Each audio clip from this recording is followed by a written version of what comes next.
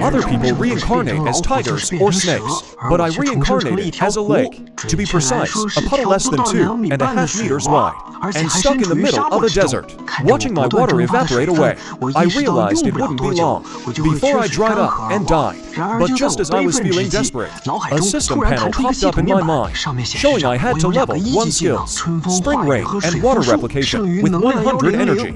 And by leveling up, I could evolve into a spirit lake that heals everything, an elemental lake that controls wind, fire, thunder, and lightning, or even a faith lake that controls everything. I could actually evolve. But just as I was studying the system, a red alert suddenly flashed. Host will die from prolonged evaporation. Countdown, 12 hours. I wanted to cry, but had no tears, so I quickly familiarized myself with the system. The so-called spring rain was basically a precipitation function. It could make it rain within the lake's range, and that rainwater contained spiritual energy. The rain was great for helping living things grow. Water replication controlled water to entangle enemies, but using skills cost energy. 100 energy was only enough for 2 skills, and I'd have to figure out how to get more energy. But clearly I didn't have that much time. I died from running out of water. As long as I kept myself from drying up, I probably wouldn't die. So I used the spring rain skill, watching my energy drop to just 50 points. Then I felt a gentle breeze. It only eased a bit of the heat, but there wasn't a single cloud in the sky. Could this system be fake? I started to worry. Suddenly a few raindrops hit the puddle's surface. A light drizzle began to fall, and it grew heavier and heavier. I instantly felt a wave of relief. The rain lasted for an hour. When it stopped, the puddle had more than tripled in size. Now it looked like about 7 or 8 square meters of water, barely enough to be called upon. I quickly checked the system panel. The red alert was gone. I had just crossed over, and my heart hadn't even settled yet. But now I could finally take a breather. Suddenly, I felt a rumble in the distance. In my perception, several wild bison were charging toward me. It had been so dry here for so long, and suddenly there was water. Those bison must be coming to drink. I tensed up. Bison are herd animals. If a few bison attracted a whole herd, they'd probably lap up all my water in no time. I wondered if water replication could handle them. I had to show them who's boss, and scare off the rest, to keep them from drinking all the water. I'd worked so hard to save, when the first bison trudged through the mud to reach me, with a mouth much bigger than a normal cow's. It started lapping at me.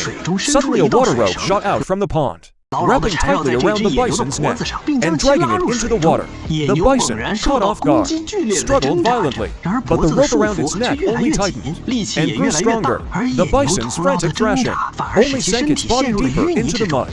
Finally, its whole head was pulled underwater. As its struggles weakened, the surface finally went still. The other bison that arrived later had already been terrified by the sudden chaos and fled far away, staring back in panic. Ding! Host has killed a low-level beast. Gained 100 energy. Congratulations on your first kill achievement. Bonus, 100 energy. What a pleasant surprise. Minus the 50 energy I used for water replication. I now have 100 energy. So that's how it works.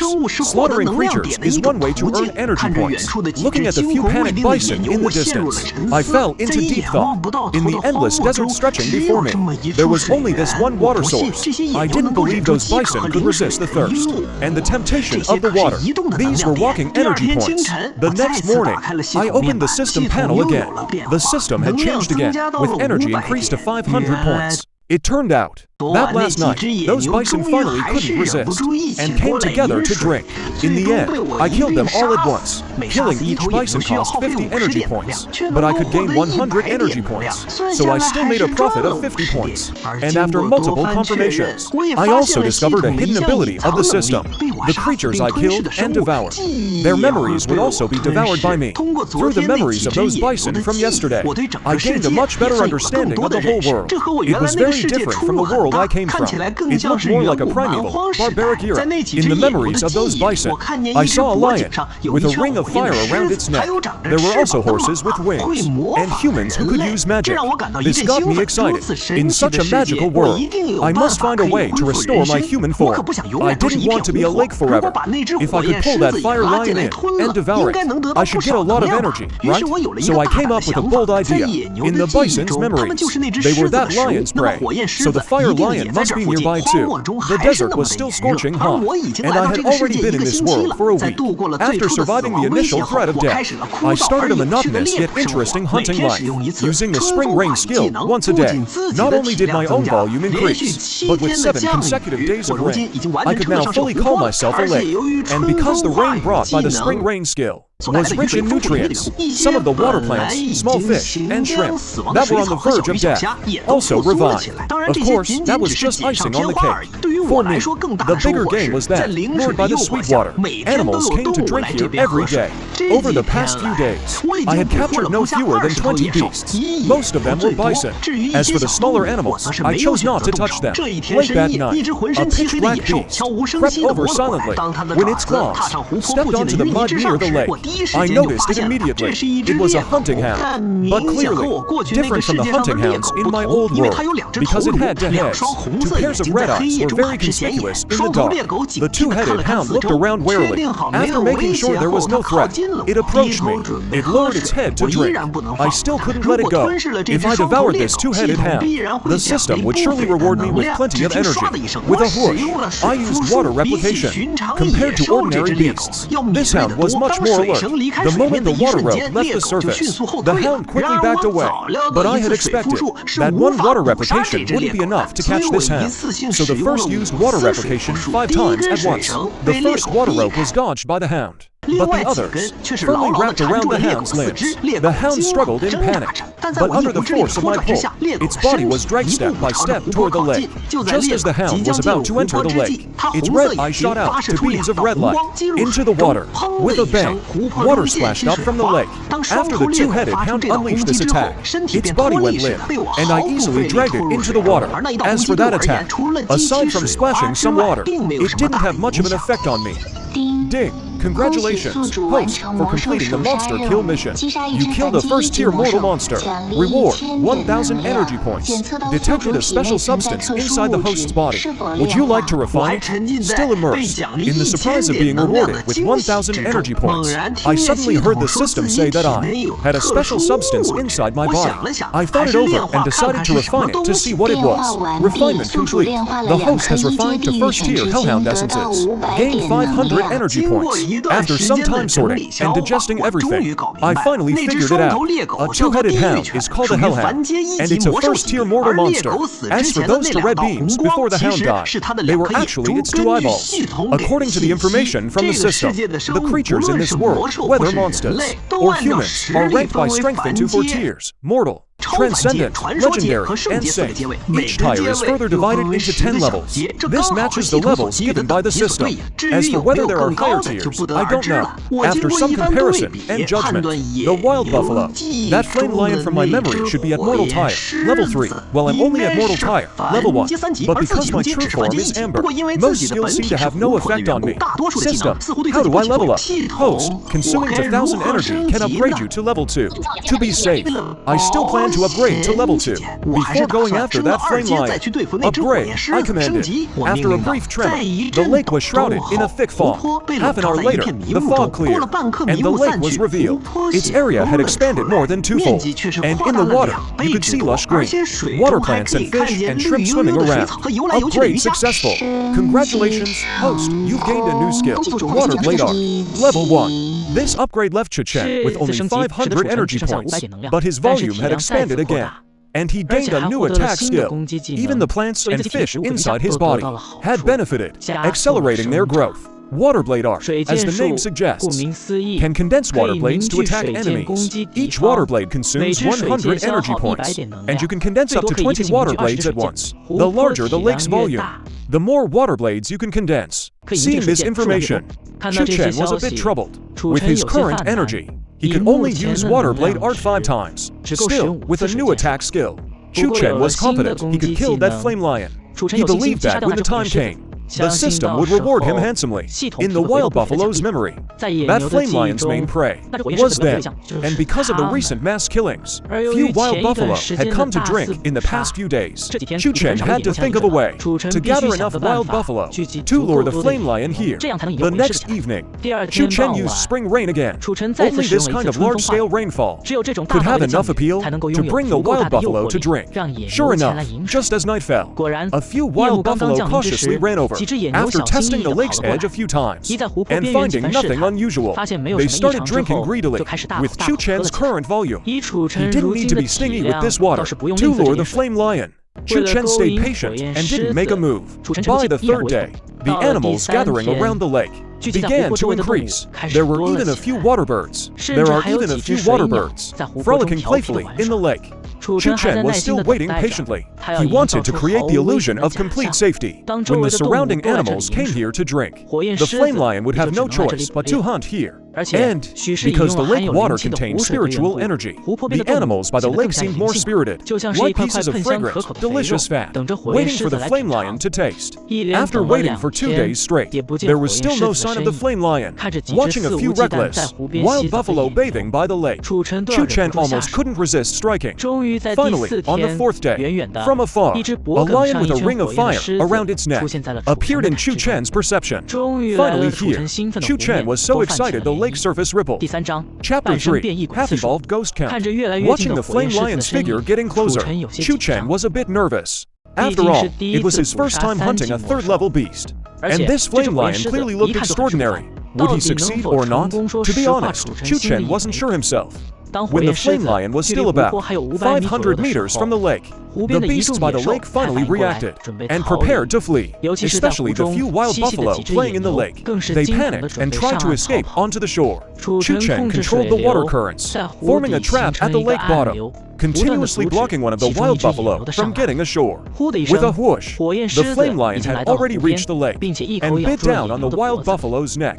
Blood instantly stained a large area of the lake red. The wild buffalo struggled a few times and then stopped moving. Just as the flame lion was about to release the buffalo, Chu Chen used water binding. 3 water ropes shot from the lake toward the flame lion. The flame lion was startled, but cleverly threw the buffalo carcass at the water ropes.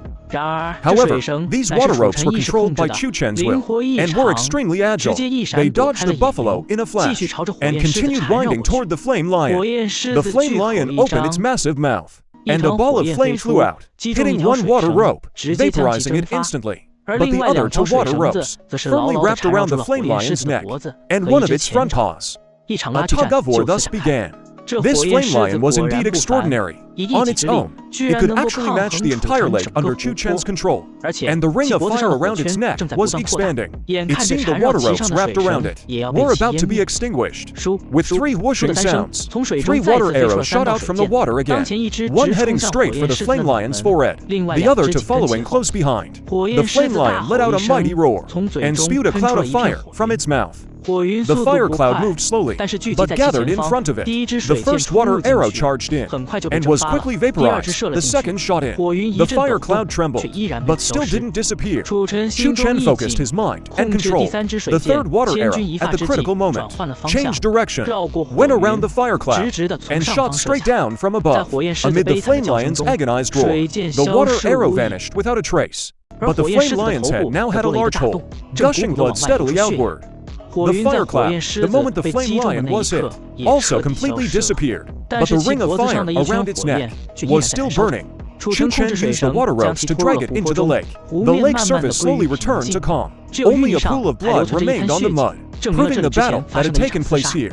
This hunt used up all of Chu Chen's remaining energy. He was completely spent. Luckily, he had finally devoured this third-level spirit beast. Congratulations, host, for devouring a mortal third-level flame lion. Obtain 3,000 energy points. First, detect if the abnormal energy can be refined. Chu Chen speculates that it can be refined. It might be the flames around that rock lion's neck. First, refine the rock fire.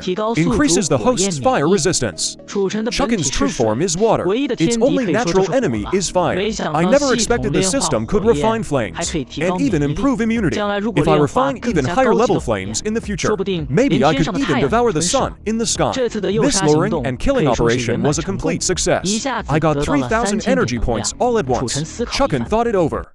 The only effective way to gain energy known so far is through hunting and killing, devouring creatures, and refining special substances or energy. And all of this relies on skills. The skills I currently have are Spring Breeze and Rain, a basic skill to increase my own volume. Water Shield and Water Arrow are my main attack skills. System, I want to upgrade my skills. Spending 500 energy can upgrade Spring Breeze and Rain and Water Shield. Spending 1,000 energy can upgrade Water Arrow. The cost for upgrades is indeed huge, and this is just from level 1 to level 2. It's easy to imagine that later upgrades will definitely require even more energy. But to hunt and kill, devour more, and stronger creatures to gain more energy, I must upgrade my skills. So, without hesitation, Chu Chen chose to upgrade everything. Upgrade everything. Chu Chen made the snap decision and commanded. Host, Chu Chen. Identity, Lake, level 2. Skills, Spring Breeze and Rain level 2, Water Shield level 2, Water Arrow level 2, Energy 1,000. I spent 1,000 energy in one go. Chu Chen wanted to test what was special about the level 2 skills, so he used Spring Breeze and Rain again. This time, the Spring Breeze and Rain skill directly cost 100 energy points, and its scale was even more grand. A torrential downpour lasted for several hours. Chu Chen could feel that the water contained a much richer sharpness. Although the rain was heavy, Chu Chen felt that his own volume increase wasn't as much as he had imagined. Chu Chen focused his energy, sensing every part of his body. Finally, he discovered the clue. Right there in the nearby mud, a seed, brought from who knows where, was greedily absorbing the rain. All the rainwater near it was almost entirely sucked into its body. It's actually competing with me for water. Let me see what kind of species this is. Chu Chen was both annoyed and curious. He deliberately controlled a portion of the lake water, flooding it toward the seed. After about 15 minutes, the seed finally stopped absorbing water. A seed the size of a peanut had actually absorbed a quarter of an hour's worth of lake water from Chu Chen. This was simply unbelievable. And in Chu Chen's perception, that seed seemed to have had its fill. It shook its body and sprouted a green shoot. The green shoot had 2 leaves that looked around. It continued to grow rapidly. In no time, what was once a seed quickly grew into a tree over a meter tall. What surprised Chu Chen even more was that beneath the mud, there were roots over 2 meters long, tangled and reaching toward Chu Chen.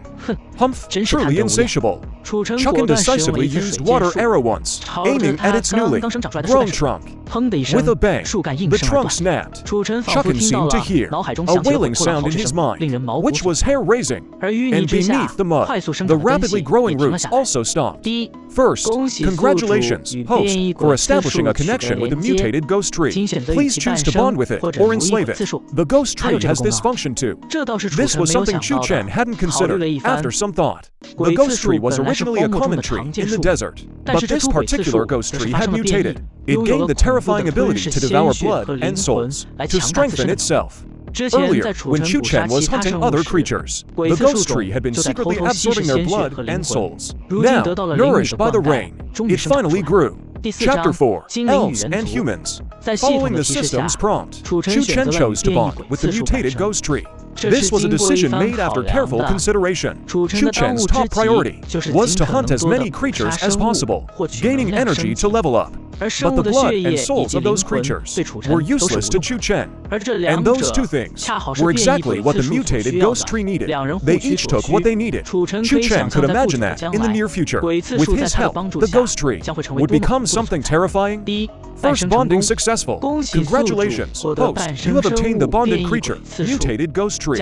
Reward, 2,000 energy points. You have also gained a new skill, soul communication. You can now directly communicate with any creature that has a soul. When Chu Chen looked at the system panel again, some changes had already occurred. A new column had appeared next to his information. Creature, mutated ghost tree, rank, mortal tier, level 2. Host, Chu Chen, skill, ghost tree bloodthirst. Warning, the mutated ghost tree's intelligence grows extremely fast. It is extremely evil. Please discipline it strictly. It was already at the same level as Chu Chen right after being born. Truly twisted. As for the system's warning, Chu Chen wasn't too worried. After all, a creature bonded to him would never betray him. As for whether it was evil or good, in such a harsh environment, goodness was worthless. Chu Chen focused his perception and directed it toward the ghost tree. The ghost tree sent back a joyful soul fluctuation, but because it had just been born, its soul was still very weak. It couldn't communicate normally with Chu Chen. It could only vaguely convey some concepts, like its craving for blood and souls. After the earlier fight, those beasts had already run far away. They probably wouldn't dare come back for quite a while. Chu Chen could only control part of the water source to irrigate the ghost tree. After the ghost tree absorbed another terrifying amount, the trunk, which had been broken off and stored as a water reservoir, began to grow again. He didn't know whether the ghost tree itself had such strong vitality, or if Chu Chen's spiritual water had such magical power. Having gained 1,000 energy points, Chu Chen didn't need to be stingy anymore. He simply spent 1,000 energy points on rainfall. But this time, he no longer deliberately controlled the range of the rain. Over the entire former lake bed, rain rich in spiritual energy fell. The drizzling rain fell intermittently for a whole week. The sun in the sky was still blinding. The desert was still steaming with heat. Only this lake area was overcast with continuous rain, and even a little cool. Many trees that had withered and died revived. Seeds from farther away also sprouted tender shoots. In this dead desert, the place where Chu Chen was became the only oasis. This starkly contrasting environment attracted the attention of many creatures. The animals that had witnessed the earlier slaughter were still struggling with their instincts in the distance, resisting the temptation. But animals that came from farther away joyfully and fearlessly approached Chu Chen. In Chu Chen's view, for him at this point, hunting those ordinary beasts was no longer meaningful. Only magical beasts mattered, in order to bring him greater benefits. Therefore, he strictly ordered the ghost count not to intervene. He wanted to turn this place into an ark of life, to attract even more powerful beings to descend. On this day, Chu Chen was leisurely drifting on the clear waves, observing the uniqueness of this world. Suddenly, he sensed a strong energy fluctuation coming from afar. This energy was moving rapidly toward Chu Chen's location. Soon, it appeared by the lakeside. The animals that were still drinking and playing by the lake didn't react in time. It wasn't until a loud bang that they scattered in panic in all directions. But Chu Chen, without thinking, almost cried out if he could. He had finally seen a human. In his past life as a human, he had complained more than once about the frailty of the human body. But after losing his human form and becoming a lake, he began to deeply miss being human. It had been nearly a month since he descended into this world. He had finally encountered a human. However, this human looked like he was in a bad state. The newcomer wore a long gray robe, had a high nose bridge, and blue eyes. He seemed to be around 30 or 40 years old. In his hand, he held a wizard's staff. Upon closer inspection, one could see a section of his arm was nothing but exposed bone. As for the other one, Chu Chen almost mistook him for a human too. He was slightly smaller than a normal adult human. Those pointed ears and overly pale skin, the wings on his back, and the bow and arrow in his hand gave him away. He was not human. He was an elf. Chorus, you have trespassed into the elven forest. In the name of the king, I sentence you to death. The blue elf's bow and arrow glowed with a murky yellow light. Without drawing his sword, the wizard named Chorus looked as if he was facing a great enemy. Chorus did not reply. His staff floated before his chest, and he chanted a spell. Suddenly, the end of the bone-made staff stabbed into Chorus's chest. Pain and struggle flashed across Chorus's face. Blood flowed along the staff, toward a black orb at its tip. The orb gradually turned blood red. Forbidden's dark magic. Chorus let out a sinister laugh. Heh, Grandy, the youngest Earth Element elf inheritor. Your arrogance will be your destruction. Let the great god of death grant you eternal life. Chorus finished his chant. The staff at his chest stopped absorbing blood. The red light surged, completely overwhelming the green light on Grandy's elven sword. Vaguely, a massive side appeared within the red light, swinging toward Grandy. Grandy did not retreat. Instead, he looked ready to face death. His wings fluttered violently, and a giant yellow sword formed and shot out instantly. Then, Grandy's figure vanished. In the span of a breath, he retreated 100 meters. The giant yellow sword collided with the red scythe. There was no earth-shattering sound as expected. The giant sword held for only a moment before being destroyed. By then, Grandy was running forward without looking back, trying to escape the deathly harvest of the red scythe. It was all in vain. Grandy didn't even have time to scream. His delicate head fell to the side. His body still stumbled forward a few steps. Watching this scene, Chorus finally lost all strength to fight. He collapsed onto the ground. Chu Chen silently observed from the side, not daring to reveal even a trace of his presence, afraid of being discovered, because in his perception, there was still a terrifying entity that hadn't disappeared. Sure enough, after the death side reached Randy, it did not vanish. Instead, an eye appeared on the blade itself. Cold dread, death. These are the words that any creature. Seeing this, I cannot help but think of Chorus was at that moment, staring in terror at the blood-red sign in the sky, his mouth open, unable to speak a word. With a sudden whoosh, the scythe vanished. Chorus reached out his hand, and from Grundy's corpse, a yellow light flew out, shooting straight into the void and disappearing. The scene changed to fast. This sight stunned Chu Chen. Chapter 5, The Unlucky Chorus. After a brief moment of shock, Chu Chen cast two water spells, pulling the distant Chorus and Grundy's corpse, along with their bow and staff, into the water. I didn't expect that this small lake still had something hidden inside. Chu Chen was startled. He could no longer sense any life fluctuations. This life was Chorus. He was actually still alive. Sure enough, from Chorus's mangled corpse crawled out a shrunken, disfigured version of Chorus. Vile rat, I am a servant of the great god of death. How dare you defile my corpse? Just as I thought, a cunning necromancer. They are masters at manipulating souls. To think he could use forbidden magic and still preserve his soul intact. But from the way he looked around, Chorus couldn't detect the tree's presence. A soul. Time to test the ghost thorn tree's effect. Chu Chen showed no fear. If Chorus were at his peak, Chu Chen probably couldn't have dealt with him. But now, with only a soul body left, before Chu Chen and the ghost thorn tree that devours souls, he was like a tasty lamb. The ghost thorn tree's branches were all swaying. It could hardly contain itself. A necromancer's soul. What a delicious meal. After receiving Chu Chen's order to act, several small black thorns on the ghost thorn tree's trunk shot suddenly toward Chorus on the lake. Chorus had no time to dodge, nor did he expect that this little sapling behind him would also attack him. He was hit directly by the tree.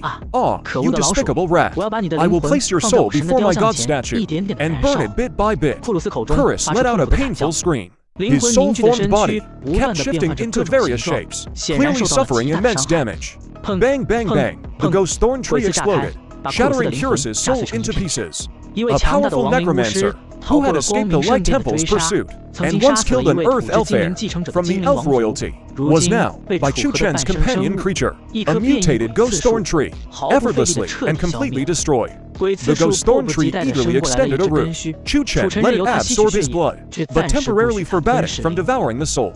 He needed to first extract both men's memories through the system. Moreover, after the system extracted the memories, the soul became purer, making it easier for the ghost thorn tree to consume.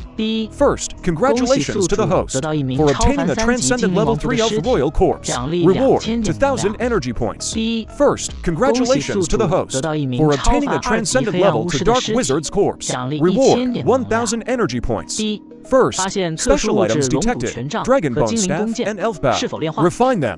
First, refinement successful, gained 1,000 energy points as reward. Just by collecting corpses, he could get such generous returns. This was something Chu Chen hadn't expected. Doesn't this mean, as long as I can obtain creature corpses, I can gain energy that makes things much simpler? Chu Chen had an even bigger plan in mind. If it succeeded, it would definitely help him gain energy quickly. After some digestion, Chu Chen finally gained a clearer understanding of this world. The memories of the wizard and the elf were far richer than those of the beasts and monsters. Their knowledge of the world was also more complete. This was a world called the Divine Demon Continent. It was a chaotic place, filled with all kinds of creatures, forming complex and intertwined factions. The most powerful among them was the Holy Light Cathedral. They worshipped the god of light, believing that all living beings should live forever in the light. As for the Dark Temple where Chorus belonged, they worshipped the god of death, believing that only death could grant eternal life. Granny's elven race was also one of the powerful races. However, they had long lived in the elven forest, rarely venturing out. They also forbade anyone from entering, or else they would face endless pursuit. Chorus was being hunted by the mages of the Holy Light Cathedral. With no way out, he was forced to flee into the Elven Forest, only to be discovered by Grandy, who chased him all the way here. The spell Chorus used in the end was a forbidden dark magic, a type of forbidden magic. Once used, its power was immense, but the user had to sacrifice their own life. That was why this kind of magic, whether among light mages or dark wizards, was rarely used by anyone. Only those madmen enslaved by death would ever use such magic. Archbishop Florin of the Holy Light Cathedral said as much. For Chu Chen, this world still held many unknowns. He was truly still very weak. If Chorus hadn't been forced to use forbidden magic, resulting in both of them essentially dying together, with Chu Chen's current strength, he probably couldn't have dealt with even one of them. He was still too weak. Chu Chen sighed deeply. This was just a necromancer and an elven royal, the even more powerful bishops of the Holy Light Cathedral, and the Elven King, and the even more terrifying God of Light and God of Death. How powerful must they be? But fortunately, Chu Chen had the system. He believed that one day, he would stand on the same level as the gods. This time, with almost no effort, he had gained 4,000 points of energy, just enough to meet the requirements for his next upgrade. I want to upgrade first, deducting 4,000 energy points. Congratulations, host, for advancing to level 3. The once calm lake water churned violently. Chu Chen's size expanded once again. Now, he had fully returned to how he looked before the lake dried up. An area 800 meters across was now covered in water. Now this finally looks like something. Chu Chen was quite satisfied with his current state. Compared to the small puddle he had first arrived in, he could now be called a large lake. But compared to this boundless desert, it was still a bit unimpressive. And the strongest known beings in this world, like the Holy Light Cathedral's Archbishop and the Elven King, were all at the saint level. In the memories of Chorus and Grandy, there was no clear indication of what rank the gods they spoke of were, but there was no doubt that the gods did exist. Chu Chen guessed that it was because Chorus and Grandy's own ranks weren't high enough. Chorus was only at Transcendent Level 2, and Grandy was just at Transcendent Level 3. One day, I too will become a godlike existence, revered and praised by thousands. Chu Chen was full of confidence in himself. Since I've come to this magical world for a visit, if I don't go see the very top, wouldn't that be a waste of being a traveler? Chapter 6, The Schemes of the Holy Light Cathedral and the Elven Race. Because of its rich spiritual energy, the creatures living in the lake, originally only a few fish and shrimp had survived. Now they've actually bred into a whole school, numbering over 100 in total. Who knows if some kind of water monster might grow out of this later. Suddenly, a wave of soul fluctuation came from the ghost count. Chu Chen checked the system panel. Biological mutation, ghost count, level mortal 3. Host, Chu Chen. Skill, ghost count bloodthirsty soul devour. This ghost count had actually leveled up along with him. It seemed the souls of Chorus and Grundy had brought it quite a lot of benefit. Master, The ghost count's childish voice appeared in Chu Chen's perception.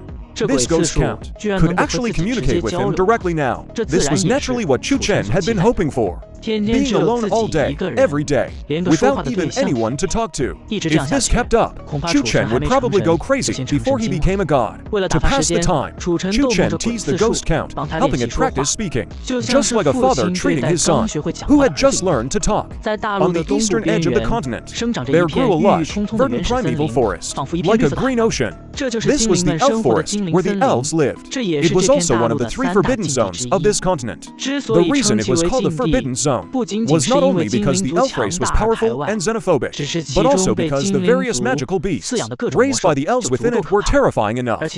Moreover, it was said that the entire elf forest was covered in maze formations, except for the elven royal family.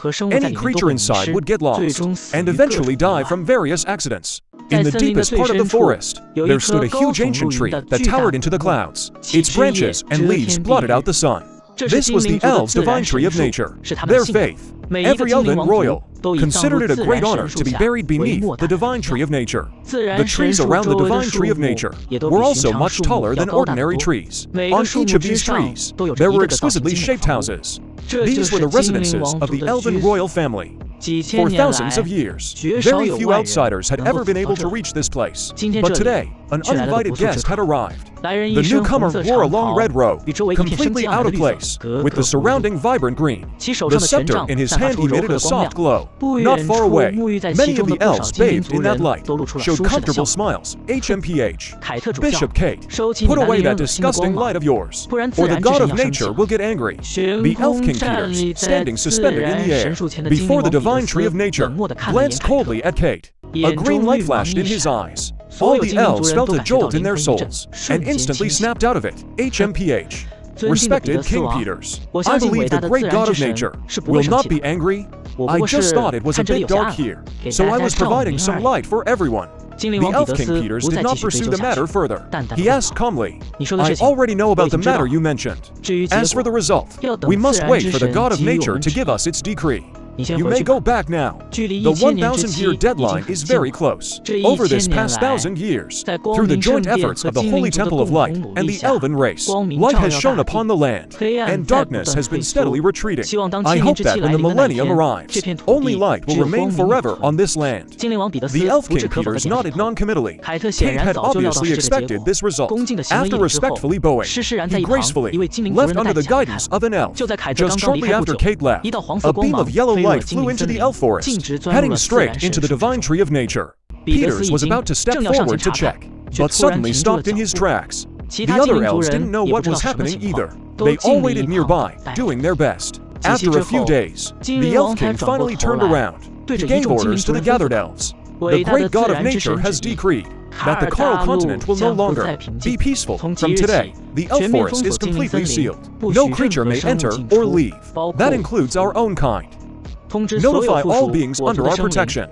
Report any unusual activity in the eastern lands immediately. Pay special attention to any fate spreading other than the Holy Temple of Light and the great god of nature. Gruda, the Earth Elf heir, has died, but he must return to the embrace of the god of nature. Alexis, go retrieve Gruda's body, and on behalf of the god of nature, let the murderer return to nature as well. As you command, my king, a dark voice sounded, but the speaker's location was nowhere to be seen. When all the elves had dispersed, the Elf King Peters walked to the tree of nature. He knelt down. First, a necromancer breaks into the elf forest. Now the Holy Temple of Light makes such demands. Has the brief peace fought by nearly 1,000 years of compromise been broken again? The tree of nature's leaves rustled, but gave no answer. Peters, may our God watch over you, faithful follower of the Wise One. Let the elf race keep this last refuge this time. Peters performed a great ritual before the tree of nature. His deep gaze turned toward the distance. His brow was tightly furrowed. Kate, leaving the elf forest, looked back at almost the same moment. Soon, light will drive out darkness. The elf forest will be no exception. With that, he tapped his staff. A six-pointed star array formed beneath his feet. He vanished without a trace in an instant. Back in the desert where Chu Chen was, in the mud since his arrival, aside from the beasts at the bottom of the food chain, and a few magical creatures, Chu Chen had yet to see any organized race, let alone a human tribe. This frustrated Chu Chen. If he couldn't connect with intelligent groups, relying only on himself, his next upgrade might take who knows how long. As the lake gradually expanded, Chu Chen's field of vision also grew, yet he still couldn't see where the desert ended. Chu Chen was a bit disappointed. One morning, Chu Chen idly played with the ghost counter. The ghost counter's intelligence was now about that of an 11 or 12-year-old human child. Chu Chen even gave it a name. He gave it his own surname, Chu. He called it Chu Ming because its soul-devouring ability was somewhat like the Hell King from Earth's mythology. Suddenly, the sound of hooves entered Chu Chen's perception. It sounded like thousands of troops charging toward him. Could it be a human army? That would be good news. But when the target came into Chu Chen's view, his jaw dropped in shock. If he had one, it wasn't an army at all. They were giant scorpions. Each scorpion was about half the size of a horse. Running, they really did sound like a stampede. The leading scorpions were especially large, slightly purple in color. Their tail stingers gleamed with a dark light. Soon, the scorpion army reached the lake. The leading scorpion general looked back, and all the scorpions stopped in perfect unison. The scorpion general stepped forward and pointed at a few scorpion soldiers behind him, signaling them to go drink. After those soldiers drank safely and returned to formation, the scorpion general then directed all the scorpion soldiers to go drink in pairs. Chapter 7. The two sides fight. Chu Chen gains. Chu Chen held still. In his perception, this scorpion general was only level 3. The few wild ones behind him were only level 2. As for the other scorpion soldiers, they were all just level 1. But being able to form such a disciplined scorpion army was rather baffling.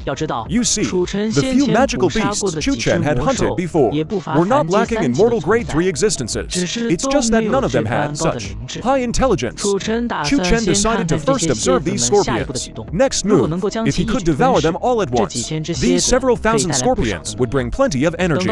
After all the scorpion soldiers had finished drinking one by one, only then did the scorpion general step forward himself, just as he dipped his head into the lake water, while Chu Chen was still pondering whether to strike. A sudden change occurred. A loud noise came from afar. It was even larger than the scorpion army. Leading the lizard army was also a level 3 aura. And the lizard army, for some reason, had blocked the scorpion army by the lake. Could this be about to turn into a racial brawl? If that were really the case, Chu Chen could reap the benefits of the conflict.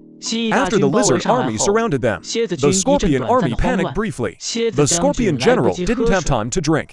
He immediately swung his front claws, commanding his troops to stand ready. The lizard army kept pressing forward, while the scorpion army retreated step by step. Many scorpions were already half submerged in the water. The two sides looked tense and ready to fight. But Chu Chen keenly noticed that neither the scorpion general nor the lizard general showed any intention of fighting. Instead, their subordinates, these normally disciplined magical beast troops, suddenly encountering an opponent, showed signs of losing control. Watching the two sides locked in a stalemate, Chu Chen had an idea. Since neither of you will make a move, let me give you a push. With a whoosh, a water arrow shot out from the lake, piercing through 2 or 3 scorpion soldiers before dissipating. The already disadvantaged scorpion army, startled by the commotion behind them, immediately fell into chaos, charging madly out of the lake, and the lizard army on the outside, which had them tightly surrounded. This charge triggered a full-blown battle between the two races.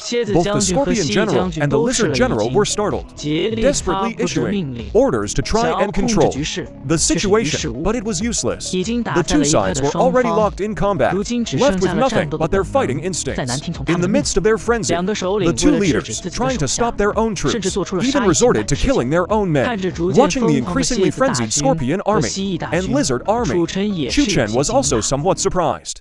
It seemed these two races already had a deep grudge against each other.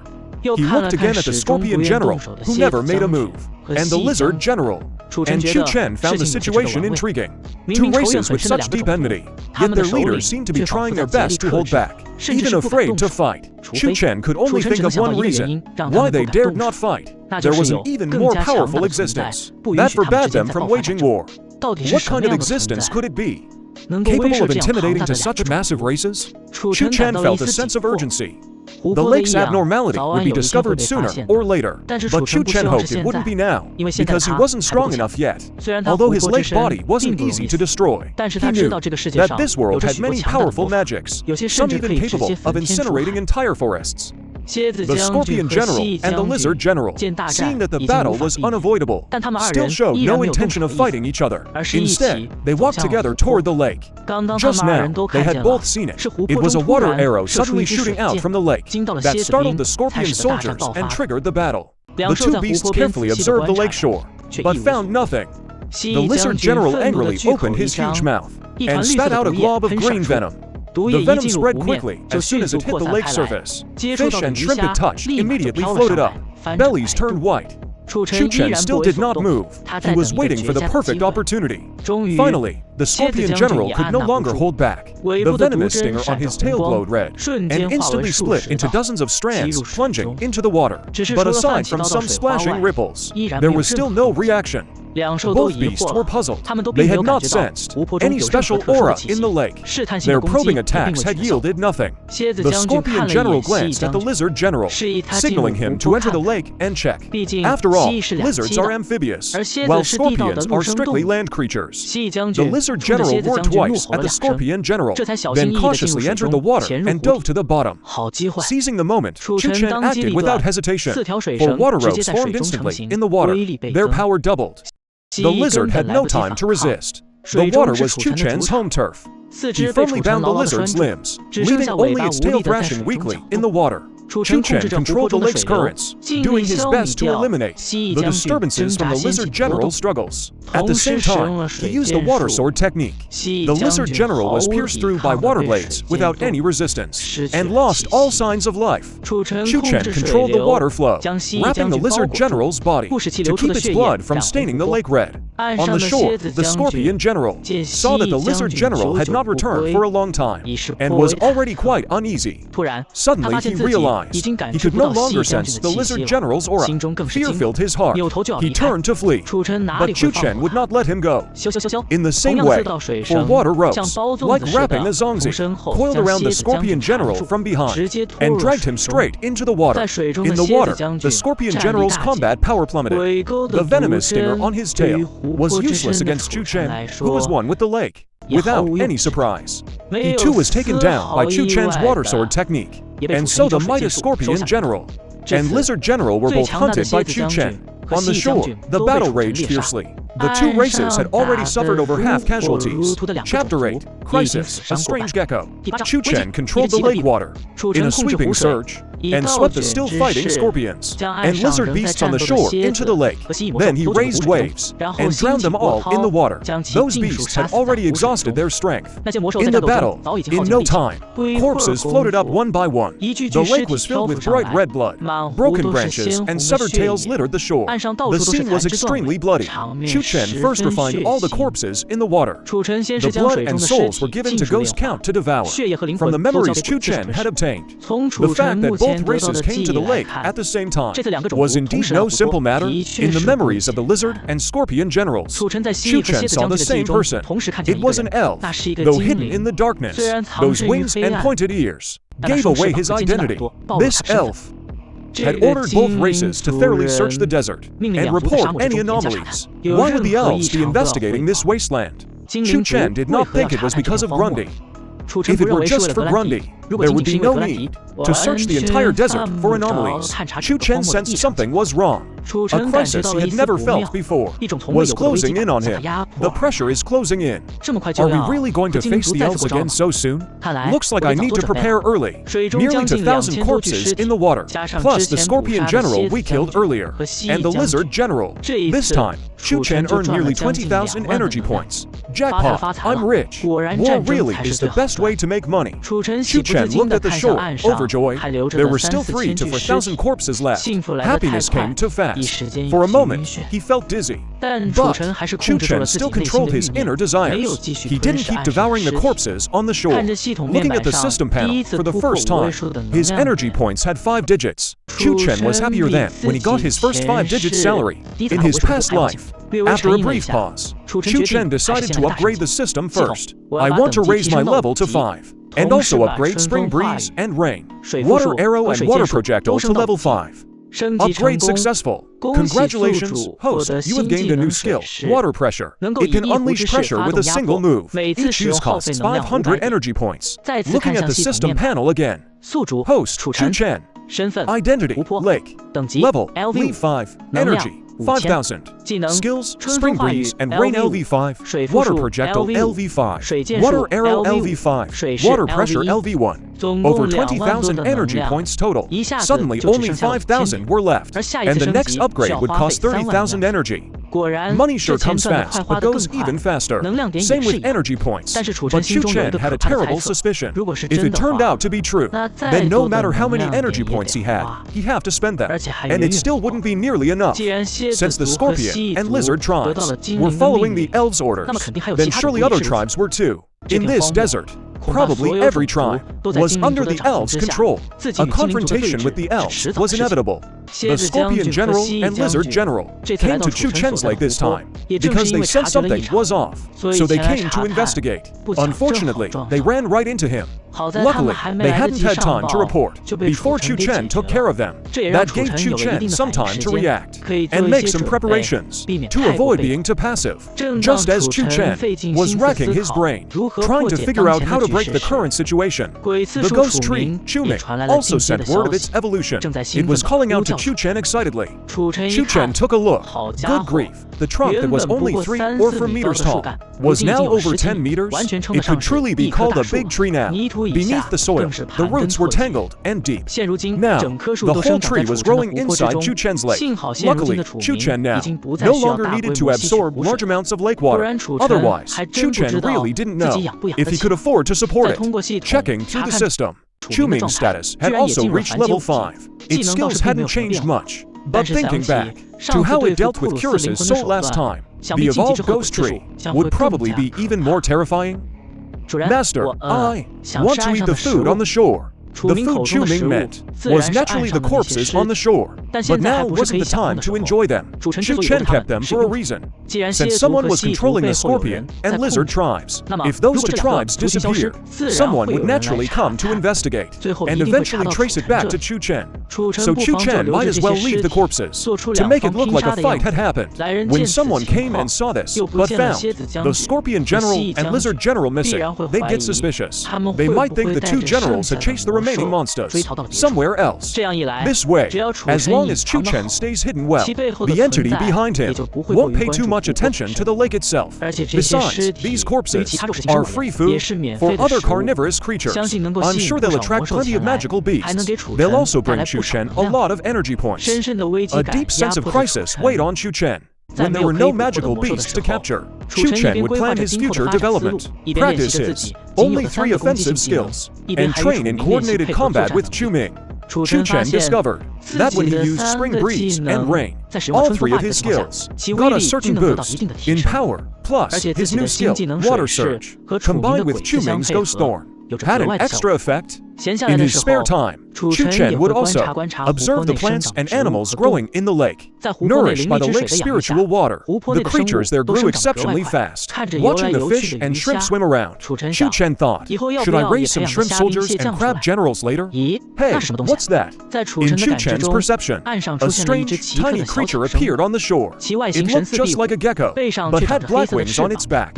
It had the style of a dragon from those foreign movies in his past life, but its head was really small. In the months since coming to this world, every creature Chu Chen had seen was much bigger than in his past life. Even the scorpions from a few days ago could grow to half the size of a horse. But this gecko was just like the geckos from his past life. Right now, this gecko was about to crawl into a scorpion's head. These scorpions' bodies were covered in hard shells, so getting in wasn't easy. But this gecko didn't struggle much. With a swipe of its claws, a small hole appeared, and it crawled straight in. Soon, it came out looking satisfied. Then it lifted its head, glanced around warily, and happily went after another lizard's body. Its tiny eyes were surprisingly lively. This scene really piqued Chu Chen's interest. He quietly cast water replication, and a water rope snaked along the ground toward the gecko. When the gecko crawled out of the lizard's head, Chu Chen's water rope was already waiting. It instantly tightened around the gecko's small body. The gecko frantically twisted its sharp claws, slashing at the water rope. But it miscalculated this time. Water has no form, so no matter how sharp its claws were, how could they cut through it? Just as Chu Chen, with a playful heart, was about to toy with this strange gecko, the little gecko suddenly vanished. Chu Chen was shocked. Using all his perception, he found it had suddenly hidden inside a scorpion's corpse. How did it break free? And how did it get into the corpse? Chu Chen was a bit stunned. The water rope in the air still held its binding shape, proving the gecko didn't break it by brute force. Interesting. Let's see how many times you can escape. Unconvinced, Chu Chen gathered 4 or 5 water ropes and sent them all toward the little gecko. Even hiding inside the scorpion's corpse was useless. Sure enough, the caught gecko vanished again. But as soon as it reappeared nearby, Chu Chen sensed it, and another water rope was waiting. After 4 times in a row, Chu Chen finally saw clearly how the little gecko escaped. Every time it was caught in Chu Chen's water rope, the small wings on his back fluttered once, and his body shyly appeared somewhere else. This must be some kind of spatial talent, but it seems with the little gecko's current ability, it can't teleport long distances, so it always ends up nearby. And it seems it can't control the direction either. Chu Chen watched the little gecko crash headfirst into the ghost thorn tree's trunk, and already had a plan in mind. Chapter 9, Enslaving the Mysterious Demon Dragon Gecko. This amazing little gecko rubbed its head with both claws in a very human-like way, then looked at the big tree in front of it and scurried up. Before it could reach the top, the black thorns growing on the trunk suddenly stabbed toward it. The little gecko grabbed with its front claws and actually snapped the unstoppable ghost thorns right off. The ghost thorn tree shook with rage. Several more ghost thorns stabbed at the gecko from all directions. Before the gecko could react, Chu Chen made his move too. Water pressure. Huge waves churned in the lake. The whole lake seemed about to tip over. A powerful force pressed down on the gecko. The gecko fell. An invisible force from all around. Not only could it not move, even its wings could barely flap this time. At that moment, the thorn stopped right in front of the gecko, about to pierce its skin. The gecko struggled to move its claws forward and made a begging gesture. Chu Chen saw how intelligent it was, and spatial abilities were always rare and powerful talents, so he decided to subdue it. Just then, the system chimed in.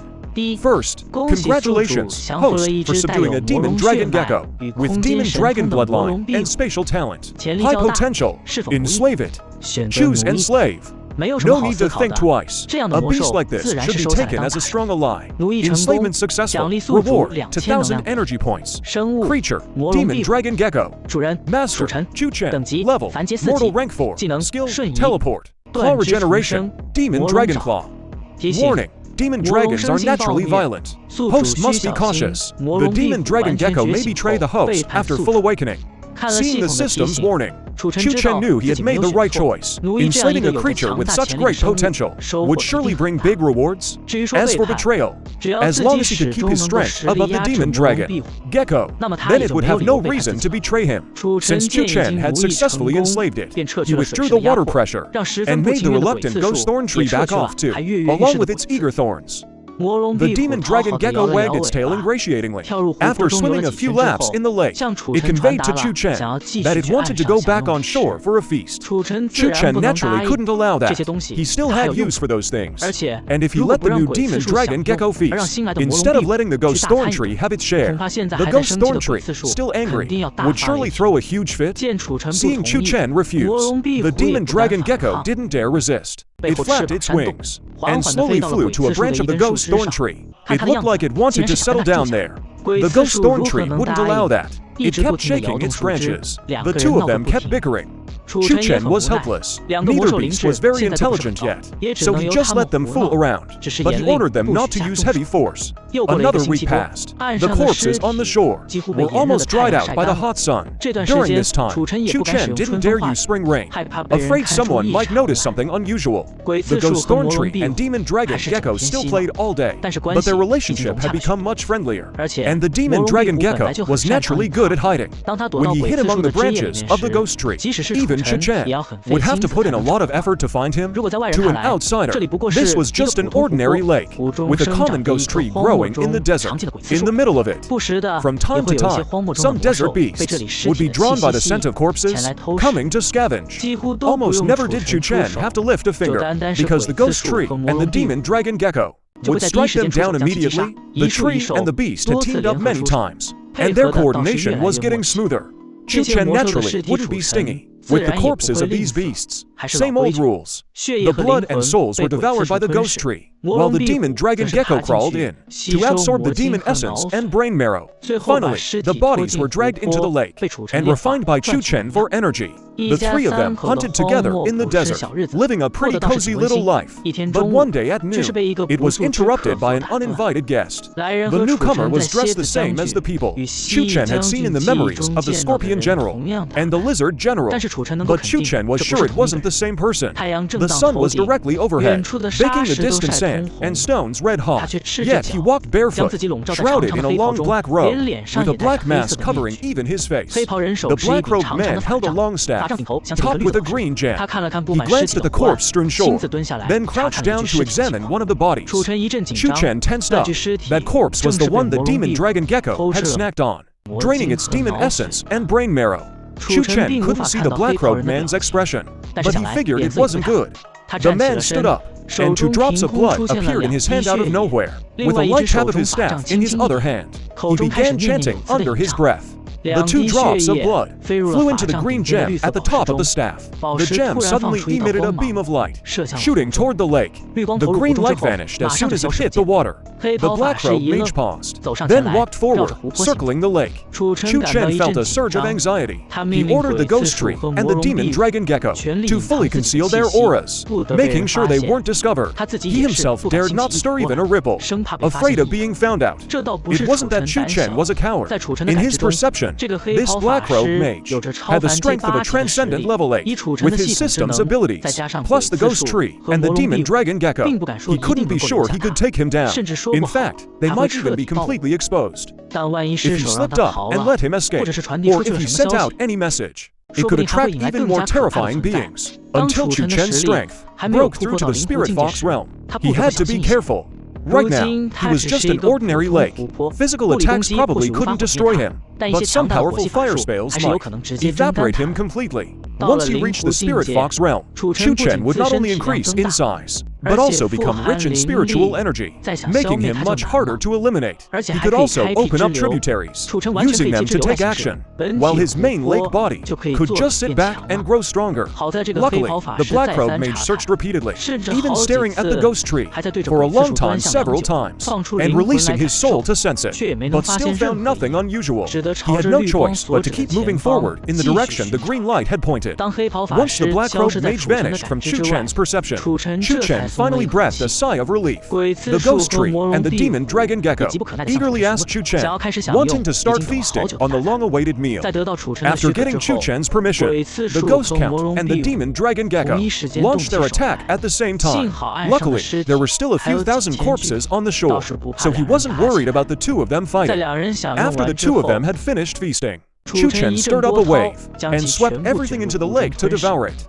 This time, since they were all just first and second-tier mortal beasts, the harvest wasn't as big as before, but he still gained over 10,000 energy points, counting what he'd accumulated before. Chu Chen now had over 18,000 energy points. That was enough to last him a long time, but if he wanted to level up, he still had to keep working hard. Chapter 10, The Wasteland Tribe Seeking Shelter. He narrowly escaped the black-robed mage's search. When the corpses on the shore had all been devoured, the lake once again returned to its usual calm. The wild beasts nearby seemed to have gotten used to the battles that erupted here every few days. Luckily, none of that had anything to do with them.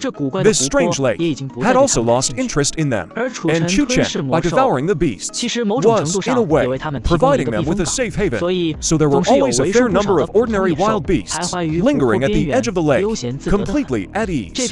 This vast expanse of desert bordered the elf forest. It was much larger than the elf forest, but no one knew how it had formed. Luckily, the elves never left the forest lightly.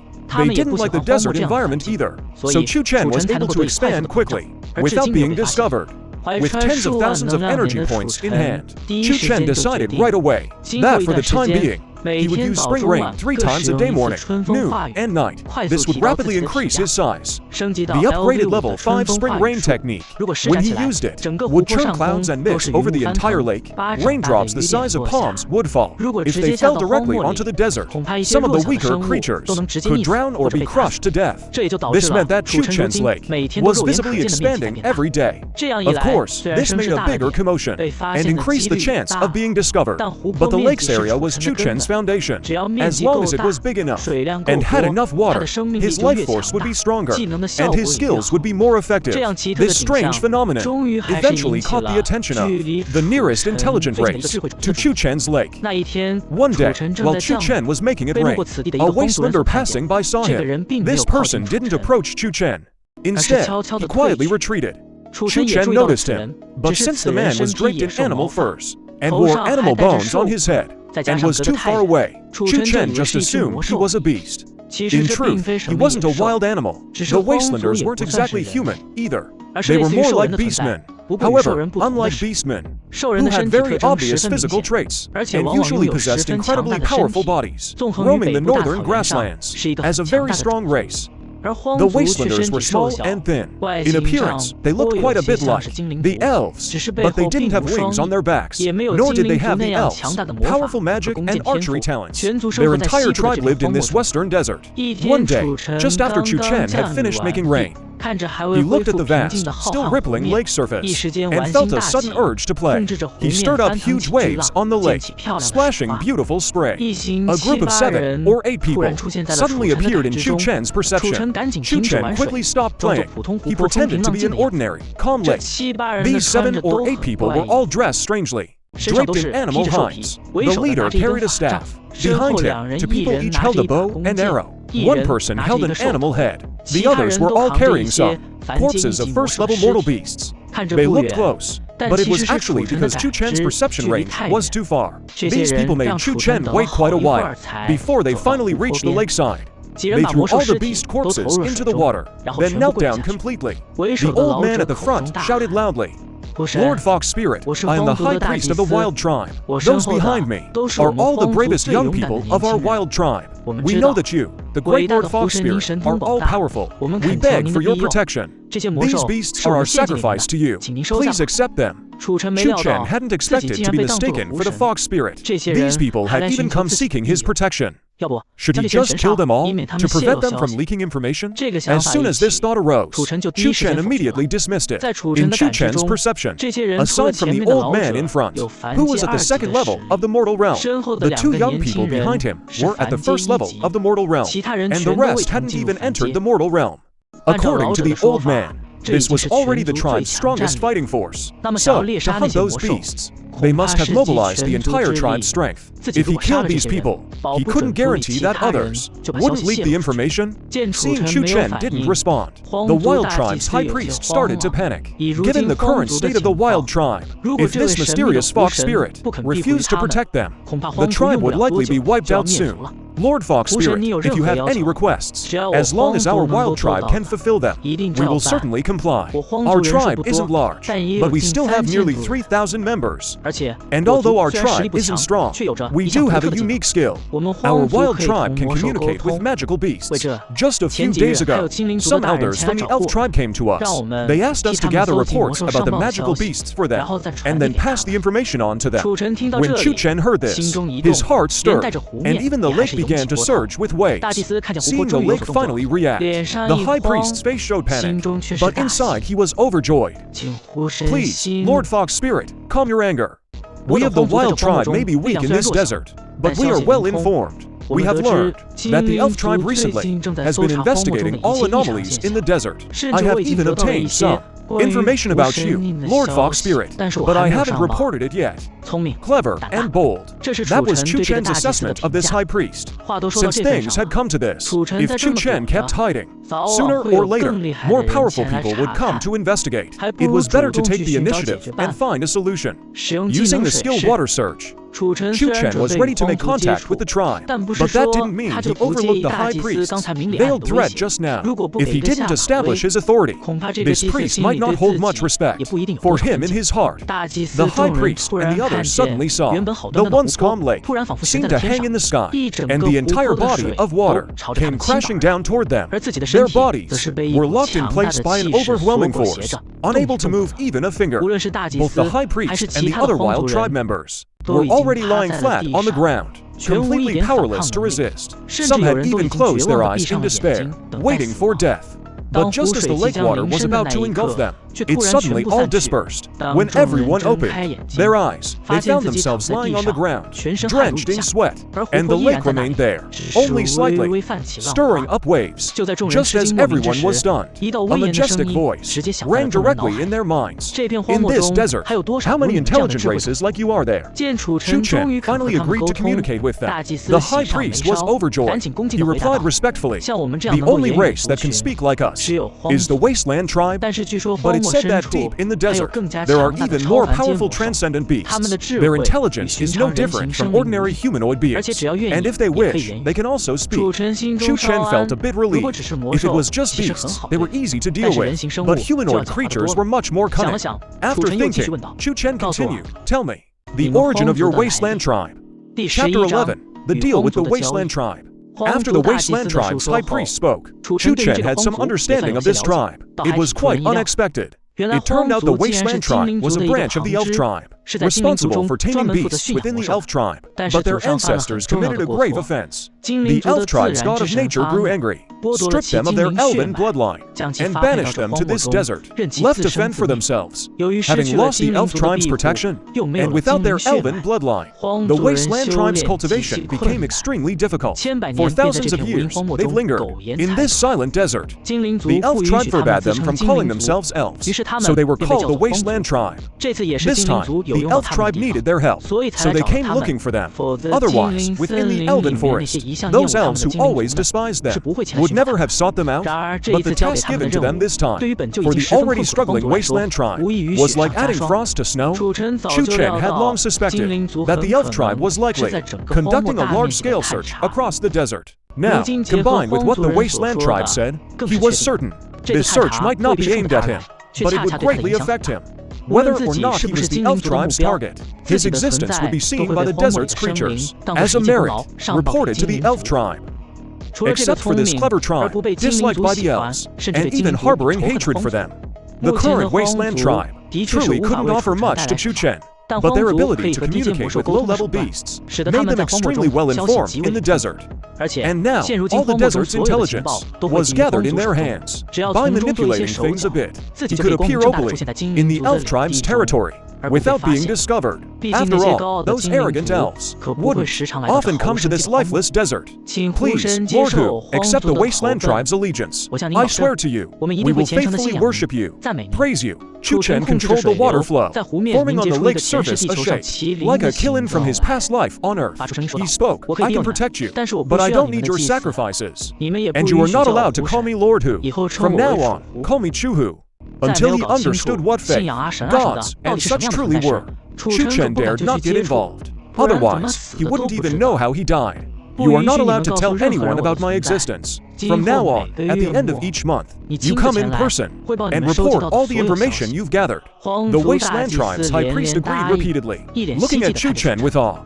Chu Chen knew full well they were waiting for him to show a miracle and grant them blessings. Chu Chen thought about himself. His actual cultivation level was only mortal, far inferior to the beasts deep in the desert. The true place of divine will was that the main body was a lake. What he could now grant them as a miracle was probably the spirit-rich water. So, Chu Chen drew out part of the lake water, refining the purest spiritual water essence, forming it into balls of water, enveloping all 8 members of the wasteland tribe. These people only felt a refreshing sensation in their limbs. Their bodies emitted a crackling roar like popping beans. Although these people weren't magical beasts and couldn't directly absorb spiritual energy to increase their cultivation, the spiritual energy still had many benefits. For their bodies, it could help them cleanse toxins and waste from their bodies, boost their metabolism, and awaken their cells' vitality. When the spiritual energy in the water spheres grew thin, under Chu Chen's control, the water spheres burst open, revealing the wasteland tribe members inside. The leading high priest, being the oldest and having the highest cultivation, received the most obvious benefits. His once-stooped frame had straightened considerably. His complexion had also become much rosier. The high priest spread his hands. The elemental power of heaven and earth surged in. He had actually advanced a level, and the 2 young people behind him had done the same. Although the others hadn't advanced immediately, it was clear they had also gained a huge boost. And they were all still young, having been tempered by the spiritual water. Their future cultivation would go much more smoothly, and their bodies would become stronger. The high priest, after briefly sensing his own condition, fell to his knees in joyful surprise. The others, seeing this, forgot their own joy, and all bowed, shouting, "Praise the great god Chu! We are your most loyal followers." Chu Chen felt a mysterious power enter his body, but it quickly dissipated into the world. Host level to low. Unable to store faith energy. Please raise your level as soon as possible.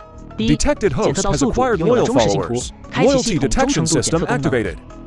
First, detected host's followers have other beliefs. Destroy those beliefs immediately. Chu Chen naturally didn't want the wasteland tribe to have other beliefs. That would mean disloyalty. Confirm destruction. Destruction successful. Congratulations, host has gained a new skill. Blessing, usable once per month. Using it consumes no energy. At that moment, a panel appeared before Chu Chen, displaying the loyalty of the Wasteland High Priest and the others. Identity, Wasteland Tribe High Priest. Faith, Chu Chen. Loyalty, 80. The loyalty of the others wasn't as high as the High Priests, but it was still over 70. Clearly, the more one believed in Chu Chen, the higher their loyalty. Although Chu Chen couldn't yet absorb faith energy, that didn't stop him from becoming someone else's faith. The Wasteland High Priest and the others suddenly felt their minds go blank, as if something was missing, but they didn't pay it any mind, assuming it was Chu Chen's doing. Alright, you can go back now.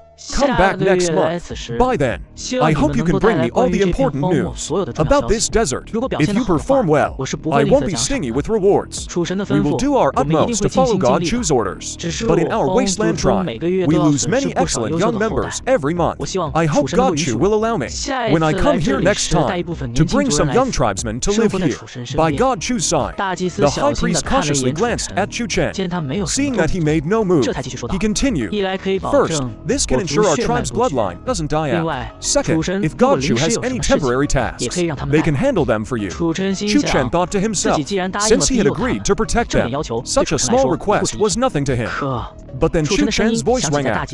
In the High Priest's mind, Chu Chen had now, through the system, established a connection with him. Any faithful follower whose loyalty reached 80, no matter how far away, Chu Chen could communicate with them directly. Seeing Chu Chen dismiss the water-formed killing body, the few people respectfully took their leave. Chapter 12, The Mystery That Fell from the Sky. Just as Chu Chen received the devout faith of the Wild Tribe's High Priest and the others, far away in the central part of the continent, at the Holy Temple of Light, in a secret underground chamber, a figure in a red robe, emitting a terrifying aura, was muttering to himself over a map. How could it suddenly disappear? The faith map can't be wrong. The direction seems to be the eastern desert. That place borders the elf forest. Could the elves be up to something again? No. The 1,000-year faith struggle is about to begin. Everything must be foolproof. On this continent of gods and demons, all faith must be controlled. No exceptions are allowed. The red-robed man turned to a scroll, and using his spiritual power, etched something onto it. Then, with a wave of his hand, the scroll flew away and vanished. Although the eastern desert has always been in the elves' hands, I have no choice but to intervene now. This continent cannot tolerate darkness. Only light is eternal. At that moment, the red-robed man was like a fanatical believer, kneeling before the map. And what the map displayed was the distribution of all known faiths on the continent of gods and demons. Apart from the faith of light, everything else was a patch of black light, occupying some corners and edges of the map. A vast white light spread across the entire continent.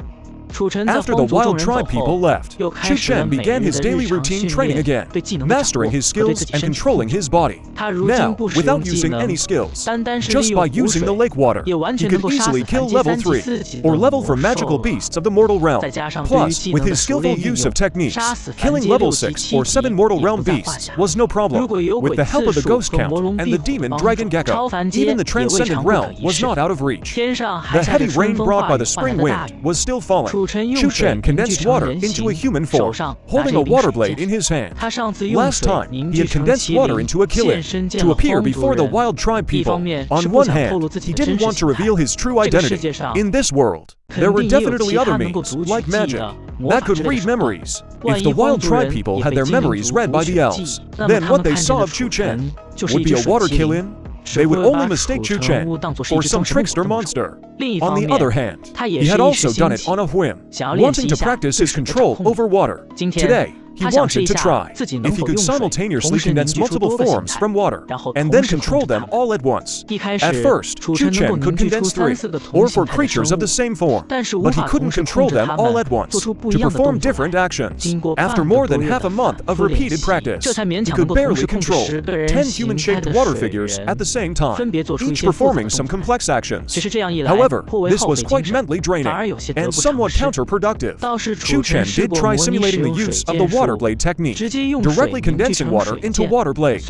Although their attack power was weaker than the system's skills, their sheer numbers were overwhelming, tens of thousands at once. For dealing with large-scale battles, it was quite practical. Chu Chen practiced tirelessly every day, gaining deeper and deeper mastery over this body. It could be said, now, unless it's a force that can instantly evaporate an entire lake, especially physical attacks, they can hardly cause any harm to Chu Chen. And each of Chu Chen's strikes carries the power of 10,000 scriptures. With a mage's frail body, even a transcendent level mage cannot withstand it. He failed again. Chu Chen tried to control the water golem to walk ashore, away from the lake, but he could only maintain it for a few hundred meters from the lake before the water golem collapsed. He tried again and again.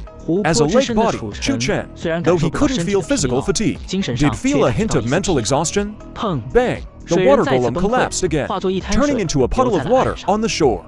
In Chu Chen's mind came the mocking voices of Ghost Count and the demon dragon gecko, this tree and this beast. They were now getting along quite well. Seeing Chu Chen fail repeatedly these past few days, they laughed endlessly. Suddenly, a crack appeared in the sky, and a white object fell out of it.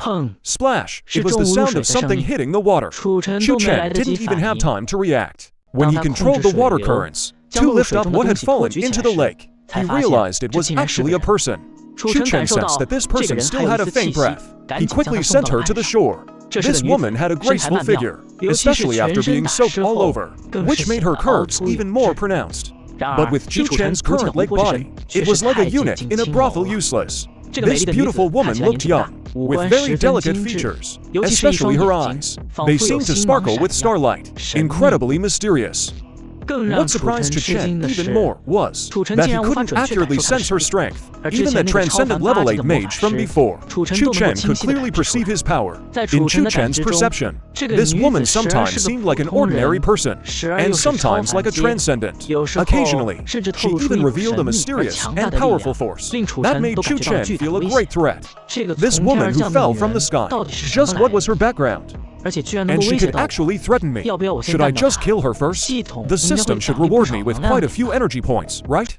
Chu Chen was now obsessed with energy points. Whenever he encountered something, his first thought was about energy points. As he was thinking, Chu Chen condensed a water golem and walked toward the woman on the shore. Perhaps sensing someone approaching, the woman, who had been listless, suddenly stirred. Her eyes glared fiercely at Chu Chen's main body, the lake. Chu Chen immediately stopped in his tracks. He had a feeling that if he took one more step forward, this woman would definitely unleash a thunderous strike.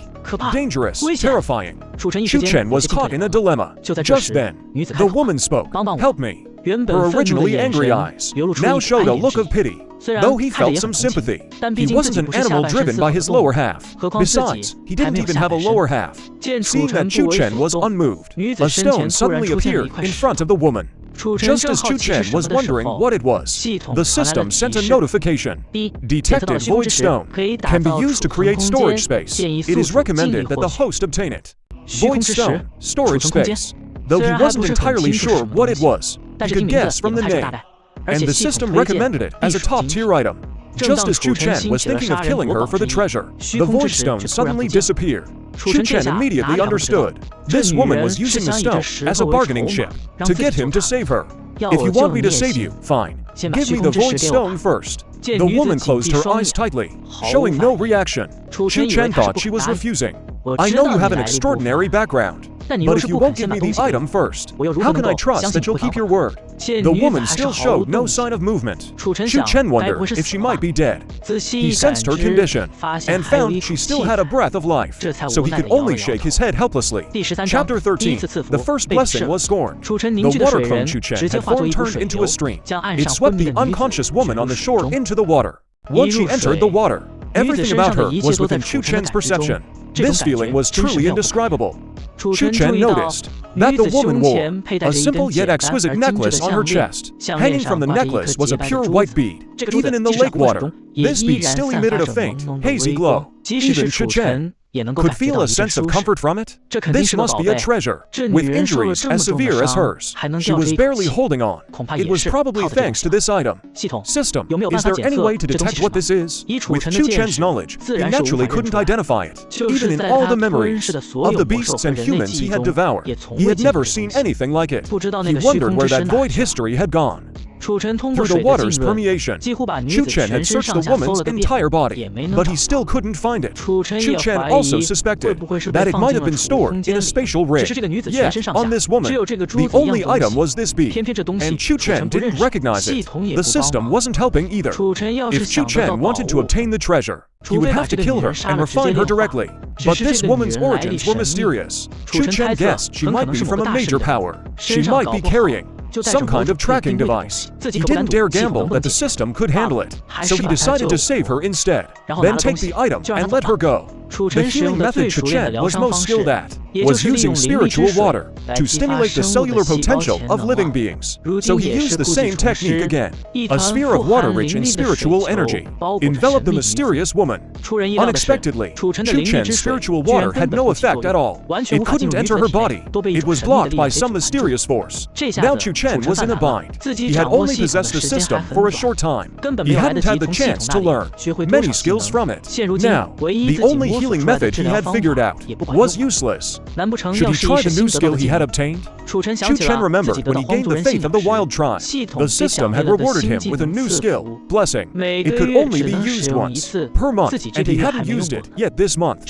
But he didn't know if this skill worked on all living beings, or only on his loyal followers. Either way, he had to try it. If she got better, she was lucky. If not, he would have no choice but to refine her. He activated the skill, blessing.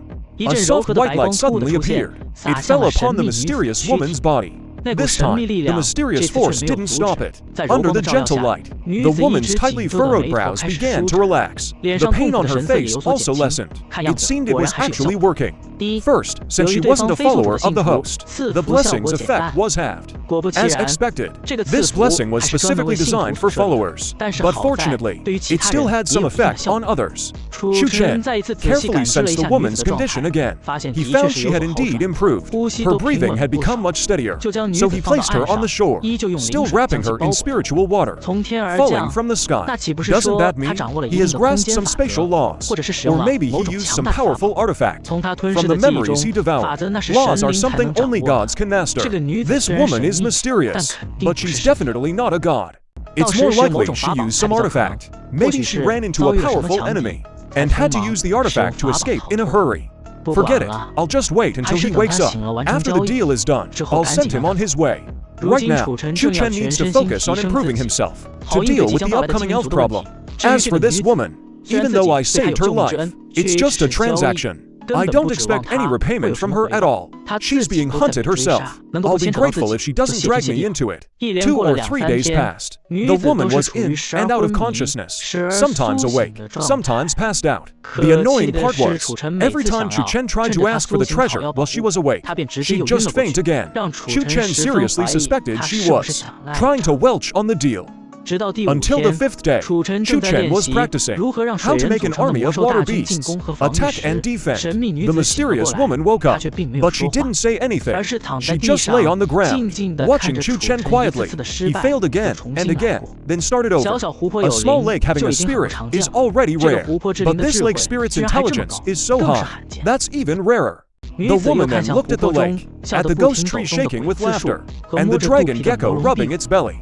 These 2 creatures are weak in their original forms, but they're both mutant species. They're rare to find around here. It's really strange. How could a place like this give birth to so many peculiar things? The woman grew even more puzzled, but it was just curiosity. The vast world has far more unknowns than knowns. If she tried to understand everything, she'd probably have died for no reason by now. You have good talent, but you're too stupid. You can't even control your own water flow, like an extension of your arm. So how can you control the beasts you conjure? To perform more complex moves, you're reaching too high. The woman finally couldn't stand it anymore and mocked him. Chu Chen was unfazed. Under his control, dozens of water beasts charged at each other, biting and tearing like they had real flesh and blood. He proved her wrong on the spot. The woman blushed. She muttered, "I underestimated you." You can actually pull this off. Save the nonsense. I saved you. I don't expect gratitude. Just hand over the Void Stone we agreed on. You actually know about the Void Stone. Are you some god's pet or something? Void stones only exist in the endless void. Even he only got a tiny piece by sheer luck. And that tiny piece already drew so many major forces to fight over it. He was already injured, then got ambushed for his treasure, so he had no choice but to tear through space and fall into Chu Chen's lake. What pet? Hand over the thing now, or I can kill you even after saving you. Chu Chen didn't care. He just wanted the Void Stone to give to the system, to open up storage space. Seeing that Chu Chen completely ignored her question, the woman got a bit annoyed. With her spiritual power, she moved the Void Stone in front of her, but it flickered and vanished. The thing is right here, but if I don't give it to you, you can't get it. Don't worry, since I promised, I won't go back on my word. But my injuries haven't healed yet. Once I'm mostly recovered, I'll give you the item. That way, you can't just take it and renege. Actually, Chu Chen originally planned to get the item first, then decide whether to kill or drive her away. This mysterious woman looked quite young, but she was very cautious. She absolutely refused to hand it over early. Seeing Chu Chen's lack of reaction, the woman spoke up. My name is Swalai. What about you? I can't just call you Hey, can I? I'm Chu Chen. Don't bother me unless it's important. Chapter 14, The Malicious Sword, Swalai's Surprise. Swalai watched Chu Chen dismiss all his water clones, then start practicing his water sword technique. She felt a surge of annoyance, a whole lake, and he's got such a temper. But in an instant, she was captivated by the immense power of Chu Chen's water arrows. Chu Chen was using skills granted by the system, which were far more powerful than the water arrows he condensed himself. Chu Chen had been studying the difference between his self-condensed water arrows and the system's skills. A level 5 water arrow could hardly be called an arrow anymore. Once fired, it would explode upon impact, causing massive damage. Moreover, condensing a water arrow himself took a certain amount of time, while the system skill was completely instantaneous, leaving no time to prepare. That was the biggest difference between the two. Chu Chen had noticed that both mages and elves needed some preparation before launching an attack. Some spells even required a lengthy incantation. But Chu Chen's skills completely skipped that process. With your mortal level of power, how can you cast magic skills instantly? Even if your true form were water, that shouldn't be possible. Swalai was very curious, and finally couldn't help asking. But Chu Chen ignored her, still lost in his own world. Could it be that you grasped the rules of water? Impossible. No one in this world could possibly grasp the rules. Rules ... double quotes. Chu Chen's heart stirred. The skills activated by the Murphy system utilize the rules of water. I don't know how you did it, and you must have your own secrets, but you better be careful. This world of yours is no peaceful place. If those people find out that you've touched upon the rules, even if you were 10 times stronger than you are now, you'd still be finished. Chu Chen keenly caught the key point in Swalai's words, and asked, "This world of yours, are you not from this world? Did you come from another world?" Swalai realized she had slipped up, and said no more. Seeing this, Chu Chen knew that pressing further would get him nowhere. He had already guessed this woman had an extraordinary background, but he hadn't expected that she was actually from another world. Based on his experience reading novels in his past life, people like that were trouble magnets. Wherever they went, big trouble followed. He'd better keep his distance from her. The power of rules was indeed far beyond Chu Chen's reach, but if he kept training, honing his control over water more and more precisely, Chu Chen believed he could still make great progress. Under the pressure of the elves, Chu Chen worked tirelessly. Plus, he didn't need to eat or drink, so he completely lost track of time. Before he knew it, Swalai had been lying on the shore of Chu Chen's lake for a whole week. During that week, Swalai hadn't moved at all. She occasionally exchanged a few words with Chu Chen, but absolutely refused to reveal even a hint of information about her origins. As for cultivation, Swalai truly lives up to being from another world. She has remarkable insight. Even though she herself is not skilled in water magic, she was able to point out from a higher perspective many of the flaws in storage. She gave some very useful advice. It is still too early for you to condense water into a human form. Once you step into the saint rank and can split your soul from your body, then you can try condensing a water clone. I once saw a saint rank mage who used 1,000-year mystic ice to create a clone, splitting his soul into it. In the end, the clone was even harder to deal with than the original. Why didn't I think of that? If my water swords turned into ice swords, Wouldn't their power also increase greatly?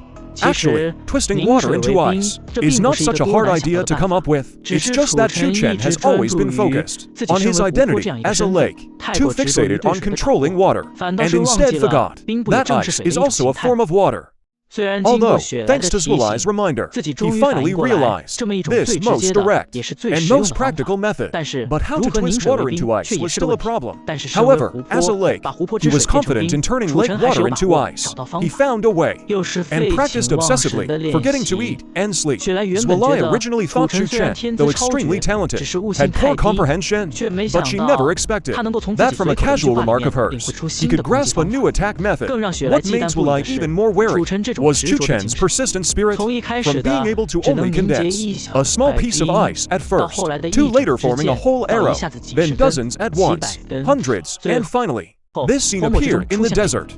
On the originally calm lake surface, suddenly a large area of water shot into the sky, quickly condensing into water arrows. As the water arrows shot toward the shore, they rapidly froze into ice arrows one by one. With a series of whooshing sounds, the ground was a mess, full of holes. The ice arrows were still stuck in the ground, not shattered or melted into water. Chu Chen felt a surge of excitement. After 3 days of hard practice, he had finally mastered this technique. Its power was more than 3 times greater than before. Zwei's eyes also sparkled with admiration. She had only mentioned it casually. Twisting water into ice sounds simple, but it actually involves some very advanced manipulation of the water element. She had never seen any mortal creature accomplish it. Ding. Host detected. Early self-realization of twisting water into ice. Reward host 3,000 energy points. And early unlock of skill, Ice Prison. Chu Chen looked at the system panel. Host, Chu Chen. Identity, Lake. Level, LV5. Energy, 28,000. Skills, Spring Breeze and Rain LV5. Water Attachment LV5. Water Arrow LV5. Submerge. Power related to host level and follower loyalty. Ice Prison LV1. This was a godsend for Chu Chen. He never expected that realizing a new attack method would earn a reward from the system. It seemed the system was very flexible. Hunting was not the only way to gain energy. As long as he achieved certain milestones, he could get rewards. Chu Chen had an idea. He used the skill, Ice Prison. Suddenly, a square prison made of sharp ice enveloped Zwei. Today, he wanted to see whether Zwei's injury had healed, or if she had some ulterior motive, still faking illness, or if she really hadn't recovered yet. In less than 10 seconds, Chu Chen's ice prison burst apart with a bang, shattering into pieces. Zwei said disdainfully, "This ice of yours, the prison cage, though not bad, even for a transcendent at the 4th stage of the 3rd tier, it would still trap them for a while. But to me, it's nothing worth mentioning." Though he said that out loud, Zwei was actually even more shocked inside. He had just broken this ice prison so quickly, purely to save face, using a magic scroll with transcendent level 8 power. Even so, it took him nearly 10 seconds. In other words, this cage could hold a transcendent level 8 for 10 seconds, and 10 seconds is enough to do a lot of things. Could he have not only mastered condensing ice into water, but also directly grasped the rules of ice? That's impossible. There's no trace of any rule power at all. Chapter 15, Sudden Mutant Beast Tide. Over these many days, after witnessing Chu Chen's progress every single day, Zwei grew more and more interested in Chu Chen. He had a feeling that if nothing unexpected happened to Chu Chen, he could at least grow to the saint level. As for the god level, it's absolutely impossible in this world. Chu Chen condensed a water figure and walked towards Zwei. "Since your injuries are healed, just give me the stuff and leave." Zwei didn't want to leave yet, because he knew nothing about this world either. And here at Chu Chen's place, it was rare to have no disturbances. The perfect spot for him to recover.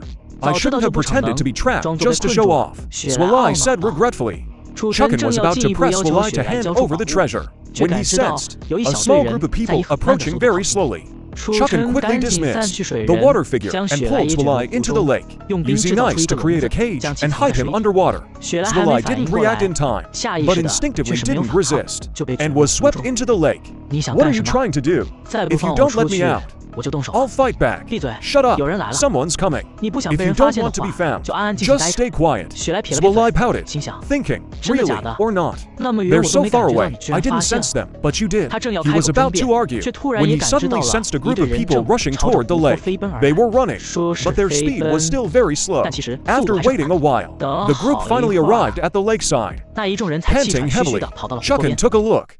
They looked just like the wilderness tribe people he'd seen before. The two leading men were the young men who had stood behind the high priest last time. The other 20 or so were all young, the youngest looking only 7 or 8, the oldest no more than 14 or 15. The two leaders knelt by the lakeshore. One of them said, "Respected Lord Chu, the god, I am Talon of the wilderness tribe. He is Gordon. The high priest sent us to pay our respects. Didn't you say the end of every month? Why have you come before the time?" "Great Lord Chu, we report. We did not come early. There are only 2 days left until the end of this month." Chu Chen was taken aback. He had been so absorbed in training that he'd miscalculated the date. Swalai, in the lake, couldn't hear Chu Chen's direct soul speech, but he could hear Talon's words. He started mocking again. "My god, have you lost your mind?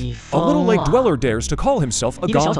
If any real god finds out, they can destroy you with a single thought." Chu Chen knew he was far from being a god, but these wilderness tribe people were convinced he was Lord Chu the god. Chu Chen couldn't help it. In fact, he suspected the high priest was deliberately spreading the word that he was a god. Only then could the tribe have faith and the courage to secretly betray the elves and serve Chu Chen. "All right, I understand. Okay, I understand. What news have you brought this time, and why? Has the high priest not come in person? You don't need to speak it aloud. Just recite it silently in your heart, and I will hear your voice." At first, Tyrant saw that Chu Chen had been silent for a long time. He thought Chu Chen was angry. Scared, he buried his head low. When he finally heard Chu Chen's voice, he breathed a huge sigh of relief. Reporting to the Divine Chu, "We have brought a major piece of news this time. The Jinling clan personally sent a high-ranking figure. He searched through several wastelands and summoned extraordinary magical beasts. He also ordered our wasteland clan to spread the word to magical beasts of all sizes, preparing to organize a beast time. They plan to conduct a massive purge of the wasteland." Chu Chen, upon hearing beast time, remembered seeing it often in novels from his past life. It usually meant a large-scale riot of magical beasts under the impact of a massive beast time. An individual seemed so insignificant, anyone who tried to block it would be swept away with irresistible force. The high priest is being watched by the elf clan's strong ones and has no way to get away, so he could only send me to inform you. At the same time, he also told me to bring the tribe's most talented young ones, hoping that the kind Divine Chu would take pity on his people and grant us your protection. Chu Chen glanced at the youths Tyrant had brought. Though they were still young, many of them, because of the long journey, were still panting heavily, but not a single one had collapsed. This was enough to show that their bodies were very strong. "I understand the situation." Chu Chen controlled the water currents and drew a circle around an area on the lake shore.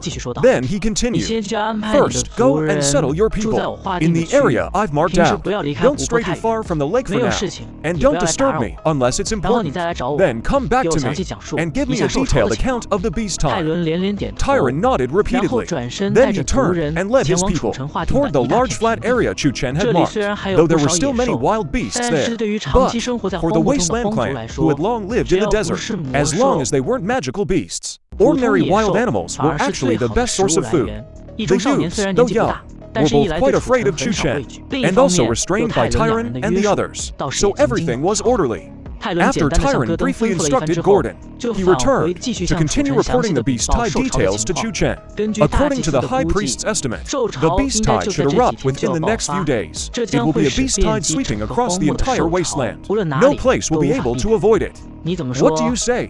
How about you give me the item quickly, and then you leave this wasteland right away? That would be better. Chu Chen told Shelly about the beast tide that Tyrant had reported, and gave her a serious suggestion: using a beast tide to thoroughly cleanse the wasteland. That's a brutal but effective method, but a mere beast tide doesn't bother me. Still, since you want that treasure so badly, I'll give it to you, so you'll stop asking me every day. You're driving me crazy with all your questions. A faint light flashed. In Shelly's hand appeared a stone no bigger than a fist, which looked no different from an ordinary rock, yet it exuded a mysterious aura, faintly leaking out. Chu Chen immediately swept the stone into the water currents. and then promptly notified the system to absorb it, afraid that Shelley might change her mind. Shelley watched Chu Chen's eager behavior and couldn't help but silently mock him as a hick again. Still, she was quite curious about what Chu Chen wanted the Void Stone for. Though this item was a treasure, not everyone could make use of it. Detected that the host has obtained the Void Stone. Do you wish to forge the system space immediately? Forge it immediately. After a burst of mechanical roaring, Chu Chen felt the system panel shake violently. It took several minutes before it finally settled down. But from Zwilai's perspective, Chu Chen's lake was churning with turbulent waves inside, while the surface remained calm. In fact, Zwilai even sensed several spatial rifts, their presence faint like tiny threads. However, he had already been injured while crossing through space, and had only managed to forcibly suppress the wounds. Now, provoked by the external spatial turbulence, the injuries inside his body were becoming impossible to contain. Zwilai forcefully used his abilities to fly out of Chu Chen's lake, landing straight on the ground.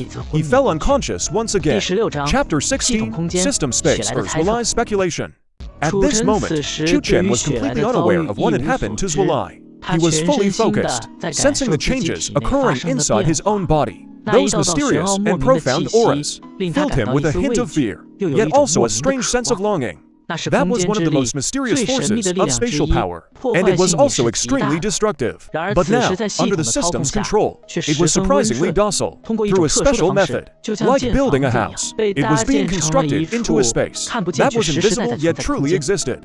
However, this space was still very unstable, wobbling and shaking. Occasionally, a thread of spatial power would go astray, forming a turbulence that had previously injured Zwilai. That was only one or two instances of spatial power.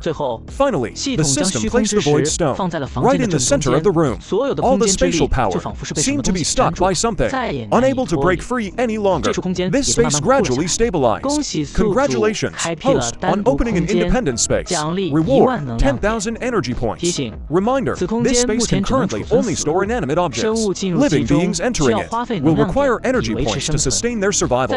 In the memories Chu Chen had acquired on this continent, the vast majority of people did not possess treasures with independent spaces. As for well-off cultivators, the common tool they used was storage scrolls. These scrolls all had a limit on the number of uses. High-level storage scrolls could only be used about 10 times, and they absolutely could not store living things. During this time, in his conversations with Zwilai, Chu Chen had also guessed and learned that beyond this divine incontinent, there existed an even higher-level world. In that world, there were some treasures with permanent storage spaces. For example, the bead on Zwilai's chest was very likely a storage artifact, but storage spaces cannot store living things.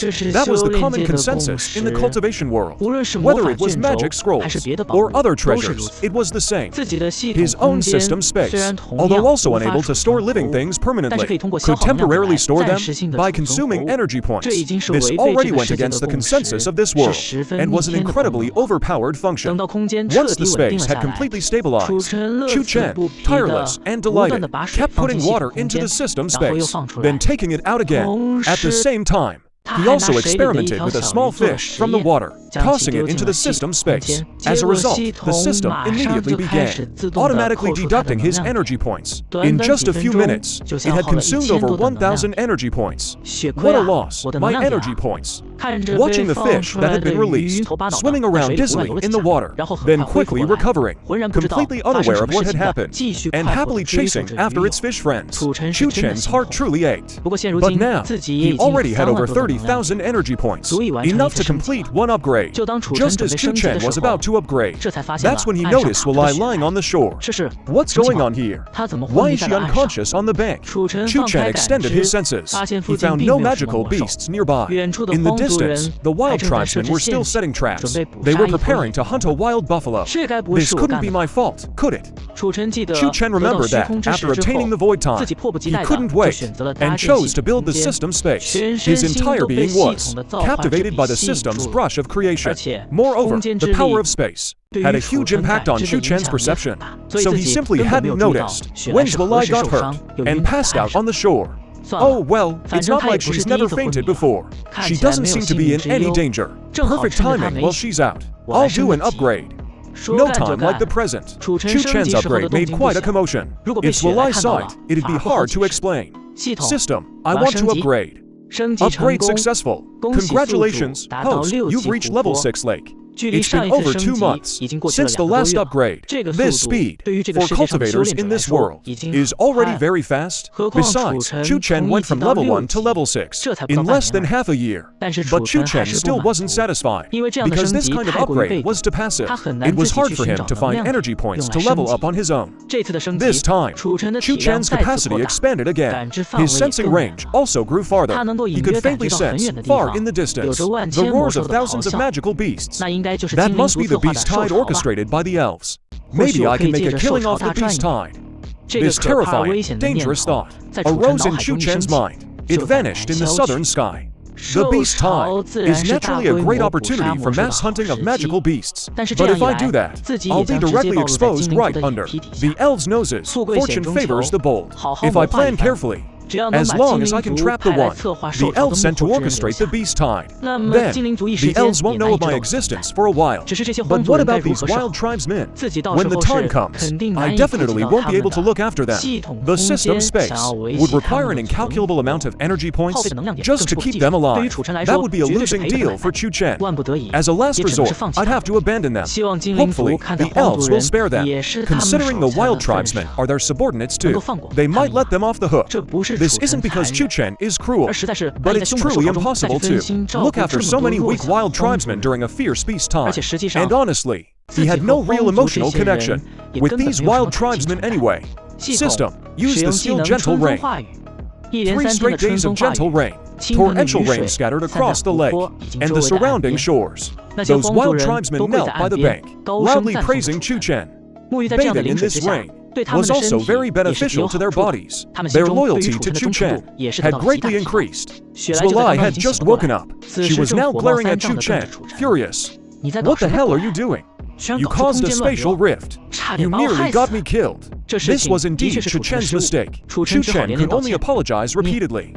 How did your water area increase so much? What happened while I was unconscious? Zulai looked at the scene before her in shock. The lake was even more vast now. While you were out for 3 days, it poured rain non-stop, so my area grew, even though the explanation was weak. Zulai had no choice but to believe it. Zulai looked at it with a mix of doubt and suspicion, glancing at the water shield around herself. It was clearly something Chu Chen had made to keep her from getting soaked in the rain. Could it really be because of the rain? Then how do you explain the spatial turbulence before? And the rules of ice? Could this lake actually be the incarnation of some big shot? Zulai was a little startled by her own guess. But other than that, it was hard to explain everything she had seen recently. What Chu Chen didn't know was that his recent string of actions had already started making Zulai suspect that he was the incarnation of some super powerful figure. The Shenmo continent really is deep. Looks like I need to be even more careful. Chu Chen looked at the wary Zulai, feeling a bit confused. Chapter 17, Zulai leaves, preparations before the tide arrives. Although Zulai had stopped holding Chu Chen's mistake of causing him to be severely injured again, the current Zulai was only a little stronger than an ordinary person. How to face this beast tide was indeed a difficult problem. You say the beast tide might arrive here tonight? Zulai asked with a furrowed brow. Based on my perception, that's the case. And the scale is about tens of thousands of magical beasts. There might even be transcendent level beasts mixed in. So what do you plan to do? A treasure like Chu City, after the beast tide, will definitely be discovered by the beasts. Those transcendent level beasts might just decide to settle down here. After all, Chu City's spirit-rich lake water is the most attractive thing for magical beasts. Chu Chen was silent for a long time, then asked in a very serious tone, I know you have an extraordinary background, but this beast tide, you can't stay out of it either. Why don't we join forces? Join forces? I'm just an ordinary person now, at most at the mortal realm level. What use is joining forces with you? Zulai spread her hands, then said, actually, you don't need to worry too much. As long as you keep hiding the fact that you have spirit, even transcendent level beasts won't be able to detect you. At worst, they'll just use you for a bath, treating you like a giant spirit power refill bottle.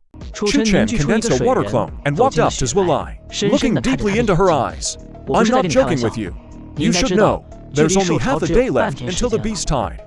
If you're not willing to join forces with me, then I'll have to ask you to leave. Zulai put on a pitiful look, gazing at Chu Chen, tears glistening in her eyes, looking like she was about to cry. Chu Chen was a bit speechless. I'm just a lake. That trick won't work on me. Zulai finally snapped out of it, cursing herself for being stupid. She didn't know why, but she always treated Chu Chen like a human. Maybe it was because Chu Chen's usual behavior was just too human-like, completely unlike the willow tree spirits or river spirits she had seen before. Alright, fine. Since you don't want me to stay here, I'll leave now. Hope we never meet again. Given Zulai's current condition, staying would have been the best choice. But just thinking about Chu Chen's mystery, and the possibility that he might be the incarnation of some big shot, made her feel a bit afraid.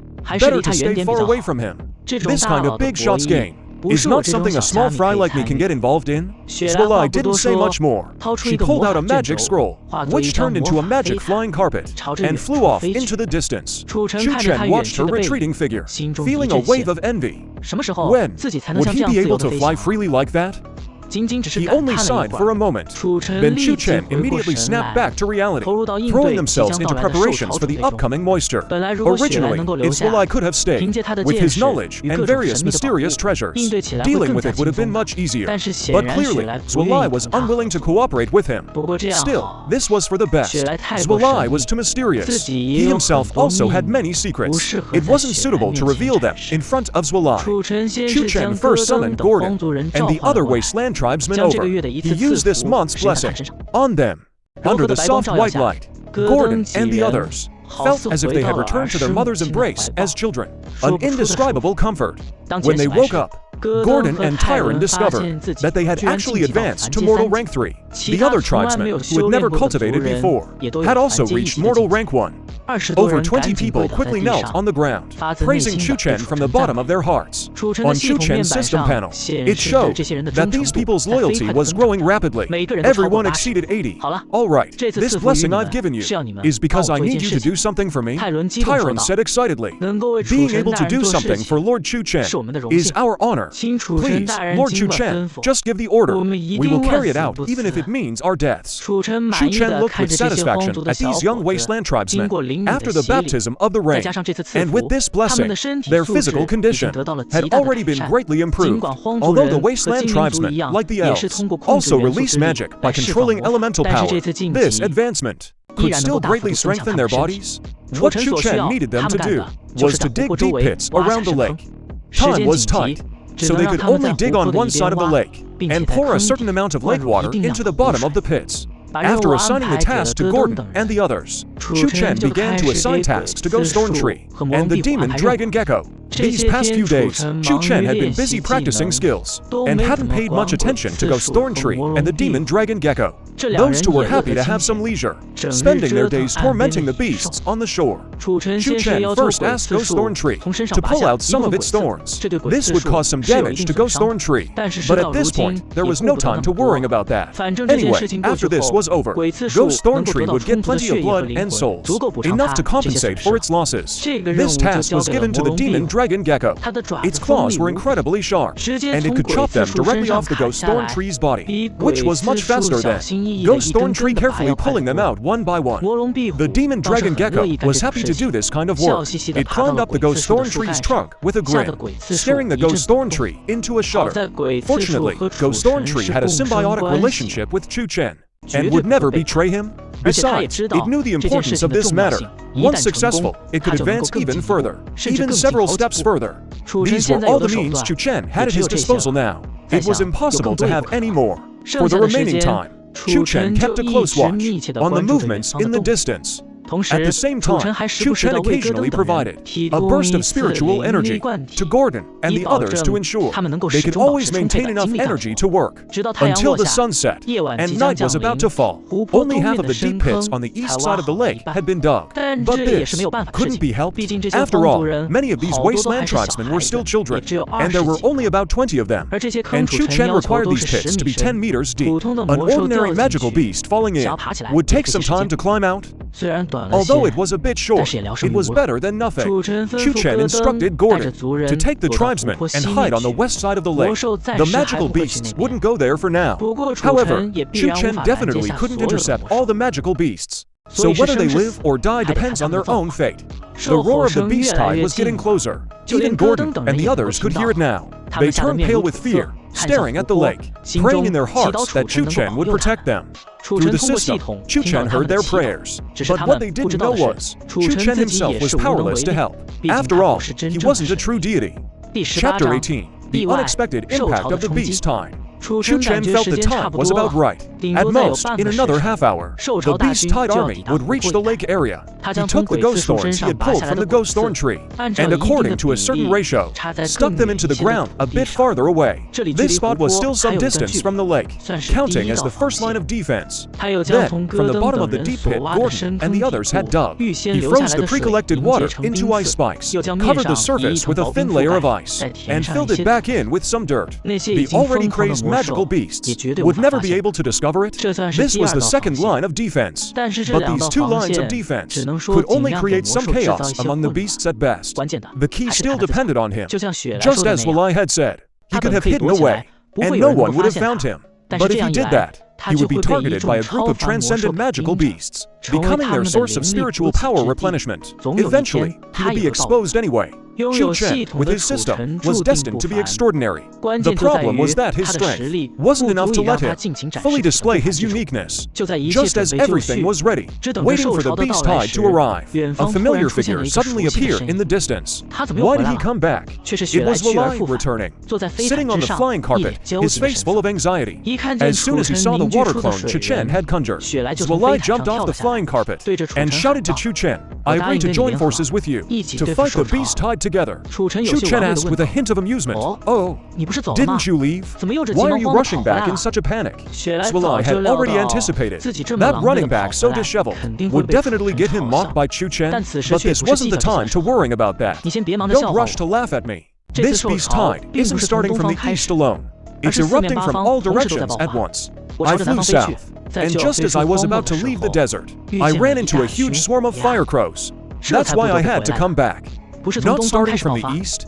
Chu Chen had only sensed the sound of the beast tide from the east earlier, and thought it was just advancing from east to west. He hadn't expected that the elf clan had also sent people to the other three directions. Doing this was probably to prevent anyone from escaping early. But if that's the case, when these different beast tides meet, even with transcendent level magical beasts controlling them, they might end up fighting each other.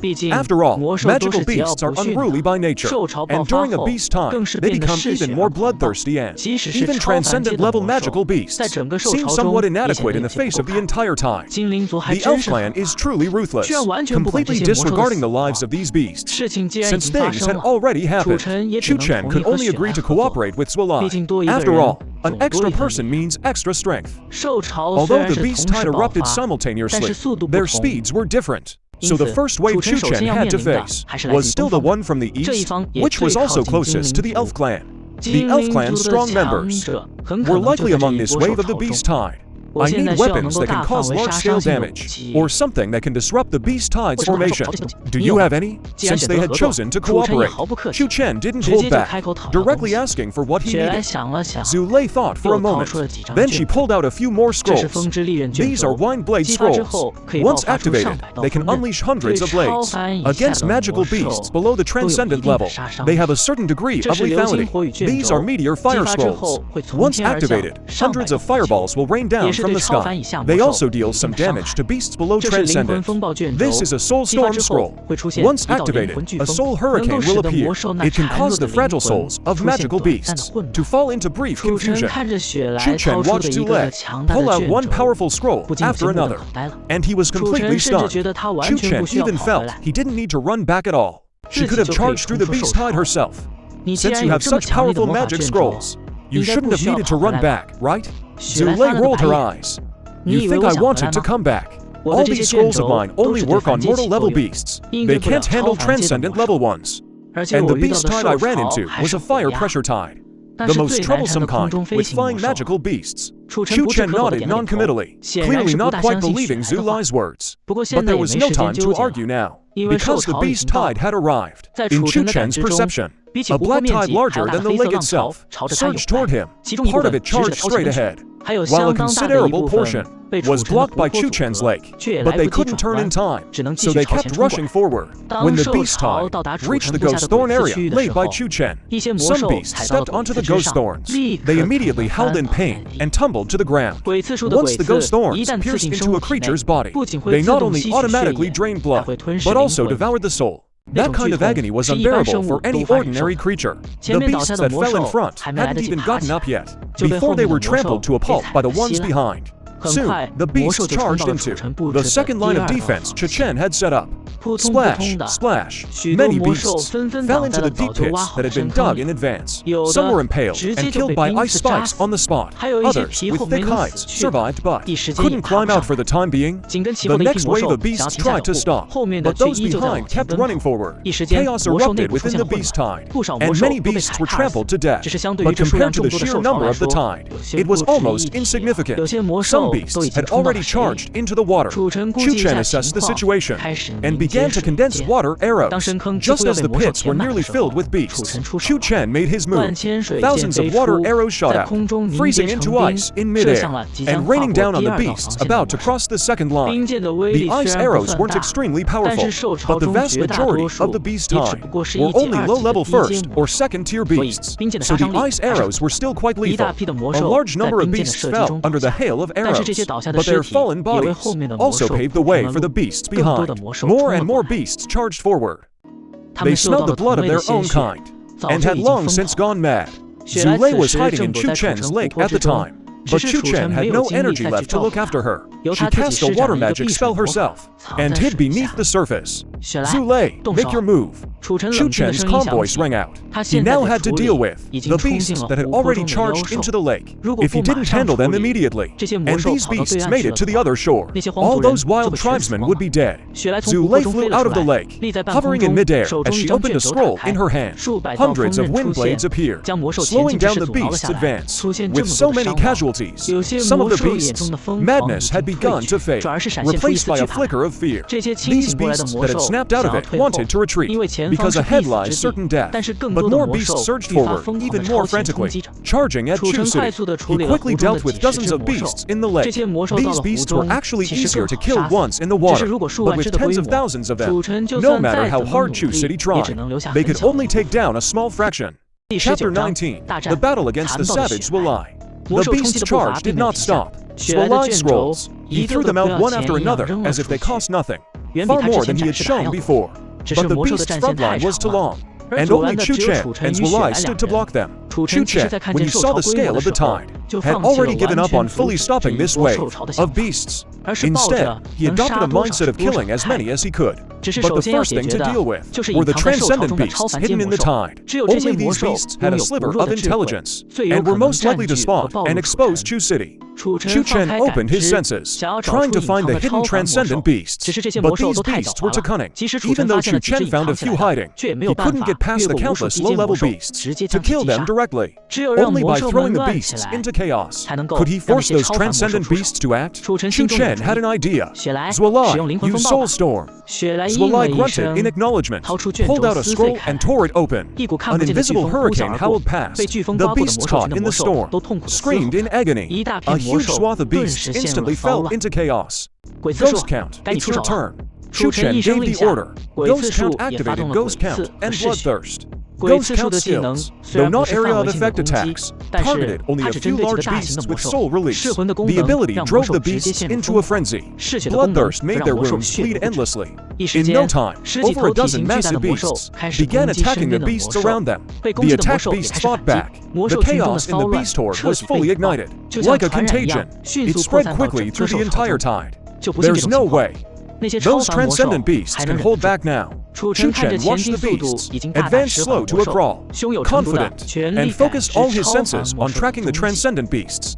Finally, a three-headed hellhound, after biting to death a few crazed low-level beasts nearby, roared at the sky with all three heads. A large area of beasts was cowed by it, gradually snapping out of their frenzy.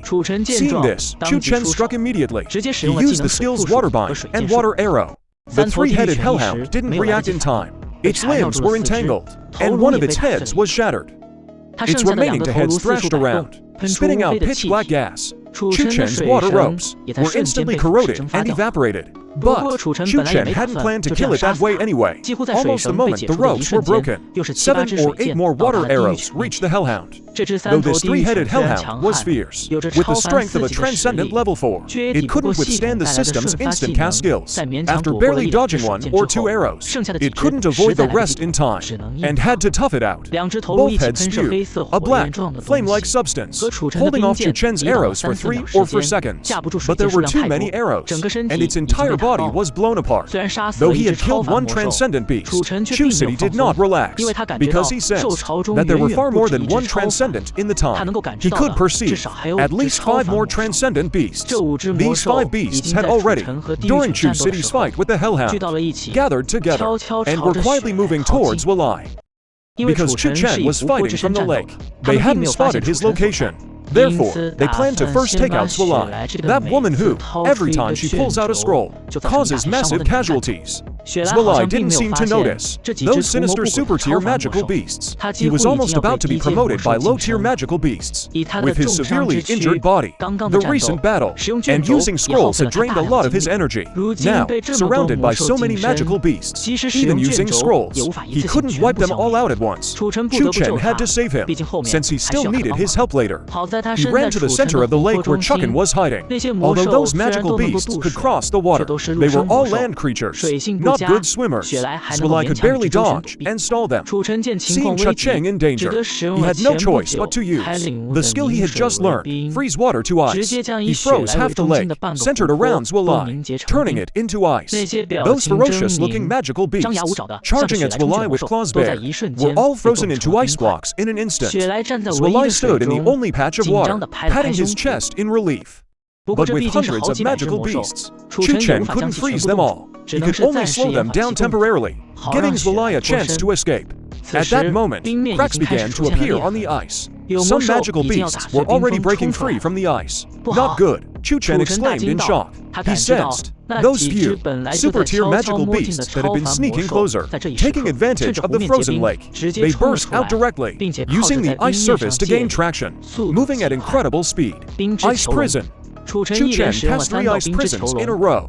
Luckily, this was a skill granted by the system, with no casting delay. That barely managed to block the 5 magical beasts charging at him. But under the assault of those 5 super-tier beasts, the ice prisons were already shaking. About to collapse, Chu Chen felt the innermost layer had already been shattered. Seeing Walai still in shock, Chu Chen shouted, "Hurry up and dive underwater." Walai finally snapped out of it, but didn't follow Chu Chen's advice to hide underwater. Sure, that would buy him some time. But super-tier magical beasts are no longer affected by water. Even underwater, they could still find him. And then, underwater, he'd be at a disadvantage, unable to use many of his scrolls. Human, I'll tear you apart. And that sneaky thing hiding in the water, I'll feed you to my children for dinner. A rough voice came from within the prison. This was the first time Chu Chen had heard a magical beast speak human language. But this wasn't the time to be curious. Chu Chen anxiously watched Walai, while adding a few more ice prisons. But the beasts inside were clearly charging up some big move, sending out intense energy waves. Walai now held a massive greatsword, almost bigger than he was, completely blocking his figure. Isn't that more like a shield? Chu Chen muttered to himself, while forming ice swords, to deal with the low-tier beasts that had broken free and charged at Walai. After Walai pulled out the greatsword, he began chanting under his breath. The blade emitted a blinding white light, illuminating the night as bright as day. If he swapped the greatsword for a staff, he looked just like a holy maiden of the Light Temple. With a loud bang, a huge explosion came from the prison. The 7 or 8 ice prisons Chu Chen had set up were all shattered in an instant. 5 figures burst out, charging straight at Walai. Chu Chen was about to step in and block them, but saw Walai stop chanting and shout with a serious face, "Holy Sword Judgment! Holy Sword Judgment!" An even louder explosion rang out. Even the constant roars of the beasts fell silent. Even Chu Chen felt a wave of pain. Without a physical body, he could still feel it. When he looked at the lake again, there was no trace of the beasts anywhere. Only chunks of flesh floated on the surface. Chapter 20, Crisis. The elves appear. Is she really this brutal? Chu Chen was stunned. He glanced at Walai, whose aura was weak and listless. A chill ran down his spine. That woman actually actually had such devastating firepower. Even scarier. That kind of attack could hurt him too. But now wasn't the time to be shocked. 5 transcendent-level beasts had died. The beasts in the lake were in even more chaos. They no longer charged in one unified direction. Instead, looking in every direction, beasts were everywhere. Given Walai's current condition, she could barely strike again. Chu Chen had no choice but to hide her at the lake bottom. He himself began a massive slaughter, hoping to kill as many beasts as possible. As for Ghost Count and the demon dragon gecko, they didn't need any orders. They had already started coordinating seamlessly. Ghost Count used its bizarre attack methods, combined with the demon dragon gecko's sharp claws. The two were unstoppable among the beasts, like fish in water. Volley after volley of ice arrows shot out, and wave after wave of beasts fell. But it was still too slow. Many beasts had already reached the opposite shore. The entire lake was covered with beasts. Chu Chen thought about stirring the lake water, maybe drowning many of them. But considering Walai was still at the bottom, if he did that, he wouldn't be able to protect her. Although Chu Chen wasn't a particularly kind or righteous person, Walai was his partner. He couldn't bring himself to turn his back on a teammate. Ah, Lord Chu, save me. Chu Chen heard the cries for help from the wild tribe on the opposite shore. Many beasts had discovered them and launched an attack. There were only about 20 of them. How could they stand against these beasts? Screams and pleas for help kept coming. Lord Chu, as their god, was their last hope before death? Lord Chu, please bless your wild tribe people. I'll fight you to the death. That was Gordon's voice. Chu Chen remembered him as a shy young man. Reminder to host. Your followers are dying rapidly. If all followers die, your skill blessings will be revoked. Damn it, skills given out can actually be taken back. That was something Chu Chen hadn't expected. Chu Chen's current followers were only these dozens of wild tribe people who had seen him, plus the high priest who had been missing for a long time. In other words, if these people all died, and the high priest also died by accident outside, then his blessing skills would be revoked. Skills given by the system were precious. Chu Chen really didn't want to lose them. With no other choice, Chu Chen had to temporarily move the wild tribe people on the opposite shore to the lake bottom. He also had to create a protective barrier to keep them from drowning underwater. The wild tribe people suddenly felt a huge force drag them to the lake bottom. First they were terrified, then they realized they were safely at the bottom. They understood it was Chu Chen's doing. Their loyalty to Chu Chen shot up dramatically, instantly soaring past 90. But this came at a cost. Chu Chen's speed in slaughtering beasts dropped sharply. That wasn't good news for him. After this is over, he definitely needed to figure out how to build an underwater palace at the lake bottom. The remaining magical beasts, though numerous, can hardly pose a threat to Chu Chen. They're just delivering energy to him.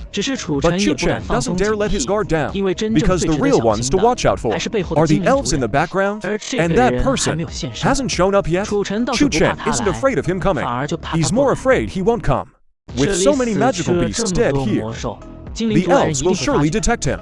If they come to investigate, that's fine. But if they go back and report to the real big shots among the elves, then Chu Chen will be in extreme danger. Watching the seemingly endless tide of beasts, Chu Chen ponders how long it will take the elves to get the news and arrive. He must finish everything before the elves get here. Otherwise, under the assault of the tide, if the lake is filled with magical beasts, his strength will be greatly affected. I never thought such a thing could exist in this barren, endless desert. A black figure suddenly appears on the lake shore. Even Chu Chen had no idea when he arrived. Chu Chen's heart jumps, but he forces himself to stay calm. That mage at Transcendent Level 8 couldn't detect him, so this mysterious person might not be able to detect him either. Not coming out. I'll level this lake for you, and I bet you'll come out then. A powerful aura emanates from the black figure's body. The wide black robe covering him bursts apart. Chu Chen looks. It's a woman. But though this woman is small in stature, she's all muscle, like an orc warrior. And with her strange green skin and pointed ears, she turns out to be an elf. Yet the elves in Chu Chen's memory are all graceful and beautiful. This woman is hard to describe. My name is Alexis. By order of the Elf King, I've come to avenge Grundy. so she's sent by the Elf King for revenge. But how she found this place is a mystery. Maybe it has to do with that yellow light that flew off after Grundy was killed. In Grundy's memories, there's no trace of this woman, but there is an organization, feared by all elves, called the Black Forest. It only obeys the Elf King's orders. The Black Forest isn't public among the elves. Its members' faces are unknown to outsiders. It's a presence that's both frightening and loathsome. Chu Chen doesn't really believe what Alexis says, to fill in the entire lake with just this transcendent level 8 elf.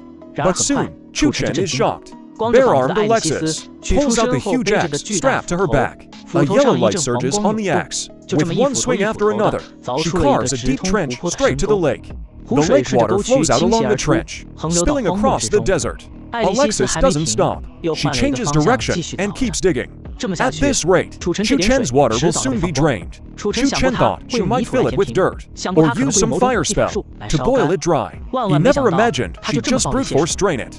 He can't wait any longer. If this keeps up, all the lake water will flow into the endless desert, and he'll disappear no matter what. The water is already gushing out. Chu Chen can feel his power draining away. Ice Prison 3 ice prisons appear in a row, trapping Alexis inside. Then Chu Chen condensed thousands of ice arrows. The moment Alexis broke out of the cage, the ice arrows were already rushing toward him. Chapter 21, all means deployed, finally victorious. Alexis, charging out swinging his axe, hadn't even had time to find where Chu Chen was, before he was covered by ice arrows again. He sneered with disdain, spinning his axe rapidly, radiating a yellow glow that blocked all the ice arrows outside. At the same time, he let out a piercing laugh. The sound was extremely penetrating. Chu Chen was fine, but the wild tribe members hiding underwater had all passed out. Even Zwalai, who was listless and had been desperately recovering, showed a pained expression. Chu Chen's ice arrows were completely unable to threaten Alexis. There were still many magical beasts in the water that hadn't crossed the river. These magical beasts in the water weakened Chu Chen's control over the water considerably. These magical beasts consciously avoided Alexis and didn't attack him, but that wasn't surprising. Since the elves could control the tide, they naturally had special methods to control magical beasts. Seeing that Chu Chen wasn't attacking him anymore, Alexis knew Chu Chen wouldn't come out easily, so he swung his axe and dug another deep trench. The water level of Chu Chen's lake was visibly dropping. He couldn't let this continue. He had to finish him off quickly. Chu Chen decided to use all his means to take down that crazy woman Alexis as fast as possible. Otherwise, once the elves behind the tide found this place too, Chu Chen would be in grave danger. But to go all out, he couldn't take care of the people underwater anymore. Chu Chen thought for a moment and decided that even if he had to expose his secret, he had to solve the immediate problem first. Zwalai felt an unstoppable force, pushing her toward a mysterious place. It was dark all around, with no walls. Her spiritual power couldn't extend out at all. This was naturally Chu Chen's system space. Chu Chen tossed the other unconscious wild tribe members in there as well, and then stopped paying attention to them. Storing living people in the system space consumed a huge amount of energy every second. This big battle today had already used up a lot of energy. He really couldn't afford to drag it out. Prison of ice. 4 cages imprisoned Alexis inside. Humph, using the same trick again. Let's see how long you can hide. Alexis didn't even bother dodging. After all, this so-called cage was just a few extra axe swings to break open. But Chu Chen had never intended to trap him with the prison of ice. It was just to buy himself a little time. Use skill, water replication. Use skill, water sword art. Use skill, prison of ice. Use skill, water momentum. Chewing's ghost count. In an instant, Chu Chen unleashed all his skills. Alexis had just broken out of the cage when he found his feet entangled. As he struggled to break free from the water ropes, dozens of ice arrows flew toward him again. When he shattered the ice arrows, he was once again trapped in a cage. He had already broken through several layers of ice prisons. Though it wasn't hard for him, it was quite exhausting. Breaking out of the cage once more, Alexis was now furious. As a member of the Black Forest, this was the first time on a mission that he had been toyed with like this by his target. And before he could react, he was stunned by Chu Chen's overwhelming water momentum. At that moment, he finally realized that what he was facing wasn't just some water tribute creature hiding underwater, but this entire massive lake. Taking advantage of Alexis being shaken by the water momentum, the ghost count also activated.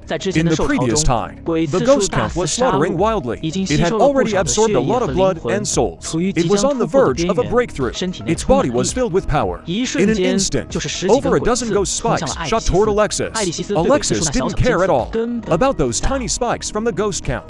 With his strong physique, those spikes might not even be able to pierce his body. But Chu Chen had already anticipated all of this. A dark flash streaked by.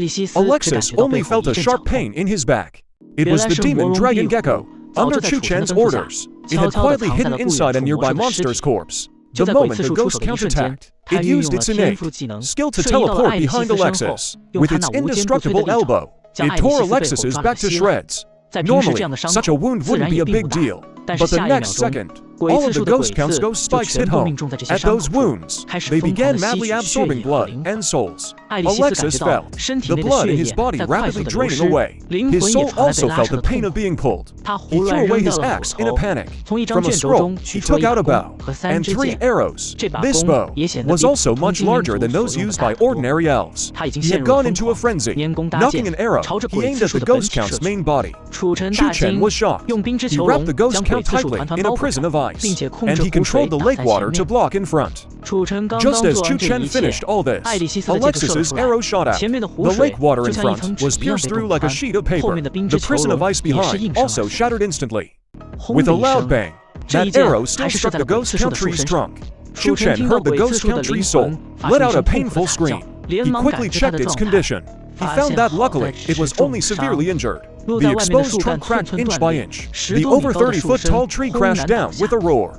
Chu Chen saw Alexis knocking another arrow. His heart jumped. He absolutely could not let him shoot that second arrow.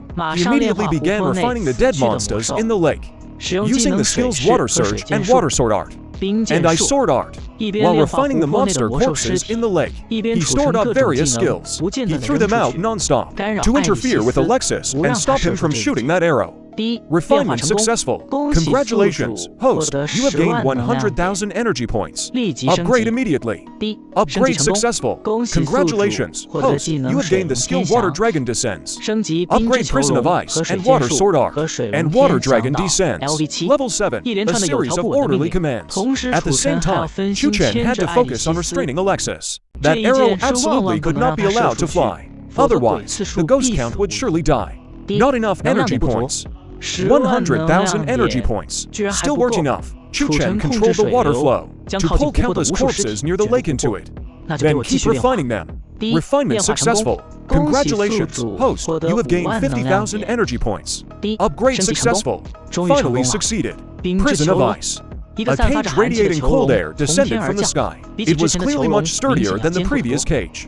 Sure enough, Alexis was trapped inside. There was a series of banging sounds, but he couldn't break out right away. Use the skill Water Splash Art. Use the skill Water Dragon Descends. A water dragon leapt up from the lake, letting out a deafening roar. It flew straight at Alexis. Alexis barely managed to use an arrow to break the cage. What greeted him were these 2 attacks. His reaction was certainly fast. He immediately knocked an arrow. His last arrow was also shot. After destroying the water arrows, his power was greatly reduced. Before he could even let out a scream, he was swallowed up by Chu Chen's new skill, Water Dragon soaring to the sky, and the world fell silent. The rampaging magical beasts had long since fled far away during Chu Chen and Alexis's battle, leaving only a field of corpses behind. Chapter 22, Post-Battle Cleanup, treated like a big shot. After this fierce battle, Chu Chen had truly used every trick he had. After the fight, he only felt a wave of exhaustion. Looking at the ghost tree's mangled body, he still forced himself to use Spring Breeze and Rain once.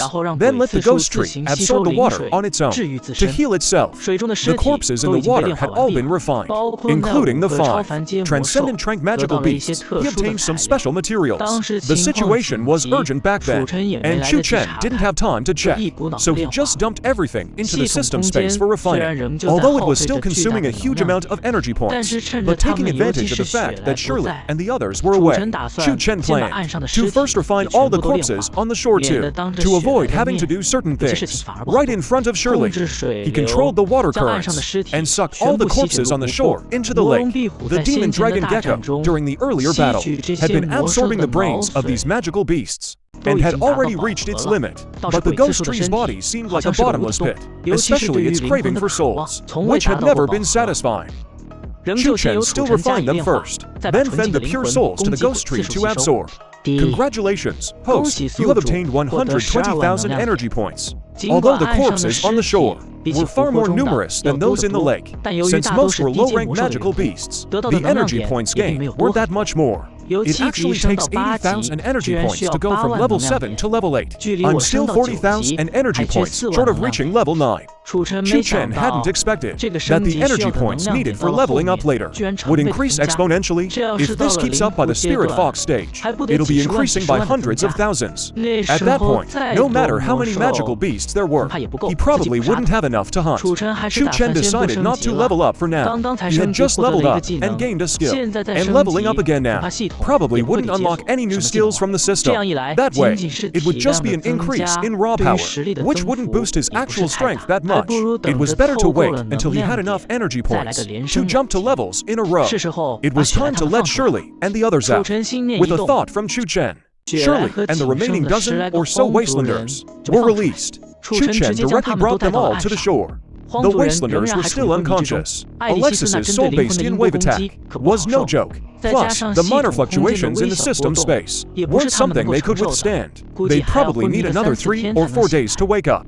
Earlier, the axe and bow Alexis used in battle had been collected by Chu Chen into the system space. These two weapons, especially the bow she pulled out later, were astonishingly powerful.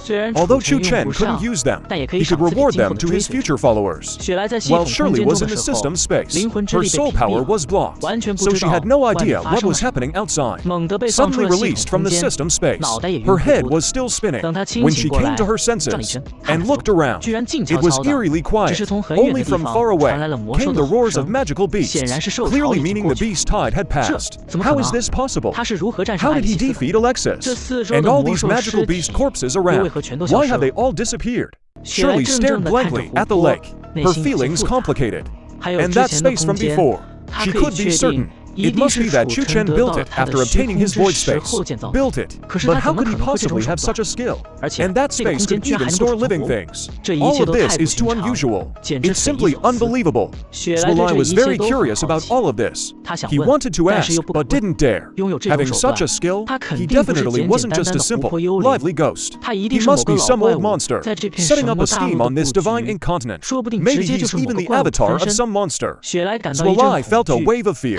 He had to leave here immediately. He would rather fight those troublesome fire ducks than stay by the side of such an old monster. What's more infuriating was, this old monster had been pretending to be clueless right in front of him, and he was stupid enough to believe him. Sir, may I ask, is there anything else you need my help with? Xuelai lowered his posture, afraid of angering Chu Chen. Chu Chen was silent, hearing that the proud Xuelai actually called him sir. He thought about it, and then he understood. Xuelai must have seen the skills he had recently shown. They were too shocking. He mistook him for some big shot. But that's fine. This woman has many tricks up her sleeve. I might as well go along with it and use her. Little girl, thanks for your help earlier. I don't need you for anything right now. But don't rush off just yet. There's still a good show to watch later. With one sentence from Chu Chen, Xuelai's words about leaving were stuck in his throat, making it so that Xuelai, no matter what, didn't dare to say he wanted to leave. Alexis was only sent by the Elf King to avenge Grundy, and the controller of this title search hadn't appeared yet. Chu Chen still had to prepare for the next battle. By keeping Xuelai here, he himself became the one in the shadows. Xuelai was pushed into the open. Then he could just sit back and watch Xuelai fight the elves. He would strike from the shadows. He would definitely be able to capture them. Chu Chen also wanted to use this opportunity to tie Xuelai to his own boat. Xuelai knew too many secrets. It wasn't to the point of silencing him. But he couldn't just let him off easily either. Old monster, pervert, he had to drag me into this. Xuelai cursed in his heart, but he didn't dare to resist. He could only hope that the elves coming weren't too strong. and that they could be taken down smoothly. Then Chu Chen would let him leave. Zwilai naturally seized the time. To recover from his severe injuries, Chu Chen also took this time. First to fill in the lakeshore that Alexis had dug up. All of it. Then he checked on the ghost count and the demon dragon gecko's condition. The injuries the ghost count had suffered earlier, after absorbing Chu Chen's spiritual water, had already recovered a lot. Later, it devoured a large number of souls. Now it had fallen into a deep sleep. I believe that when it wakes up, it will definitely have made great progress. And although the demon dragon gecko was gifted, it wasn't as freakish as the ghost count, who was bonded to Chu Chen. After absorbing a lot of brain matter, it seemed like it was stuffed. It kept running around on the shore. Chu Chen found it a bit amusing. He used a water spell to bind it and threw it into the lake. He summoned a ball of spiritual water, washing the demon dragon gecko's body. Magical beasts naturally rely on the world's spiritual energy to cultivate. This water, full of spiritual energy, entered the demon dragon gecko's body, continuously flushing out the impurities inside, steadily strengthening its physique.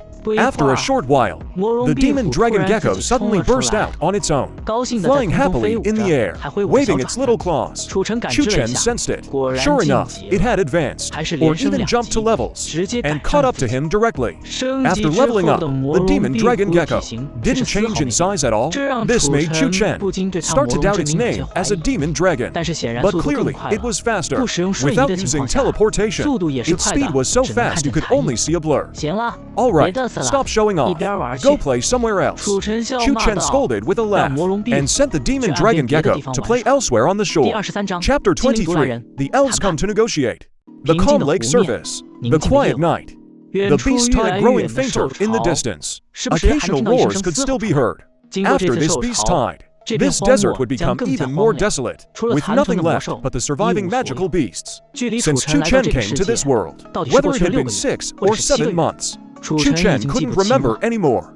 Long stretches of loneliness mixed with occasional tense battles. Chu Chen couldn't wait to leave this desert and see what lay outside, what kind of exciting world it was. At dawn the next day, the demon dragon gecko hung from the ghost tree, resting on a broken trunk floating on the lake. Zwilai also sat cross-legged on the shore, meditating. The mysterious bead hanging around his neck gave off a soft glow, looking incredibly divine. Finally, they're here, about 700 or 800 meters from the lake. 7 elves were heading this way. They were very cautious, stopping about 500 meters from the lake, then quickly spreading out, approaching the lake from different directions. Zwilai opened his eyes at that moment, watching the enemies approaching quickly and quietly from afar. They were still 100 meters from the lake. They all spotted Zwilai. 5 of them came closer, while the other just stayed put. Damn, so many of them. And all of them were transcendent level elves. What elves were most famous for was their speed and archery. After spotting Zwilai, they stopped coming closer. At 100 meters, with elven speed, they could close in or retreat quickly, with bows as their main weapons. That distance was just a reach away. Who are you? Lucas asked. He was the leader of this elven squad. Last night, they noticed magical beasts heading this way, with heavy casualties, and several transcendent beasts had gone missing, so they rushed over immediately. The elves took this desert cleansing operation very seriously, in every direction. A squad of 7 transcendent level elves was assigned, but above them, to legendary level experts, were in command. I'm a mage, just living in seclusion here to practice. Zwilai said calmly. Lucas naturally didn't believe that nonsense, though there were no beast corpses around. The smell of blood in the air hadn't faded yet. I didn't expect that within elven territory, there would be such a powerful mage. The king invites you to the elf forest as a guest. Lucas thought to himself, since Zwilai could inflict so much damage on the beasts, including 6 transcendent magical beasts, none of which escaped, that was proof enough of his strength. So he spoke quite politely. No need. I prefer peace and quiet. Please decline the elf king's invitation for me. In that case, we'll have to resort to force? Lucas knew this matter was too important. Even if Zwilai was strong, his group had to deal with him. Zwilai was also ready for battle. If he hadn't been injured before, he wouldn't have bothered with these people. But now, even a tiger can be bullied by dogs when it's down. Zwilai has to handle 5 people on his own, even attacks from 7 people. Naturally, he has to be on high alert. Still, he believes that chucking in the water won't stand by and do nothing. He starts with a chant, casting a shield on himself. Then he takes out two scrolls and tears them apart. A flash of blinding light from the flash spell makes Lucas and the others instinctively close their eyes. They realize something's wrong. Without even aiming their bows, they just shoot their arrows.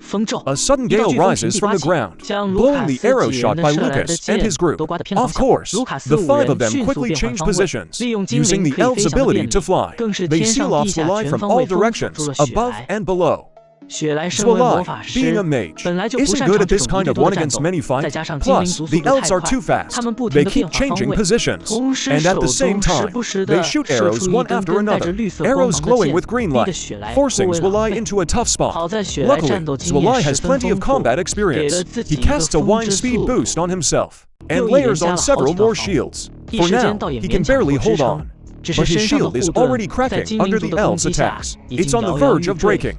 Looking at Zulai's pale face, you can tell that if this drags on, defeat is only a matter of time. Chu Chen's voice rings out, deep in Zulai's soul. Zulai doesn't flinch, and acknowledges it in his mind. He dodges, avoiding an arrow shot by Lucas, then uses his shield to block two arrows, shot from above. While chanting, he casts the water melody spell. A tinkling sound is heard. The sound grows louder, gradually turning into the roar of surging waves. A massive amount of water gushes from Chu Chen's lake, sweeping toward Lucas. Lucas and the others try to fly up to dodge, but countless ice blades suddenly emerge from the water, covering a huge area. Even though Lucas and his group dodge frantically, many of them are still hit by the ice blades.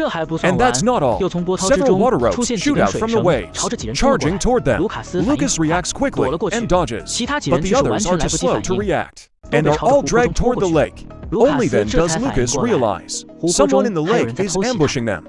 He quickly fires several arrows. The remaining ones, the two elves on lookout in the distance, also rush over, trying to help the others cut the water ropes, but it's all in vain.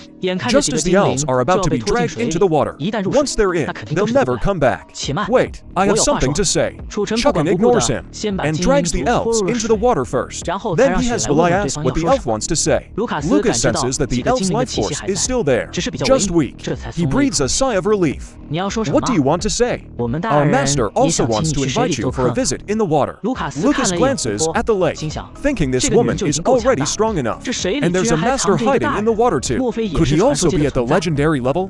Sir, you live in seclusion in this lake. We shouldn't have disturbed you, but the Elf King recently ordered us to quickly clear the desert, so we had no choice. If we've offended you, please forgive us. Do you think bringing up the Elf King will make our master spare you? Zulai sneers sarcastically. No, I just believe the master wouldn't want to make more enemies. In truth, our king's goal is just to prevent any unexpected trouble in the desert. If you, sir, are willing to register with our elf clan and maintain communication with us, our elf clan is also very peace-loving. This was something Chu Chen hadn't expected, that the elf clan would actually try to win him over. He wondered what their purpose was. Chapter 24, The Secret of the War of Faith. If I just kill all of you right now, that would probably be safer. Chu Chen spoke directly to Callus. Callus heard the voice coming from his soul. His body trembled. Sir, we may be as weak as ants in your hands, but above us, there are two legendary beings who lead us. They might find us through a tracking scroll, and if they clash with you, sir, that wouldn't be good. Are you threatening me? Chu Chen's tone turned cold. No, I wouldn't dare. It's just that our elf clan loves making friends. We really don't want to be enemies with a powerful being like you. Callus lowered his posture, but his face showed no panic. Chu Chen was still uncertain. How could the elf clan's attitude change so suddenly? Even if they feared his strength, to the elf clan, legendary beings were only considered experts, not to the point where they lower themselves so much, just to curry favor. Zulai, seeing Chu Chen silent for so long, seemed to understand something. She spoke up to suggest, Sir, the elf clan has always been known across the races for cherishing peace. Why don't we talk with them? Maybe we can become friends. Hearing Zulai's words, Chu Chen decisively released the several elves he had trapped in the water. The two beside Callus helped each of them up. Callus bowed deeply and said, Thank you for your mercy, sir. And I apologize for our earlier rudeness. Tell me, what exactly do you want? Callus hesitated for a moment, then smiled and said, This matter, I am not qualified to discuss with you, sir. Please allow me to notify the leader in charge of this matter, Black. Let him come and negotiate with you. Chu Chen thought it over, Whether he killed them or not, those two legendary beings would still find this place. He and Swalai definitely couldn't handle legendary level experts, so he might as well play along and pretend to be legendary to see what the elf clan was really up to. Alright, send a message now. Have him come over to talk. Callus took out a communication scroll. After relaying the situation here, the scroll burned up and self-destructed. Chu Chen no longer paid attention to Callus and the others. Swalai, however, was quite interested and chatted with Callus and his group, taking the chance to gather some information about this continent, truly worthy of being the divine demon continent. It's really chaotic. Swalai learned that this continent had all kinds of beliefs, forming various different factions. Race wasn't even the biggest factor in dividing power. Although the Holy Temple of Light, which believes in the God of Light, is the largest force on this continent, others, such as the Elf Clan, who believe in the God of Nature, the Filth Temple, who believe in the God of Death, the Beast Clan, who believe in the Beast God, and the Goblin Clan, who believe in the God of Wine, all have considerable power. They're just lying low for now. As the two chatted, a green light flashed across the sky, and a figure appeared on the lakeshore. This was also an elf, but with a slender build and a handsome face, extremely elegant and refined. Chu Chen also condensed a water figure and stepped out of the lake. So you must be the expert Callus mentioned. My name is Black. Greetings to you. Black, with graceful poise, bowed deeply to Chu Chen, and then flashed a charming smile at Swalai. Chu Chen also replied, My name is Chu Chen. Please forgive me, my body is a bit inconvenient, so I can only meet you in this form. Blake smiled and waved his hand, signaling that it was no problem, but in his heart, he thought, what inconvenience! This water clump is incredibly lifelike. Even its expressions and movements are vivid. Clearly, he's showing off his power. The king of our clan has always been willing to coexist peacefully with the creatures of the desert. Many of the extraordinary beasts in this desert have received favors from the martial king, but I never expected to find a strong person like you here. I've also long heard of the elf clan's great name. This year is actually the first time I've seen a real elf, truly as beautiful as the legends say. Chu Chen thought, not counting the two dead elves. After some mutual flattery, Blake finally revealed his purpose. Actually, it's like this. Before long, this continent might experience a chaos that affects the entire continent. My elf clan has always loved peace, and doesn't want the eastern continent to also fall into chaos. So we want to reach a consensus with strong people like you to jointly maintain the hard-won peace and tranquility of this continent. May I ask what kind of consensus you mean? And what do you need from me? It's very simple. Regularly exchange information with the elf clan, and when the elf clan needs help, you can lend a hand. Of course, we won't ask for your help for free. We will pay you accordingly, based on the difficulty of the task. Chu Chen listened and put on a thoughtful expression. In fact, what Blake said was indeed worth his serious consideration. Falling out with the elf clan right now would definitely not be a wise move. He didn't yet have the strength to fight the entire clan yet, but he had killed Grundy and Alexis of the elf clan. The elf clan would eventually find out. When that time comes, he would surely have a battle with them. For now, he'd just get through this first. Chu Chen decided to temporarily play along with the elf clan and quietly grow stronger.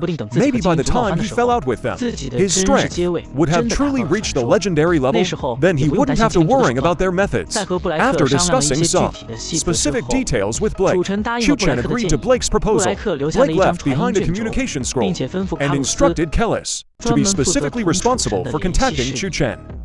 Though it was called being in charge of contact, it was actually a form of surveillance. Chu Chen could guess that for the next period of time, he would definitely face all kinds of open and covert investigations from the elf clan. But he wasn't worried about that. He was a transmigrator and had never left this land since he arrived. No matter how the elf clan investigated, they would never be able to discover his origins. After Blake and Callus left, Chu Chen looked at Swalai and asked, Were you thinking of something just now? Swalai nodded and said respectfully, Sir, you may not know this. In a place like the Divine Demon Continent, there is a war of faith every 1,000 years. It lasts about 100 years. Whoever wins will have the right to preach on this continent for the next millennium.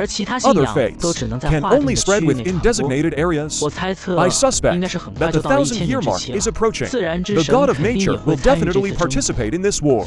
That's why the elf clan is clearing this desert, on one hand, to remove the pieces placed by other factions, on the other hand, to win you over. A powerful expert like that A battle for faith? Then aren't they afraid that I might be sent by another faction?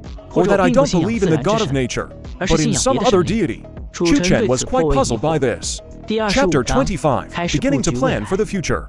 Whence will I heard Chu Chen's question? She couldn't help but doubt her earlier judgment. After all, matters of faith competition, at the legendary level and above, were an open secret. How could Chu Chen not know that? But she still didn't dare to ask further. Instead, she patiently explained, when you formally join any faction, you must be recognized by the deity they believe in. And if you harbor a different faith, the deity will absolutely be able to sense it. Chu Chen finally understood. No wonder the elves were so at ease with him. It was simply because they didn't need his help yet. When they truly needed him to take part in some major elf affair, they would naturally force him to undergo testing. A creature suspected to be at the legendary level wasn't much of a threat to them. So, are there no faithless beings in this world?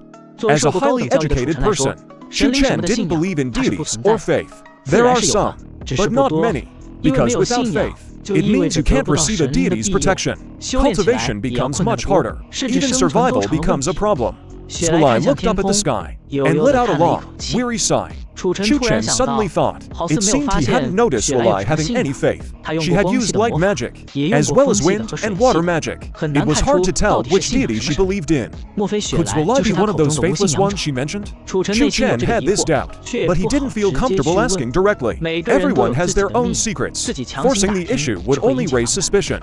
Sir, can I leave now? I'm badly injured and haven't recovered yet. After several forced battles, my injuries have worsened. If I don't get treatment soon, I'm afraid it'll be hard to fully recover. Swalai looked pitiful and asked cautiously. Chu Chen was silent for a moment. He sensed Swalai's condition and found that her situation was truly dire. Oh well, she has helped me quite a bit. I'll repay her some. Chu Chen's blessing skill had finished cooling down. Although for Swalai's condition, it wasn't the most effective, it was still better than nothing. Using the skill, blessing, a soft white light shone towards Swalai. Swalai initially wanted to dodge, but the moment the white light touched her, she instead felt a sense of warmth. She actively moved into it. Last time, she was unconscious, passively receiving the blessing. This time, she was fully awake. Swalai felt as if she had returned to her mother's embrace. It was so warm and comforting. The fatigue in her body and mind gradually faded. Minor injuries were slowly healing. It lasted about 15 minutes. The blessing ended. The white light disappeared. Swalai actually felt a little reluctant. I can only heal you to this extent for now. You can go. Farewell, if fate allows. She glanced at the lake. Swalai's heart was complicated. She involuntarily recalled the scene of their first meeting, and all the days they had fought side by side. Swalai bowed and then turned to leave, but a special feeling gradually grew in her heart. She felt as if this place had become her home. After walking a great distance, Swalai finally broke free from that homesick feeling. She snapped out of it. She couldn't help but curse Chu Chen for being so cunning. He had almost fooled her. But Chu Chen had no idea that his good intentions had earned him a silent curse. For now, one matter has been temporarily resolved. It's also time for him to take a good look at himself, and then plan his next steps forward. Originally, the plan was to kill the elf clan members behind the beast tide. The energy points earned from that would have been just enough for him to level up twice in a row, reaching Leave 9. But plans never keep up with changes. That path is no longer viable. This time, he also learned the secret of the War of Faith in the Divine Incontinent. No doubt it will be a bloody storm when the time comes. He needs to prepare early for that. It's still more convenient to have his own power base. With Chu Chen's current identity as a lake, many things are very difficult to handle. If he tries to develop in secret, the pace will be far too slow. But this desert is already sparse in races. The largest scale magical beasts have already been controlled by the Elf Clan. The Waste Clan is also under the Elf Clan's surveillance. There are only about a dozen Waste Clan members, and they are all weak in strength. Chu Chen spent an entire day analyzing his current environment, the challenges he would face, and possible development strategies. Finally, he came up with a rough outline. The Divine Incontinent is extremely vast in area. As someone weak, his chances of catching the attention of the big shots are very small. At most, someone like Blake might notice him, but even they cannot discover his true body's location. So his top priority right now is to quickly develop a small-scale force to act as his spokesperson. Dealing with external powers, he can win over those obscure or struggling small races, making them serve him. They can earn energy points for him to level up. So where should he start to break the ice? The Waste Clan should have been the best choice. But right now, the Waste Clan members have been sent by the Elf Clan to oversee the Beast Tide, and are under the Elf Clan's surveillance. Who knows how many of them will survive after this Beast Tide is over? By that calculation, it seems the only other race he can currently reach are those ordinary beasts. Beasts and magical beasts, though both animals, are basically two different races. Magical beasts are born with bloodlines, able to absorb spiritual energy and cultivate, but most beasts have thin bloodlines, unable to absorb spiritual energy. Only a very few beasts can activate their bloodlines by chance, learn to absorb spiritual energy, and gradually grow into magical beasts. This Beast Tide has also hit the beasts pretty hard, but fortunately, the Beast Tide's main target isn't them, and beasts are extremely numerous. So some of the smarter ones have survived. Right now, by the lake, quite a few beasts have already gathered. The dense spiritual energy here is more attractive to them than delicious food. Chu Chen plans to try first, and see if he can help those beasts activate their bloodlines. If it works, it means he'll have a powerful weapon, enough to let him, in a very short time, build a major force. On one hand, this can strengthen his subordinates' power. On the other hand, those magical beasts with strong talents can be specially trained. Ordinary magical beasts, once they've gained some strength, can be chosen to be devoured. That way, he can quickly earn energy points. But before the experiment, he needs to make some selections. He summons the Waste Clan members over. Gordon is dead. The leader of these dozen or so people is now Talon. Chu Chen instructs Talon to go near the lake and find some of the stronger and smarter beasts. Although the Beast Tide hasn't ended yet, with the Elf Clan's orders, within 1,000 meters of the lake, it's still very safe. Because of this, quite a few wild beasts have gathered here. Catching wild beasts is second nature to the wilderness tribe, especially since these dozen or so people have all reached the mortal realm. Mere beasts are no challenge at all. In just half a day, these dozen people caught dozens of carefully selected wild beasts. Chapter 26, Success. The beginning of an ambitious plan. Looking at the wild horses, wild cattle, and deer before him, Chu Chen felt a bit overwhelmed. Just under the pressure of Tyrant's 4th-level mortal realm aura, these beasts were already trembling in fear. Can these really be trained into magical beasts? Chu Chen had no confidence in his heart. Let's try for a week. If there's absolutely no effect, we'll have to find another way. Chu Chen transported the refined, spirit-rich water into pits dug on the shore beforehand. Then he had Tyrant drive the beasts into them. Actually, driving wasn't necessary. The moment these beasts saw the spirit water pit, a deep longing erupted in their eyes. Now they rushed into the water pit eagerly. Chu Chen observed the condition of these dozens of beasts while replacing the spirit water as needed. After an afternoon, half of the beasts could no longer absorb any more spiritual energy. They had reached saturation. Chu Chen drove them out. By evening, only a wild horse and a deer could still passively absorb spiritual energy. Out of over 20 beasts only to remain, they completed the first stage of spiritual energy cleansing. Getting them to learn to absorb spiritual energy on their own would be even harder, but since the first step was taken, there's no way to give up halfway. By midnight, all the beasts had absorbed spiritual energy to saturation. So, Chu Chen had Tyrant and the others drive the beasts to run quickly along the lake's edge, exhausting their stamina. They ran until dawn. The beasts collapsed from exhaustion on the shore. At that point, Chu Chen prepared spirit water for them again, letting them enter it. This continued for a month. During this time, 10 beasts stopped making any progress. Halfway through, Chu Chen had to give up on them. The remaining dozen or so, though the spiritual energy they absorbed decreased daily, at least didn't stagnate. Until a full month later, the wild horse that lasted to the end could no longer absorb spiritual energy. Chu Chen finally stopped this period of brutal training. During this time, the beasts had mixed feelings of love and hate toward Tyrant and the others. The allure of spiritual energy was too great, but Tyrant and the others chased them every day, running all night long. and they were truly exhausted. Yet it was this high-intensity training that pushed their bodies to extreme fatigue, so that after being stimulated by spiritual energy, their bodies could actively absorb it. Otherwise, if left to soak in the spirit water, very little spiritual energy would enter their bodies. Now these dozen or so beasts far surpassed ordinary wild beasts, especially the wild horse and the deer. They were just one step away from becoming magical beasts. What remained was to activate their bloodlines and learn to absorb spiritual energy from the world on their own. But that step was something Chu Chen couldn't help with. They had to rely on themselves. However, Chu Chen had one last trick to give them a final boost. That was the once-a-month use of the blessing. Chu Chen called Tyrant and the others over. These wilderness tribe members had worked hard recently, helping Chu Chen train the beasts, but they cultivated the power of the elements. Chu Chen's spiritual water could no longer provide them with power. The blessing skill had no limit on the number of people. So this time, he called them all together for a large-scale blessing. A dozen wild beasts stood together with a dozen wastelanders. Over this period, the wastelanders and these beasts had grown quite familiar. They all waited quietly among themselves. Then a white light spread from the lake and fell upon the beasts and the wastelanders. The wastelanders were already Chu Chen's loyal followers, so naturally they received the most benefits. Many people's auras rose steadily, and all successfully broke through.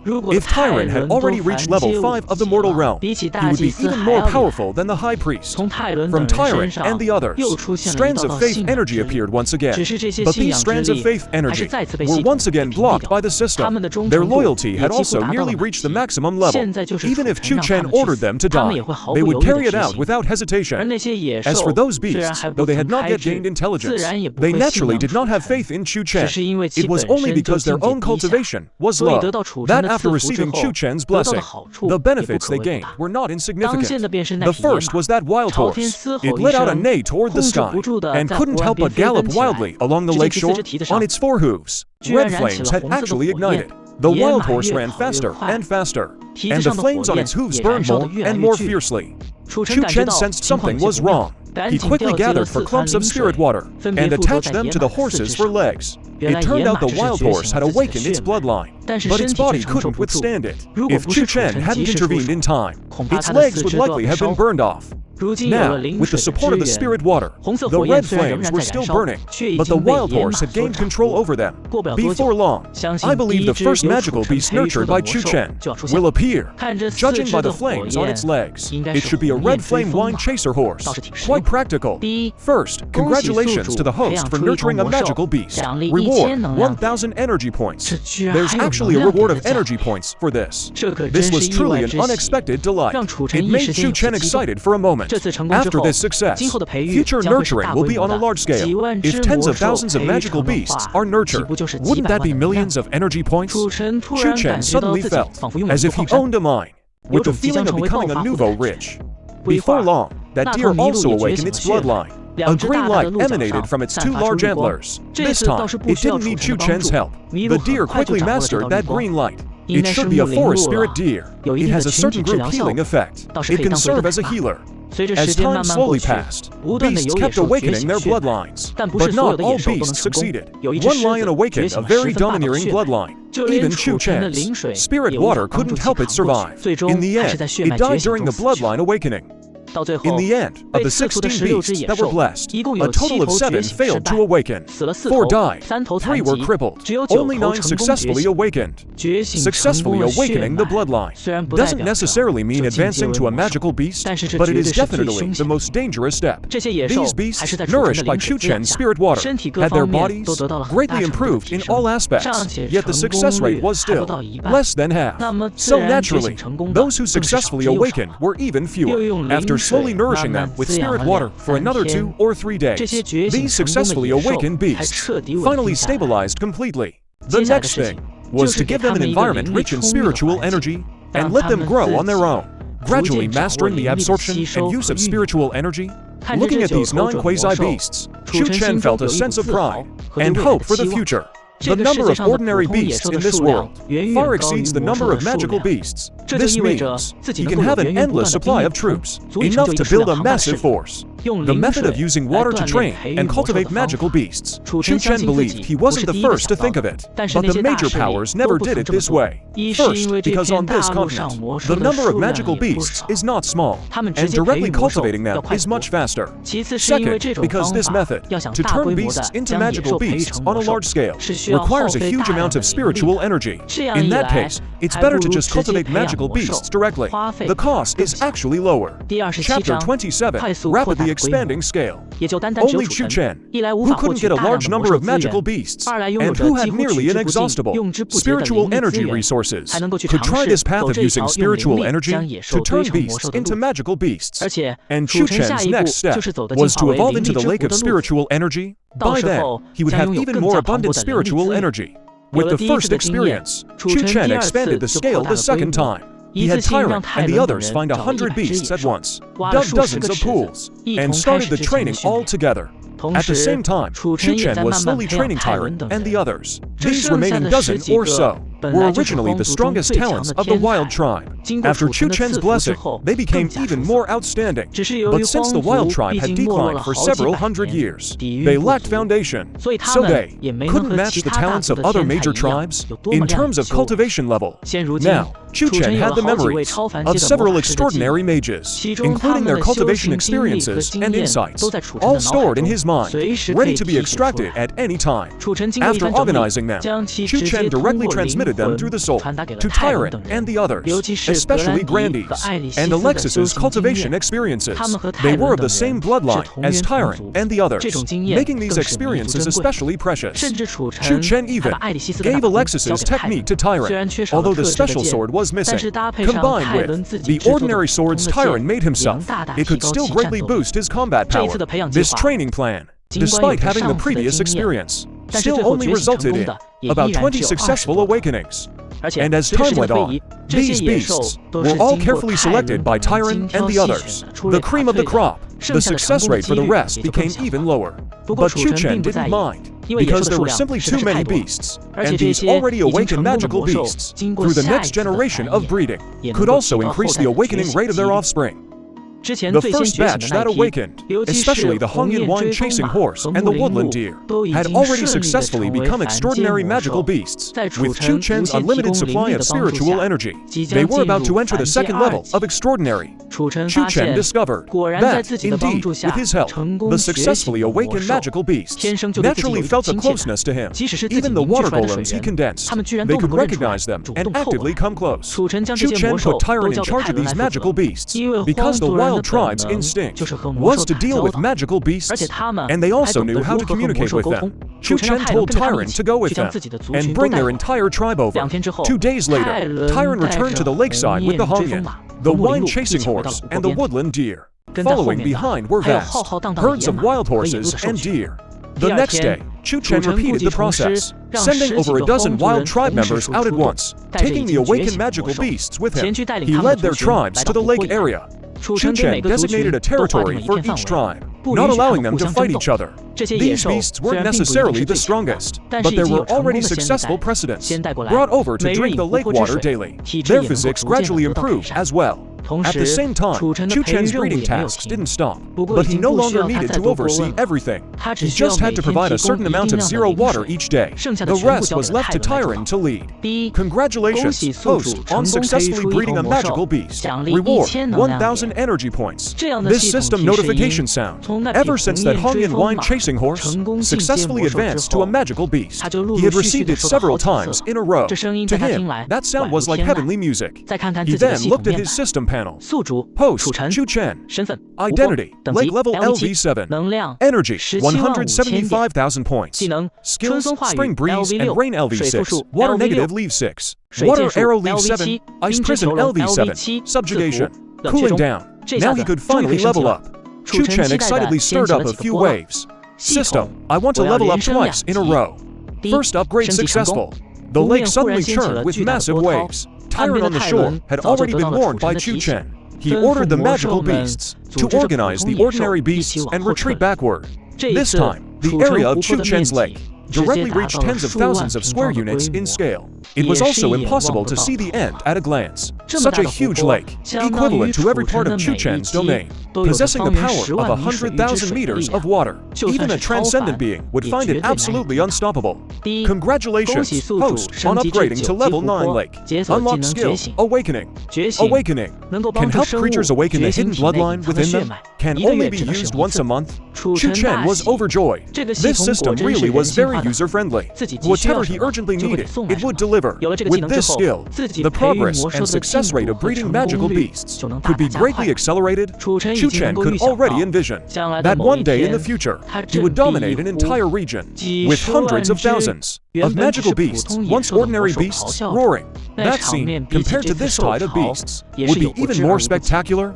But how to breed magical beasts without being discovered by the elves and other forces? That still required careful planning by Chu Chen.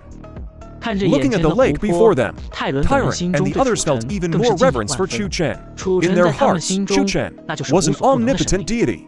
When Tyrant and the others knelt down, piously worshipping Chu Chen, the magical beasts behind them, though they didn't understand what it meant, still imitated them, prostrating on the ground. An even greater power of faith gathered upon Chu Chen, then dissipated into the heavens and earth. Just then, at another location in the desert, a very kind-looking middle-aged man was treating the wounds on a demon tiger. Though this demon tiger was at the transcendent level, in this man's hands, it was as docile as a lamb. Its massive mouth, bigger than a human head, opened wide, allowing the man to pull out a bone stuck in its mouth.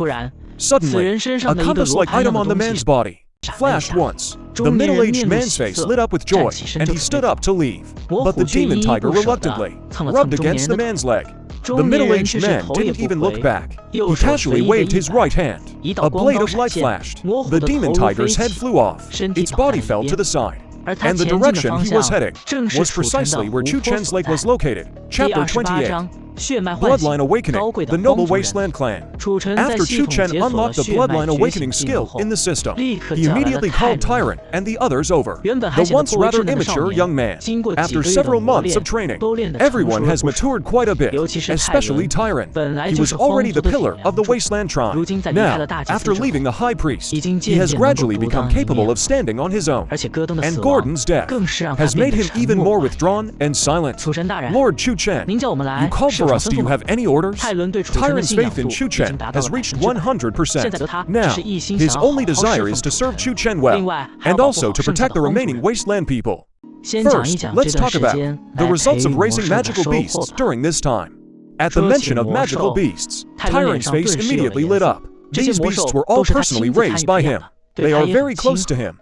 He treats these magical beasts as if they were his own children. Reporting to Lord Chu Chen, over the past 2 months, we have bred a total of 56 magical beasts. Among them, 2 are 3rd-tier mortal grade beasts, 18 are 2nd-tier mortal grade, and 30 are 1st-tier mortal grade. Beasts of this level aren't of much use to Chu Chen, but every beginning is hard. Besides, Chu Chen now has awakening skills. The next breeding session should yield exponentially more. For now, stop the magical beast breeding work. There's a task I need all of you to complete together. Lord Chu Chen, please speak. We will definitely get it done. Tyrant and the Wasteland people behind him said devoutly, I know that you Wasteland people were originally the ones in the Elf tribe, specifically responsible for breeding and training magical beasts. I wonder, how much of that skill do you still have now? Tyrant hesitated at this question. He turned back and exchanged glances with his people, then said, We've been away from the Elf tribe for too long. According to the elders, most of the knowledge was left behind with the elves. What we brought out was mostly passed down by word of mouth from our predecessors. But the younger generation hasn't lived up to expectations. Our strength is too weak. We haven't been able to learn all the skills. What remains now is very little. If you don't know anything, that makes things difficult. I have no experience training magical beasts either. Chu Chen frowned inwardly. But he still didn't give up. He wanted to see just how much the Wasteland tribe could do. So, can you still train magical beasts for coordinated combat and such? Tyrant scratched the back of his head. He shook his head and said, We only know some basic raising, combat training, because we haven't had a chance to use it for so long. We never learned it. Chu Chen's heart sank. Without specialized personnel, who can train them? No matter how many magical beasts I breed, they'll just be a rabble. It's hard to form a strong fighting force. Seeing that Chu Chen remained silent for a long time, Tyrant spoke up tentatively, a bit afraid.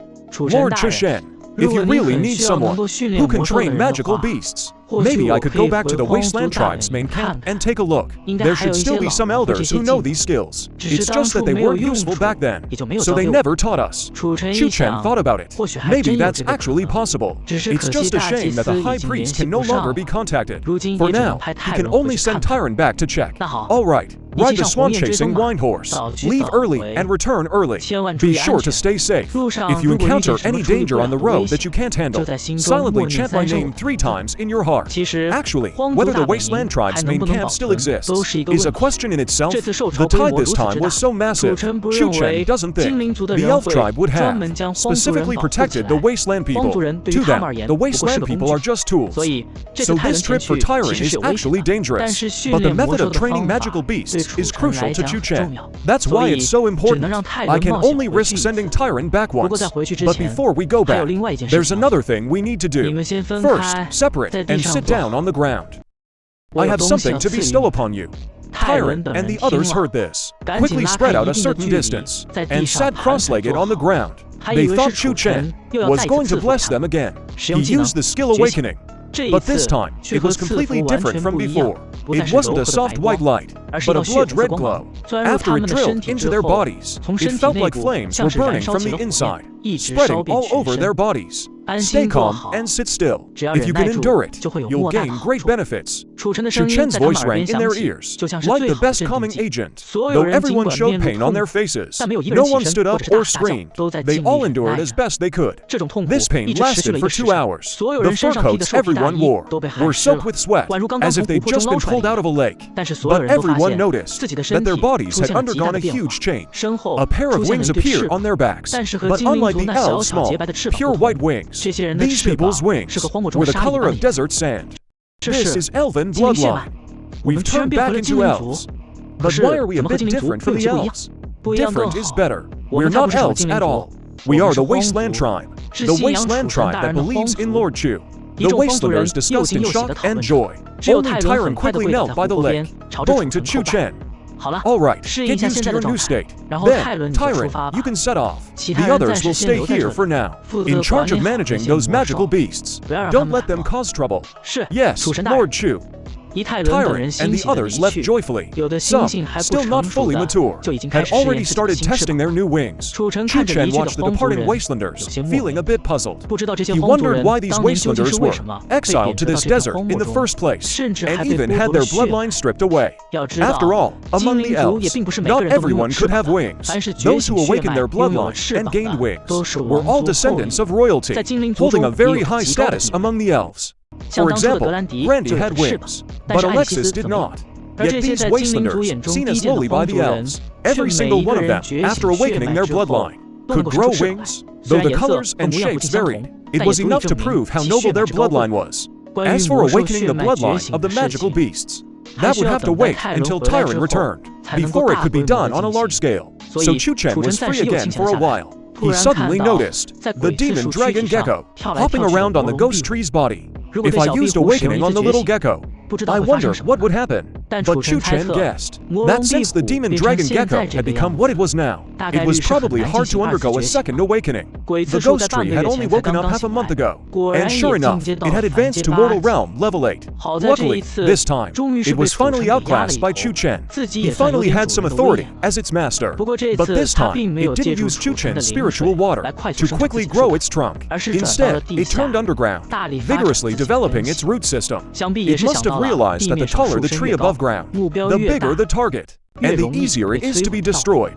Chapter 29, The Arrogance of the Holy Light Temple.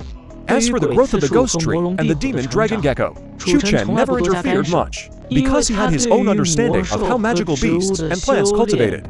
He was completely clueless to begin with, and on top of that, both of these are mutated species. If he rashly interfered, it might backfire. It's better to just let them decide on their own. Chu Chen is only responsible for providing as much help as possible. Also, at critical moments, he just needs to offer some of his own advice.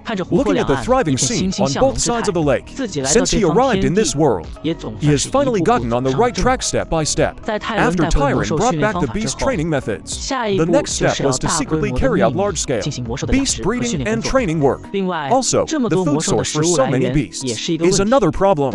When the time comes, there will inevitably be some conflicts with other beasts belonging to the elf tribe, so he also needs to extricate himself as much as possible, diverting the elf tribe's attention away from him. When he had nothing to do, Chu Chen liked to follow the ripples stirred by the breeze, to observe the squid in the water plants on the shore, and the beasts on the land. It was a world full of diverse creatures, at least it seemed that way. However, how could these low-level creatures ever realize that they were merely slaves for the gods to harvest faith, batch after batch, fought over by different deities?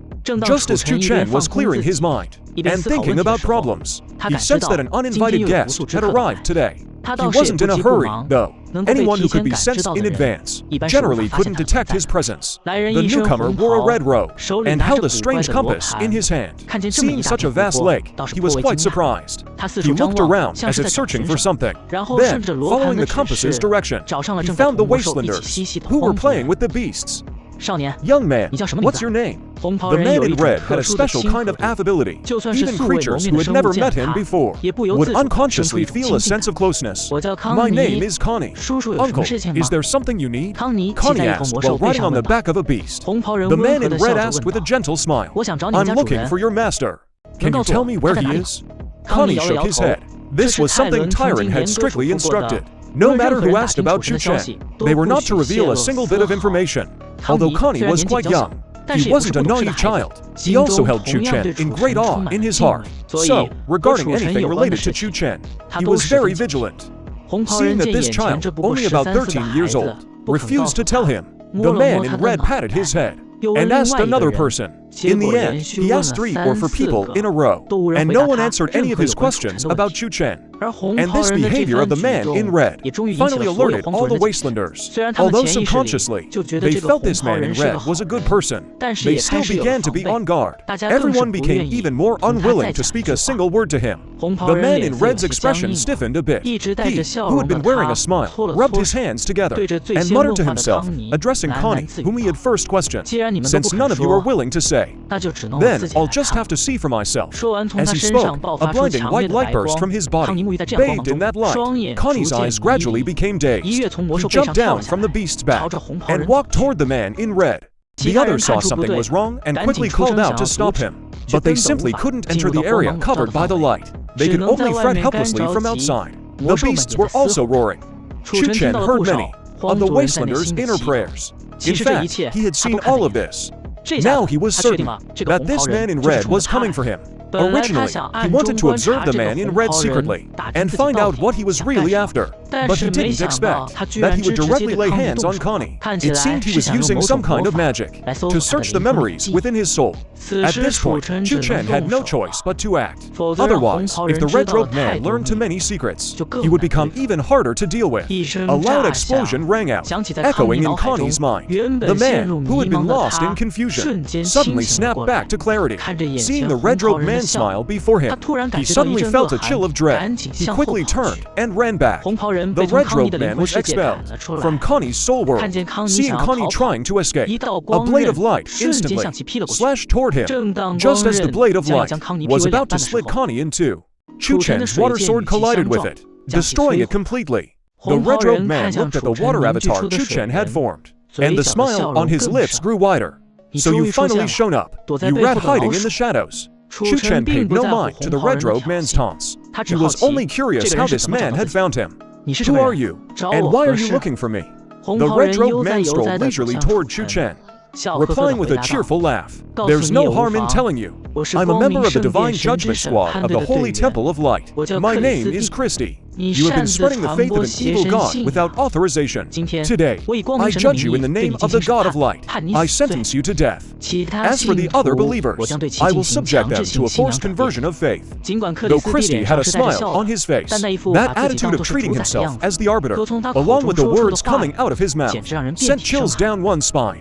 What do you mean by a forced conversion of faith? Naturally, those who can be changed, I change. Those who can't, I make them disappear under the light. Christy glanced at the compass in his hand and continued with keen interest. I'm quite curious. how you or the god behind you managed to temporarily block the power of faith. Although I found this place using the faith compass, I can't sense even a trace of faith's aura. Could it be that your god is already dead? Chu Chen looked at the compass in his hand. It was something very similar to what a feng shui master from his past life would carry. He never expected that such an item in this world would have such a miraculous function, actually able to locate the position of faith power, because there is no god here at all, and no so-called faith. You must have made a mistake. Impossible. This is the High Inquisitor's order. And the faith compass never makes errors. Even if it were wrong, you just have to blame your own bad luck. Under the light, no darkness is allowed to exist. You followers of dark faith, prepare to face the judgment of light. As Christie finished his last word, a scroll appeared in his hand.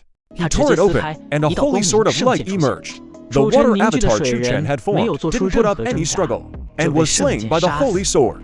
Looking at the puddle of water on the ground, Christie's smile faded from his face. Suddenly, thousands of ice arrows burst forth from the lake, a sight that made one's scalp tingle. Seeing these ice arrows, Christie immediately knew something was wrong. He quickly tried to distance himself to escape, but to his surprise, he was frozen in place by an overwhelming aura. When that aura faded, his limbs were tightly bound by 4 water ropes. His usually calm and carefree, smiling face was finally filled with terror. He began chanting incantations, and a ring of light gradually formed before him. Then, how could Chu Chen give him time to finish chanting? Thousands of ice arrows shot toward him instantly. That unprepared ring of light barely held for a moment, before shattering immediately. When the noise subsided, Christie was already riddled with holes. His body was completely torn apart. Chapter 30, Byron's plea for help. He devoured Christie's body. However, the Transcendent Level 8 system rewarded 10,000 energy points. For Chu Chen, that was just an appetizer. The soul and brain matter were also handed over to Ghost Count and the Demon Dragon Shield.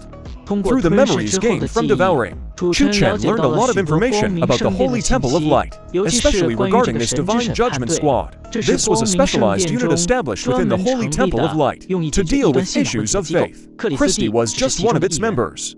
He also figured out how Christie had been able to find his location. It turned out to be because the Holy Temple of Light had created a compass capable of detecting the power of faith between heaven and earth. It could, within a certain range, sense the presence of faith energy.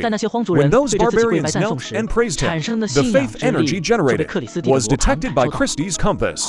Fortunately, Chu Chen's system could block the faith energy, so Christie only got a vague location.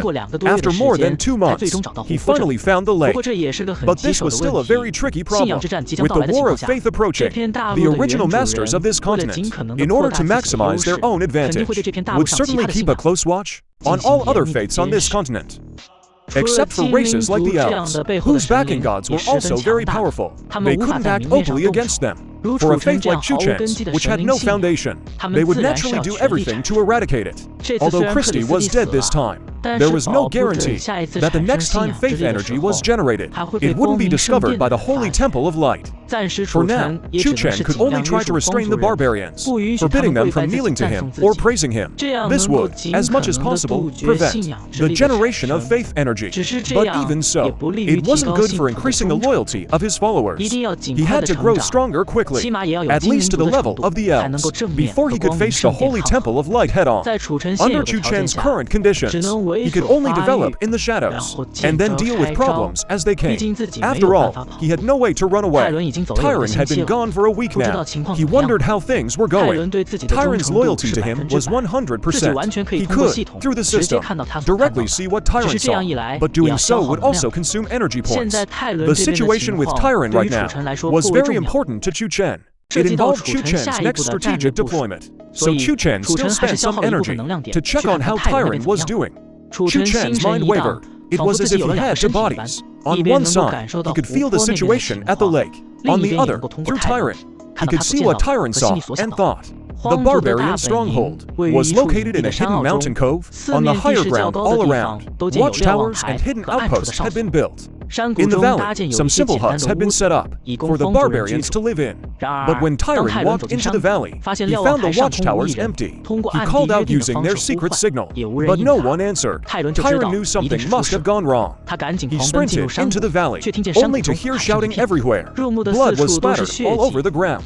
Many houses had collapsed to one side. On the road, there were barbarians whose faces had been torn beyond recognition. In the valley, many barbarians were still running for cover. Chasing them were several cunning hellhounds. Hellhounds were a type of magical beast that Chu Chen had encountered not long after arriving in this world. The first beast he ever hunted was a hellhound. They were extremely evil and cunning creatures. They treated the barbarians like playthings, chasing them all over the valley. From time to time, it would use one of its heads to bite off the head of a fleeing wastelander. Chu Chen could feel the anger burning inside Tyron. But there were 5 hellhounds here in total, all at level 7 and 8 of the Vanji realm. And Tyron, after his bloodline awakening, was barely at level 6 of the Vanji realm. This battle looked like it would be a close call. Tyron didn't hesitate, but he didn't act rashly either. Instead, he took the bow and arrows from his back. The sword that Chu Chen had given him was forged from the bones of other magical beasts. He hid behind a house and quietly aimed at one of the hellhounds bearing its twisted fangs as it lunged toward a fallen wastelander child. Just as the hellhound stench reached the child's nostrils, Tyron made his move. That arrow flew like a shooting star. Before the hellhound could react, one of its heads was pierced through. It turned its other head to search for the enemy who had ambushed it, but just as it turned halfway, another arrow arrived in a flash. Both heads were pierced clean through by the 2 arrows. This hellhound, which had been so ferocious, chasing the wastelanders moments ago, collapsed in a pool of blood. The other hellhounds heard the commotion and immediately looked over. When they saw their companion dead, they were shocked.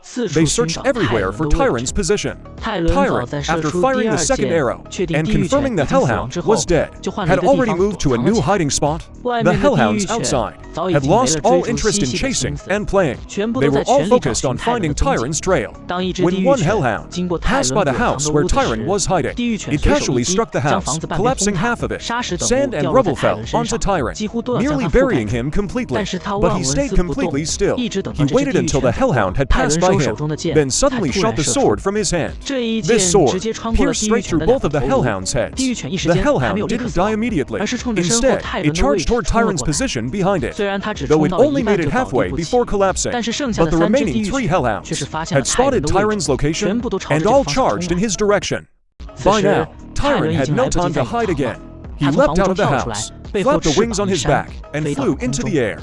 Using his aerial advantage, Tyron fired 3 arrows in quick succession, killing another hellhound. But he couldn't dodge in time, and was hit by attacks from the other 2 hellhounds at once. He fell to the ground. Tyron, now on the ground, had no strength left to fight. He could only call out to Chu Chen in his mind. Chu Chen had actually been waiting for his call. Seeing that Tyron could no longer hold on, he used the system's divine descentibility, which only 100% loyal followers could use. Tyron felt a lightness in his soul. His body began to move beyond his control. He felt like a bystander, watching his own body stand up. Then, with a wave of his hand, several ice blades appeared out of nowhere, pinning the 2 hellhounds to the ground. Take care of this quickly. Bring all the remaining wastelanders over here. Chu Chen gave a brief order, then returned control of the body to Tyron. Chapter 31, bringing back the beast training method. The wastelanders had lost more than half their people in this disaster. Whether Tyron could find the beast training legacy was still uncertain. Chu Chen decided not to watch any longer. He couldn't put all his eggs in one basket. He returned the Star God to the lake.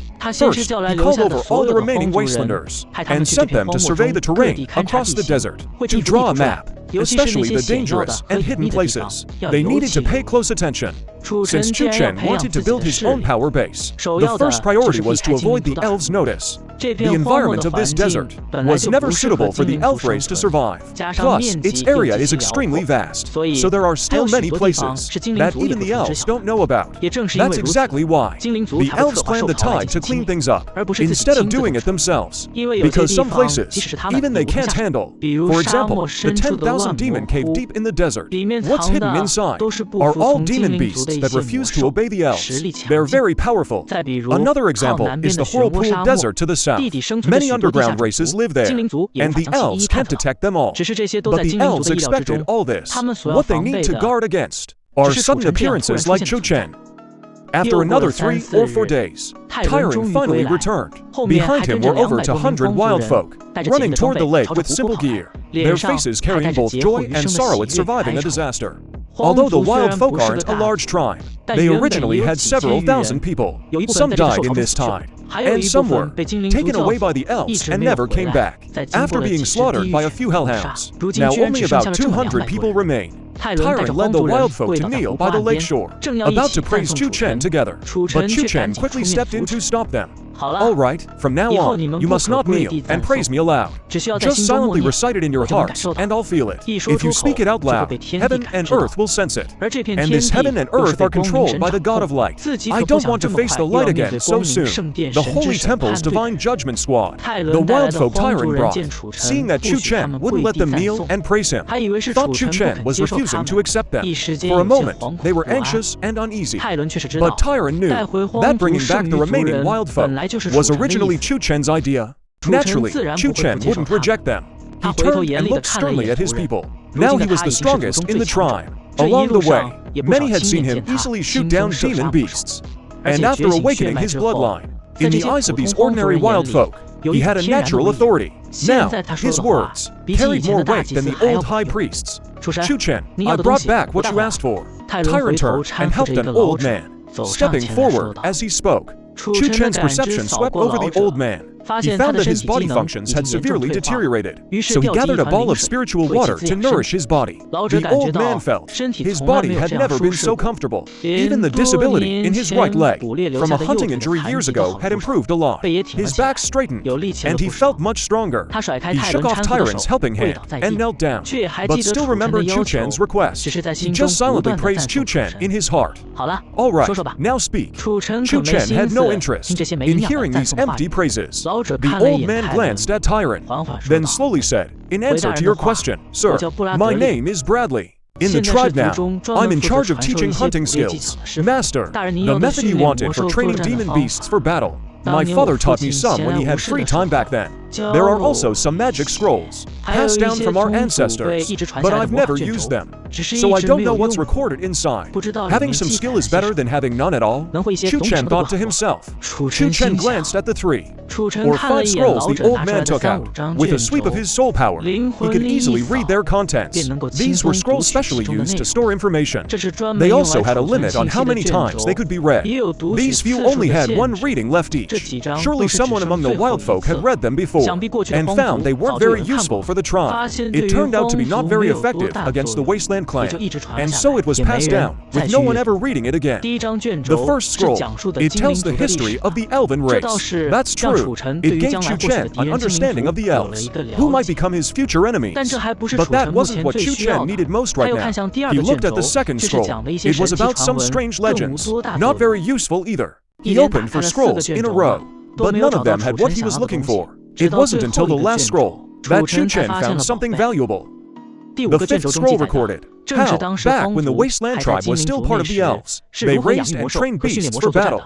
It also recorded several beast battle formations, which were extremely powerful. Good. These scrolls are all very useful. I'll pass on the methods for training beasts to both you and Tyrant. The 2 of you will be responsible for teaching everyone else. I require that all royal members learn how to train beasts. After that, I'll give you an even bigger task. Chu Chen transferred the methods for raising and training beasts to Bradley and Tyrant. He told them to start preparing immediately and spread the knowledge to everyone. In the future, the beast army will number at least 10,000, with only a few hundred wastelanders handling breeding, training, and combat duties. They barely have enough manpower. The day Tyrant and the others returned.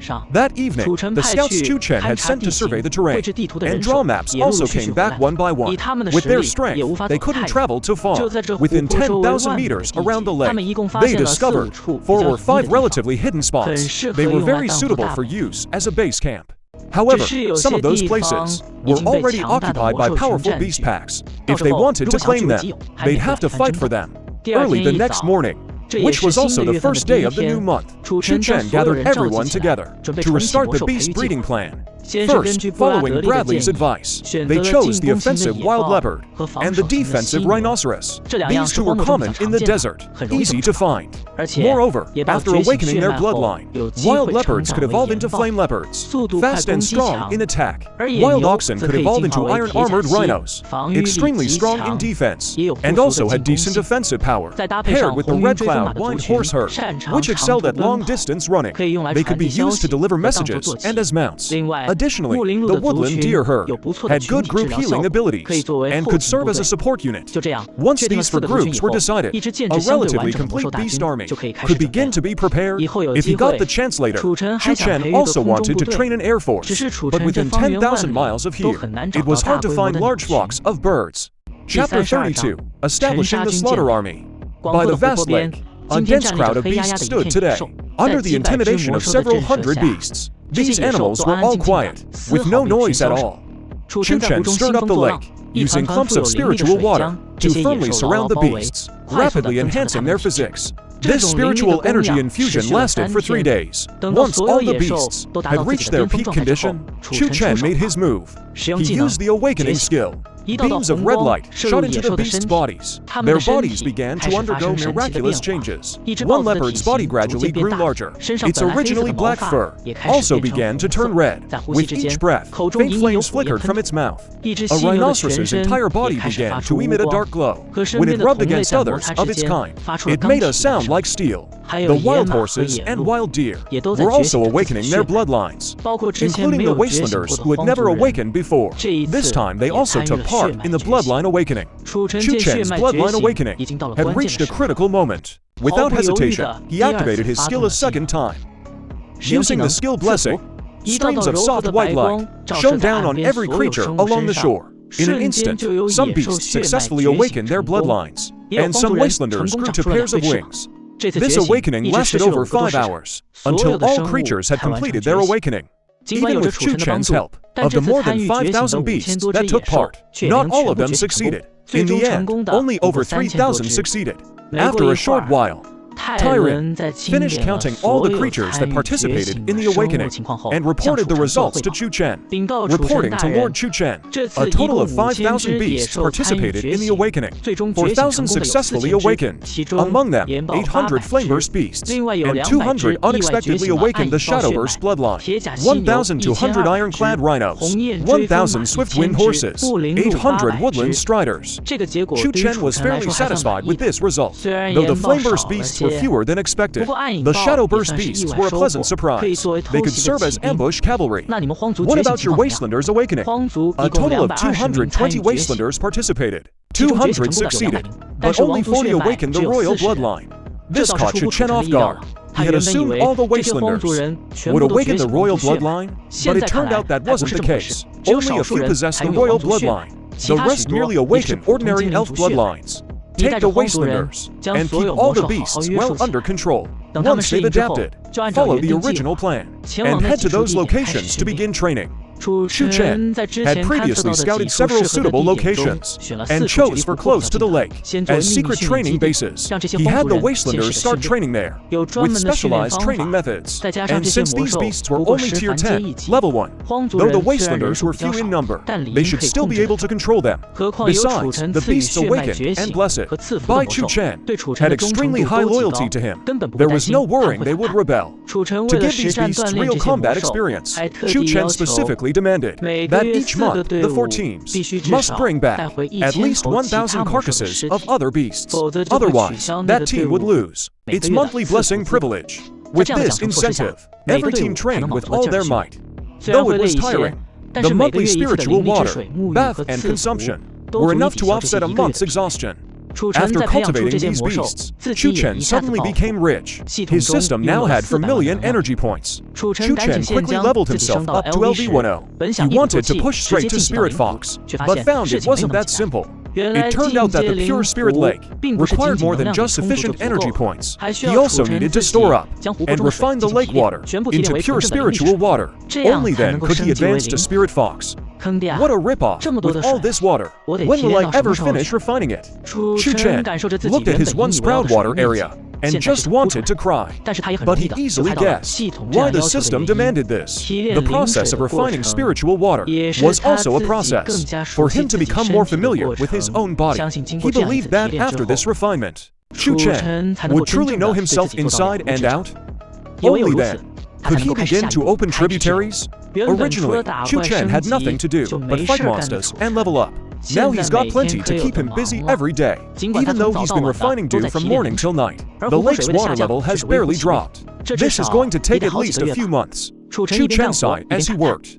A few months was still something he could afford to wait. After all, training the demon beasts also takes time. During this period, he also upgraded all his skills to max level. When he got tired of refining dew, he started figuring out how to combine these skills. He actually managed to develop several combos. Their power had increased compared to before. Before he knew it, 2 months had passed. Winter had arrived in this world. It doesn't snow in the desert during winter, but the wind is strong and bitterly cold. The 4 demon beast armies sent out for training over these 2 months had all successfully completed the tasks Chu Chen assigned. Although there were some losses among the demon beasts, quality matters more than quantity. 1,000 elite soldiers are far more powerful than 2,000 beasts from the court. The demon beast corpses they brought back were first enjoyed by the ghost counter and the demon dragon gecko, and then thrown into the lake for Chu Chen to devour. 8,000 demon beast corpses in 2 months. The cultivation levels of the ghost counter and the demon dragon gecko shot up rapidly. Now the ghost counter has caught up to Chu Chen, reaching mortal stage level 10. The demon dragon gecko is right behind at mortal stage level 9. The original 4,000 demon beasts now number just over 3,000, with Chu Chen's unlimited spiritual power supply and the blessing boost. The lowest are now at mortal stage level 2, and the highest have reached mortal stage level 5. Among the over 200 Wastelanders, Tyrant was initially at mortal stage level 7, and the others were between levels 4 and 5. This is mainly because the desert environment isn't suitable for them to cultivate elements. The spiritual power Chu Chen provided wasn't much help to them, but for the demon beasts, it was like a miracle drug. However, the Wastelanders have a special method for training demon beasts, and with Chu Chen's suppression, these beasts obey every command, and absolutely dare not defy orders. After today, all the demon beasts will gather together and start training to form the Dust Slayer army. You must master a battle formation within a month. Next month, I'll see your results. After completing this month's blessing, Chu Chen announced to all the Wastelanders and demon beasts, at the same time, the establishment of the Dust Slayer army also marks Chu Chen's first step in building his own power. Chapter 33, First Expedition, Full Force. Another month of hard work. Chu Chen's lake had visibly shrunk quite a bit. To outsiders, it looked like a normal winter dry season phenomenon. When Tyrant returned with the imposing Dust Slayer army, even Chu Chen was a bit stunned. These were over 3,000 demon beasts, not 3,000 people. To train them to this level was truly impressive, especially compared to the demon beasts from the court before. Chu Chen felt even more that Tyrant and these Wastelanders were incredibly capable. It seemed he needed to invest more in them in the future. Take me as your enemy. Show me your battle formation in action. Chu Chen planned to personally test the power of this demon beast battle formation. He condensed hundreds of ice arrows. Each ice arrow had the power of mortal stage level 5. He shot them toward the demon beast army. Under a series of commands, the armored rhinos charged forward, blocking the front of the formation. The wood spirit deer behind them cast healing spells. They withstood the attack head-on. The ice arrows struck the armored rhinos iron-like hides, making a clattering sound. All the ice arrows shattered against their armor, even if a few arrows hit unprotected areas. Under the wood spirit deer's healing, they quickly recovered. Chu Chen was fairly satisfied, but he needed to increase the pressure a bit more. Let's see the power of this war. He once again conjured up thousands of warships. At the same time, countless water ropes emerged from the lake. They charged toward the Dust Slayer army. Tyrant stood calmly, directing the troops. The armored rhinos still held the front line. Behind them, the rock leopards spewed flames from their mouths. As for the swift geese and wine-chasing horses, they dashed swiftly through the ranks. They helped the other beasts fend off the water ropes. This round of attacks was still easily intercepted by the Dust Slayer army. This meant that this Dust Slayer army of over 3,000 beasts could at least withstand thousands of attacks at the 5th mortal rank. Of course, this was just a simple test. Real battlefield combat is far more unpredictable than this. Their actual combat effectiveness would still depend on real battle performance. Chu Chen had already picked their opponents for them. During the earlier survey of the area for 10,000 miles around the lake, there was a very treacherous canyon, occupied by a tribe of twin-headed snakes. There were about 1,000 snakes in total. Their strength was fairly close to that of the Dust Slayer army. However, the Snake King was a 9th-ranked mortal beast, which was quite troublesome. To the west of the lake, there was a canyon infested with twin-headed snakes. Tyrant, take your men and seize that canyon. From now on, it will serve as your headquarters. Chu Chen gave this mission to Tyrant. Tyrant immediately led the Dust Slayer army toward the canyon where the twin-headed snakes dwelt. Worried something might go wrong, Chu Chen sent the demon dragon gecko along as well. In case of any unexpected trouble, the demon dragon gecko could step in and help. The demon dragon gecko hadn't fought in a long time. This time, he finally got a mission assigned by Chu Chen, and he was so happy he jumped for joy. His size had finally grown quite a bit by now. He was starting to look a little like a demon dragon. But his personality was still like that of a 4 or 5-year-old child. Compared to Ghost Count, he was far behind. Now, Ghost Count had not only caught up to Chu Chen in cultivation, but his intelligence was also no different from that of a normal adult. However, he had been busy lately figuring out how to upgrade his Ghost Count a bit, so he rarely showed up around there. Tyrant led over 3,000 beasts on their first grand expedition, when he was still about 1,000 meters from the canyon. He didn't rush to advance further. Instead, he sent 3 shadow leopards to scout the situation. This showed the special trait of the wilderness tribe. They could communicate simply with beasts, so they could use beasts as scouts. After a while, the shadow leopards brought back news that all the twin-headed snakes were resting in the canyon. Only then did Tyrant order the Dust Slayer army to advance at full speed. Twin-headed snakes were beasts, although they no longer hibernated in winter. Like ordinary snakes, they still didn't like to move much in the cold season. Right then, they were lying on the canyon rocks, enjoying the brief warmth of the sun. Suddenly, the twin-headed Snake King seemed to sense something. It raised its body and let out a hissing sound. The other twin-headed snakes heard it, and also rose up, slithering into the shadows on both sides of the canyon. When Tyrant led his troops into the canyon entrance, most of the twin-headed snakes had already hidden in the shadows. Only a few twin-headed snakes stood upright with the Snake King, staring intently at Tyrant and his uninvited group. Tyrant didn't say much. He immediately ordered an attack. The Dust Slayer army formed a snake-shaped formation and charged into the canyon. Along the way, twin-headed snakes kept emerging from both banks, either rushing out directly or spitting deadly venom. But they were all blocked by the armored rhinos, and the venom was burned away by the rock leopard's flames. Soon, the army reached the twin-headed Snake King. The Snake King angrily lunged forward and charged at Tyrant, but Tyrant didn't meet it head-on. The snake formation instantly reverted to its original shape. No matter how the two-headed Snake King bit and spat venom from the outside, all its attacks were blocked by the many-headed beasts and the army. Two-headed snakes kept charging out from both sides of the canyon, but none could break through Chen Shaijin's formation. Tyrant, in the very center of the formation, had already drawn his bow. He was waiting for a chance to strike the Snake King a fatal blow. That chance came soon enough. The Snake King was constantly blocked outside, and finally grew enraged. It opened its massive jaws, trying to swallow an iron-armored rhino whole. But the rhino was far too large. Though it was indeed swallowed, it hindered the Snake King's mobility. Tyrant seized the opportunity and fired his arrows in rapid succession, striking the Snake King directly in the eyes. That was the Snake King's weakest spot.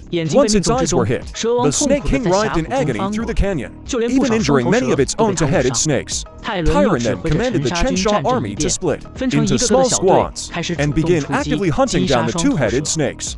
As for the now blind and frenzied Snake King, Tyrant easily pierced its vital spot with a single arrow, and it fell dead on a large rock in the canyon. The demon dragon gecko had been following the whole way. At first, seeing how fierce this two-headed snake was, it had been itching to join the fight.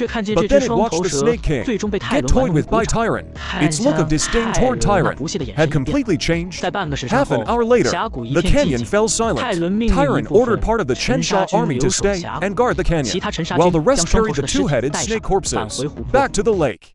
The whole trip took no more than a day. Tyrant led some of the Chensha army, along with over 2,000 two-headed snake carcasses, back to Chu Chen's lake. After dumping all the monster corpses into the lake, Tyrant led the troops back to the canyon. As the new base in the canyon, it still needed some arrangements. Now, at the lake, only 4 or 5 wild tribesmen remained, along with a few wild geese swine chasing horses, mainly used to relay Chu Chen's orders. All the other monsters and wild tribesmen had gone to the canyon, which would be their main base, for quite a long time. The demon dragon gecko came back with Tyrant, but it was sulking, because it hadn't gotten a chance to fight. Ever since Ghost Count advanced this time, it no longer played with him like before, so now he couldn't find a playmate. Seeing him like this, Chu Chen knew the demon dragon gecko was naturally playful, and he couldn't restrain it too harshly, so he allowed it to roam freely, within 10,000 meters of the lake. This 10,000-meter radius was where Chu Chen's Chensha army trained, and had been scouted many times by the wild tribesmen, so it was relatively safe. Though Chu Chen hadn't watched the first expedition, the Chensha army's easy victory over the two-headed snake clan proved their strength was decent. The next step was to continue expanding, and to train elite soldiers. Chapter 34, Massive Expansion and Ghost Count's Shocking Discovery. Under Chu Chen's guidance, the lake shore became like a monster production line. Every day, endless monsters were brought in, then awakened by Chu Chen's bloodline power, and sent to the canyon for Tyrant to train. Reporting to Lord Chu Chen, the valley 3 kilometers west of the lake, where the Hellhound clan was holed up, has been captured by our forces. Reporting to Lord Chu Chen, the Sandvolf clan 4 kilometers east of the lake has been completely annihilated by our forces. The sand dunes they occupy have been taken. Reporting to Lord Chu Chen, the Horned Rhino clan 2 kilometers north of the lake has been wiped out by our forces. The swamp they occupy is unsuitable for our troops, so it was not taken. Constantly, riders on wild geese swine chasing horses. The Wastelanders came to report various news to Chu Chen, mostly good tidings from the Chen Kill army led by Tyrant. The original canyon was gradually becoming insufficient, so Chu Chen had Tyrant occupy several other dangerous and hidden positions. The original canyon was then used as a dedicated training ground for new recruits. Reporting to Lord Chu, the god, the number of awakened magical beasts has now reached 30,000. Should we continue cultivating more? Tyrant now wore a suit of sturdy armor, with a bow and arrows on his back, and held a long spear made of bone in his hands. He looked quite imposing. But this look was a bit too primitive. There was no helping it. The Wastelanders were few, having lived in the desert for so long that they were almost no different from magical beasts. And in Chu Chen's memory, the big cities on this continent were quite prosperous. There was also the dwarf race, masters of forging weapons. The battle armor they made was far more majestic and ornate than what Tyrant wore. We already have that many. Then let's slow down for now. Only pick the more unusual beasts to capture and awaken. Leave the ordinary ones alone for now. Chu Chen felt that this scale was about right, because within 10,000 miles, the maximum capacity was only 30,000. Any more, and not only would the magical beasts consume too many resources each day, but the Wastelanders would also be short on manpower. Besides, Chu Chen had to be wary of the elves. After all, this desert was still under their watch. That Lucas from before might still be lurking around the desert's edge. The area where Chu Chen was also had Lucas, who could come by at any time. Although Chu Chen had already ordered Tyrant to keep these beasts in check and maintain stealth, if their numbers got too large, they would inevitably be noticed. During this time, train 10,000 elite soldiers from these 30,000 beasts, form them into a separate army, and make sure they stay hidden. No one must know where your camp is. Chu Chen thought it over, and still felt it wasn't safe enough. The Chen Kill army had been making too much noise lately. It was possible some extraordinary magical beast had picked up on the commotion. If the elves discovered it, the other 20,000 beasts could be abandoned at any time. These 10,000 elite soldiers Tyrant had selected were his real foundation. Yes, Lord Chu, I will train 10,000 elite soldiers for you as soon as possible. Tyrant always followed Chu Chen's orders without question. Actually, at the end of each month, the sight of 30,000 beasts gathering by the lake to receive Chu Chen's blessing was quite spectacular. What was most astonishing was their military discipline, which rivaled that of human armies. Under Chu Chen's monthly blessings and the nourishment of the spirit water, both the Wastelanders and the magical beasts were growing rapidly. Tyrant had even reached level 8 of the Transcendent Realm. Some magical beasts had also reached level 7. However, since these beasts had evolved from ordinary animals, their potential was limited. They might never reach the transcendent realm in their lifetimes. Chu Chen was still tirelessly refining the lake water. The lake's area had now shrunk by nearly half. Soon, it would be fully refined. When Chu Chen advanced to the spirit lake realm, it would surely be earth-shattering. Master, I found something strange. Come take a look. It was the voice of Ghost Count. Through their symbiotic bond, he often communicated with Chu Chen directly through the soul. Chu Chen was quite surprised. Ghost Count was now working hard every day to dig its roots deeper underground. It said the deeper the roots, the more stable its foundation. Even if the tree canopy above is destroyed in the future, as long as the roots remain, it won't die. Could there be some treasure hidden underground? Following the root system of the ghost tree, Chu Chen's perception extended downward, about several dozen meters underground. He saw a ghost tree. The tip of the root system was right here. Chu Chen was a bit puzzled. He didn't sense anything unusual here. The ghost tree's roots swayed as if shaking its head. Not here, it's still deeper. I was worried about something unexpected inside, so I pulled back first. So the ghost tree led Chu Chen deeper. They went down several hundred meters underground, and only then did Chu Chen notice something special. In front of the ghost tree were layers of soil. It hadn't broken through yet, but Chu Chen could clearly sense that this soil layer wasn't very thick, and he could hear roars coming from the other side. Could there be a whole race hidden underground? Chu Chen was truly surprised. After all, right beneath his own lake, a few hundred meters down, there were actually other creatures living, and he hadn't even known about it. It seems that's the case. And the space inside is probably quite large. Several of my roots have encountered this situation. I didn't dare break through that soil either. The ghost tree's current behavior could be described as extremely cautious. It was completely at odds with the system's initial, extremely evil evaluation. This soil layer really couldn't be broken through directly. After all, they didn't know what was inside. What if, after breaking through, the creatures inside flooded out en masse? It might affect the stored lake in some way, or directly damage the ghost tree's roots. That would be fatal for it. Chu Chen thought for a moment. This was indeed a tricky problem. He didn't dare act rashly. In the end, Chu Chen decided to first have the ghost tree poke a small hole. Chu Chen would control a stream of water to flow in, and probe the situation first. After all, water seeping out from underground was a very normal occurrence. Even if there were intelligent beings down there, they wouldn't suspect that someone on the surface was spying on them. Following Chu Chen's plan, the ghost tree carefully poked a very small hole, then immediately pulled back. Chu Chen then controlled the water from his gore, letting it flow down along the ghost tree's roots. When it reached the small hole, Chu Chen became even more cautious, carefully controlling the water's flow rate. Finally, Chu Chen's water stream passed through the hole, entering a brand new world. This is incredible. A place like this was so close to me, and I never noticed it. The ghost tree beside him heard Chu Chen's exclamation, and was very curious, but it couldn't rashly follow him in to take a look, which made it itch with curiosity. Chapter 35, The Underground World, The Abandoned Race. When Chu Chen controlled the water stream to flow out of the small hole in the ghost tree's roots, what was revealed in his perception was an underground world. This world was vast, far exceeding Chu Chen's current perception range. It was at least several kilometers across. There was also an underground river, winding and twisting into the distance. On both banks of the river were jagged rocks, along with some stalactites.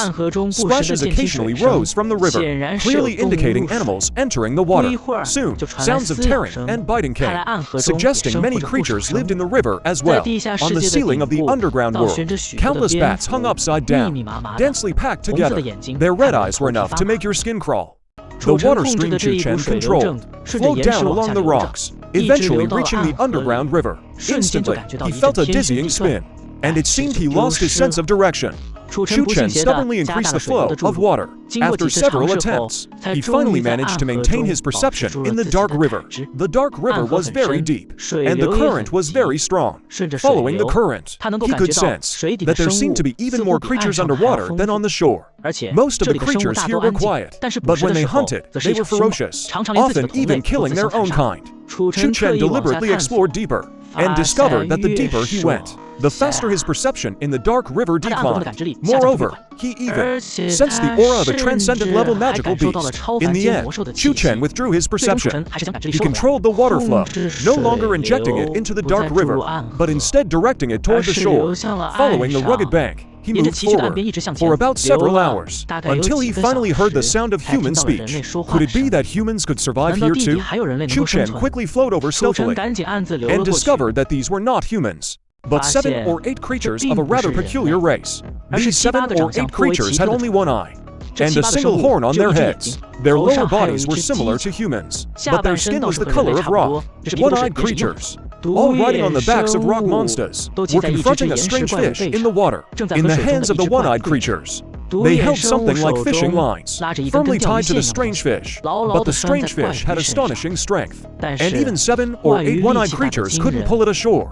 Moreover, the strange fish let out strange cries, very piercing. When the one-eyed creatures heard this, they doubled their efforts, looking very urgent. Suddenly, the rock monster that one of the one-eyed creatures was riding stumbled. The strange fish in the water gave a sudden hard pull, and the fallen one-eyed creature was directly dragged toward the water by the strange fish. Luckily, the one-eyed creature beside him was quick-eyed and quick-handed, grabbing his leg in one swift motion, generously stopping his body at the shore.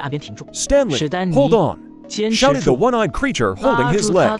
However, the situation between the strange fish and the one-eyed creatures had been evenly matched, but now with one person missing, the strange fish directly gained the upper hand. Seeing that, if the 7 didn't let go, everyone might be pulled into the water, yet none of the 7 were willing to let go. "Maggie, maybe we should give up," said one of the one-eyed creatures. "Give up? If we give up this chance, how will we explain to the whole tribe when we go back? Do you want to watch the whole tribe starve to death?" If this stalemate continued, within 5 minutes, these 7 would be buried in the river. Chu Chen sensed them, and found that these people were only at mortal level 1, with the leader at mortal level 2. As for the rock monsters beneath them, each was at mortal level 2. As for the strange fish in the water, that was a mortal level 5 magical beast. These people actually dared to go after it. Their intelligence wasn't low, just their strength was a bit weak, but they could actually control rock monsters of a higher level than themselves. It seemed they had some skill. Maybe they could be useful to me. Chu Chen increased the force of the water flow. After all, his abilities were in the water. Just as these people were about to be pulled into the water, at the critical moment, Chu Chen used only the water splash technique, and a water splash suddenly pierced into the strange fish's body. The strange fish died instantly, and the huge pulling force from the water disappeared. The several one-eyed creatures on the shore, feeling like they had gotten their lives back, all patted their chests in relief after surviving the disaster. Only Maggie remained calm, ordering the others to quickly pull the strange fish ashore. Then he looked around seriously. The others, seeing Maggie like this, also figured it out. The strange fish had suddenly died just now, and they had no idea how. The one who could kill that monster fish in one blow must be an even more powerful creature. They might still be doomed to die. Chu Chen watched them like this, and couldn't help but sigh. The tragedy of these weak races. They can't even control their own lives. They have to live in fear every day, struggling between life and death. No need to look. It was me who saved you. Poor creatures. Chu Chen's voice rang out in the minds of all the one-eyed monsters, startling them even more. They looked around in confusion. When Maggie heard this voice, he quickly turned and jumped off the rock monster, kneeling on the ground. The others, though they didn't understand what was happening, quickly followed suit and knelt down. "I don't know which lord helped us, but you saved our entire Earth Spirit clan.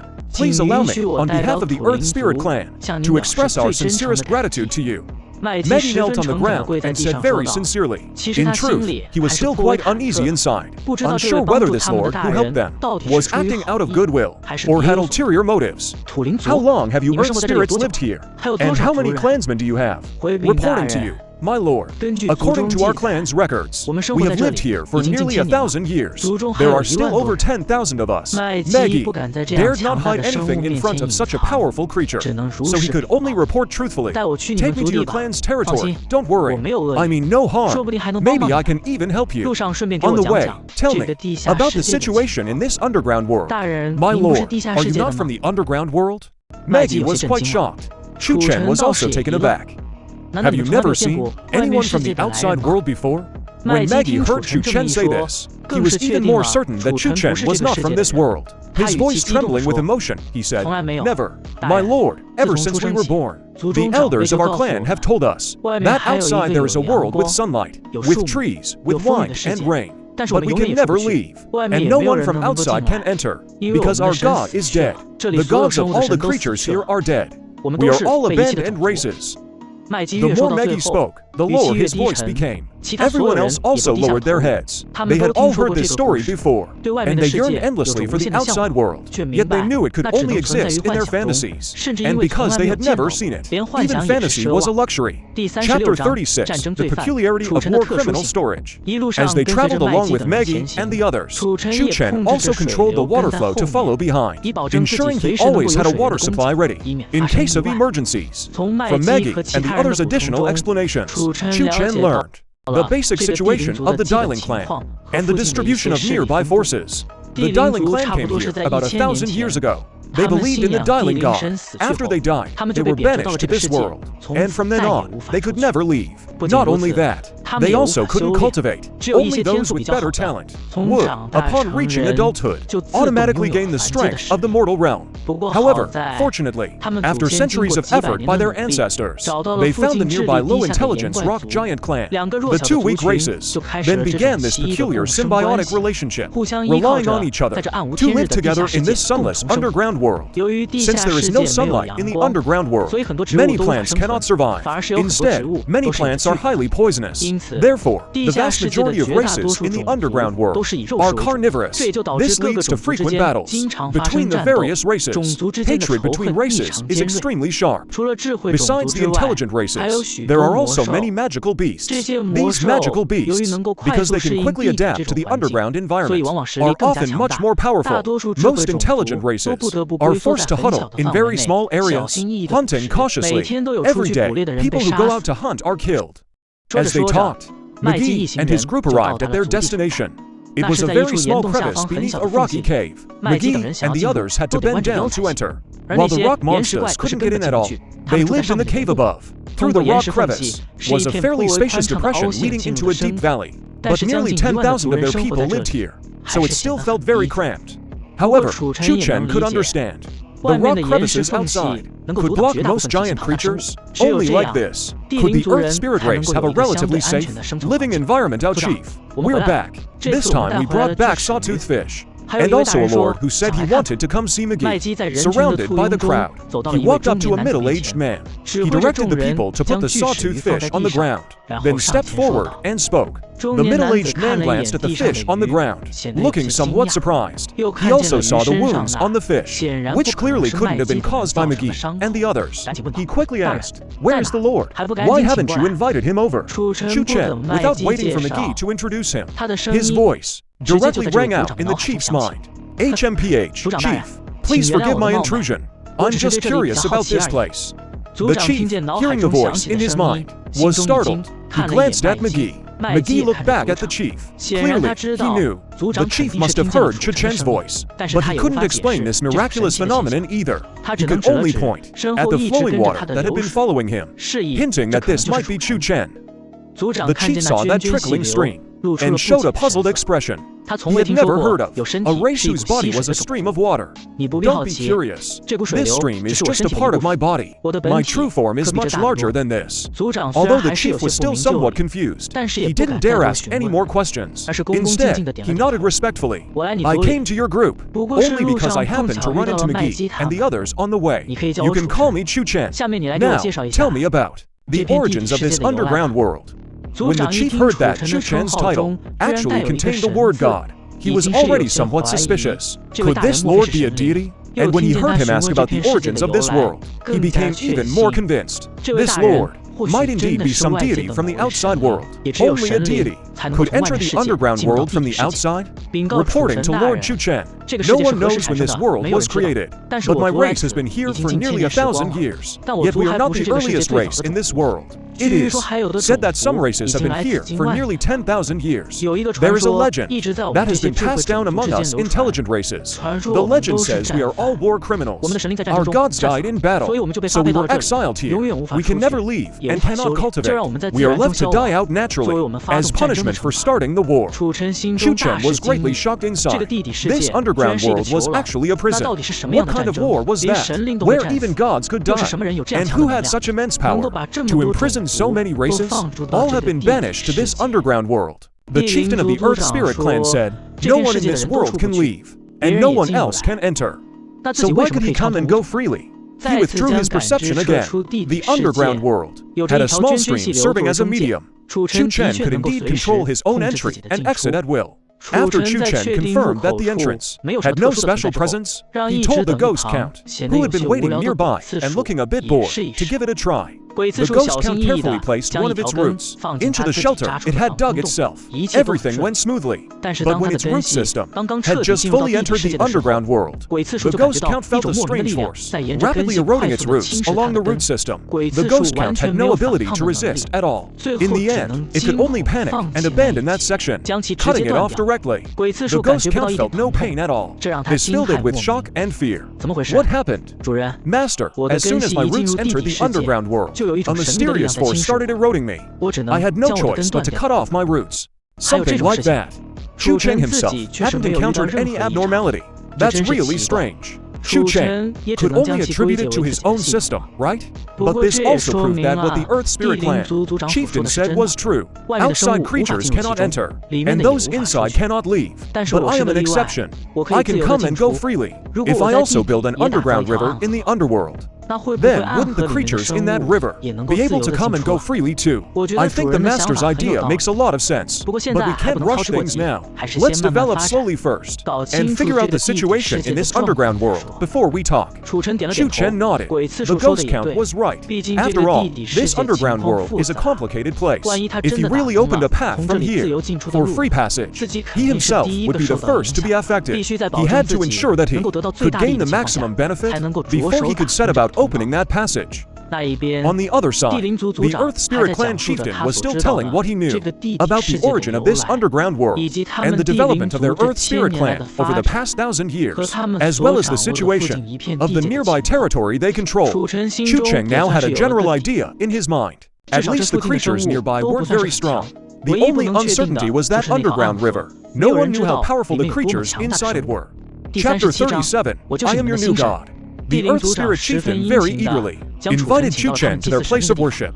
Although their god had long since died, this place was still the most sacred in the entire clan. Only the high-ranking members of the Earth Spirit Clan were allowed inside.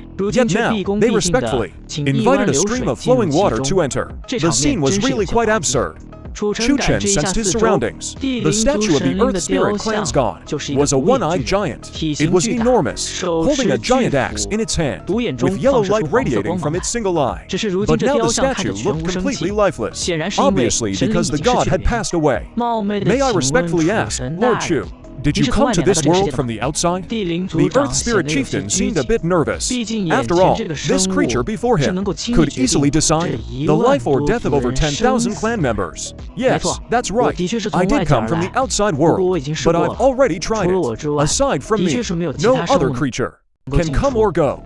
Hearing this, the Earth Spirit Chieftain didn't look disappointed. Clearly, after 1,000 years, he had long given up hope of leaving this world. So, Lord Chu Chen, you really are a god. Chu Chen saw the look on the Dailing clan leader's face, and he understood what the leader was thinking. It was nothing more than that the gods had died in this godless land. If they could find the star god, and if that star god could freely enter and leave this world, then they would have a foundation to stand on in this world. They could even grow stronger. Until they ruled the region, it wasn't impossible. However, this was exactly what Chu Chen was thinking too. He also intended to use the Dailing clan to scout ahead for him in this complex, mysterious underground world. He didn't believe that such a vast underground world could be completely unknown to the bright sanctums or the elven race outside. They must have some way to monitor it, or even enter it themselves. That's right, I can claim to be a god. In a sense, with his system, Chu Chen really is almost like a god. When the Dailing clan leader heard Chu Chen's affirmative answer, a look of surprise and joy immediately appeared on his face. He quickly pulled the clan members beside him, who were still shocked by the news of Lord Chu Chen being a god, and made them kneel on the ground. They kowtowed toward the stream that Chu Chen had brought. Although Chu Chen didn't know if the fate energy generated in this underground world would be detected by the bright sanctums, he didn't want to take that risk, so he immediately stopped the Dailing clan leader. Wait, don't start praising me yet. I understand everything you're thinking. It's not impossible for me to protect you, but you must follow my demands. The Dailing clan leader quickly chimed in. Quote 34. As long as we can ensure the Dailing clan's survival, Lord Chu Chen, we will do whatever you ask. Quote 34. Chu Chen was fairly satisfied with this attitude, although he had used a little trick, making the Dailing clan's survival a condition. A person like this actually showed that his nature wasn't bad. First demand. You may only praise me in your hearts. Do not hold any ceremonies to worship me, and do not erect any statues. We understand. Second demand. I will increase your strength, but you must fight for me to conquer this underground world. We understand. Third demand. Keep my existence strictly secret. Do not tell anyone outside the clan, or I will abandon you immediately. We understand all of that. We will fully follow Lord Chu Chen's demands. Under these three demands, he could basically ensure that he would remain hidden in the shadows, undiscovered. So today, first inform the clan of these three demands. Tomorrow, gather all the clan members. After giving these orders, Chu Chen temporarily withdrew his perception from the underground world.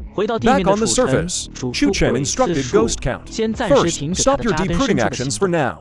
After all, no one knew how large the underground world was, or how many entrances there were. At least Ghost Count had already discovered 3 or 4 places.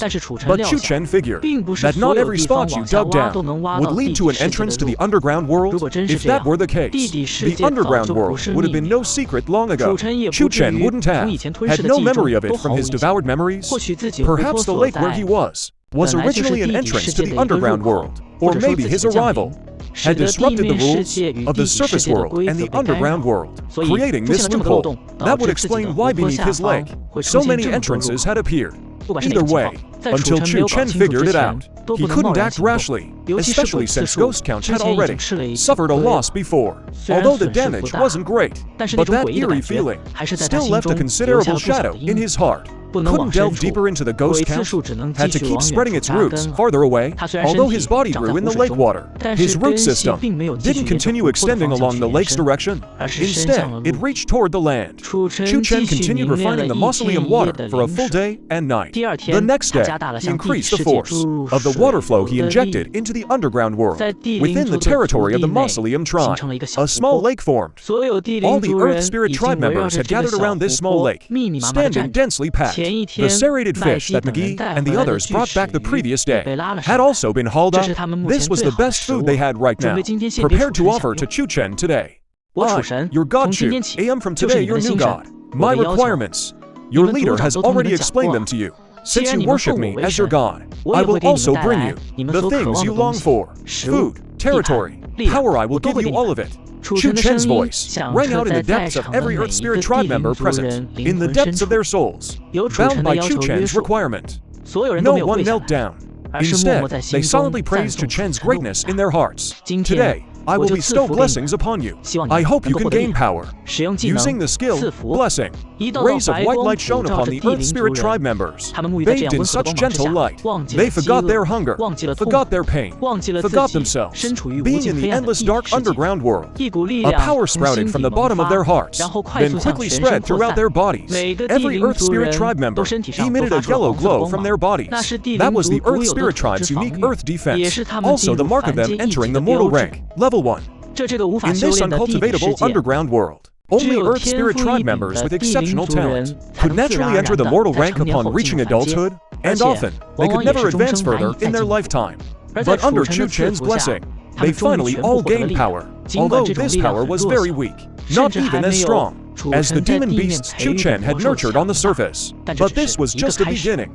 Power is the right to survive. Jinhao Sansi praised the great god Chu, using my life as a shield for god Chu. Jinhao Sansi.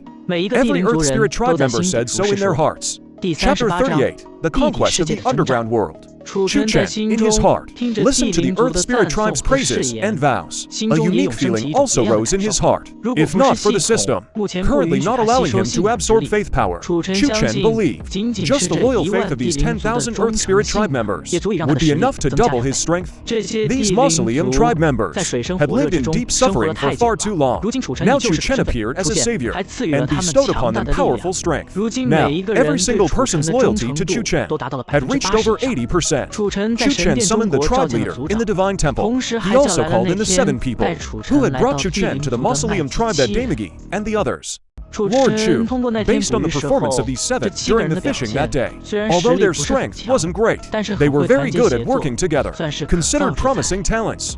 I gathered you today to assign you a task. Now, every Earth Spirit tribe member is at least mortal rank, level 1, enough to conquer the nearby area.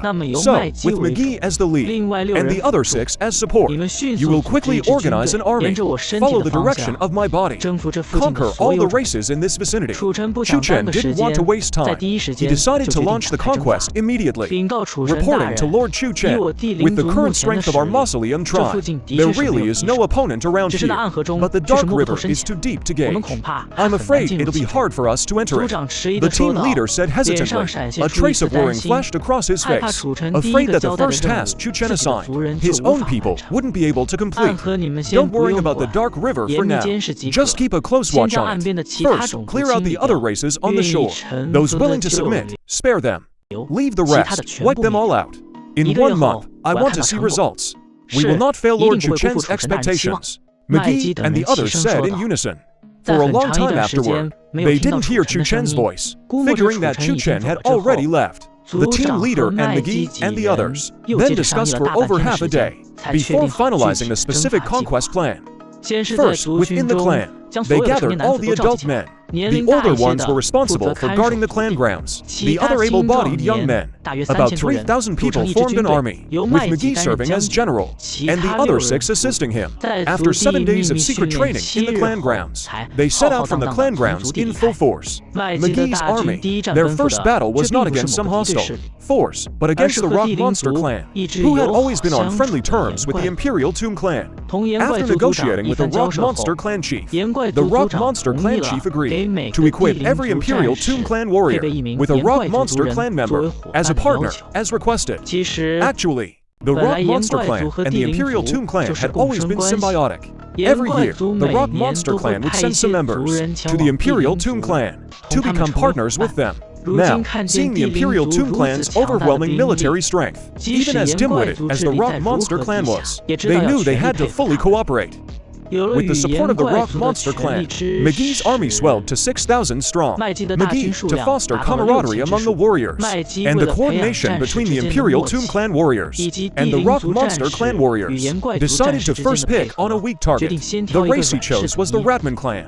They had human limbs and rat heads, and were extremely vengeful. The Ratman clan was numerous, but their strength was generally weak, perfect for training troops. When McGee led his 6,000 troops, arrived at the Ratman clan's territory, the Ratman were already waiting in formation. The leading Ratman clearly recognized McGee and shouted loudly, "McGee, are you bringing the Imperial Tomb clan people to deliver food to us?" The Ratman warriors behind him heard this and patted their bellies, letting out harsh laughs, but McGee ignored his provocation entirely. Every Imperial Tomb clan warrior behind him stared at the Ratman clan's one-eyed leader, their eyes blazing with anger. In the past, because the Ratman were numerous, they often ambushed Imperial Tomb clan warriors, who were out hunting alone, and took them as food. Now, finally, it was time for the Imperial Tomb clan to take revenge. All troops, charge, leave no one alive. McGee charged out at the front. Now a mortal stage level 3 warrior, McGee was undoubtedly the strongest in this entire region. In just one clash, the Ratman clan's general was beheaded. The Ratman warriors behind him panicked and fled backward. The Imperial Tomb clan warriors rode their rock monsters in pursuit. When the Ratman had no retreat left, they showed their ferocity, turning back to fight the Imperial Tomb clan desperately. But now every Imperial Tomb clan warrior was at mortal stage, and they had the rock monsters as allies. They had no fear of the Ratman. On the contrary, the Ratman, being short and small, could barely even reach the Imperial Tomb clan, let alone fight back. The great battle was almost one-sided. The Imperial Tomb clan dominated overwhelmingly. The battle was almost one-sided from the start. The Earth Spirit tribe held an overwhelming advantage. They shattered the Ratman's defenses. They pushed all the way into the Ratman's lair, and killed every last one of the remaining clan members inside. The treasures left behind by the Ratman, and the precious food they had hoarded, were all brought back to the Earth Spirit clan's territory. In this battle, the Earth Spirit clan only lost a little over 100 people, yet they killed nearly 10,000 Ratman. Many others jumped into the underground river and escaped. The Earth Spirit Clan didn't dare to pursue them. They could only leave them to fend for themselves. After all, given the Earth Spirit Clan's current strength, the remaining Ratmen absolutely couldn't cause any big trouble anymore. After a short rest of 3 days, Maggie led the Earth Spirit Clan out to battle again. This time, their target was the slightly farther off Ironhide monster tribe. This tribe was a race of magical beasts. They didn't have intelligence as high as humans, but their strength was far greater. Their iron-like hides were also tough to deal with. However, if the Earth Spirit Clan won this battle, they could take the iron hides from the Ironhide monsters and make them into battle armor. That would be even more helpful for the conquests to come. This battle was fought very hard. Although casualties were still only around 200, the Earth Spirit Clan warriors were all exhausted because the Ironhide monster's defense was just too strong. The Earth Spirit Clan practically had to wear them down to death before they could break through their defenses. But after this battle, the clan leader mobilized the entire clan to strip the iron hides off the Ironhide monsters and make them into battle armor. Once the Earth Spirit Clan warriors put on the armor, their combat power became even fiercer. When there were only 3 days left before the 1-month deadline, Maggie finally dragged her exhausted body and led the remaining 5,000 Earth Spirit Clan warriors, along with the Rock Monster Clan, back to the ancestral land. This campaign had stretched from the Earth Spirit Clan's territory all the way to Chu City, at the entrance to the underground world. Along the way, they encountered 8 different races. Only the Feeders and the Massage Clan were willing to submit. The other races resisted fiercely, and were all led by Maggie and her unstoppable Earth Spirit Clan army to be wiped out. But along this journey, many Earth Spirit Clan warriors also died in battle. Of the 3,000 who set out, now fewer than 2,000 remained. But they had no regrets, nor did they resent Chu Chen's orders. Because over this past month, they had gained plenty of food and a vast territory. For their future generations, they finally had a safer and more stable environment. And all of this was brought by Chu Chen. It was Chu Chen who gave them a new life.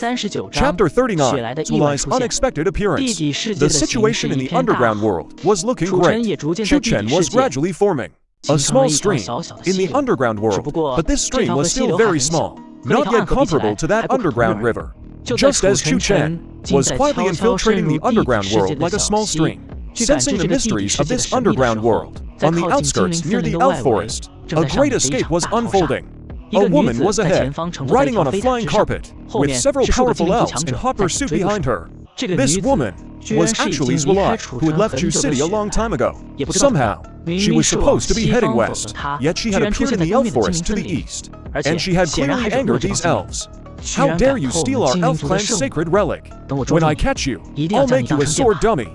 An elf man roared viciously. As the guardian of the sacred relic, he bore undeniable responsibility for its loss. If he couldn't recover the sacred relic, he would face severe punishment from the clan. He wouldn't have the face to face the Elf King either. Zuelai was also quite annoyed inside. These elves had been chasing her for 2 days and 3 nights, and they still wouldn't give up. If this kept up, they would definitely catch her. It seemed she had no choice but to risk going to that desert. But thinking of that freak Chu Chen in the desert, she felt a bit hesitant. She really didn't want to come into contact with Chu Chen again. Being around him always feels like being manipulated and used. He took out 3 scrolls from the storage orb hanging around his neck, and without even looking, tossed them behind him. The few elves behind him were startled, and quickly flew higher, to avoid Zuelai's scrolls.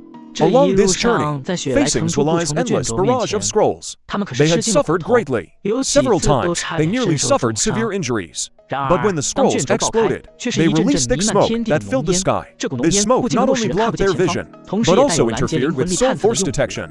When the elves charged through the smoke, they found that Zuelai had already vanished. How is that possible?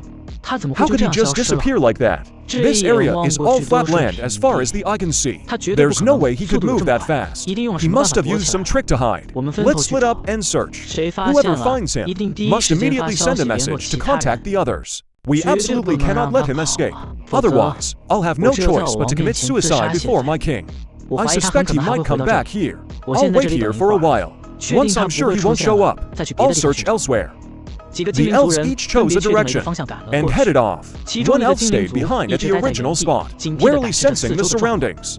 After a long time, When he too was starting to get impatient, Swalai appeared from the same spot, pale-faced. It turned out that Swalai, using the smoke to block their vision and soul force, had employed a secret technique. By harnessing the intense sunlight, he had temporarily achieved invisibility. However, the longer this secret technique lasted, the more damage it did to his body. Swalai hadn't expected these elves to be so cunning. With someone still waiting for him at the spot, he simply couldn't maintain the technique any longer. He had to reveal himself while he still had strength to fight. He had to kill him before he could send a message, or else he wouldn't be able to escape. Swalai's aura now clearly showed he was a transcendent level 9, while the elf opposite him was also a transcendent level 8. His companions were all transcendent level 8 as well, and one of them was also transcendent level 9. You really are still here? To think you could hide right under our noses. The elf looked at Swalai, who had suddenly appeared, with a mix of surprise and anger on his face. Swalai let out a cold snort. Before the elf could react, he tossed out a scroll. Trembling thunder strike. Lightning magic is the hardest of all magic to master, and also the most lethal. The powerful magic made the elf's expression change. He didn't even have time to open his communication scroll, and hurriedly dodged to the side with all his might. At the same time, he tore open several scrolls, and layered multiple shields over himself. But lightning is so fast, the elf still couldn't avoid it in the end. He was hit by the magic. The shields on his body shattered in an instant. A bolt of lightning struck him. His body flew backward, and he spat out a mouthful of blood. But the man's reaction was also remarkably quick. Before Swalai could attack again, he fired off several projectiles first, forcing Swalai to dodge repeatedly. Taking advantage of Swalai's evasions, he quickly created distance, opened the scroll, and sent the message. Damn it, Swalai saw the man open the scroll and send the message. He knew his remaining time was very limited. Wind's grace descent. In an instant, Swalai appeared behind the man. The man was about to fly into the sky to create more distance, but Swalai used the magic, seal of binding. The elf felt his body being tightly bound by invisible ropes, completely unable to move. He tried to summon the elemental power of the world, but found that his connection to the elements had also been severed. Now he's nothing but a lamb to the slaughter, or a holy sword. A giant sword fell from the sky. It struck down the elven man without a doubt, leaving only a pool of blood on the ground. Swalai's face grew even paler. She could barely stand on her own.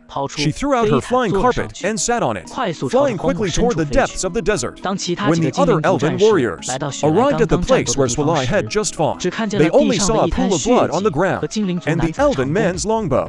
But he actually killed Relf. We must avenge him. Notify Lord Blake immediately. Ask him to help seal off the entire desert. We have plenty of magical beasts in the desert. He won't be able to escape. Meanwhile, Swalai was swaying unsteadily, flying toward the direction of Chu Chen Lake. When she passed by a canyon, she couldn't hold on any longer and passed out. This scene was seen by an old man from the Wasteland tribe, who had just led new soldiers of the Chencha army out for training outside the canyon. This man had seen Swalai fighting alongside Chu Chen against the tide by the shores of Chu Chen Lake, so he quickly brought Swalai to see Tyron. Tyron knew Swalai was no ordinary person, and that she had a deep connection with Chu Chen. So, he immediately took Swalai and a few soldiers himself, and rushed to the lake. Swalai woke up a few times intermittently on the way, finding herself being carried by Tyron at a sprint. She had a faint memory of Tyron, knowing these wasteland people were followers of Chu Chen. It seemed she had no choice but to see Chu Chen this time. Every time she met him, she was badly injured, hoping it wasn't out of the frying pan and into the fire. Thinking this, Swalai gave a helpless, bitter smile, then fell back into unconsciousness. Chapter 40, The Life Stone and the Elves' Strange Actions. When Tyron brought the unconscious Swalai into Chu Chen's perception, Chu Chen was genuinely startled. He never expected to see Swalai again, and her being severely injured again, found and brought to him by Tyron.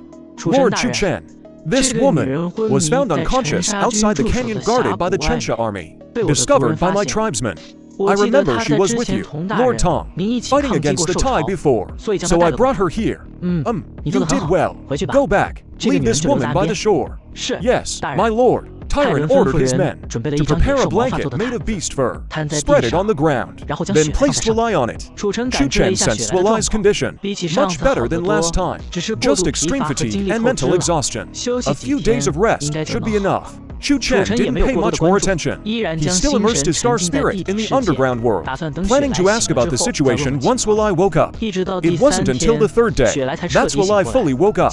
Actually, she had been conscious a few times in between, but she hadn't figured out what to do yet, so she just kept pretending to sleep. But 3 days was already long enough. If she dragged it out any longer, Chu Chen would get impatient. Besides, the elves were almost going to find this place. "You're awake?" Chu Chen asked with a teasing tone. Wulai felt a bit embarrassed, meeting Chu Chen twice in a row while badly injured. And last time, she had insisted on leaving Chu Chen. Yet here she was, forced to come back. "I'm sorry, my lord, for disturbing you again.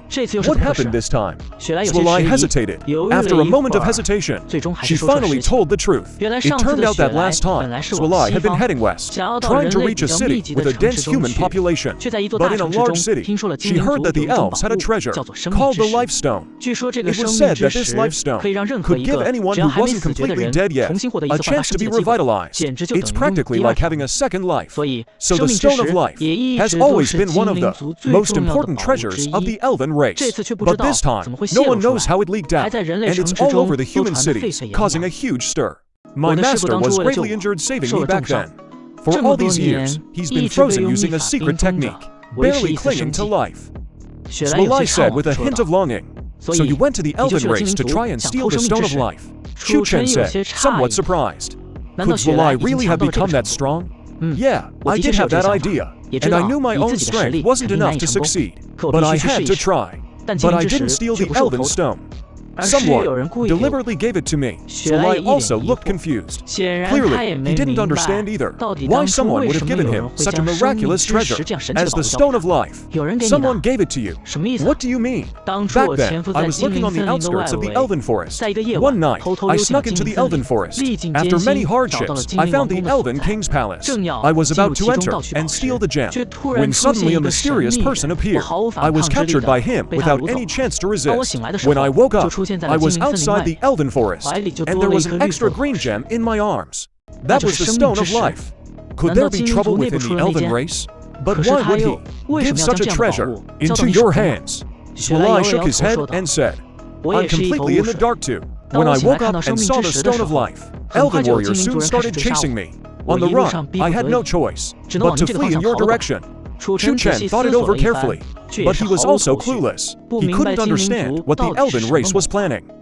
Logically, a race like the elves, even if they had some treasure, shouldn't have let the whole continent know about it. And in the end, it was stolen by an insider, then handed over to a stranger like Wulai. Besides, from what Chu Chen could sense, Wulai was at the transcendent level 9. Although his strength was already formidable, it was still nothing in front of the elven race. There's no way Wulai could have sneaked into the Elven King's palace without being discovered, and then escaped. Chu Chen smelled a thick conspiracy. He just didn't know who the conspiracy was targeting. Was it staged by the elven race themselves? Or was someone setting them up? What is he doing here? Chu Chen sensed someone approaching quickly. It was Blake, who had tried to recruit him earlier. "There's a legend of the elven race. A strong one is coming. Don't resist. I'll hide you," Chu Chen said, then puts Wulai into his system space. Soon, Blake reached the lake shore. He called out loudly toward the lake. "Brother Chu, are you there? Blake has something to discuss with you. Please come out for a talk." Chu Chen condensed a water clone and slowly walked onto the shore. He smiled at Blake and said, "Brother Blake, long time no see. What brings you here?" Blake was a bit displeased that Chu Chen wouldn't show his true face, but when he saw the water clone Chu Chen had formed, which was even more lively and energetic than last time, his estimation of Chu Chen's cultivation level automatically went up a notch. "Brother Chu, the reason I came to find you is that I really need your help with something. Brother Blake, if it's something I can do, I'll definitely give it my all. But what could it be that even a powerful legendary strong one of the elven race needs help with?" Chu Chen knew it must be about the Stone of Life, but he still asked knowingly. "It's a long story. This is also an embarrassment for my elven race. This is also a disgrace to our elven clan. Brother Chu, don't go telling anyone. A few days ago, while our king and the clan's top experts were away, someone snuck into the elven palace and stole a treasure. When our king returned, he was furious and ordered a full pursuit. But that thief was very cunning, slipping away several times. In the end, he fled into this desert. There's actually something like that. That thief is truly despicable, daring to steal from the elves. Brother Blake, don't you worry. If I find any trace of this person, I'll send word to you immediately. Chu Chen put on a look of righteous indignation, speaking with great passion. As he patted Blake on the shoulder, Blake felt the weight of Chu Chen's water clone's hand, his shoulder sinking. He cursed inwardly at how strong Chu Chen was, while still putting on a grateful expression and saying, "With your word, brother, I'm relieved. If Brother Chu can provide any information, the Elven clan will surely reward you handsomely. Then I won't disturb you any longer, Brother Chu. I'll be on my way. Hey, Brother Blake, since you're here, we should have a good, long chat. Why rush off so soon?" Blake was already flying up into the sky, waving his hand, his voice drifting back from afar. "Thank you for your kindness, Brother Chu. I still need to notify several other brothers. Next time, I'll definitely come find you for a good talk." Chu Chen watched Blake's retreating figure, a faint smile curling at the corner of his water clone's mouth. Interesting, making such a big show of searching for a thief in the desert. Chapter 41, Shirley's Trust. Chu Chen advances to Spirit Fox. After confirming Blake was gone, Chu Chen released Shirley and told him about Blake's purpose. Shirley was equally puzzled by this. By doing this, wouldn't the whole continent know that someone had stolen their life stone? So for the next while, this dessert is probably going to get lively. The allure of the life stone, even for the elves, would be hard to use to intimidate the entire continent. But that wasn't what surprised Chu Chen the most. What baffled him most was that Blake had clearly seen Shirley last time, and knew about Shirley's relationship with him. And this time, many among the elves had also seen Shirley's true face, so Blake must know that Shirley is that thief. So doesn't that mean the elves have long suspected him, or even confirmed that the life stone is in his hands? In that case, why are the elves still making such a big show of hunting Shirley, and even coming to him for help? The elves are just playing everyone for fools. They're treating me like meat on a chopping block. Chu Chen muttered to himself. Once he figured out this link, all the elves' actions made sense. He even suspected that the one who gave the life stone to Shirley was the Elven King himself. The elves might be doing this because some entity has set its sights on the life stone. They wanted to use this method. First send the life stone out, then secretly retrieve it. Chu Chen even guessed that the entity demanding the life stone was the Holy Light Temple. Only they had the power to force the elves to use such a roundabout way to avoid a direct confrontation. He told Shirley all his guesses. Shirley was also shocked. "Don't tell me that when you went to the Elven Forest to steal the life stone, you never thought it would cause me trouble." Chu Chen's tone turned harsh. Shirley's actions showed complete disregard for Chu Chen's situation. This move of his would bring Chu Chen immense trouble, putting Chu Chen in a difficult position very soon. We have to face the big trouble of the elf clan head on. Zuolai knelt on the ground and apologized to Chu Chen. "I'm sorry, sir. I know this might cause you trouble, but this is my only chance to save my master. I have to try." Humph, that's no excuse for dragging me into this. So, how do you plan to atone for this? Zuolai knelt on the ground, trembling in fear. This matter was indeed his fault, but he had no choice. "Zuolai is willing to accept whatever punishment you decide, sir. Even if you want my life, sir, I am willing to give it. But I beg you, sir, to allow me to first bring the Stone of Life to my master." What a naive and ridiculous idea. By the time you save your master, I'll probably already be destroyed by the elf clan. Besides, what use would your life be to me? Zuolai didn't dare to speak. He just lowered his head and stayed silent. "How about this? You work for me for 20 years. Then I'll let you go. How does that sound? Of course, to prevent you from running away, you'll need to leave the Stone of Life with me for now." Zuolai's background is mysterious. His strength and talent are both decent. Right now, I have a few people I can rely on. Zuolai is actually a good choice. And since he caused me such a big problem, having him serve me for 20 years should make up for the loss. Zuolai looked conflicted. To sacrifice his freedom for a mysterious being that might be an old monster in disguise. In his heart, he wanted to refuse. But now, he really had caused Chu Chen a lot of trouble. His own life was in someone else's hands. "I can't die. For my master, I have to live. 30 years is nothing. After 30 years, I can save my master. I agree. Please, sir, you must keep your promise. Let me go after 30 years and return the Stone of Life to me. Zulai had no choice but to trust Chu Chen. Otherwise, Chu Chen might devour him right now. Don't worry. Now hand over the Stone of Life. Since Zulai had already prepared himself mentally, he decisively took out a green gemstone and tossed it to Chu Chen. As soon as the gem fell into the lake, the system immediately sent a notification sound. Detected the Stone of Life. The host has two choices. Choose to refine it, then the system space can permanently store living things. Choose to embed it, then the system space can store living things for 3 days. Choose to refine it. Chu Chen wasn't one to keep his word, since the elf clan already considered Zulai his man, and believed the Stone of Life was in his hands. Then he might as well refine it, turn all the elf clan's guesses into reality. Once the refinement succeeded, the system space expanded. It could now permanently store living things. Chu Chen sensed the system space. Its current area was about 100 square meters, but it had no energy, so he couldn't cultivate in it. Outside, Zulai had no idea that Chu Chen had refined the Stone of Life as soon as he got it.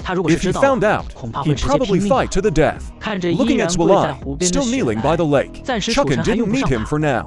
He might as well let him follow Talon to get familiar with his forces. Chu Chen called over a wasteland tribesman and told him to take Zulai to the canyon to find Talon. He also instructed Talon to, in the coming days, step up the training of the magical beasts and try to stay hidden as much as possible. A big battle might come soon.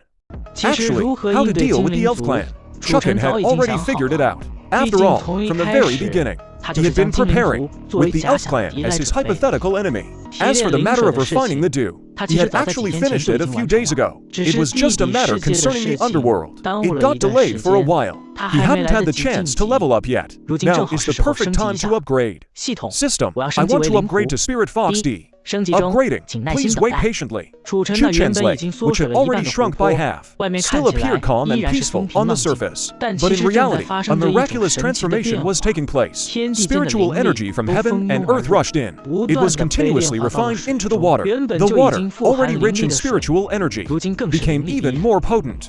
Yet all of this, from the outside, showed no sign of anything unusual. To outsiders, it still looked like an ordinary lake. It wasn't even as grand as those famous lakes in the central region. But with just a single thought from Chu Chen, this lake would instantly fill with spiritual energy, becoming a lake of spiritual power. The upgraded Spirit Fox gained an excellent layer of concealment. As long as Chu Chen wished, this lake could transform into whatever form he desired at any time. This was also because, over those few months, Chu Chen had continuously refined the lake water. He had gained a deep understanding and mastery of the lake structure. Only then could he achieve such effortless transformations. Beyond that, the lake's surface area also returned to its original size. Yet the concentration of spiritual energy hadn't diminished at all. The fish and shrimp in the water all sensed this change. In fact, because the spiritual energy was so dense, some small creatures even passed out. Others, with stronger constitutions, were quietly undergoing some kind of transformation.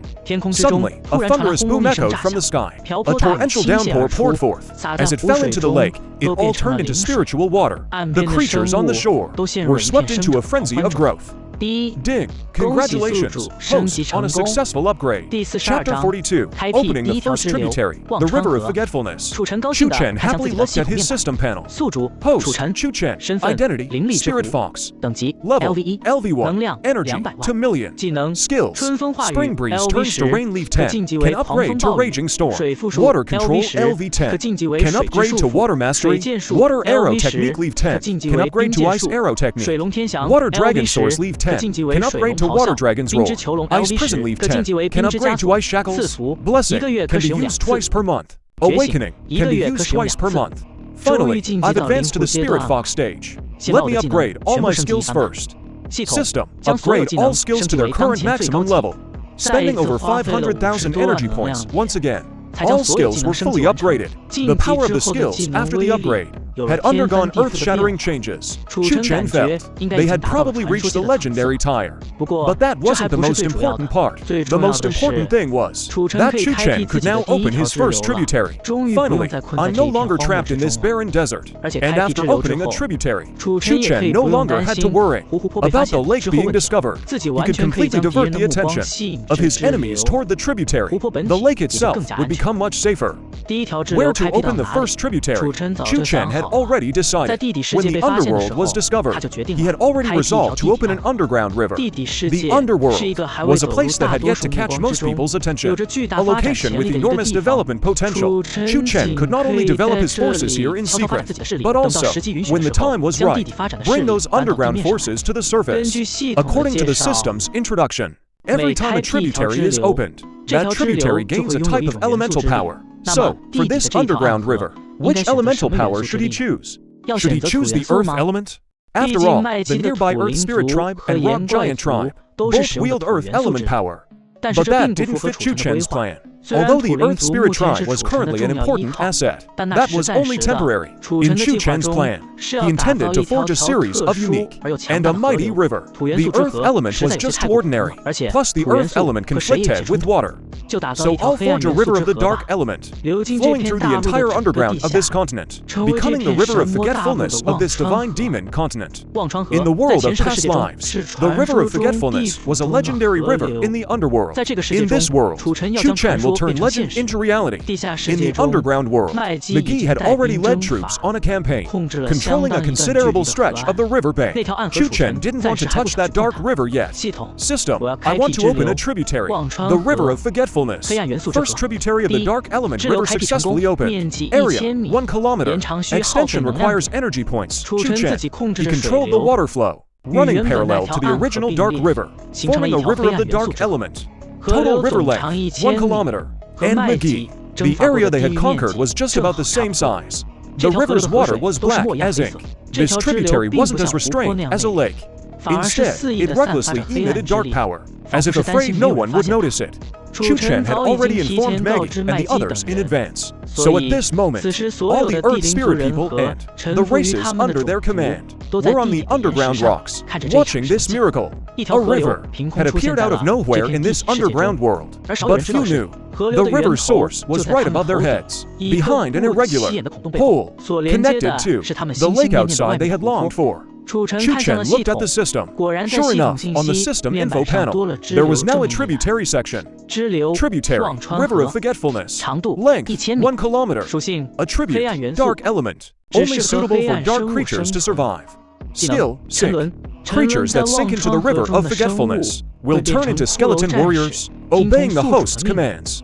This skill is really overpowered. Used well, he could quickly have a war, machine-like army, and absolutely loyal to him.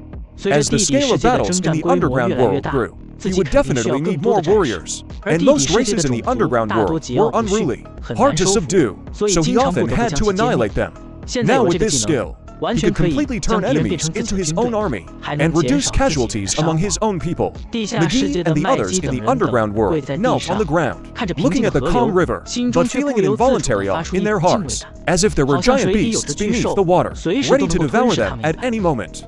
McGee, take the prisoners captured during the campaign, throw a few into the river. Chu Chen's voice rang in McGee's mind. Though McGee didn't understand why, he quickly gave the order. Soon, several people brought over to massive magical beasts. McGee rarely kept prisoners during campaigns, because it was troublesome, and he'd have to provide them with food and supplies. Better to just kill them.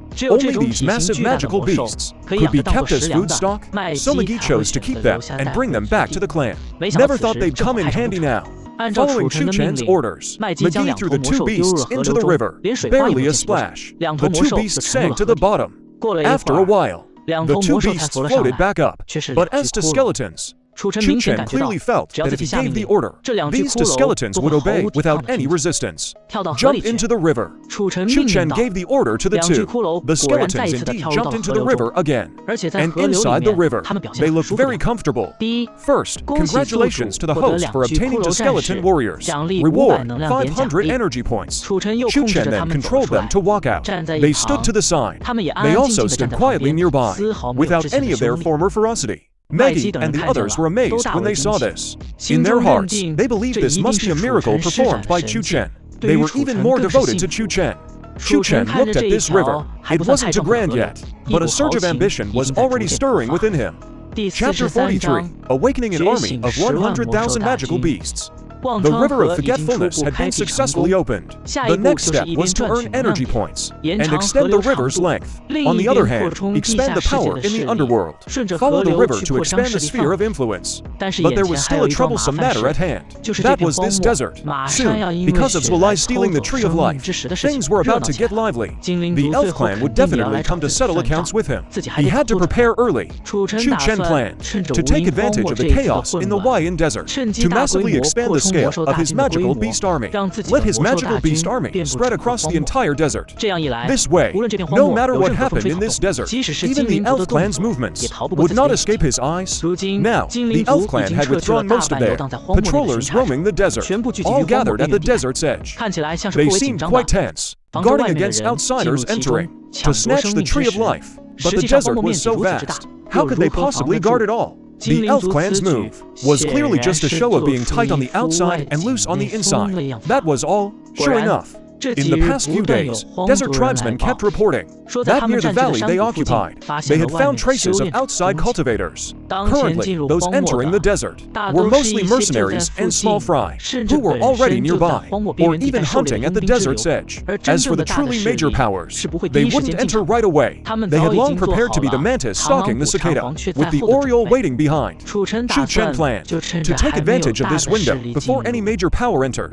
And while the elf clan had relaxed their internal patrols to begin mass breeding magical beasts, after 2 or 3 months, he gathered all the desert tribesmen once again. Even Zwalai was by Tyron's side. During this time, following Tyron, he had seen Chu Chen's ability to awaken the bloodline of beasts and use it to breed magical beasts. It completely shocked him. Even in his own world, no one had ever done this.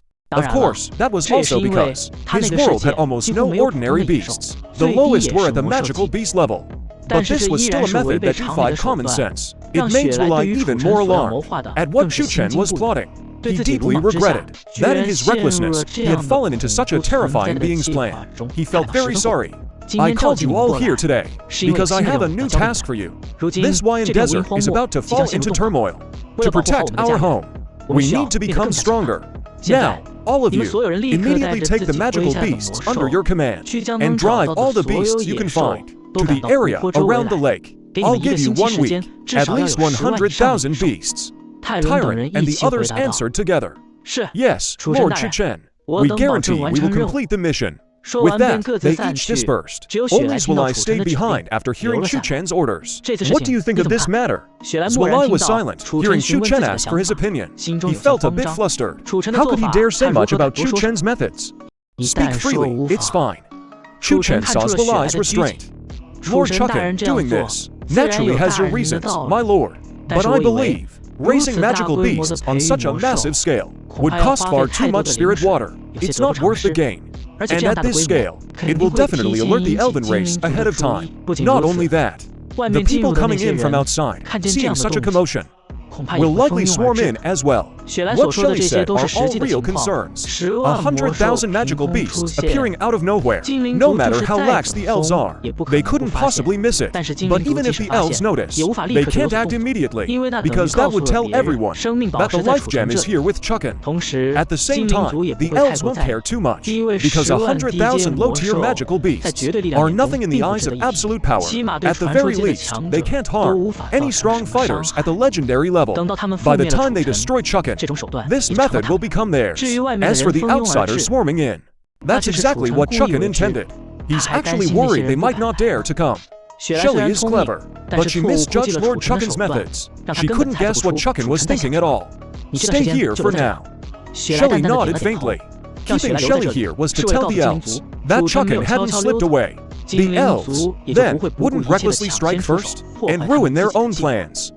A week later, a massive herd of beasts was driven by Chen Shaijin's troops, surrounding Chu Chen's lake, tightly on all sides, under the intimidation of the many magical beasts outside. These ordinary beasts behaved obediently, standing uneasily in place. With their undeveloped minds, they only felt a pressure, a fear from deep within their hearts. Lord Chu Chen, they're all gathered. A total of 150,000.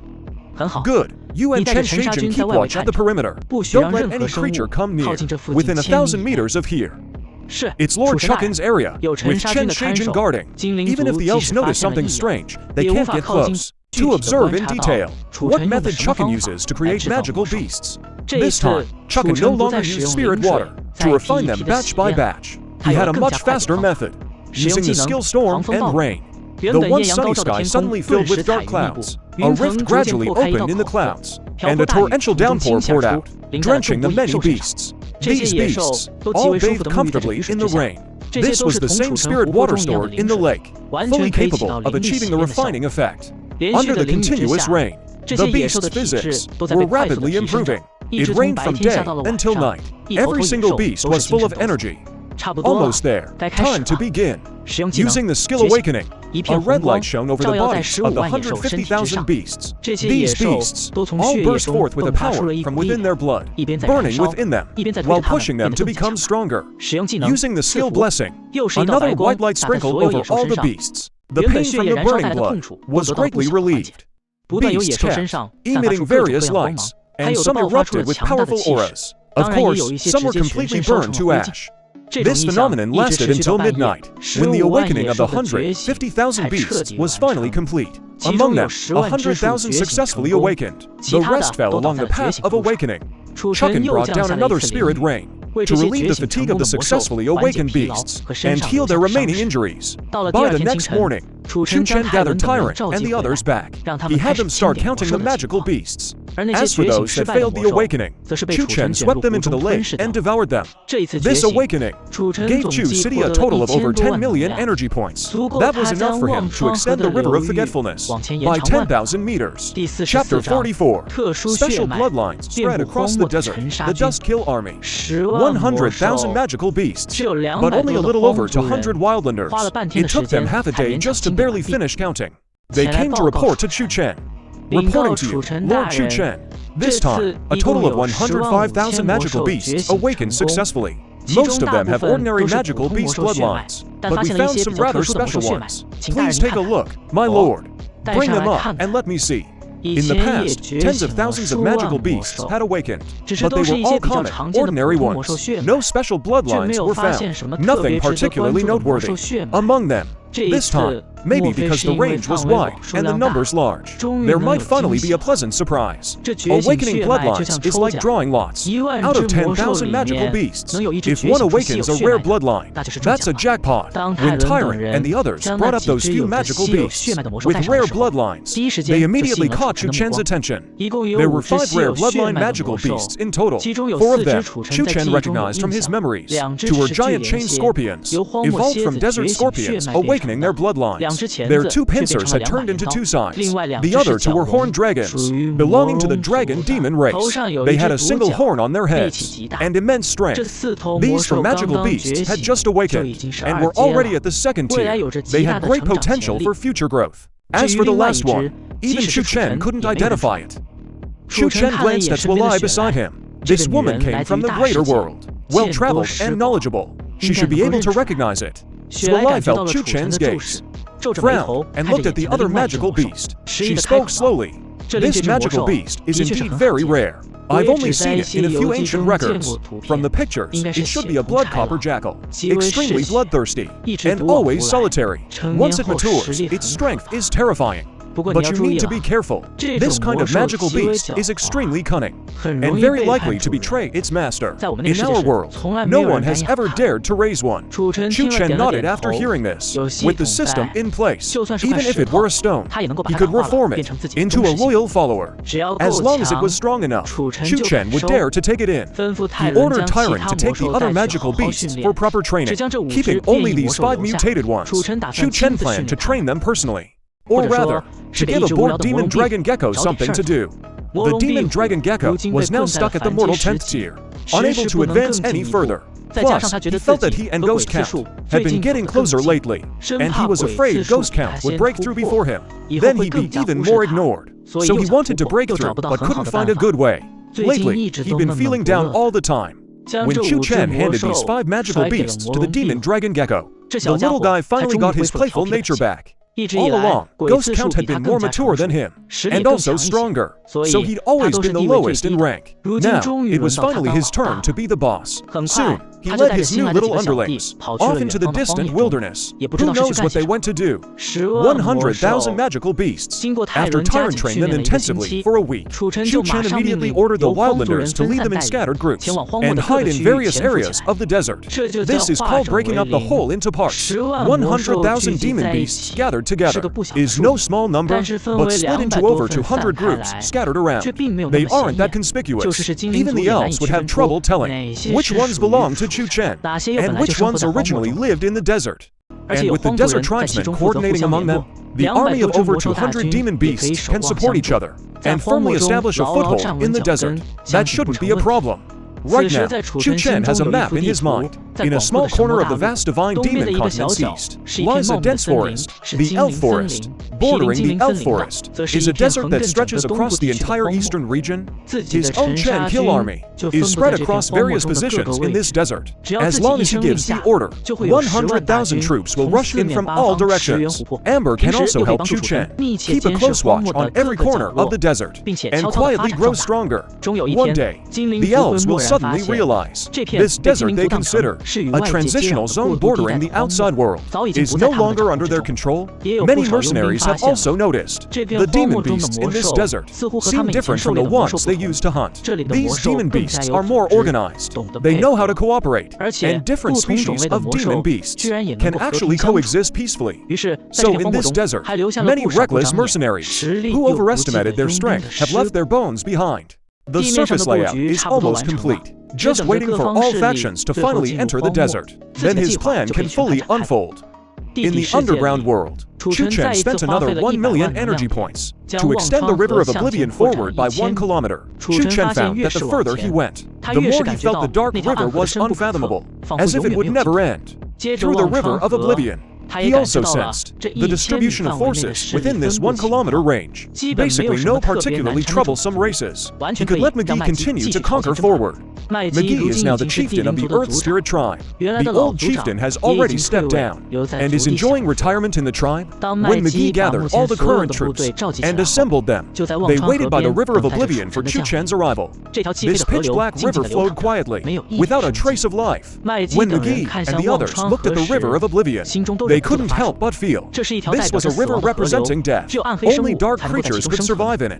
For McGee and the others, entering it would be like giving up their lives, unless they were willing to become fleshless skeletons. Chu Chen, in the Earth Spirit Tribe's territory, left them a spirit water lake that truly belonged to them. Every time they returned from battle, all warriors had to enter it to bathe.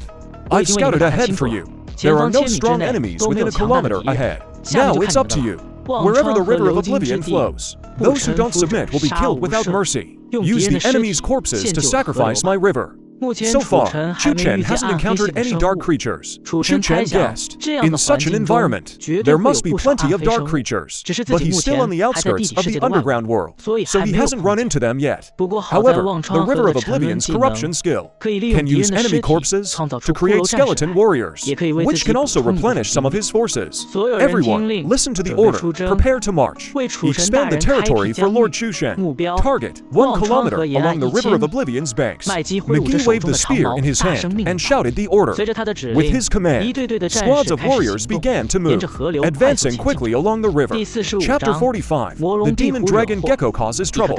And McGee led the warriors charging through the underground world, completely sweeping this kilometer of territory clean. It's only a matter of time. Chu Chen stopped worrying about it, but he felt a big commotion on the ground.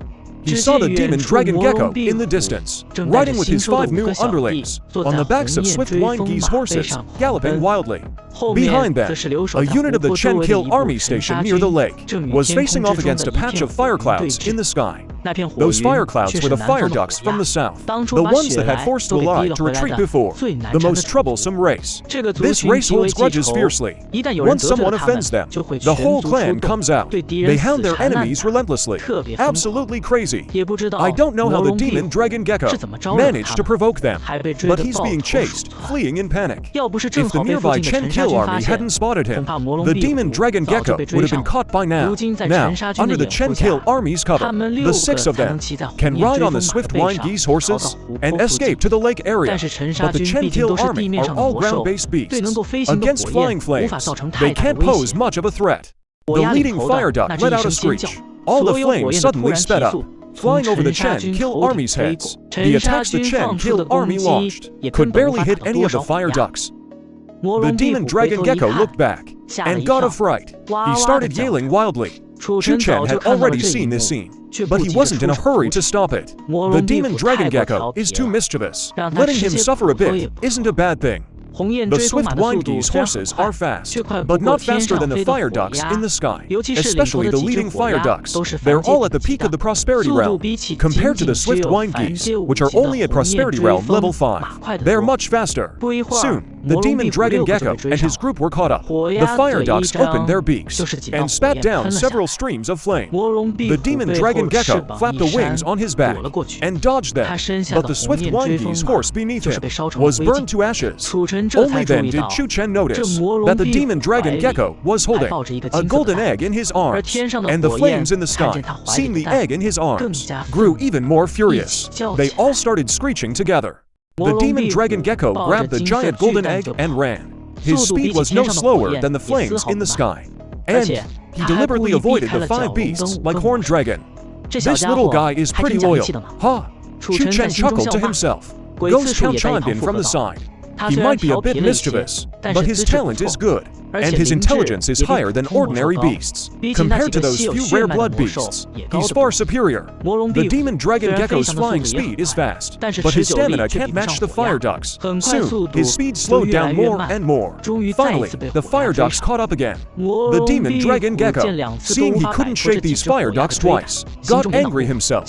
He tossed the giant golden egg straight down. The fire ducks in the sky panicked and rushed to catch it. At that moment, the demon dragon gecko flapped his wings and appeared above one fire duck's head. His claws glowed with a dark light.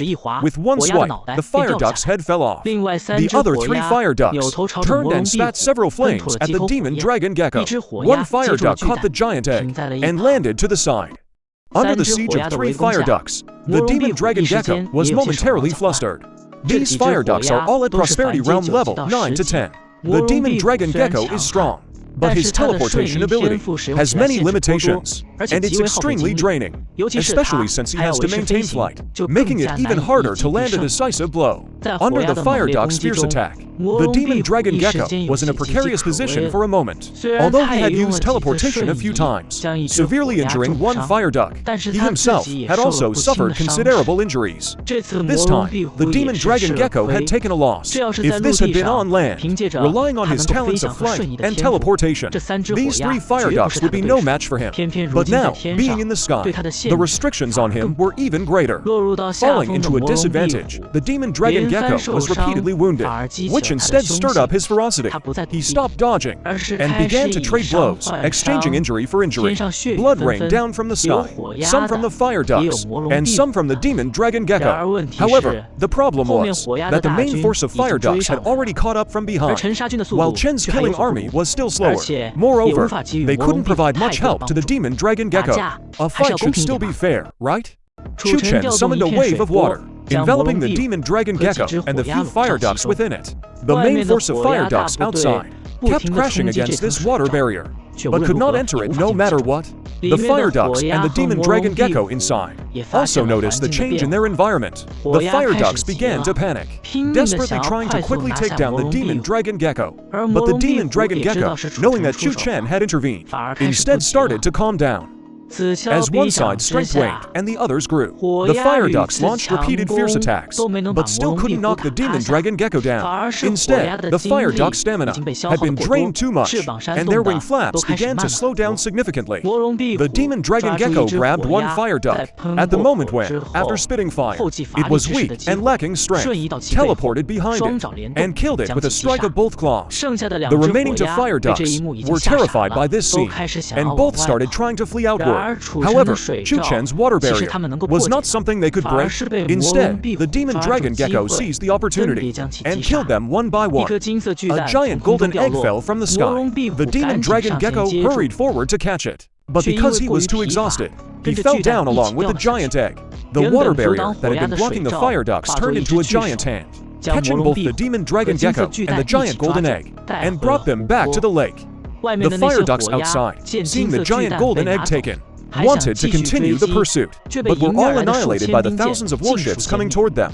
In the sky, it was as if a heavy rain of blood was falling. Chu Chen looked at the demon dragon gecko, who was dancing excitedly on the trunk of the ghost count tree, and felt a bit speechless inside. He had no idea how the gecko had managed to steal this golden egg, only to end up nearly being roasted into barbecue. However, this giant golden egg was quite peculiar. Chu Chen could sense a very strong life fluctuation coming from within it. It seemed that the life inside was about to be born. Chu Chen thought for a moment, and decided to place this giant golden egg into the lake, which would be more beneficial for the life inside the egg, since it was stolen from the fire ducts. Maybe it was a flying magical beast. Alright, I know you're tough. You've had your fun this time. Now it's time to train properly. The ghost count tree was about to break through to the transcendent level. Chu Chen warned the demon dragon gecko through their soul link. The demon dragon gecko stomped hard, twice on the ghost count tree beneath his feet, indicating that he was also about to break through. After this life and death battle, the demon dragon gecko's potential had been greatly stimulated. Chu Chen believed that within a week, he would be able to break through to the transcendent level. By then, no doubt, the demon dragon gecko would truly show his full strength. Chapter 46, Stealing the Egg Again, Transcendent Fire Duck. Looking at the giant golden egg at the bottom of the lake, which seemed somewhat sacred, Chu Chen suddenly thought of his Chen's killing army. They were very skilled at land combat, but severely lacked magical beasts capable of fighting in the air. Earlier, when Chen's killing army went to stop the fire duck's pursuit, this exposed the problem of insufficient anti-air combat and defense capabilities. Perhaps it was time to develop an aerial beast unit of our own. But the problem was that bird-type beasts were already scarce in the desert. Even ordinary birds were rarely seen. So how to obtain a large number of flying beasts was indeed a tricky issue. However, seeing the egg that the demon dragon gecko had stolen back, Chu Chen came up with an idea. The fire ducks in the south could be said to be one of the few bird-type beast flocks in this desert, although catching fire ducks directly was impractical. Right now was the fire duck's egg-laying season. He could send beasts to steal the eggs, then bring them back to hatch themselves. He had a whole jug of spirit water, which might even yield better results than if the fire ducks hatched them themselves. Thinking of this, Chu Chen immediately called for Zwilai. Tyron had already led a Dust Slayer army to station closest to the elf forest, keeping an eye on the movements there for Chu Chen. So the only one by Chu Chen's side who was relatively strong and could be ordered around was Zwilai. Milord, you called for me. As soon as Zwilai heard Chu Chen's telepathic message, she came to the lakeside. I have a task for you today. I want to develop an aerial beast unit. The fire ducks in the south are the best choice. I want to send you to steal fire duck eggs. Zwilai listened to Chu Chen's words and looked somewhat surprised. Steal fire duck eggs? But milord, if it's just me alone, it'll be hard to steal many. Don't worry, I'll assign 500 shadow leopards to you to go with you. Plus, 1,000 swan-chasing wild horses will handle transport. You just need to steal the most eggs in the shortest time possible. Once discovered, retreat quickly. Hearing Chu Chen's arrangement, Zwilai still felt it was somewhat inappropriate, but she had no reason to refuse further. She could only grit her teeth and go along. Also, the demon dragon gecko will go with you.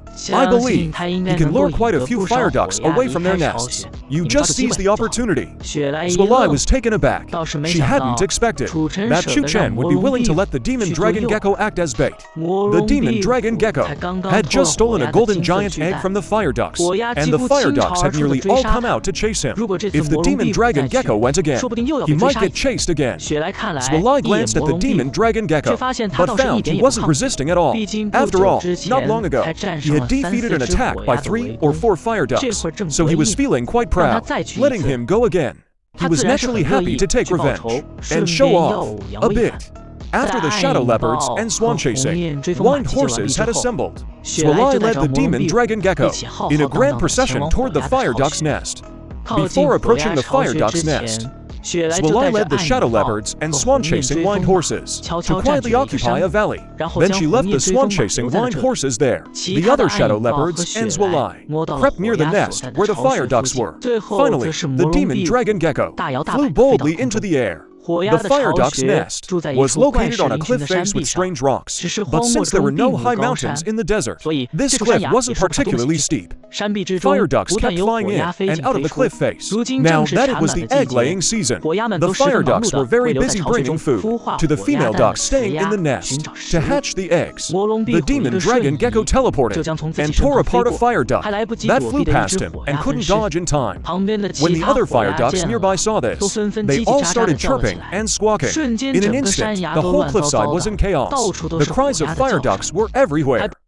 Fire ducks kept attacking the demon dragon gecko. The demon dragon gecko dodged left and right with ease. It avoided the flames spat at it.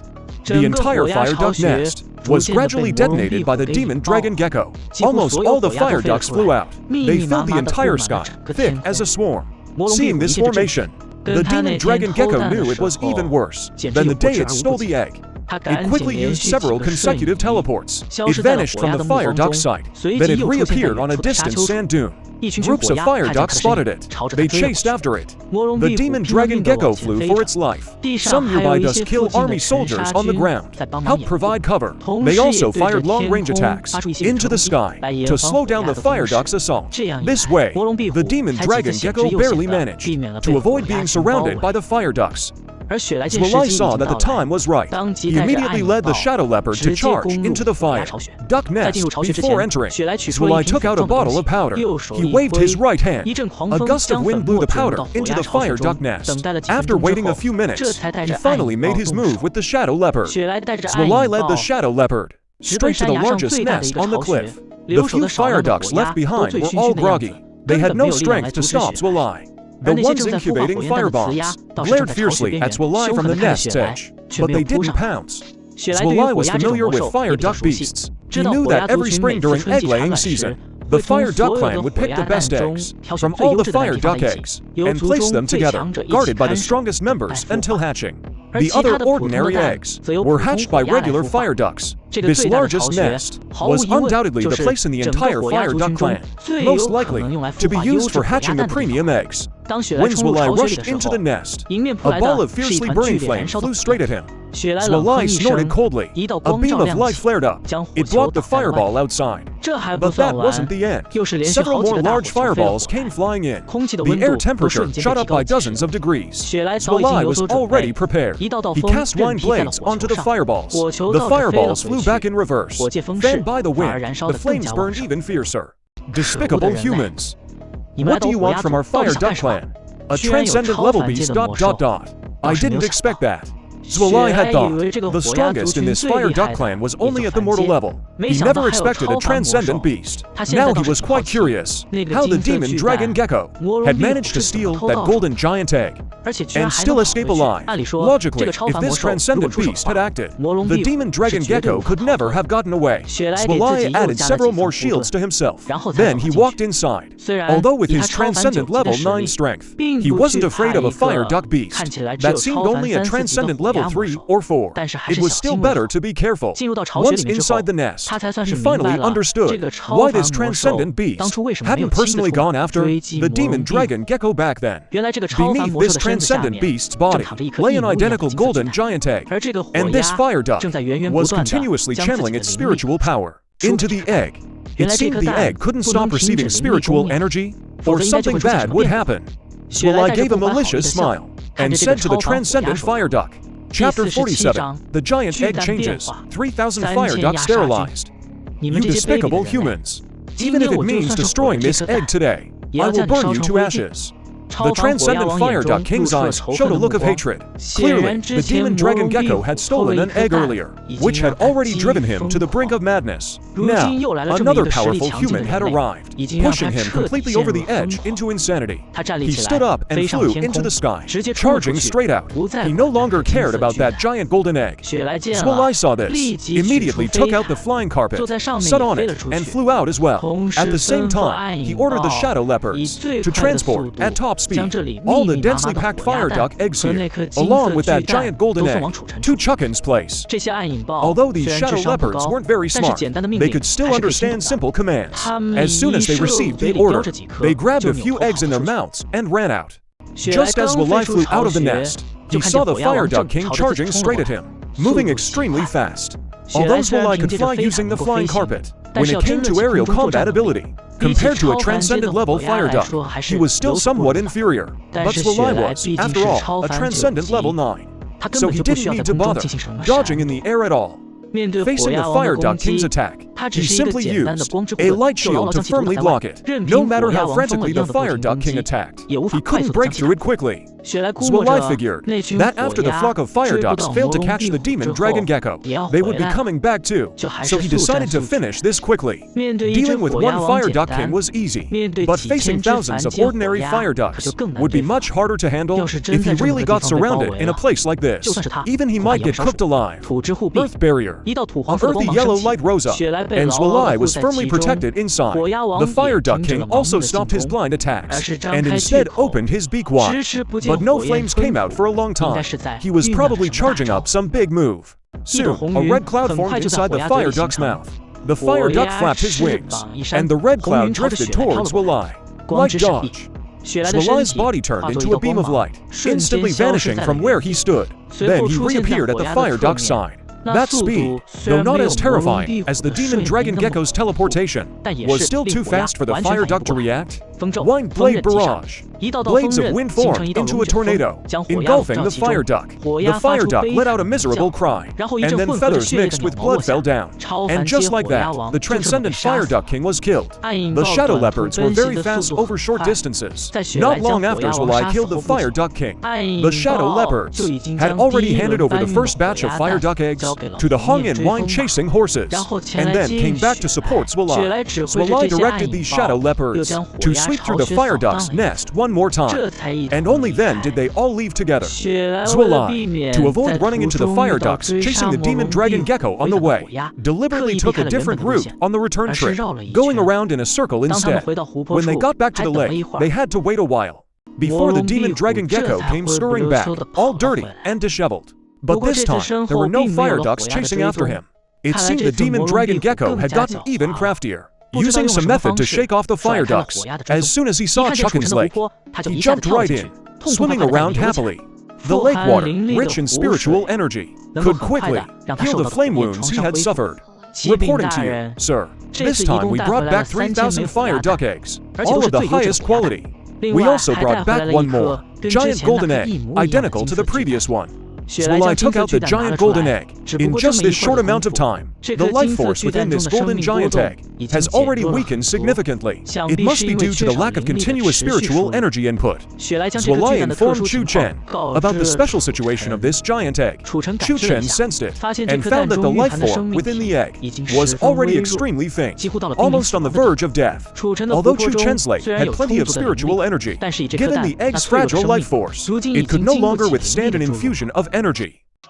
On the other hand, the egg brought back by the demon dragon gecko was sitting safely and steadily at the bottom of the lake, absorbing the vast spiritual energy. The life force emanating from it was growing stronger by the day, as if it were about to hatch at any moment. Master, this egg is going to die anyway. Why don't you put it into the river of forgetfulness in the underworld? Water it with dark energy. Who knows, it might work wonders. Ghost Count's voice came through. Chu Chen's heart stirred. The river of forgetfulness had the ability to nurture skeletons, undead creatures like warriors. Besides, only dark-type beings could survive in it. And this giant egg was already on the brink of death, hovering right at the edge between life and death. He wondered what strange outcome might occur if he placed it in the river of forgetfulness. At worst, I still have a normal golden giant egg that can hatch a flying beast. Thinking this, Chu Chen directly put the golden giant egg into his system space, and then tossed it into the river of forgetfulness. The two worlds were originally sealed off by powerful rules and forces, but Chu Chen's lake was not a product of this world, so it wasn't bound by those rules. He placed the egg at the bottom of the river of forgetfulness. The life force of the golden giant egg quickly faded away. It didn't just die like that, did it? But this was within Chu Chen's expectations. Any non-dark creature entering the river of forgetfulness would only have its life drained away. Yet Chu Chen could clearly sense that the golden giant egg hadn't completely lost its vitality. Instead, it seemed to be gestating some new life. The originally all golden giant egg began to show traces of black patterns. Forget it, I'll leave it for now. Let's see what it becomes later. Back in the surface world, Chu Chen took the 3,000 fire duck eggs. That's what I had stolen with the shadow leopard, and put them all into the lake. Then he quickly infused them with spiritual energy. In just over an hour, these fire duck eggs showed signs of hatching. At that point, Chu Chen took them out and placed them on the shore. Before the fire ducks inside could break out, Chu Chen used his skills at the same time. He used the awakening skill, and he used the blessing skill. Amidst red and white light, cracking sounds came continuously. One by one, the divine little fire ducks finally emerged from their shells. After Chu Chen's awakening and blessing, these little fire ducks had greater potential than their parents, and their bloodline concentration was also higher. After a bit of adjustment, some fire ducks were already able to fly into the sky, though their speed was still slow, and their bodies wobbled unsteadily. This was the natural talent of birds. Finally, I have a flying beast. When this army grows up, with one command, the sight of 3,000 fire ducks flying together will be spectacular. These 3,000 fire ducks should have a name, right? Swalai asked. There should be a 3,000 worlds, Yasha realm, 100,000 miles, land without sunlight. Let's call them the Yasha army. 4. Chapter 18, Ghost Count advances to Transcendent. Watching the chirping little fire ducks, Chu Chen felt a bit of a headache. When 3,000 fire ducks all made noise together, the experience was truly unbearable. And these fire ducks obviously can't live in the water, and the shore isn't suitable either. There aren't any suitable cliffs nearby, so how to settle them has become a problem. Where should we put them? Chu Chen looked at Swalai, wanting to ask for his opinion. Sir, fire ducks prefer to live in dry areas, preferably on fire-tributed trees, or on rocks. Chu Chen nodded. That kind of place is indeed the most suitable. The problem is that within a kilometer of the lake, there's no such suitable spot. Just as Chu Chen was planning to temporarily settle the little fire ducks around the lake, so he could provide them with spiritual energy, Ghost Count suddenly spoke up. Master, I'm about to break through to the Transcendent realm. Chu Chen wasn't surprised by this news. In fact, Ghost Count could have broken through to the Transcendent realm shortly after ChuChen advanced to the Spirit Lake stage, but he wanted to keep expanding his root system, so he hadn't made the breakthrough yet. Do you need any help from me? Chu Chen knew in his heart that Ghost Count's breakthrough was a natural progression, and didn't require him to do anything more. Sure enough, Ghost Count replied, no need. Master, it's very easy. If the demon dragon gecko heard that, it would definitely be depressed for a long time. And if those who have been stuck at the peak of the mortal realm, unable to break through, heard it, they'd be furious too. But for Chu Chen and Ghost Count, breaking through to Transcendent was indeed a very easy thing. Chu Chen felt a tremor underground, and quickly told Swalai to take all the fire ducks away from the lake. Even the demon dragon gecko quickly jumped down from the Ghost Count tree's trunk and ran to the shore, watching the Ghost Count tree's trunk from afar. After the destruction by Alexis last time, it had only grown a little bit before Ghost Count stopped growing. This time, the trunk kept rising until it reached several dozen meters in height. At the same time, from the shore beside the lake, small saplings kept breaking through the ground and growing taller and taller, forming a small dense forest. Chu Chen carefully examined each branch and found that every tree looked exactly the same. Even their aura was identical. Chu Chen instantly understood Ghost Count's intention. He wanted to grow a forest of Ghost Count trees directly on the shore. That way, enemies would find it hard to locate his true body. And those trees on the shore were all grown from his own roots. Like the hands of the Ghost Count tree, he could have a wider attack range and more attack methods. In 10 days, by the time the Ghost Count tree's roots spread all around the lake, the entire lake would be surrounded by a forest of Ghost Count trees. Outsiders wanting to enter the Ghost Count forest and reach Chu Chen would have to get permission from the Ghost Count tree. This also gave Chu Chen a protective barrier, so he wouldn't be as exposed as before. A forest of Ghost Count trees stretching several hundred meters formed before everyone's eyes at an extremely fast speed, without waiting for Chu Chen's orders. The little fire ducks flapped their small wings and flew onto the branches. The fiery red fire ducks, perched on the pitch-black Ghost Count trees, looked like iron trees in bloom. Master, this way. Those fire ducks have a place to live too. This time, Ghost Count didn't use telepathy, but spoke out loud directly. Not only could Chu Chen hear him, but the demon dragon gecko and Swalai could hear him too. So, Transcendent, is there anything different? I feel my soul power has become much stronger. and I can control more ghost count trees. Also, I have a soul attack skill. I call it Soul Capture. Soul Devourer. A skill that directly attacks the soul is incredibly powerful. It seems your strength has indeed improved quite a bit.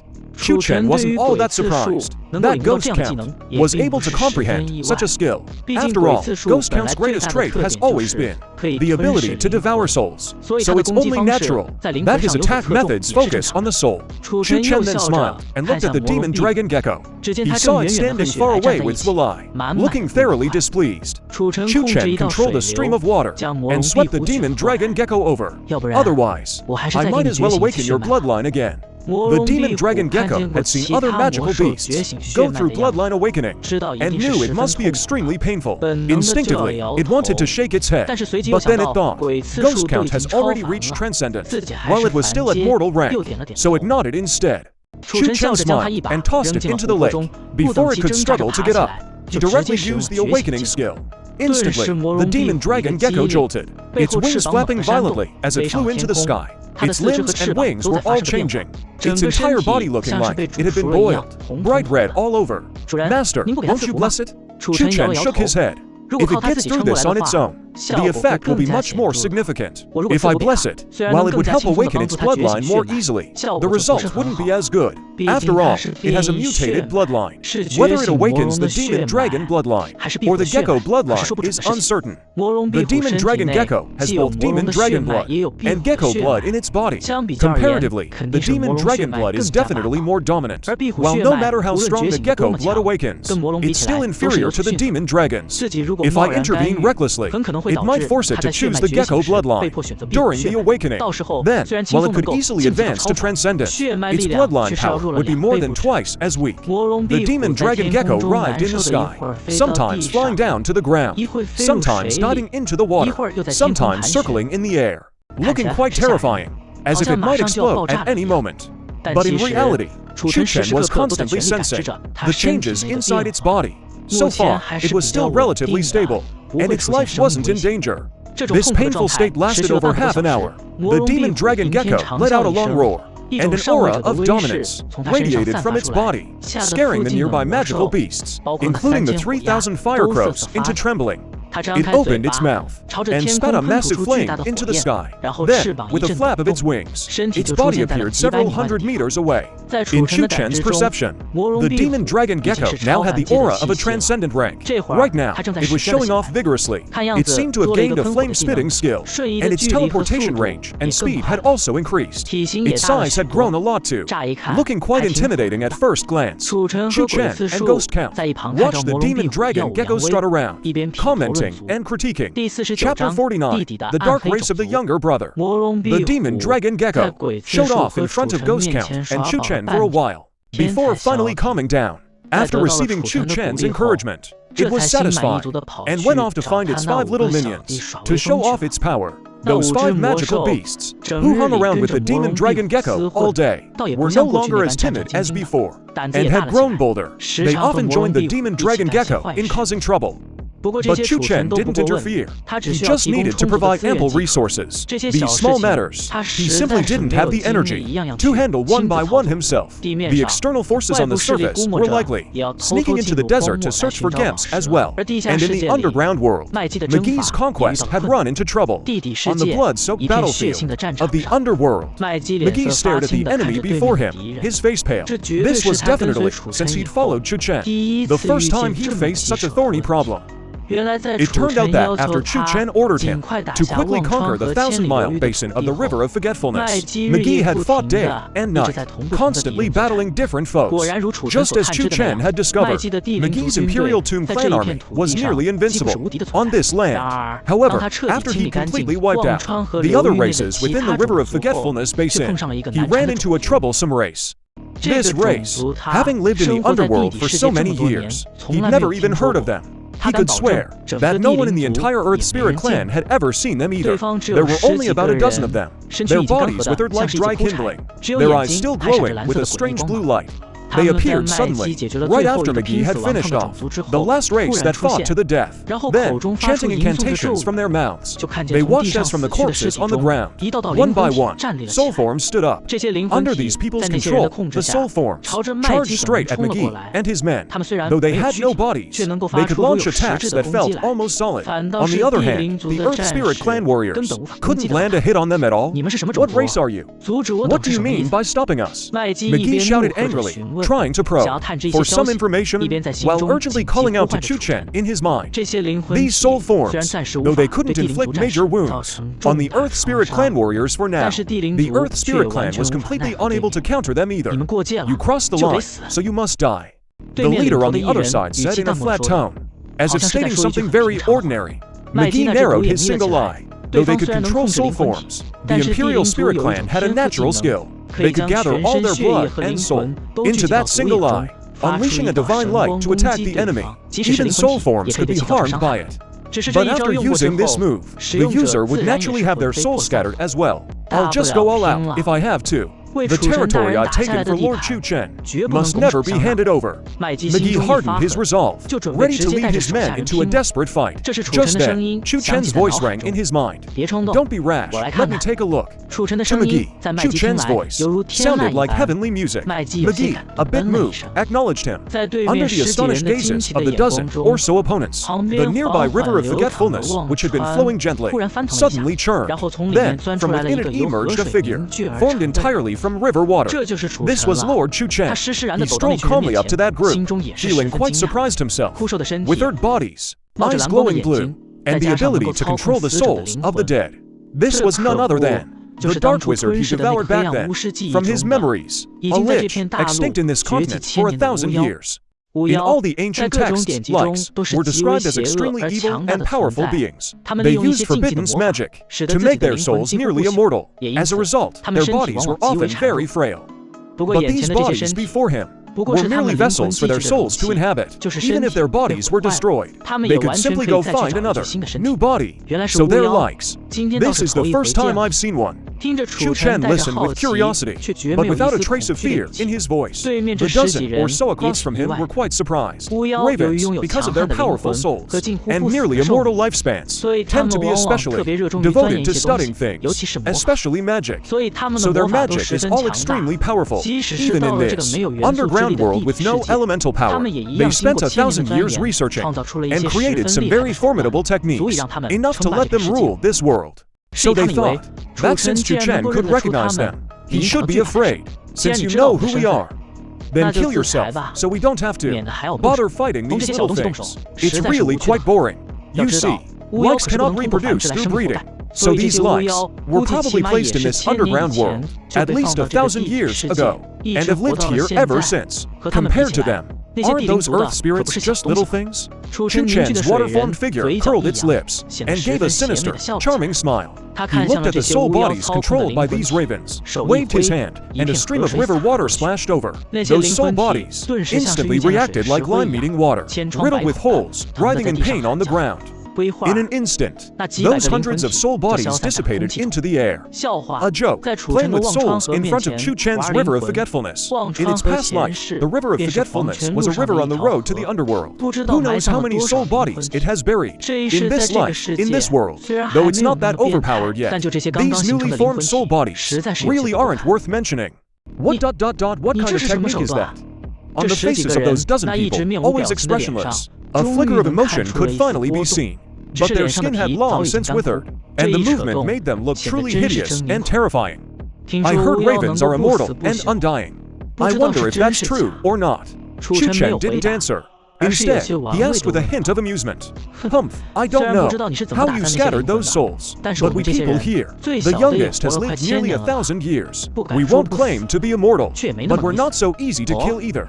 Out in the outside world, maybe it wouldn't be easy, but if it's here, it probably isn't that hard. Chu Chen said, and from the river of forgetfulness behind him, a rope suddenly appeared, binding one of the likes across from him. Using the river of forgetfulness's water for water binding, not only binds the body, but also traps the soul within it.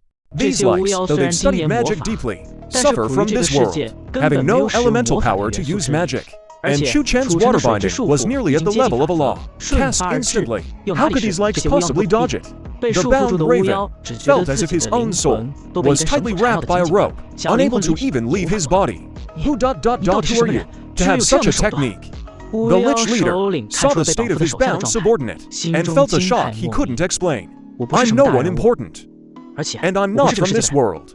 Chu Chen's words struck like thunder, leaving all the ravens speechless with shock. Chapter 50, Subduing the Likes. If you asked any intelligent being in this underground world where they most wanted to go in their life, 90% of them would have a beautiful dream about the outside world. And if you asked which race most desperately wanted to get out, the ravens would definitely be one. Because what they're most obsessed with is magic. Yet in this world, but magic is completely useless here. Besides that, there's an even more important reason. You say you're from the outside world. The Lich leader asked, extremely excited. Chu Chen gave him a cold glance. I don't like repeating myself. The Lich leader calmed down a bit from his excitement. Impossible. No one from the outside world can get in. They won't let anyone enter here. Who locked you all in here? Huh? Who could lock us up? We were just tricked by those despicable people. That's all. The people you're talking about, they wouldn't happen to be the Holy Temple of Light, would they? Chu Chen saw that the moment he mentioned the Holy Temple of Light, the likes on the other side looked ready to explode. He figured he was probably right. Judging by your tone, you're probably not from the Holy Temple of Light. But I'm curious, if you're not from the Holy Temple of Light, how could you know about us? And how could you enter this underground world? Actually, Chu Chen only learned about the likes by chance. It happened when that dark wizard, who was badly wounded and whose soul he devoured, had obtained an evil forbidden spell. That spell allowed him to turn himself into a lich, a being like them. His soul could become immortal. Your existence isn't that big a secret. And entering the underground world isn't hard for me. Not only can I get in, I can also leave freely. Hearing Chu Chen's words, the eyes of these likes blazed with even stronger light. That blue light shone on the earth spirit people behind Chu Chen, making them look dazed.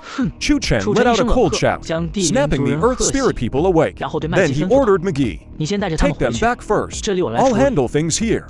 Remember, don't let any news leak out. McGee received Chu Chen's order, turned around, and led the warriors to retreat. He wasn't worried about Chu Chen's safety. In his heart, Chu Chen was a god. Even though these likes seemed very mysterious, they were definitely no match for Chu Chen. I won't beat around the bush with you. After all, you're all old monsters who've lived for 1,000 years. I know you might have been very powerful in the past, but in this underground world, you're only a little stronger than the Earth Spirit people. I'm going to unify this underground world. You help me, and I'll take you out of here within 10 years. How about that? The likes on the other side glared angrily at Chu Chen. This arrogant stranger of unknown origin actually wanted them, the great likes, to become his subordinates. The Lich leader stared coldly at Chu Chen. You want to recruit us? Why should we believe you can take us out? Chu Chen heard this and knew there was a chance. These likes, even more than the Earth Spirit people, wanted to escape this world. Once, they were powerful mages standing high above. But now, they're locked in this sunless underground. They've lost their magic and can only barely survive. They truly remember how wonderful the outside world was. They remember the thrill of power. That feeling, they relive it every single day for 1,000 years, so they don't forget their enemies in this filthy environment, and don't forget who they are. Believe it or not, this is your only chance. Defeating you is actually very simple. As Chu Chen spoke, the river of forgetfulness behind him surged like a tidal wave, rushing toward these likes. The likes felt it wasn't just a river, but an entire world crushing down on them. They couldn't even run away, could only stand there in terror, waiting. Suddenly, all the pressure vanished. The Black River returned to calm. The river of forgetfulness behind Chu Chen had been flowing silently for a while. I'll take a gamble. I'll work for you for 10 years. Then you take us out of here. The other likes were still reluctant. The Lich leader immediately spoke sternly. What I said only represents myself. We've known each other for 1,000 years. I won't force you, but don't say 10 years. Even 100 years means nothing to us. If there's even one chance, I would never give it up. The one who becomes the Lich leader is naturally no ordinary person. That decisiveness is rare in this world.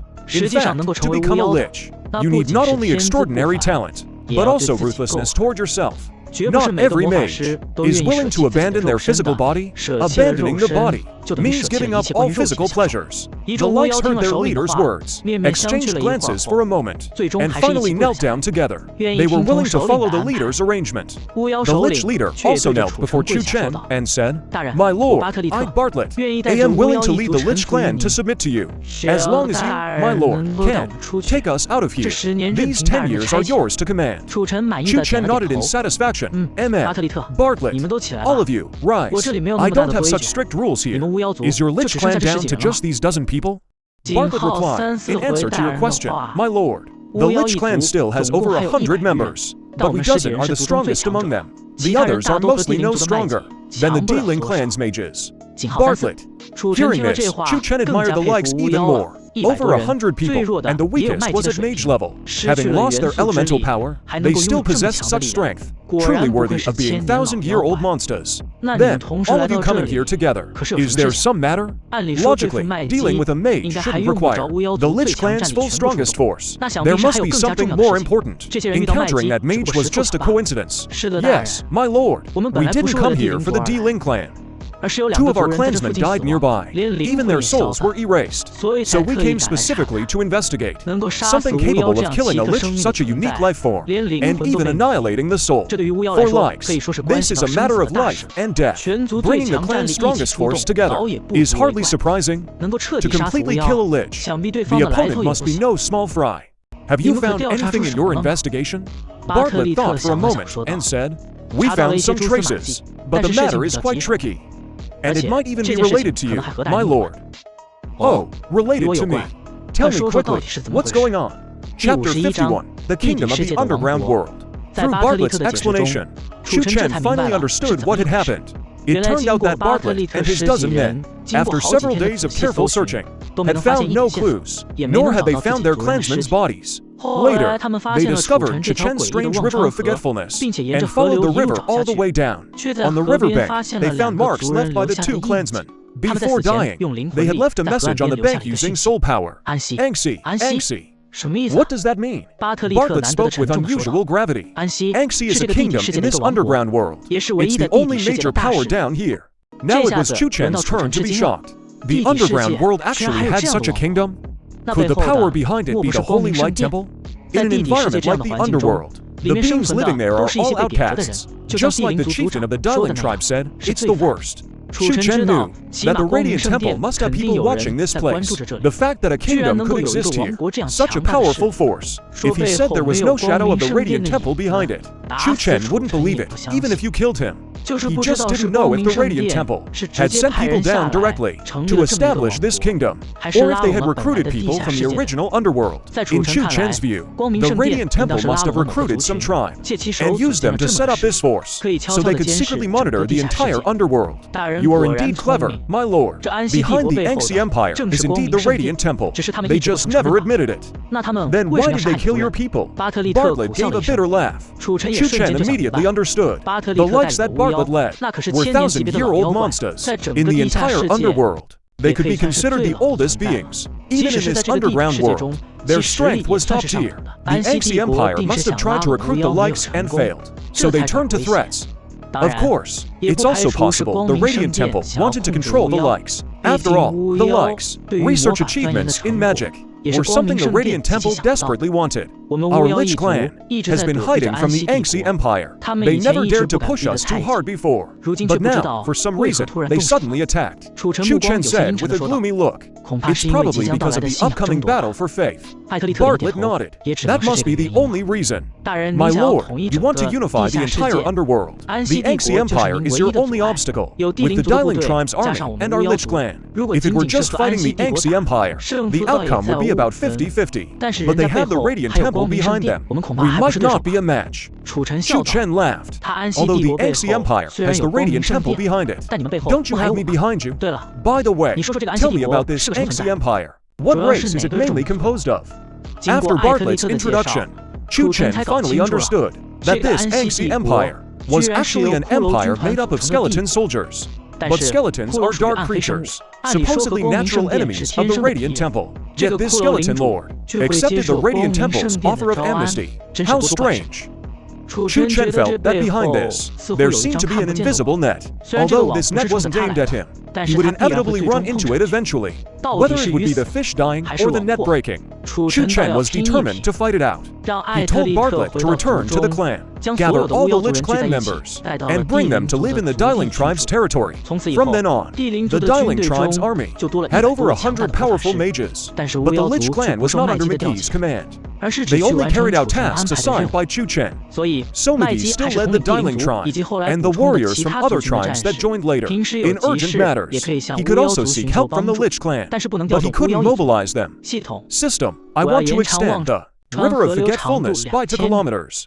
Chu Chen spent energy points again to extend the River of Forgetfulness by 2 kilometers.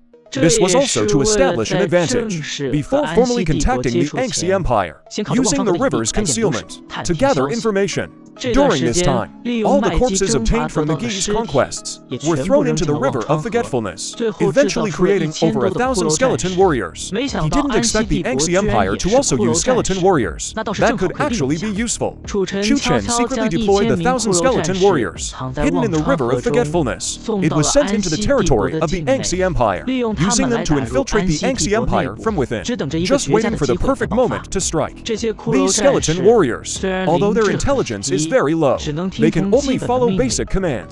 But this is precisely within the Anxi Empire.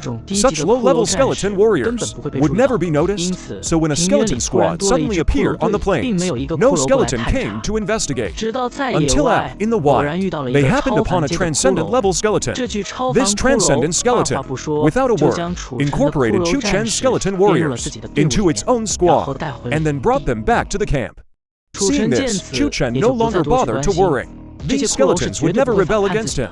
He would just wait until he needed them, then issue the command.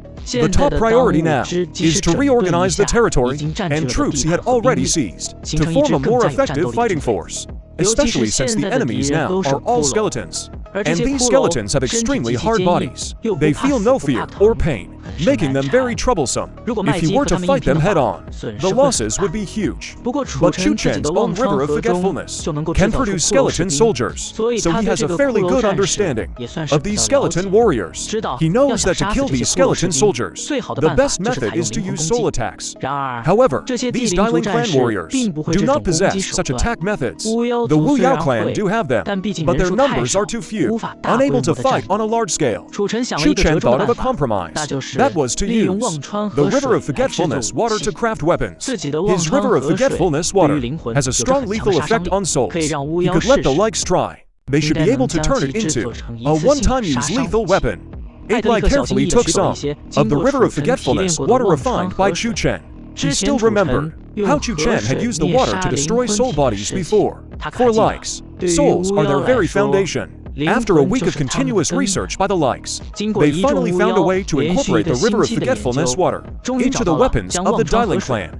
And so, the underground world began another round of intense weapon processing. Although the Wu Yao clan wasn't very skilled in this area, and lacked elemental power, making it inconvenient to use certain methods. But with Chu Chen's vast supply of river water, the processing speed wasn't slow, at most half a month, and all the Dialing clan warriors' weapons would be finished processing. Chapter 52, the desert where all sides gather. At the edge of the desert, in a desolate ancient city. Captain, we can set out now. A senior mercenary spoke respectfully. Let's go.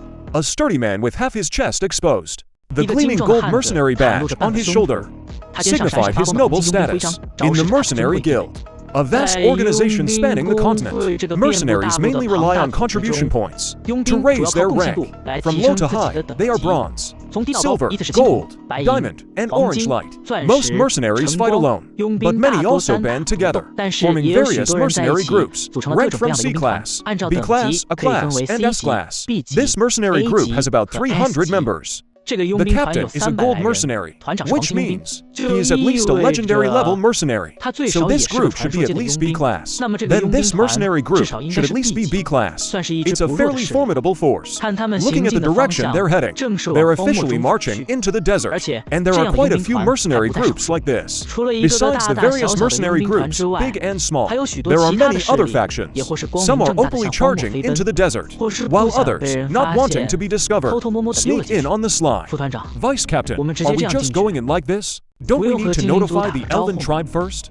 Vice Captain Bolton heard this, and a flicker of displeasure crossed his face, but he quickly concealed it. No need. The elves definitely know we're coming. Let's get moving. Don't let those lowly races snatch what we're after. With that, Bolton spurred his horse and charged ahead. The men behind him had no choice but to follow immediately. Bolton glanced at the two men beside him, thinking to himself, HMPH, I know you two are the captain's loyal followers. How dare you question my decision? Sooner or later, I'll take care of both of you. Bolton was the vice captain of the Holy Light Cathedral's Paladin Order. Despite his legendary level strength, he was just one of 5 vice captains, and the least popular one at that. Especially these two men beside him, who were powerful and only obeyed the captain's orders. They often questioned Bolton's commands, which had long annoyed him. I don't know why, for such an important mission, the captain only put me in charge. He himself disappeared with the other 2 captains. Bolton thought to himself, this is my chance to shine. If I help the Holy Light Cathedral obtain that treasure, maybe I'll get to lead the Paladin Order on my own. It's not impossible. All the factions, big and small, seem to have agreed, entering the desert simultaneously over these few days. The Dust Sand Army, quietly stationed in every corner of the desert, had already received word. Desert tribesmen kept riding swan geese and wind horses to report to Chu Chen. Chu Chen had no choice but to temporarily set aside the matters of the underworld and focus on the trouble at hand. These factions, since they're all here to find the fruit of life, they definitely won't give up until they find it. So sooner or later, they'll search the lake. I'm not afraid of them finding my stash here, but the ghost count and those 3,000 fire yaks are still very conspicuous, and the Dust Sand Army, spread across the entire desert, might well be wiped out by some mercenaries who see them as prey. Among the incoming factions, there are also many legendary level big shots. Although the Dust Sand Army is formidable, they are no match for legendary level experts. I have to think of a way to divert those factions' attention.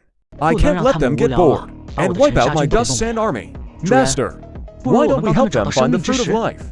Seeing Chu Chen's troubled expression, the Ghost Count made a suggestion.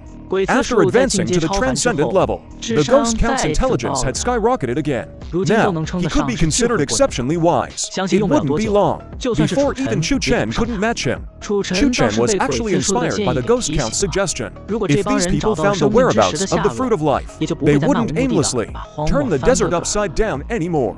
But he had already used the real fruit of life, and there was no way to produce it without the fruit of life. How could he convince those people with just words? Chu Chen thought of the Lich. The Lich had spent 1,000 years delving deep into magic. Maybe, combined with his abundant spiritual energy, he could forge a fake that looked like the fruit of life, as long as he could fool some people. And then with the crowd effect, even a fake would be taken as real, whether it was real or fake. Those people won't give up. The soul sank into the river of forgetfulness. He summoned the Lich leader, Bartlett. Bartlett, do you know about the Elf's Life Stone? Bartlett thought for a moment and replied, I've heard of the Life Stone, but it doesn't belong to the elves. It belongs to the goblins. Chu Chen nodded knowingly. Then maybe for some reason, the elves stole it. After all, compared to the elves, the goblins are much weaker. Do you have any way to forge a Life Stone? It just needs to look very similar. Bartlett scratched his head, even though he had no hair left on it. I need to go back to my people and discuss it with them. Chu Chen nodded.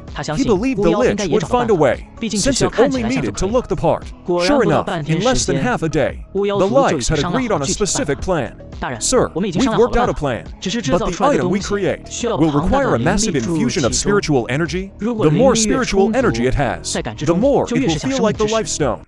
Spiritual energy is not a problem. Make it as soon as possible. I'll need it right away. After confirming the Lights could do it, Chu Chen immediately left the underworld. He summoned Zhualai and called Tyron back as well. Has there been any movement from the elves lately? Tyron hadn't returned to the lake in a long time. Seeing Chu Chen again felt very warm. Hearing Chu Chen's question, he replied respectfully, Reporting to you, Lord Chu, the elves haven't made any major moves. However, not long ago, some humans headed toward the elf forest. I don't know what they're up to. Humans who can enter the elf forest directly must be from some major faction. It might be related to the Life Stone this time. Besides, Tyron is still only in the mortal realm. If any elf experts wanted to avoid detection, it would be easy. Tyron can only monitor the elves for large-scale troop movements. I called you back because I need you to train those fire yaks outside. Those fire yaks have plenty of spiritual energy from Chu Chen, so they've grown very fast. They're now almost as big as adult fire yaks. You can train them to form a real fighting force. Chapter 53, Zwalai's Mission. Luring a legendary expert. Chu Chen handed over the training of the fire yaks to Tyrant. At the same time, Ghost Count joined in, figuring out how to coordinate attacks with the fire yaks. Meanwhile, Chu Chen continued with Zwalai, discussing another matter. Quite a few factions entered the desert this time, including several legendary experts. I need you to do something for me, but this task is somewhat dangerous. Sir, please give your orders. I will get it done. Since Chu Chen had already spoken, Zwalai, who was living under his protection, couldn't refuse. I need you to lure a faction here. This faction must have no more than 1,000 people, and it must include a legendary expert. A faction with a legendary expert, sending Zwalai, who had just broken through to Transcendence, level 10, was indeed asking a lot, but Chu Chen only had Zwalai as a usable expert by his side. No one else could complete this task. However, Chu Chen believed that with Zwalai's strength, just luring them should barely be possible. Zwalai nodded, though his mouth felt bitter. Luring a legendary expert was an extremely dangerous task for him. One wrong move, and he might not come back. Don't worry.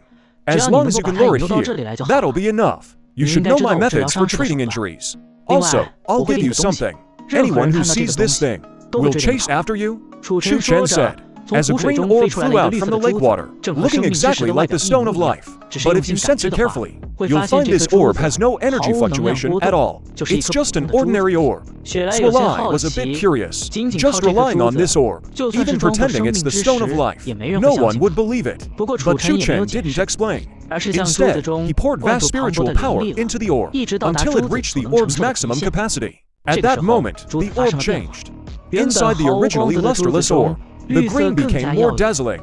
Even on the orb's surface, trees faintly seemed to grow, and rivers seemed to flow. Zwalai sensed a vibrant life force emanating from the orb. If she hadn't seen it with her own eyes, Zwalai would almost have thought this was the real Stone of Life. With this orb, Zwalai could naturally lure a legendary powerhouse. But I just don't understand why you're doing this, sir. Just go ahead and do it first. As for the reason, you'll know soon enough. Chu Chen kept it a mystery, choosing not to tell Zwalai yet. Zwalai didn't dare to keep asking. She took the orb Chu Chen gave her and ran off into the distance. With the Chensha army scattered across the desert, finding a suitable faction wasn't too hard for Zwalai. It wasn't very difficult. The hard part was how to keep herself alive, and then escape from under a legendary powerhouse. Meanwhile, at the outskirts of a hidden valley, the mercenary group that had appeared in the ancient city showed up here.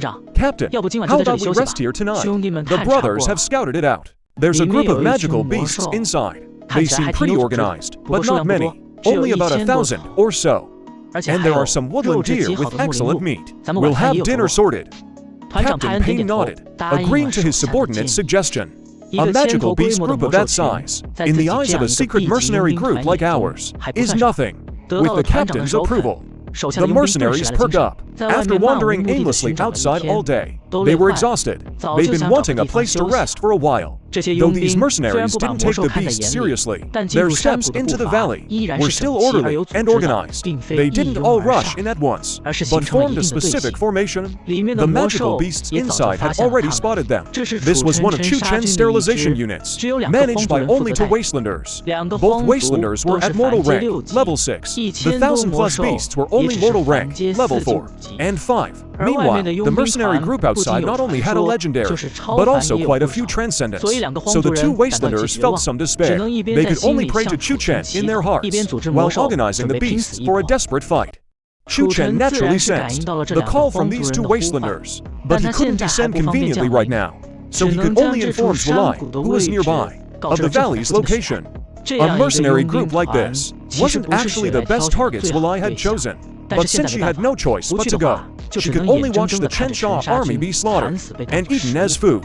Zwalai chose to obey Chu Chen's orders. She summoned her flying carpet and quickly approached the valley. When she reached the valley's outskirts, the slaughter inside had already begun. Zwalai didn't have time to go down and rescue them. Instead, she directly threw an explosive scroll down to draw their attention. Captain Payne had already noticed this woman. When she threw the scroll, he didn't stop her. But when he saw Wen Zuolai pulled out the green bead from her hand, his eyes turned red, and his breathing grew heavy. That bead and the legendary life gem everyone spoke of were so alike. And he could also feel the rich life force emanating from that bead. Zuolai saw Payne's reaction, didn't even glance at him, turned around and ran straight toward the lake. Payne immediately flew after her. Follow now. No delays. The other mercenaries, though reluctant to give up their hard-won prey, all realized that the bead in that woman's hand was very likely the life stone. So none of them dared to linger, and had to abandon it immediately.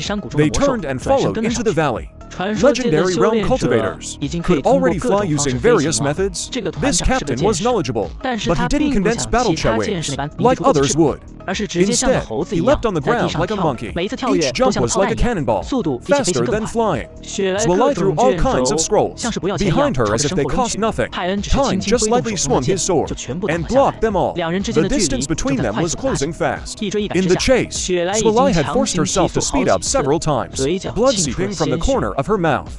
Payne still pursued relentlessly behind, cursing in his heart. She's just a transcendent realm woman, and I'm a legendary realm expert. How have I been chasing her this long without catching up?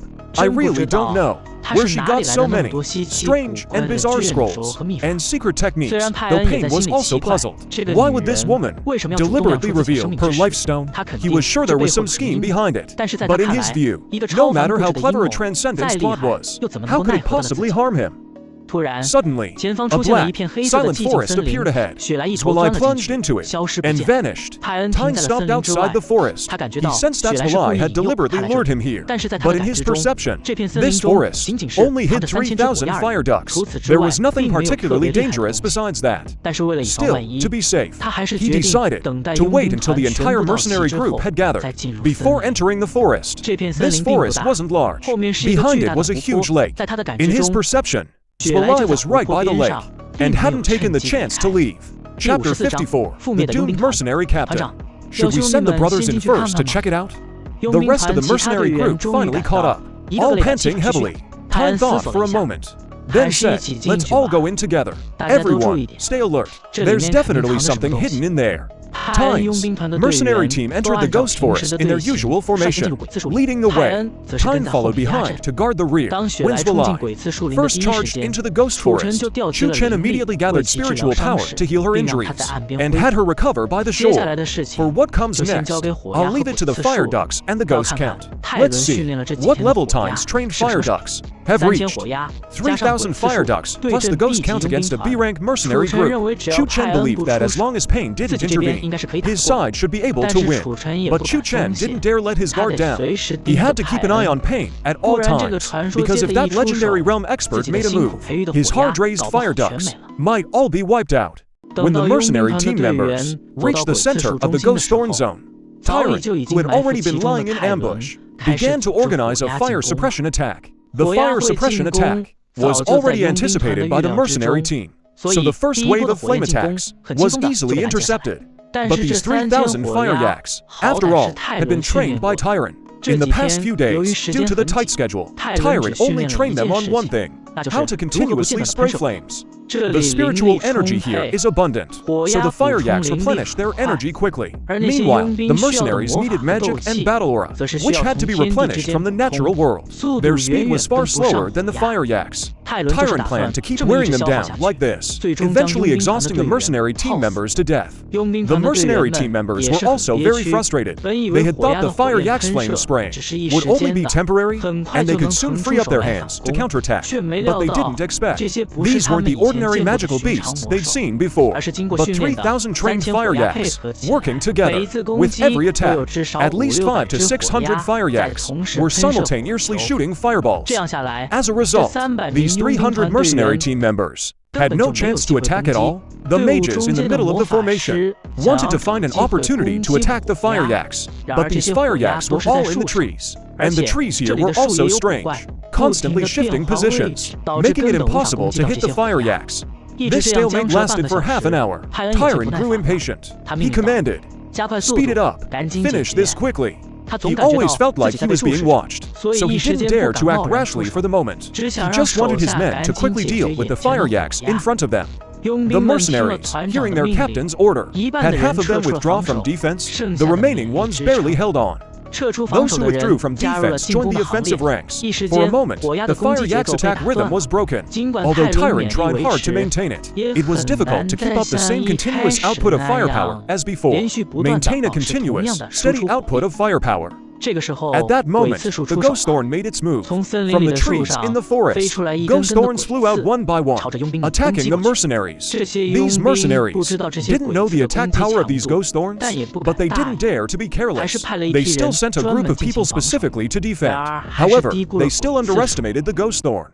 These ghost thorn's attacks were very strange. Although they were intercepted, they also carried soul attacks. Instantly, the dozens of people who came to intercept the ghost thorn suffered heavy damage, spitting out mouthfuls of blood.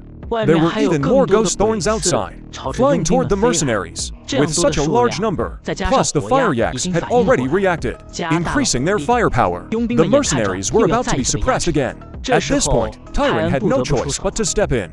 Useless, dealing with such a small matter still requires me to act personally. Having a legendary level expert take action to deal with these mundane magical beasts was really a bit embarrassing. Tyrant swung his greatsword, and the sword aura flew at the speed of 5 horses toward the fire yaks in the trees. But something was even faster. A wall of water suddenly appeared from the forest, blocking Tyrant's sword aura. It also protected all the fire yaks behind it. You finally showed up. Tyrant was certain that this person was the mastermind who had lured him here. The one who, although he still hadn't sensed exactly where this person was hiding, no matter what, he had to get the leaf of life. Chu Chen didn't respond to him, nor did he make a move, and so they fell into a stalemate. In the end, Pine couldn't wait any longer. He took the initiative and walked toward the back of the forest. Behind him, the mercenaries wanted to follow, but Pine stopped them. He figured that whoever dared to lure him here was at least a legendary rank, facing an opponent that strong. Even if his men followed, they'd only hold him back. Finally, Pine reached the lake. He saw Shelly sitting nearby, healing her wounds. Hand over the life stone. I'll let you go. He was certain that Chu Chen was hiding in the lake, because that was the only place he couldn't fully sense. Seeing that Chu Chen still wasn't making a move, he turned his gaze to Shelly, planning to attack her first, to force the hidden person to act. But before he could strike, he felt his limbs suddenly become sluggish. Ice was forming on them. He released his battle aura outward, shattering all the ice instantly. He flexed his arms and legs, then charged at Shelly. At that moment, a massive ice sword rose from the water and shot straight toward him. He showed no fear. He swung his greatsword forward with all his might. A loud crash rang out. The ice sword shattered, but Tyrant's body was sent flying backward. Blood trickled from the corner of his mouth. Although he had shattered the ice sword, he had still suffered some minor injuries. Before he could catch his breath, several water chains emerged from the lake, coiling toward him. This was Chu Chen's water binding. Tyrant moved nimbly, dodging the chains, and continued charging at Shelly. 2 more ice swords shot toward him. This time, Tyrant didn't dare to be careless. He used a sword skill. Gale Slash a blade formed from condensed sword energy and struck at the ice swords. This legendary rank opponent really wasn't easy to deal with. Chu Chen thought to himself, I'll have to go all out. Let's end this quickly. Water pressure. An immense pressure descended on Pine. Pine felt the flow of his battle aura slow down considerably. Ice sword art, water binding, ice shackles, come at once. 3 skills struck Pine simultaneously. Under the influence of water pressure, Pine was truly flustered for a while. But that wasn't the end. Chu Chen's most powerful attack. Water Dragon's Roar. Sent a water dragon soaring out of the lake, roaring as it charged at Pine. Pine was shocked. He channeled his battle aura to the max, trying to block it. But Chu Chen didn't stop with just one water dragon. He used the skill 3 times in a row. And since the system skills had no cooldown, all 3 water dragons arrived almost simultaneously. Tyrant barely managed to block 1 water dragon. The remaining 2, in his horrified gaze, slammed into his body. He was instantly obliterated. A legendary rank mercenary group leader died by an obscure lakeside, leaving no trace behind. Chapter 55, Shocking the Desert to Lifestones. Chu Chen swept Pine's shattered remains into the lake. A legendary rank opponent was still worth a lot of energy. After devouring Pine's memories, His life experiences, including his cultivation techniques and sword skills, all entered Chu Chen's mind. Then Chu Chen handed his soul over to the ghost, Count to devour. At the same time, he stored Pine's greatsword in his storage space. There were also plenty of good things in the storage scroll Pine had been carrying, but Chu Chen didn't have time to look through them all. He just tossed everything into his system space. Outside, there were still over 300 mercenaries from Pine's group. They could only hear sounds coming from inside, of clashing and banging. Although they had confidence in their leader, the sudden silence and his failure to emerge made everyone a bit uneasy. The Firya on the opposite side, watching intently, had also been ordered by Tyron to halt their attack. The two sides just stared at each other, with neither making a move, until Chu Chen sent a command. Tyron nodded, and only then did the Firya act. Seeing the Firya suddenly start moving, the mercenary group immediately went on full alert. Sure enough, the Firya launched another wave of attacks, and with even greater intensity, causing major trouble for the mercenaries. But they were no longer as organized as before, instead coming in fits and starts, with moments where their firepower faltered. The mercenary group's vice leader, puzzled, organized defenses and counterattacks, while pondering the reason. The fighting inside had stopped, yet their leader still hadn't come out, and neither had the enemy. So it was possible both sides had mutually destroyed each other. Their leader might already be dead, but the enemy had also lost the ability to fight. Why not take a gamble? Maybe the hour of life will be mine. The vice leader's ambition swelled rapidly. Listen up, brothers. The leader has sent me a telepathic message. He's already dealt with his opponent inside, and wants us to charge in quickly. The vice leader shouted loudly, pulling out several scrolls and throwing them. The others, hearing his words, charged forward as if injected with adrenaline, pulling out their own treasured scrolls. For a time, the pressure on the Firya increased greatly, and they even began to retreat step by step, with many Firya getting injured. At that moment, Ghost Count also made his move. His soul attacks were indeed hard to defend against. Many mercenaries fell victim. After being struck in the soul, their movements and reactions slowed, and they suffered splitting headaches, barely able to hold on. For a moment, the tide of battle turned once again. The mercenary group was forced back onto the defensive. Seeing this situation, the vice leader realized that continuing to fight would only leave them worn down by the tireless Firya until their battle chair ran out and they died. So it was better to retreat while they still had strength and pull out first. Making a snap decision, the vice leader gave the order. Everyone, withdraw from here. Wait for the leader outside. What? The leader is still inside. How can we just leave on our own? Exactly. Didn't you just say the leader told us to charge in? Brothers, give it one more push. Charge in and help the leader grab the treasure. Then we'll have gold and women for life. The mercenaries were still very loyal to their leader. So, many opposed the vice leader's retreat order. Seeing this, the vice leader muttered a curse. Damn it. If you want to die, stay here then. With that, the vice leader took his dozen or so trusted men and ran out. But most believed his earlier words and chose to charge in. After confirming the vice leader and his men had fled, Chu Chen couldn't be bothered to waste time. A volley of arrows shot over, and all the remaining mercenaries were struck dead on the ground. After letting the demon dragon, gecko, and ghost count tree feast, he swept all the corpses into the lake to be devoured. Milord, you deliberately let them escape to attract more people here. Is it just for the killing army? Zolai asked, very puzzled. Although the killing army is important, they are just some magical beasts. Chu Chen could easily train new ones, as long as he retrieves the wild tribe members. The killing army is just a bonus. Actually, it's because of you, Chu Chen said with a smile. Zhu Lei was even more confused. Chu Chen said helplessly, it's because of that life hour you brought. If I don't take this chance to deal with it, I'll be hunted by the elves forever. It'll be my turn to suffer soon. Actually, Chu Chen was secretly thrilled. The life hour was quite useful to him. Although Zhu Lei was curious how Chu Chen would handle it, she didn't dare to ask further. After all, this was some ancient monster of unknown identity. It was better to keep a low profile after causing him trouble. Meanwhile, on a barren hill not far from the ghost forest, the vice captain and his men who had just escaped were secretly watching the ghost forest after a long time with no movement. Looks like they're all dead in there. The captain's probably dead there too. The vice captain patted his chest and continued. Good thing I'm smart. I got you guys out fast. Otherwise, you'd all be dead in there. His men force smiled. smiles, but inwardly they were cursing. It's just because you're a coward. So what do we do now? A shifty-eyed mercenary beside him frowned and asked, now that the captain's dead, this group is naturally disbanded. They were back to being mercenaries with no one to rely on. For now, they could only follow this cowardly vice-captain. The vice-captain rubbed his chin, flashed a sly grin, and said, I've got an idea. Let's go make some money. With that, he led the group away.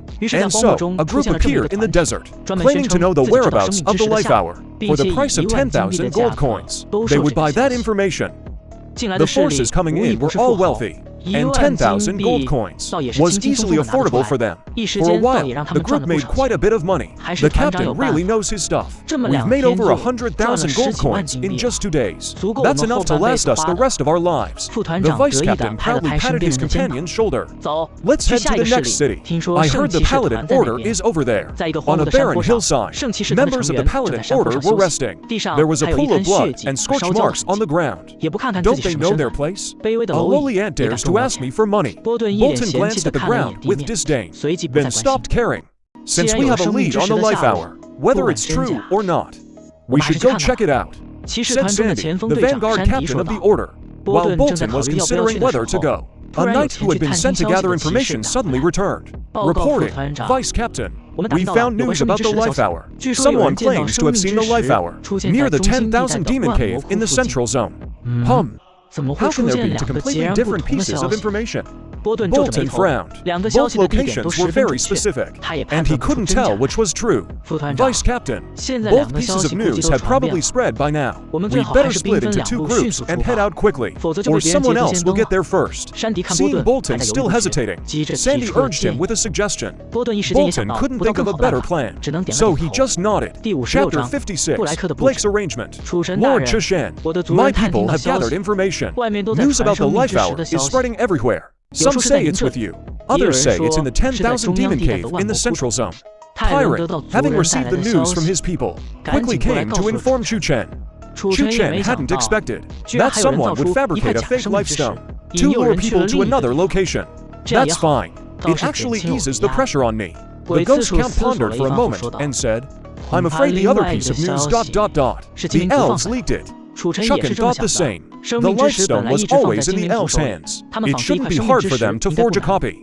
And throughout the entire desert, many magical beasts are under their control. Spreading this rumor is the simplest thing for them. The elves sure have a clever scheme. They want to trick everyone into the demon cave. Not only do they avoid their own losses, but they can also let the magical beasts in the cave, those that don't obey their orders, take a big hit. But they never expected that you, Master, would leak the news that you have the life stone.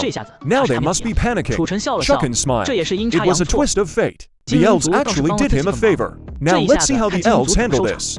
Chucken figured that by then, many powerful outsiders would come here. The elves know the life stone is really here, so they'll have to stop them. Then we'll see if the elves are stronger, or those outside forces. Either way, this life stone will end up out of my hands. On the outskirts of the elf territory, including Black, hundreds of elf warriors, all wore very serious expressions. Black was listening to an elf reporting news. Suddenly, Black, who was confident of victory, changed his expression drastically. What did you say? The life stones. Location near the lake has been leaked. Damn it, he never imagined that Chucken would, after getting the life stone, leak this information. The other legendary level experts also changed color. This was completely different from their plan. What do we do? Black, those people have all gone to the lake. We have to make a decision soon. Otherwise, the thing might really be taken by outsiders. It's all your fault for coming up with such a bad idea. I knew we should have listened to me.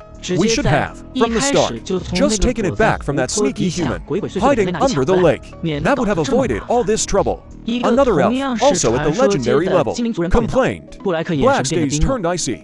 His handsome face was full of gloom. This plan was personally approved by the Elf King. If you don't like it, go complain to our king. For now, you all listen to me. The complaining elf thought of the Elf King and dared not say more. He just turned his face away. Black looked around and then arranged. Since things have come to this, we have to adjust the plan. Carlo, take 100 tribesmen to the demon cave. Act like you're going to seize the life stone. Don't let anyone there get suspicious. Carlo nodded. He took 100 elf warriors and left immediately. Clarence, you go back to the shrine and report the situation to our king. Request that several members of the Dark Forest be sent to the desert to intercept the experts heading to the lake. When Clarence heard Dark Forest, a trace of fear appeared on his face, but thinking of the gravity of the matter, he still nodded. The rest, including Black, for legendary level, experts, and over 200 elf warriors, Black sighed and said, "The rest of us will go to the lake and prepare to seize the Life Stone. Even if we are completely wiped out, we must get the Life Stone back. For the past few months, it's been deserted, with only a few mercenaries now and then.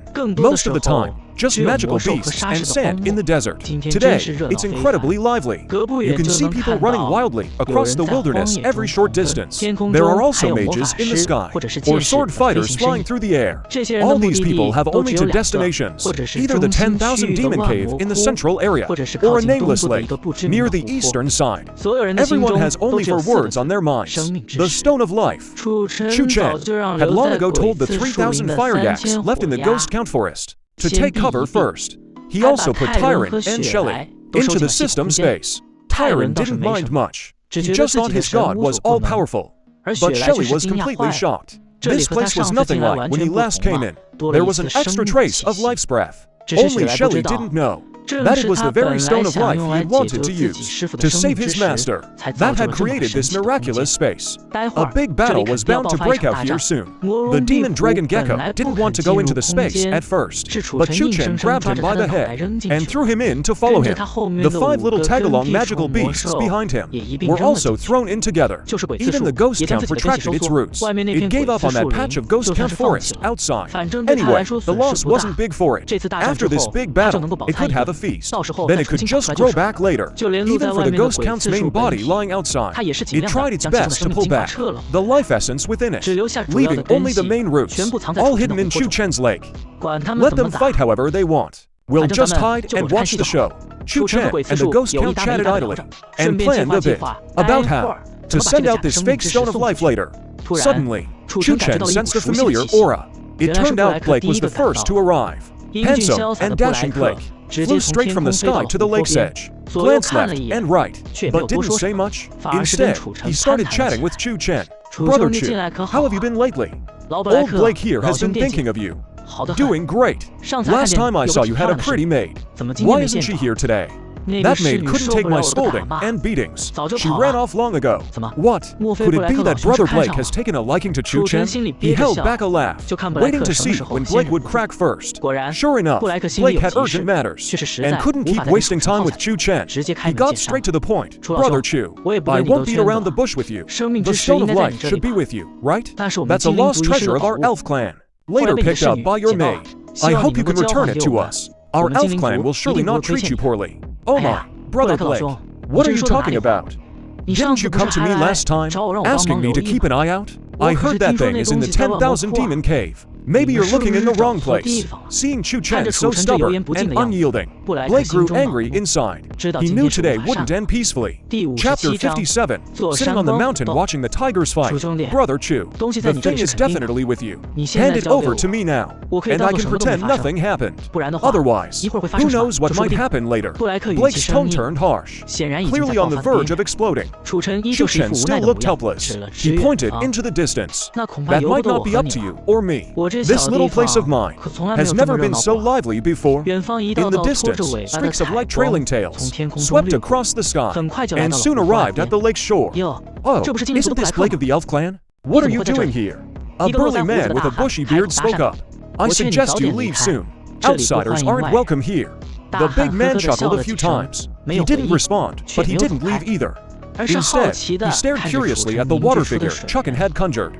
He was just a mercenary leader. His power naturally couldn't compare to the elves. But with so many factions here, the elves couldn't just do whatever they wanted. Still, he wasn't willing to be the first to stick his neck out, so it was better to keep a low profile. "Hey, It's been a few years. Blake, you've gotten pretty arrogant with your words. Have you forgotten how we chased you down last time? Burton from the Paladin Order had also arrived. He pointed at Blake arrogantly and immediately started taunting him. During a mission a few years ago, the two of them had clashed. Burton, relying on the Order's numbers to bully the few, had chased Blake into a very embarrassing situation. Seeing more and more people gathering, including quite a few familiar faces, and about 4 or 5 legendary level fighters, Blake knew a fight was inevitable today. What do you want? The Stone of Life belongs to the elves. I absolutely won't let you take it. Saying that makes it sound like we're strangers. Our light, temple, and your elves have always been on good terms. We came this time to help your elven tribe recover this treasure. It's just that our temple's priest needs to borrow this item for a bit. You know about this matter, so I might as well take it back with me this time. Burton said with a smile, but his tone was full of mockery. Blake's face turned pale. The reason he knew the Stone of Life was with Chu Chen, yet hadn't made a move earlier, was to create the illusion that the Stone of Life had already been lost. He just hadn't expected that Chu Chen would be the one to leak the news first, making his scheme backfire completely. Now he was truly stuck between a rock and a hard place. Currently, the Elven tribe could no longer mobilize too many high-level combatants, because every move was under the Light Temple's watch. If he sent in more elites, the Light Temple would certainly send people too. Then it might turn into an all-out, open confrontation. The standoff lasted for a while. Although more people kept arriving, there were very few legendary-level experts. Most were transcendent or even mortal-level cultivators. Blake estimated that the Elf King had sent those freaks from the Dark Forest. If Blake could just hold the line here, waiting for their reinforcements, he'd have a decent chance. He could get the Stone of Life. This was an underground struggle between the Light Temple and the elves. If the elves could win, the Light Temple wouldn't bring up the Stone of Life again. The elves could also insist that the Stone of Life had never been recovered. But how would Chu Chen let Blake keep stalling? If things didn't get chaotic here, he wouldn't have a chance to slip away. He took out the counterfeit Stone of Life from his system space. Instantly, a brilliant green light shone. Everyone's attention was drawn to it. The water figure held the Stone of Life and said, "I stumbled upon this gem by chance, but I'm alone and weak. I know I'm no match for all of you, and I have no right to keep this stone for myself. So let the worthy claim it." Everyone's gaze had already been captivated by the Stone of Life. Hearing these words, Burton laughed loudly. "Well said, let the worthy claim it. At least you know your place." Blake, what do you say? Still going to stop me? Blake shot a vicious glare at Chu Chen, but then charged straight at him. Chu Chen wasn't flustered at all. He stood right there, grinning at him. "Blake, how dare you?" Angry shouts came from behind him. With the elves included, there were 7 or 8 legendary figures on the field. Top-tier experts immediately started fighting. Burton was also very fast. He was behind Blake almost instantly. He launched a fierce attack from his hand, forcing Blake to turn around and defend. What a chaotic battle! Blake and Burton were evenly matched. The remaining few, along with the elves, and the legendary Knights of the Holy Order, also joined the fight. Anyway, no one was idle. Neither side would let the other get close first. Chu Chen, however, was free. He just stood to the side, holding the Stone of Life, watching the two groups, ready to pick a suitable one to throw the Stone of Life to. He looked at one for a moment, then thought they might die soon. Then he looked at another and felt they wouldn't last much longer. Anyway, in Chu Chen's plan, at least the elves couldn't get it right away. Actually, it would be best to give it to the Holy Light Temple. But right now, the Holy Light Temple was fighting the hardest. Chu Chen really had no chance to pass it over. Watching the group get into a real fight, one of the elves had already fallen. Another mercenary captain also died along with him. Even Burton and Blake were fighting more and more fiercely. The ghost forest nearby was completely destroyed. The lake in Chu City was also shaking violently. Just then, Chu Chen suddenly sensed that some creature had quietly crept over, and from the other side of the lake, it had hidden itself in his lake. But the people still fighting had no idea. Chu Chen took a look. Good grief, there was more than one. A total of 5 or 6 people, split into 2 groups. It seemed they hadn't noticed each other either. They all came from underwater, quietly approaching the water golem that Chu City had summoned. This made Chu City even happier. Chu City was afraid no one would come. Now not only were there people, but 2 groups, and these 2 groups, Chu City guessed, were probably the backup from the Holy Light Temple and the elves. Chu City pretended not to notice the 2 groups below. He still looked serious, watching the people on the shore fight. Finally, the people underwater made their move. The elves struck first, but the moment they acted, the people from the Holy Light Temple also sensed it. They realized someone else was doing the same thing, so they abandoned stealth and quickly attacked. In the end, the elves were a step faster. A sword glowing with green light shot toward Chu Chen at an unstoppable speed. At the same time, the figures lunged at Chu Chen. Another person stayed behind, ready to block. The Holy Light Temple members who were also flying over. The people fighting on the shore were also startled. They all stopped in surprise. Blake, of course, knew exactly what was happening. Those people were sent by the Elf King. And Burton cried out, "Captain!" Chapter 58, Success. Who is the fisherman? Chu City looked at the arrow flying toward him, and the people lunging at him, but he wasn't panicked at all. His face remained calm and smiling. When the green arrow pierced his chest, his body was shattered by the massive energy. But the scattered water formed into a hand, and threw the stone of life toward the holy knight following behind. The holy knight, who had been blocked by the dark forest elf, was anxious to get past the blocker, but unexpectedly, Chu Chen actually tossed the elf stone over. The elf blocking the knight felt a surge of energy behind him. He was about to turn and look, but found his body already cut into by the knight's sword. In his dying moments, he saw a green gem flying toward him. That was exactly the life gem they were trying to steal this time. Then the knight who cut off his body had already leapt over. He grabbed the gem in one hand and quickly flew off into the distance. Damn Holy Temple of Light! Chase them! The elves of the Dark Forest also quickly gave chase. They didn't even glance at their fallen comrade on the ground. The few legendary powerhouses present were all stunned. It wasn't until both groups had left that they finally snapped out of it. They hurriedly prepared to pursue. But this time, it was Bolton's turn to refuse. He ordered his knights to block everyone's path, refusing to let a single legendary escape. Bolton, do you think a mere vice captain can stop us? Get out of the way if you don't want to die. Blake was furious. Their foolproof plan had completely failed, and the item had been stolen by the Holy Temple of Light. This was absolutely unforgivable. Bolton glanced around. He realized the enemy's legendary powerhouses far outnumbered his own. The knight captain had taken a few vice captains and already left with the life gem. Only he remained here, along with two other legendaries. The rest were merely transcendents. 3 legendaries. On the Elven side, Blake's group had 4 legendaries. Adding in the other factions, there were 7 in total. There was no way his side could hold them back. He was already preparing to clear a path. After all, the captain had already taken all the credit. Why should he keep fighting a losing battle here? Don't be so angry. Blake, look, the road is wide enough. Who could possibly stop you? With that, he ordered his men to make way. No, Vice Captain, how can we let them through? We must stop them at all costs. Vanguard Captain Sandy stepped forward. The other knights also drew their weapons. Their war horses were ready to charge. Looks like you, the Vice Captain, don't have much authority in the Knight Order. Blake sneered mockingly. Bolton's face darkened. These men usually defied him, and he could tolerate that. But to openly disobey his orders, in front of Blake, his old rival, HMPH, are you all rebelling?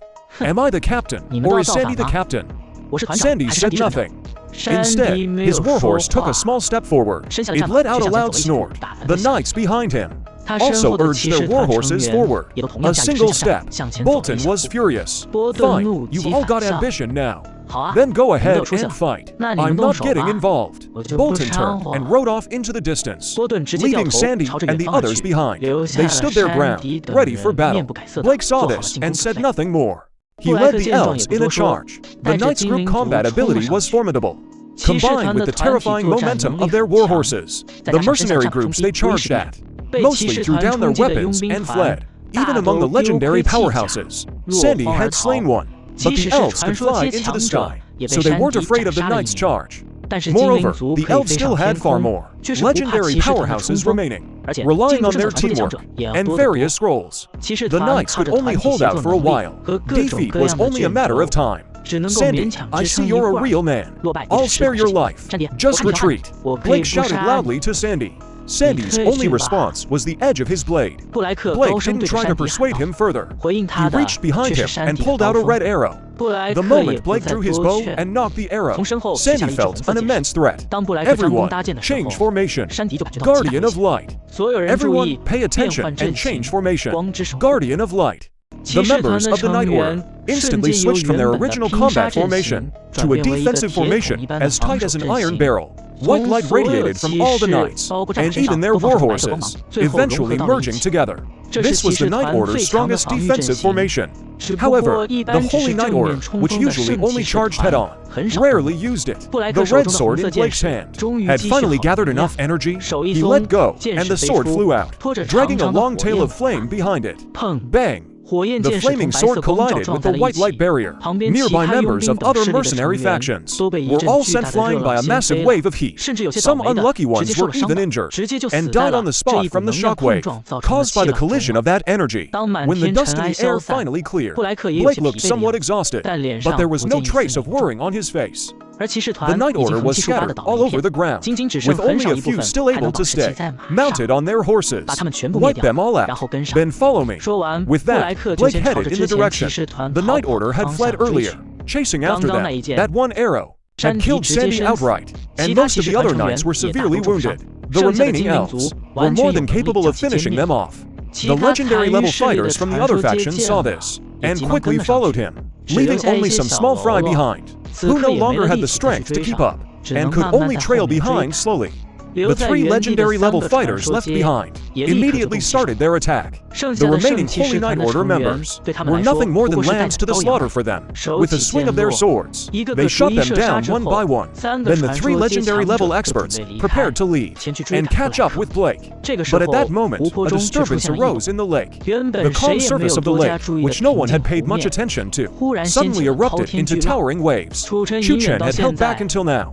After all the troublesome enemies had disappeared, he finally made his move, and he struck with a killing blow right from the start, using a skill. After the water source stunned the 3 of them, Chu Chen unleashed skill after skill, using the skill water binding, using the skill water shackles, using the skill ice sword, using the skill water dragon's roar. These 3 legendary level experts first felt their bodies suddenly entangled by a water rope. Just as they tried to fly into the sky, they felt their limbs, including their wings, begin to stiffen. Then they were met with Chu Chen's ice arrows and the water dragon's attack. They had no time to react and were instantly killed. This time, Chu Chen's assault was as swift as a thunderbolt. With absolutely no flashy moves, he struck with a killing blow right from the start. Chapter 59, Level Up and Open the Quicksand River. The remaining elves and mercenaries who hadn't left yet were stunned by this sudden scene. Chu Chen didn't wait for them to react. He fired a volley of ice arrows, killing all the creatures left by the lake, not even sparing the war horses. At the same time, he notified Tyrant to immediately deploy the execution army and kill all elves or mercenaries within 1,000 meters of the lake. After Tyrant was released from the system space, he immediately headed to where Huoya was hiding. Seeing Tyrant go, Chu Chen also swept all the corpses on the ground into the lake, devouring them completely. The Ghost Count also got a big feast, and was about to break through to Transcendent Level 2. From this devouring, Chu Chen gained about 500,000 energy points, adding what he got from cultivating the beasts earlier. He now had about 2 million energy points in total, enough for him to level up once. System, I want to upgrade to level 2. While the dessert is in chaos, Chu Chen should take advantage of the disorder to develop. Otherwise, he'll just be waiting for death. He'll definitely be dealt with later. First, congratulations to the host for a successful upgrade. I want to create a tributary, the Flowing Sands River. Chu Chen envisioned what the Flowing Sands River would look like. The lake churned and surged, then suddenly opened a tributary heading north. It rapidly spread into the distance. In the end, the river reached a length of 1 kilometer. Only then did it stop flowing forward. Chu Chen looked at his system panel. Host, Chu Chen. Identity, Spirit Fox. Level 2, Energy, 1.5 million. Skills, Storm LV1, Waterbind LV1, Ice Sword LV1, Water Dragon Roar LV1, Ice Shackle LV1, Resurrection. Resurrection can be used twice a month. Awakening can be used twice a month. Tributary 1, the River of Forgetfulness. Dark Element Power, with the skill, Sinking. Current length, 2 kilometers. Tributary 2, the Flowing Sands River. Earth Element Power, with the skill, Desert. Current length, 1 kilometer. The flowing sands river in Chu Chen's past life was a river from Journey to the West, 10,000 miles long, 800 miles wide. The river was full of mud and sand. Even a goose feather couldn't float. A flower would sink straight to the bottom. The current flowing sands river naturally couldn't compare to the one from his past life, but luckily, he still had the system, which could keep evolving it. Chu Chen familiarized himself with the flowing sands river. This river felt completely different from the river of forgetfulness. Every time Chu Chen sank his soul into the river of forgetfulness, he felt coldness and loneliness. But the flowing sands river was chaos. The river flowed through the desert. The water was yellow, filled entirely with quicksand. Unlike the quiet river of forgetfulness, the flowing sands river was turbulent.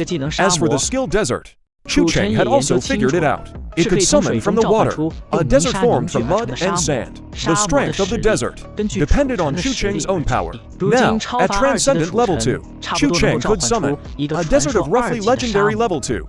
This skill was also extremely overpowered. It could instantly give Chu Chen combat power at the legendary tier. And as long as the desert was in the flowing sands river, it was essentially unbeatable. Even if it went ashore, as long as it was in the desert, it could greatly boost his combat strength. Chu Chen looked at the flowing sands river, only a kilometer long, and felt it just wasn't right. So he decisively spent another 1 million energy points to extend the flowing sands river by another kilometer. Its width also reached several hundred meters. Now it finally looked a bit like the flowing sands river. At the same time, Chu Chen used storm. Heavy rain began to fall over the main lake. The retained water volume grew, in sync with the lake's water volume. So by using storm to bring rain, over time, he could also increase the river's length. After leveling up, Chu Chen now had 2 tributaries, and he was a mystery case. Now he didn't have to worry about his main lake suffering any fatal threats. From now on, Chu Chen planned to temporarily shift his focus to the flowing sands river. This way, he could make the elf clan and other forces watching him mistakenly think he was hiding in the flowing sands river. In the basin of the flowing sands river, Chu Chen released Twilai. He also released the demon dragon gecko and the other 5 magical beasts. The demon dragon gecko had long grown impatient in the system space. As soon as it came out, it couldn't help but jump up. Then it suddenly realized the environment was completely different. Before, it was a peaceful, beautiful lake. Now, it was a murky, long river. What's going on? Did we did we move? The demon dragon gecko had only recently advanced to the extraordinary realm. It still wasn't very good at speaking human language. Its words came out haltingly. Chu Chen smiled and ignored it. The demon dragon gecko was also carefree. It quickly took its little underlings to explore the new environment. When Zule came out, he was also surprised. Looking around at the surroundings, he vaguely remembered that this place was actually just over 1,000 meters from the lake. But in his memory, this area was a barren desert. When did such a treacherous river appear? Of course, Chu Chen wouldn't explain any of this. All of this could only be attributed to Chu Chen being an avatar of some ancient monster. We'll settle here temporarily from now on. You should also go get familiar with the area. Then find a spot and build yourself a shelter. Looking out from here, there were only rolling hills, not even a single blade of grass. You could barely see any green at all. And with this roaring yellow river, it gave off a desolate atmosphere. Master, my root system hasn't spread this far yet. It might take about a month before it can reach here. The Ghost Count's main body was still in the lake. Even though it had started early to develop its underground roots extensively, it still hadn't reached a distance of 1,000 meters. No need. You don't have to deliberately grow roots along the quicksand river, because this won't be the last tributary. There will be more tributaries later. When the time comes, you can see which tributary suits you best. Then make your choice. As for how the Ghost Count develops and evolves, he had no experience either. He could only give a general direction. Then let the Ghost Count choose its own path. This trait of devouring souls didn't match any elemental affinity at all. It hadn't shown any preference for any particular element yet, even the spiritual energy that beasts and plants needed most. For the Ghost Count, only served to speed up its physical growth. Since the Ghost Count was a mutant, Zule wasn't very familiar with this situation either. All its development could only depend on the Ghost Count's own fate. The demon dragon gecko, on the other hand, had been developing steadily. Its current state mainly required absorbing spiritual energy. Then, after its demon dragon bloodline awakened a second time, it could also manipulate dark elemental power that actually matched the River of Forgetfulness quite well. Chu Chen planned to wait a few days, then send the demon dragon gecko down there to get some good training, so it wouldn't spend all its time just playing and bullying other beasts. Chapter 60, the Holy Knight Order comes looking for trouble. For now, they couldn't return to the lake, so the suppression army had no place to stay either. The 3,000 fire suppressors could only be temporarily led by Tyrant to the canyon they had occupied before. Zule set up a temporary thatched hut on a nearby hill. It counted as a dwelling. Chu Chen, meanwhile, sent the Star God into the Quicks and River to carefully experience the river's differences. But at the same time, whether it was the River of Forgetfulness or his main body, if anything major happened, he could immediately sense it and arrive in an instant. On the second day after the Quicks and River was born, a group of people arrived at Chu Chen's main lake. It was the same group that had stolen the fake lifetime before, the leader of the Holy Knight Order, Nicholas, and several of his deputy leaders. At that moment, the noble Holy Knight Order leader, Nicholas, had a stern expression as he stared at the lake before him. Deputy Leader Bolton stood trembling behind Nicholas, not daring to look up. "Is this where you said they were waiting for us?" Nicholas turned to look at Bolton, his sharp gaze nearly piercing through Bolton. "It was before I left. Indeed, I told them to wait for you here. Maybe they couldn't wait any longer. They might have gone elsewhere to look for you." Bolton explained nervously. He never imagined that Sandy would actually lead the Knights to fight Black to the death, and that they'd be completely wiped out. Although it was just one squad of the Paladin Order, this loss was still painful enough for the Paladin Order. More importantly, since Nicholas took command of the Paladin Order, this was the first time they'd suffered such a heavy loss, and the one responsible for all this was that foolish vice captain, Bolton. Nicholas sighed and said slowly, "Do you think I don't know about your conflict with Sandy? I thought you'd know your limits. I thought you still remembered our order's code. But I never expected. I truly never expected this." Hearing this, Bolton's face turned ashen. He dropped straight to his knees. "Captain, I really didn't mean to. I never thought Sandy would defy my orders. I was just trying to rush over and help you. Please, Captain, spare me." A flash of blood appeared. Bolton's head fell into the lake. Even at a time like this, he still tries to shift the blame onto Sandy. What a pity for my good brother Sandy to be brought down by such a petty man.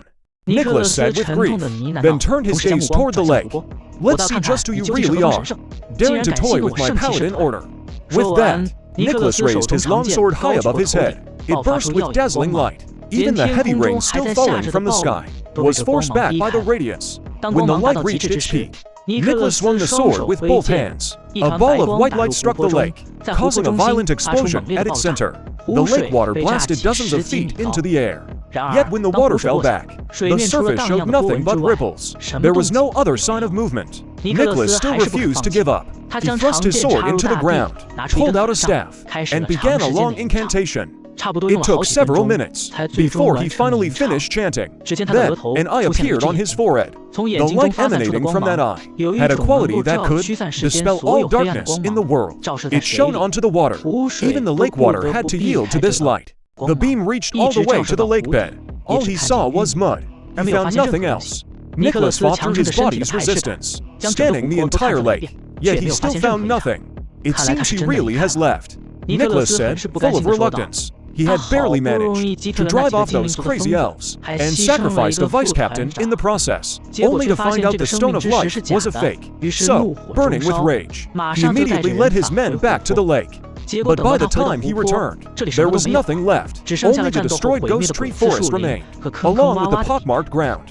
"I remember this river wasn't here before." Nicholas suddenly noticed this new river that had appeared. He thought back again, and was certain there had been no such river before. Nicholas immediately led several vice captains to follow the river downstream. Soon, they found the section where Chu Chen was, because in the desolate desert, Zwalai's hut was far too obvious. Nicholas stood by the edge of the Quicks and river, looking at Zwalai's hut. Zwalai had already spotted Nicholas and his group. 4 or 5 of them. Legendary figures were far beyond what he could provoke. Last time he lured one, he almost got himself killed. Just as Zwalai was hesitating about whether to come out from the Quicks and river, a figure gradually condensed, made entirely of sand, a flowing humanoid form. "You're finally out, but your appearance seems to have changed quite a bit." Nicholas felt that the strange sand-condensed person before him was at least at the legendary G2 level. So you finally come. How is it? Don't you want to thank me for giving you the hour of life? Hearing Chu Chen's words, Nicholas's face no longer showed cowardice. You've got some nerve. How dare you mess with me? Chu Chen smiled and waved his hand, saying, don't misunderstand. It wasn't me who messed with you. I'm alone and weak. How would I dare to mess with the Radiant Cathedral's Paladin Captain? I had no choice but to do this. Nicholas glanced at Chu Chen, signaling him to continue. I know the Radiant Cathedral is looking for the hour of life, but the elves don't want to give it to you, so they deliberately staged this farce. And I'm just their scapegoat. You should understand by now. Chu Chen left it blank, letting Nicholas imagine the whole thing. It was originally a trap set by the elves. They just didn't expect that Chu Chen would jump out of the trap, and instead set a trap for the elves. Nicholas clearly believed what Chu Chen said, but still asked, why should I trust you? No matter what you say, it doesn't change the fact that you're an accomplice of the elves. Then you are my enemy. The word enemy had just left his mouth when Nicholas's body suddenly vanished from where he stood. Then he swung his sword at Chu Chen's clone. Chu Chen didn't move at all, letting Nicholas cut off his head. Nicholas was also startled by Chu Chen's move, but the sword still came down steadily. Chu Chen's sandmade head fell to the ground, and then, in Nicholas's astonished gaze, it merged back into Chu Chen's body. A new head grew out from his neck. Before Nicholas could finish being surprised, Chu Chen himself had already launched an attack. A series of weapons rained down on Nicholas in a covering assault. Then he charged forward himself. No fancy techniques, just punch after punch, forcing Nicholas into a corner with no room to fight back. Chapter 61, Tricking the Elves. Nicholas and Chu Chen fought a great battle by the quicksand river, and the dignified paladin captain, the legendary level 3 Nicholas, was completely suppressed by Chu Chen. The sand demon Chu Chen summoned itself had the strength of legendary level 2, plus being in the quicksand river by the riverbank, ordinary damage was almost negligible to it. And although this sand demon had no will of its own, it did possess a certain combat instinct. At this moment, the sand demon used the simplest fists, one punch to break all techniques. Nicholas felt extremely frustrated. He still had advanced magic, he still had powerful sword techniques, but none of it was of any use. This sand demon was like an indestructible body, preventing him from using any of his skills. And from the river water, an ice arrow or water rope would fly out from time to time, making him even more flustered. Several times he narrowly avoided being hit by the sand demon. The other vice captains saw that Nicholas was at a disadvantage, and they also came forward to help him. For a moment, Chu Chen was caught in a multi-person siege. Due to its huge size, the sand demon also suffered several serious wounds, but these injuries were always repaired in a very short time. Chu Chen, by himself, was holding his own against the paladin captain and several vice captains, and even had the upper hand. If the elves had seen this scene, they would probably have to reassess the risk Chu Chen posed. The battle fell into a stalemate. Chu Chen was actually quite relaxed. He just wanted to get used to controlling the Demon Slayer. Now he's pretty much used to it. It's time to get down to business. Suddenly, the water dragons flew out of the quicksand river. Mixed with sand and mud, they roared toward Nicholas. Nicholas and several vice captains were all shocked. They stood together, preparing to defend against the water dragons. However, the desert wasn't about to give them a chance to focus on defense. Punch after punch, it battered the protected barrier they had barely managed to form, making it wobble. Finally, the water dragons also slammed into the barrier. Nicholas shouted, "Scatter!" The group quickly dispersed. The barrier shattered along with the water dragons. But one water dragon remained, relentlessly chasing Nicholas. Reacting hastily, Nicholas used his long sword to block. He was sent flying by the water dragon's impact. With a crack, Nicholas coughed up a mouthful of blood. The longsword he had carried for over a decade also broke into several pieces. Captain! The vice captains quickly gathered around, shielding Nicholas behind them, afraid that Chu Chen would continue his attack. But Chu Chen didn't seize that opportunity to press the attack. Instead, he smiled at Nicholas and the others. What do you mean by this? Nicholas's face was still pale. Blocking that blow just now had injured him badly. Nothing much. I see that the vice captains of your paladin corps are quite loyal to you. I couldn't bear to kill them. Besides, I don't want to be used by the elves again. Since you don't want to kill me, let's talk. Nicholas pushed aside the people blocking him. Looking at the tall desert before him, he said, "You must understand the elves' intentions by now. They just want to use me. so you have no reason to borrow the time of life. Also, they want us to fight each other until both sides are weakened. Then they'll swoop in and reap the benefits. Believe it or not, right now, there are elven elites already on their way here. Chu Chen said very seriously, looking at Nicholas. At the same time, he pointed to the path he had come from. Nicholas also turned to look back. He nodded thoughtfully.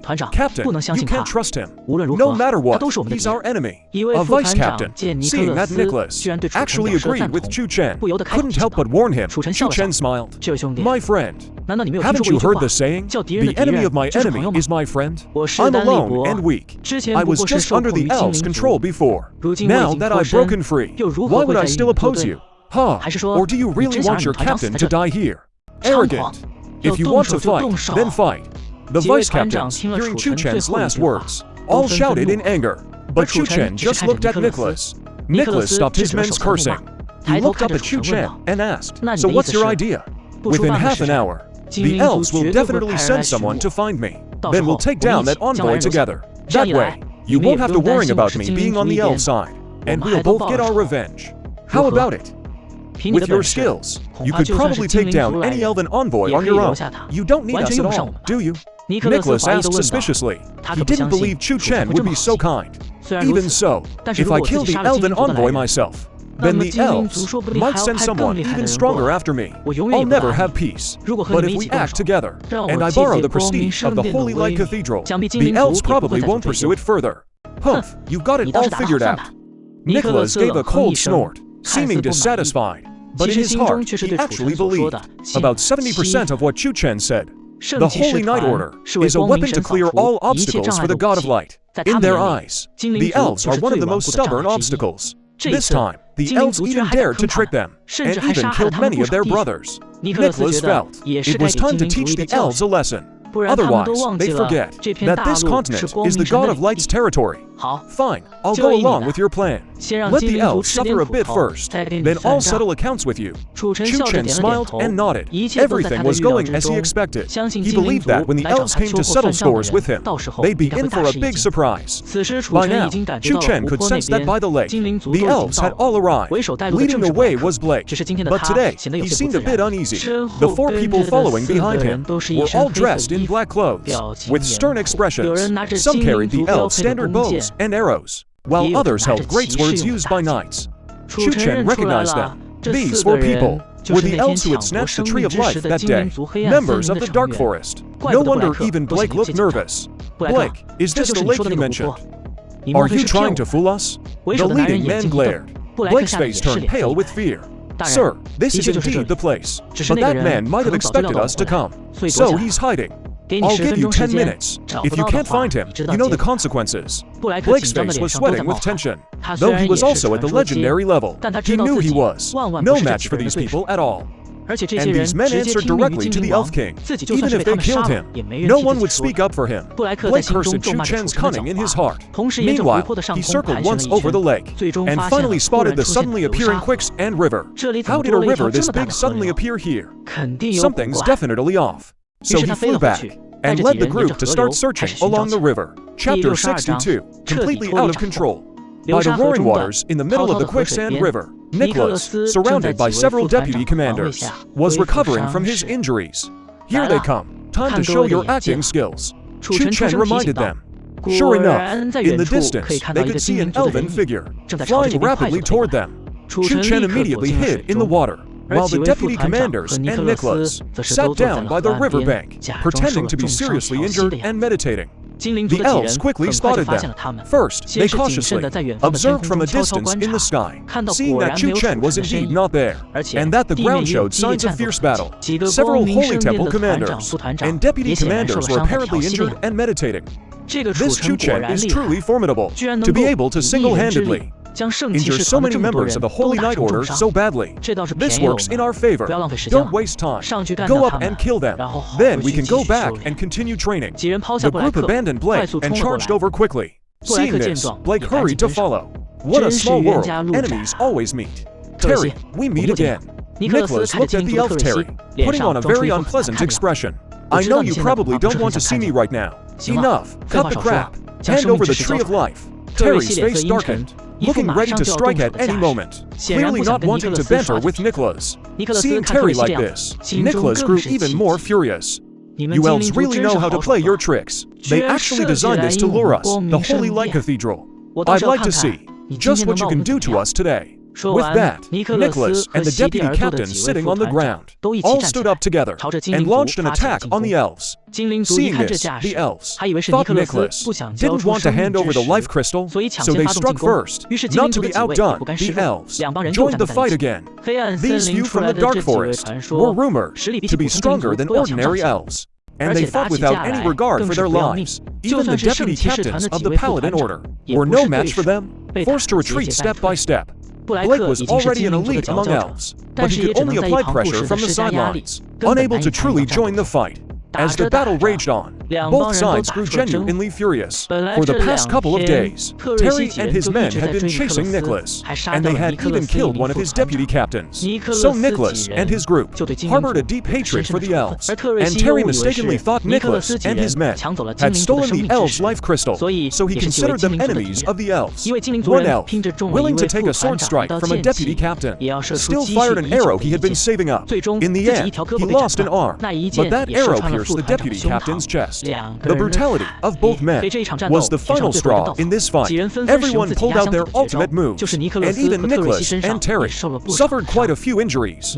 Aren't you going to step in? Nicholas, seeing his men struggling more and more to hold on, couldn't help but shout out.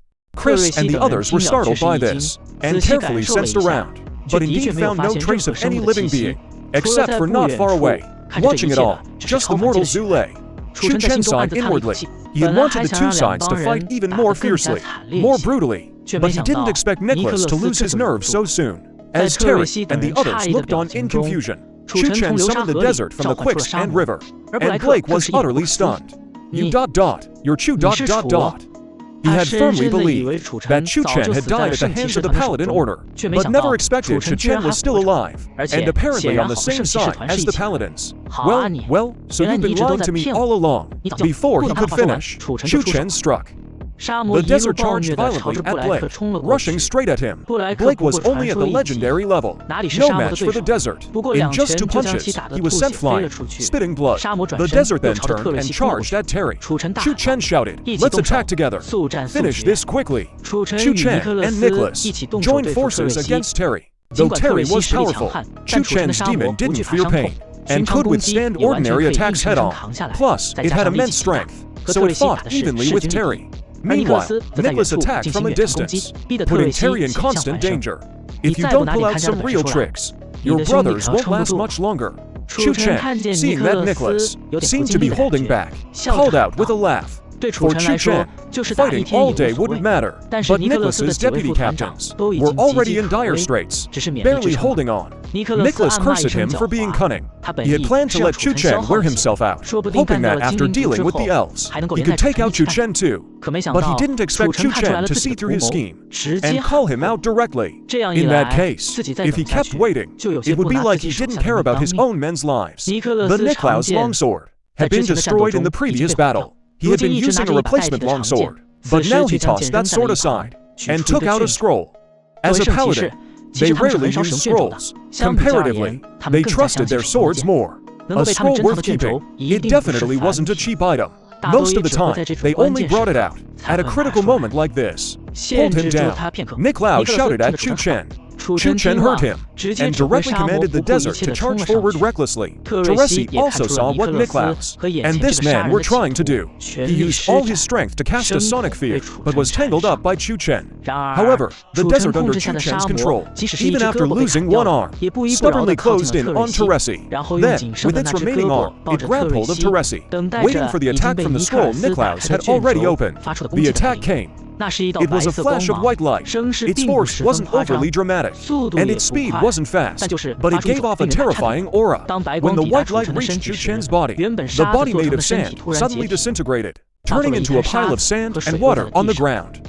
And Teresi, who was behind him, simply had no time to escape or mount any defense. He was dissolved by the white light, like snow and ice melting under the sun. Teresi's death chilled the remaining elves to the bone. That mysterious power, none of them could withstand it. And now, they had lost their strongest fighter. If Niklaus, now free, turned to deal with them, none of the elves would escape alive. Blake was the first to react, turning and running. The remaining elves weren't stupid either, and naturally prepared to flee quickly.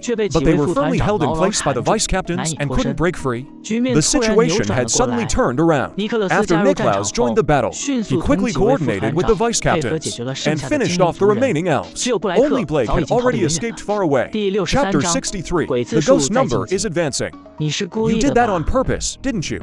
Niklaus looked at the ground, where Chu Chen was slowly reforming into a human shape. Chu Chen didn't deny it.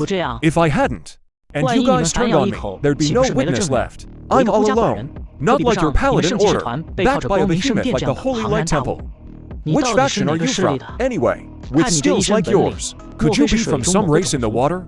Chu Chen neither confirmed nor denied, just shook his head. He didn't continue that topic. All right, since the matter is settled, you should leave too. Otherwise, the one who just escaped might bring back reinforcements. And then you won't be able to leave. Aren't you afraid the elves will come back to settle the score with you? Chu Chen shook his head and said, "How do you know I won't leave this place myself?" Niklaus nodded. Chu Chen wasn't rooted here, so he could leave anytime. But what he didn't realize was that this river, this lake, was actually Chu Chen's body. Niklaus took one last deep look at Chu Chen, then led the vice-captains, along with the body of their fallen comrade, and turned to leave. I hope next time we meet, we're enemies, not friends. When that happens, I'll kill you myself. Chu Chen smiled and didn't reply. Instead, a stream of water swept the bodies on the shore into the river. A few tens of thousands of energy years just handed to me. The weapons those elves were carrying. There are still quite a few good things left in some of the storage scrolls. This Holy Night Order really is rolling in wealth. When they left, they didn't even glance at these items. He called Zulai over. He handed him all the elf clan scrolls. He told him to keep whatever he could use himself, and give what he couldn't use to the Wasteland clan. In that big battle just now, Zulai could only stand and watch from afar. Luckily, in the eyes of those legendary experts, he was just a small fry. No one thought to make a move on him. Otherwise, if anyone present had attacked him, he wouldn't have been able to escape. Those people weren't like the mercenaries or gang leaders from before. Now that this storm has finally settled, for a long time to come, the elf clan will think they're part of the Holy Light Temple, and until they dare to break ties with the Holy Light Temple, they won't make a move against me. As for the Holy Light Temple, they'll be happy to see someone who has a grudge against the elf clan dig deep roots in the endless desert. So Chu Chen has ushered in another period of quiet development. The top priority now is to check on how Ghost Count is doing. To minimize losses earlier, Ghost Count sacrificed a lot. This time, I should properly compensate him. Chuming, how are you doing? Boss, I feel like I'm about to break through again. That fast, you're insane. This symbiotic creature of mine levels up even easier than I do. I just advanced, and he's about to advance too, and for no reason at all. He even suffered a lot of losses these past few days.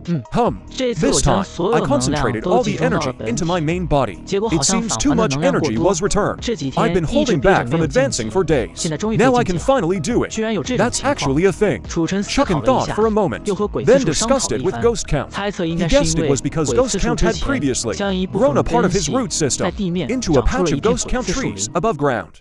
Those trees that grew out absorbed a lot of energy on their own. That's why Ghost Count's evolution this time was triggered. You could develop a larger forest in the future. Over the long term, maybe those trees could even develop their own consciousness. If that happens, you'd be really powerful. Chu Chen was a bit envious of all the strange abilities of this symbiotic creature, but at least he was glad he chose symbiosis. No matter how freakish Ghost Count gets, he'll never betray me. I think so too. Maybe I'll even have a Ghost Count army someday. It'll definitely be no worse than your Chensha army or Yasha army, boss. So how much longer do you need to advance? It's already started.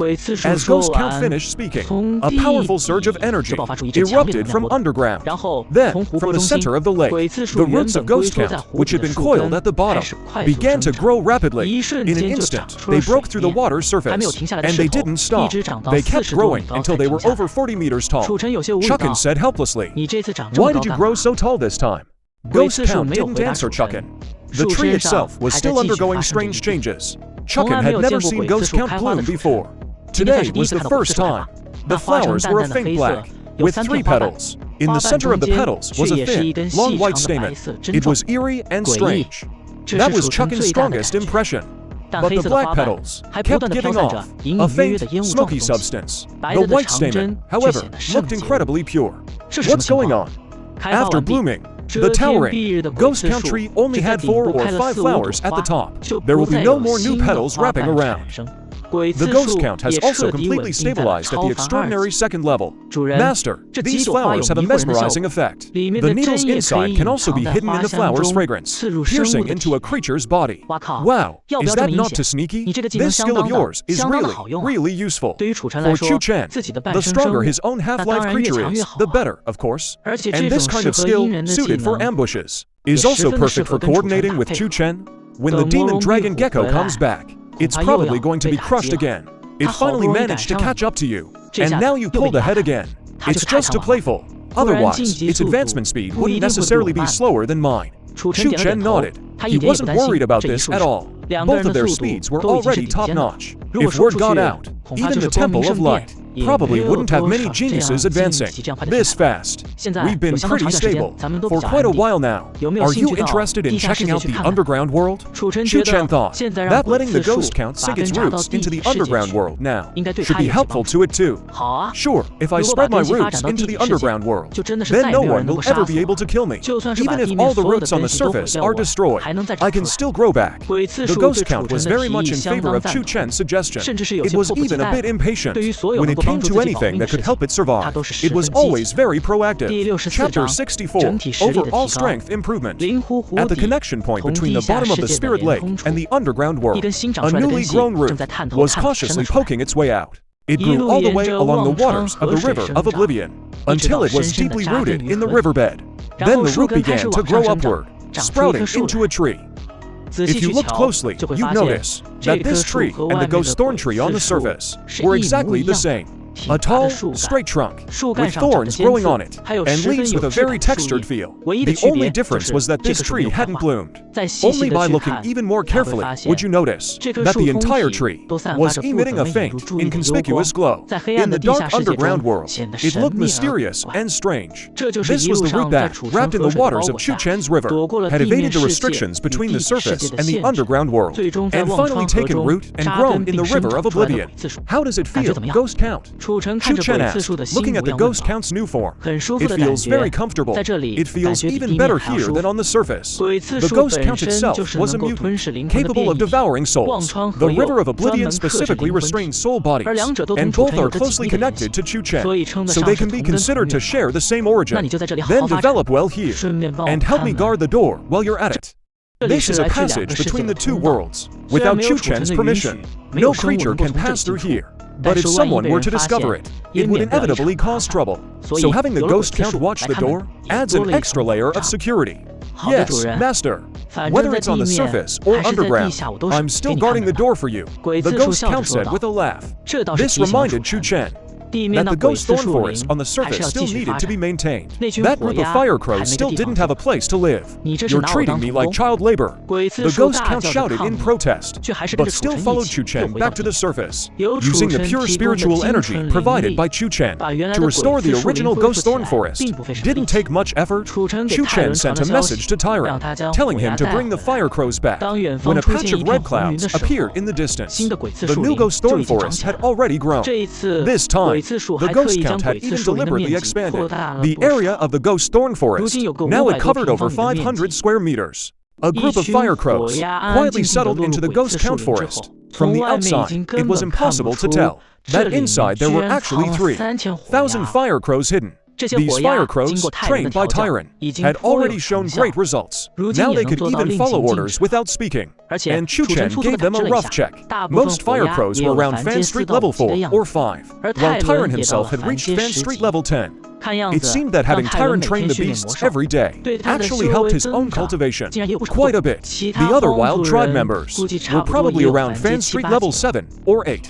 This speed, compared to any elite disciple of a major faction, was not inferior. It seemed time for a group breakthrough. Chu Chen pondered. He didn't have many men under his command now, only about 200 wild tribe members, though he had 100,000 beasts. Most of them had awakened their bloodlines, and that had already consumed most of their potential. They wouldn't improve much further. Perhaps it was time to focus on high-end and take the elite route. Look at an ordinary mercenary group. 300 or 400 people could match his 3,000 fire crows, not to mention the paladins and elf warriors. The further you go, the less advantage numbers give you. At Legend Street, even if 3,000 fire crows attacked together, they wouldn't be a match for a single Legend level 1. Everyone, immediately pick 100 of the best beasts from the Chen kill army you lead, and then come to me. Chu Chen's voice rang out in every wild tribe member's mind. Everyone, at that moment, praised Chu Chen in their hearts, then began selecting from the beasts they led, the best 100. It wasn't until the 5th day that all the wild tribe members and beasts had gathered. Only 10,000 beasts were chosen from the 100,000. They gathered around the lake in Chu City. And the 3,000 fire crows in the Ghost Count Forest also stood atop the trees, awaiting Chu Chen's orders.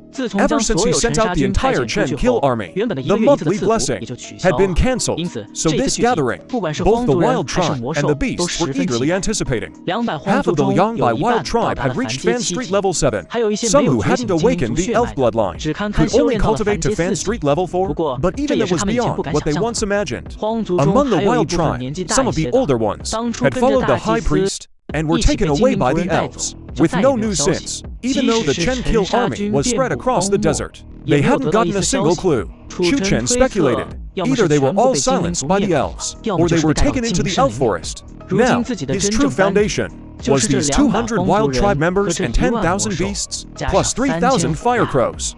Swalai stood beside Tyron.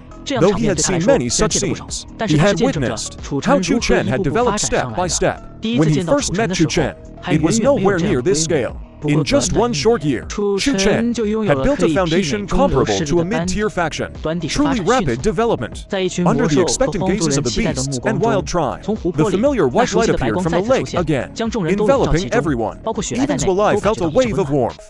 Within the blending white light, many people and beasts unknowingly broke through their current realms. Even Swalai felt he had gained more insight toward approaching legend. The 3,000 fire crows were beasts themselves, and had undergone Chu Chen's bloodline awakening.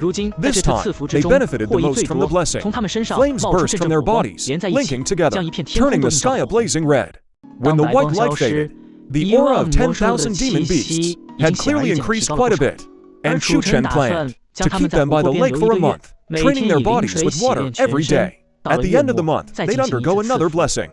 This way, the strength of these demon beasts would rise by at least 2 levels. Most of them would reach the 7th mortal rank. In this wasteland, they'd be an unstoppable force. The demon dragon Gecko and his 5 little followers also enjoyed this blessing to the fullest, especially those 5 followers. Their bloodlines were extraordinary. Lately, they'd been hanging around the demon dragon Gecko. Though they hadn't trained seriously, they'd fought often, which had tempered their bodies to be very tough. After this blessing, they all reached the 6th mortal rank. Chu Chen decided that for now, he temporarily stripped the demon dragon Gecko of his leadership. He had to keep these little ones here and train honestly for a month. At the very least, they all had to reach the 9th or 10th mortal rank.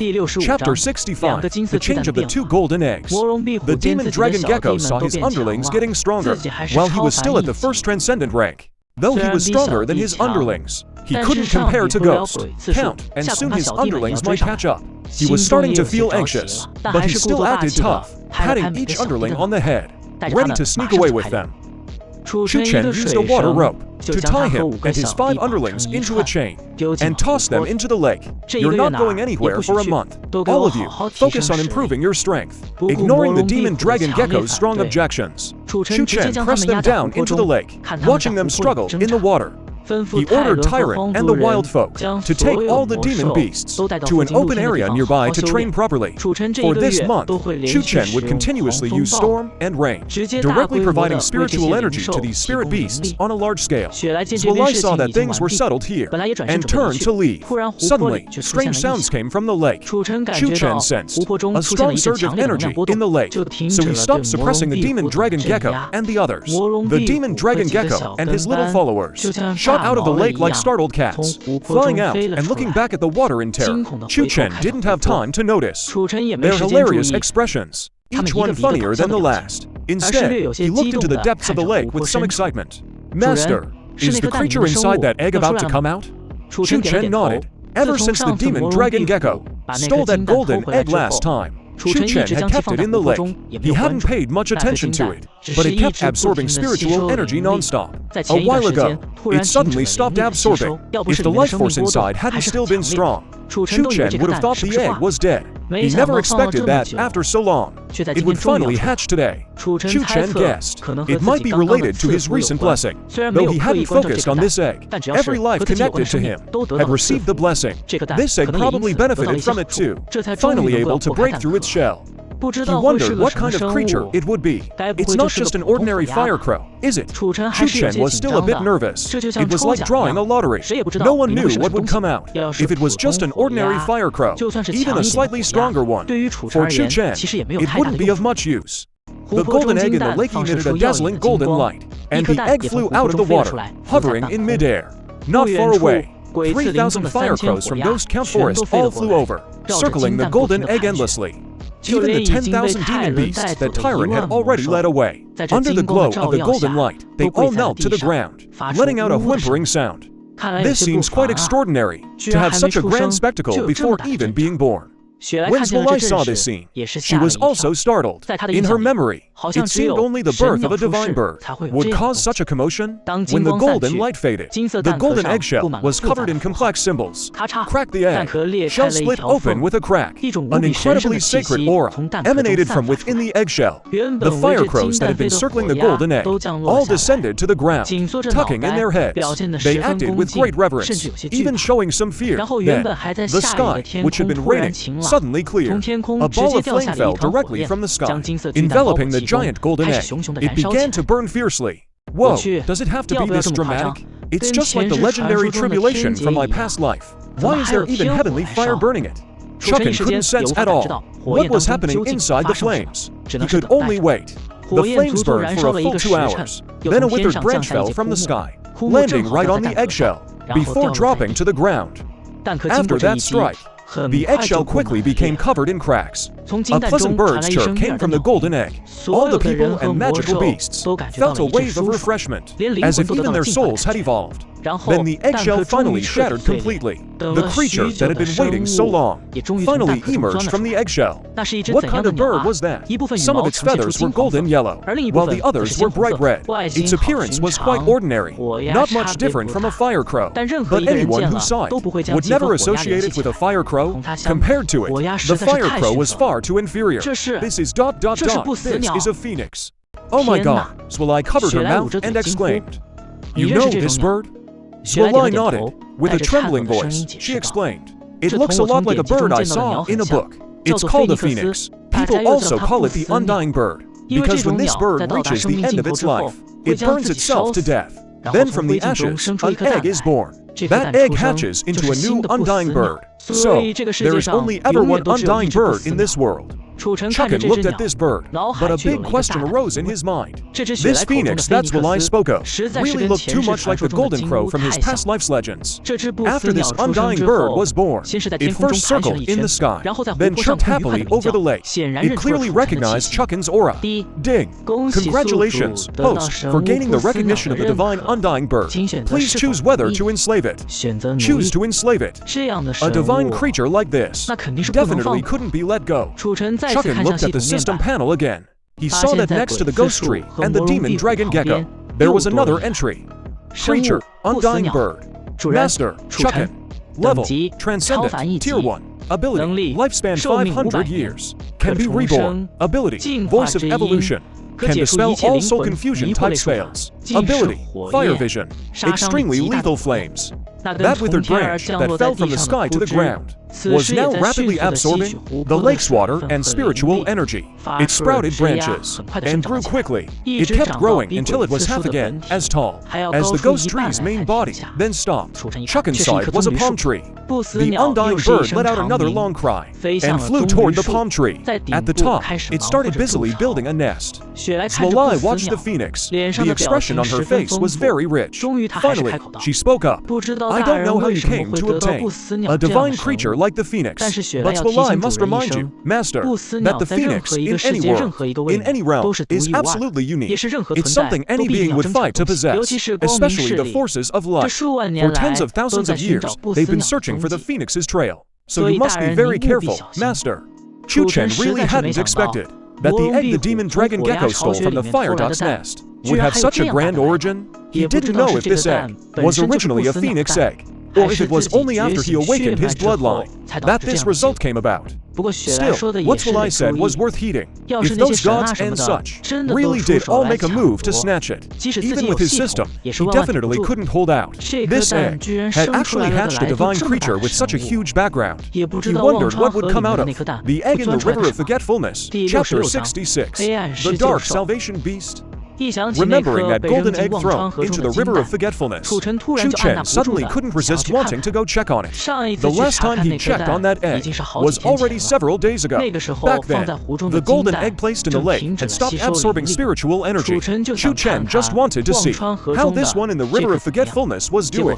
He found that the originally all golden giant egg had turned black, exactly the same color as the River of Forgetfulness's water. Chu Chen stared at it for a long time, but didn't notice any clues, so he stopped paying attention.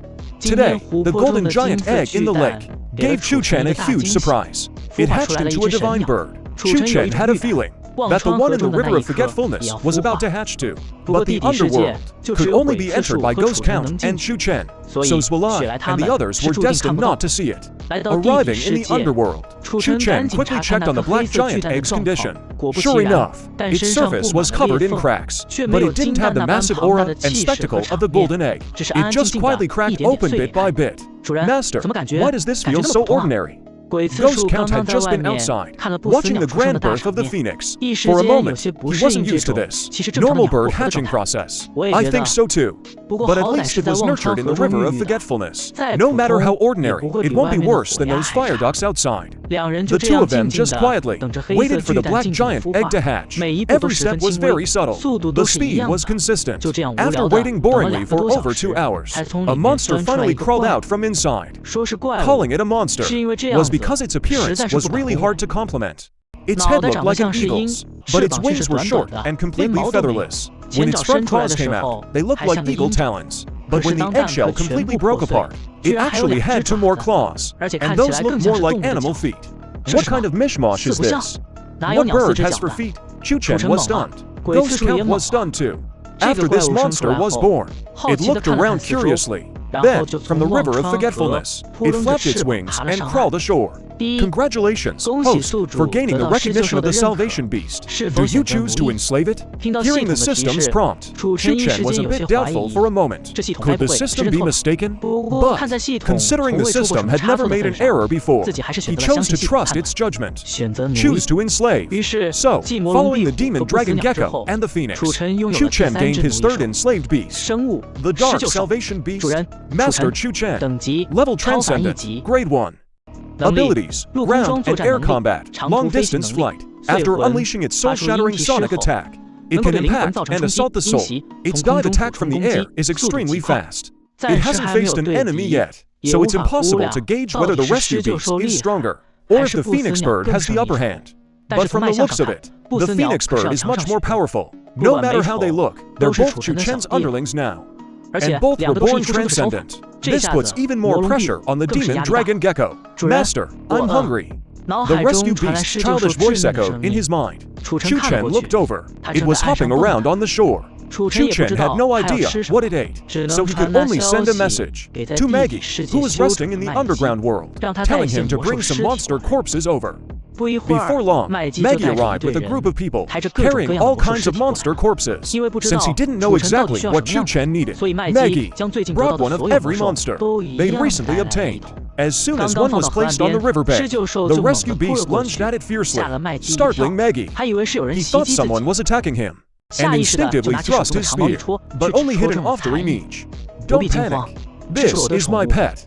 Hearing Chu Chen's words, Maggie finally relaxed his tense heart. If that attack had been aimed at him, he'd probably be dead by now. Chu Chen watched the rescue beast wolfing down its food, and was at a loss for words. It had just been born, but it ate like it hadn't eaten in years. Ghost Count was also amused. It seemed this little one was another troublemaker. The demon dragon gecko was probably in for some bad luck. In no time at all, the rescue beast devoured all 100 or so monsters Maggie had brought, cleaning them out completely.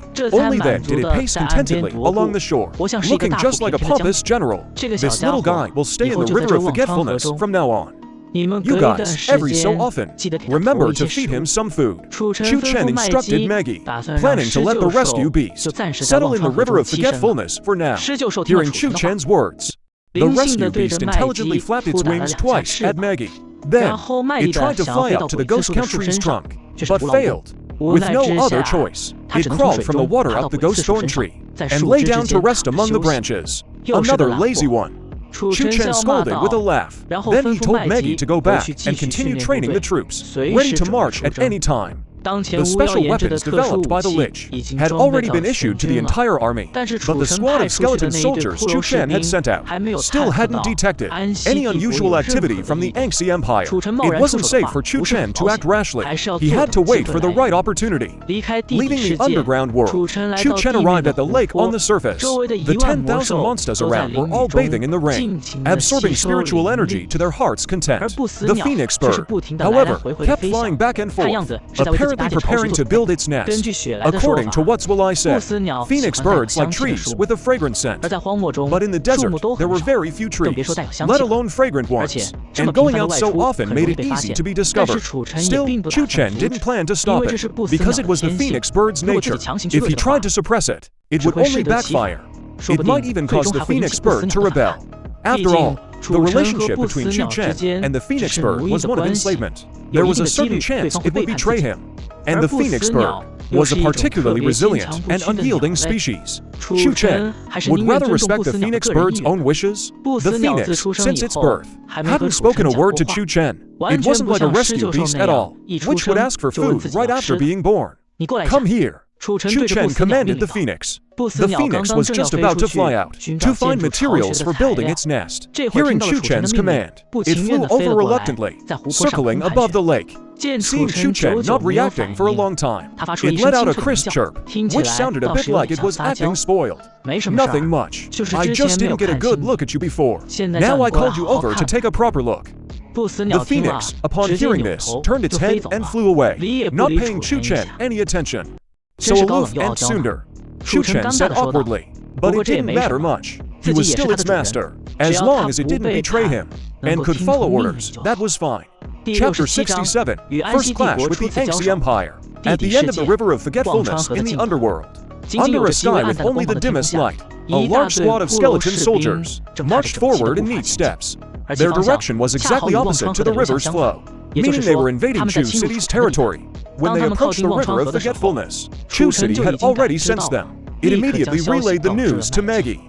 Maggie, warned by Chu Chen, quickly led the Earth Spirit tribe warriors to the border. This was the territory Maggie had secured for Chu Chen, and she absolutely couldn't allow other creatures to invade, or it would be a sign of disrespect to Chu Chen.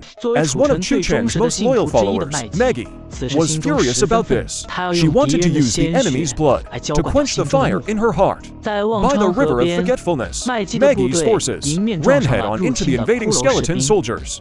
Looks like my spear today won't get to taste the flavor of blood, because the enemy is these troublesome and disgusting skeleton soldiers. In the eyes of all flesh and blood creatures, skeletons and undead are disgusting enough to cause physical discomfort for no reason. Without another word, Maggie charged forward on her rock golem. The Earth Spirit warriors behind her needed no orders. They automatically followed Maggie in the charge.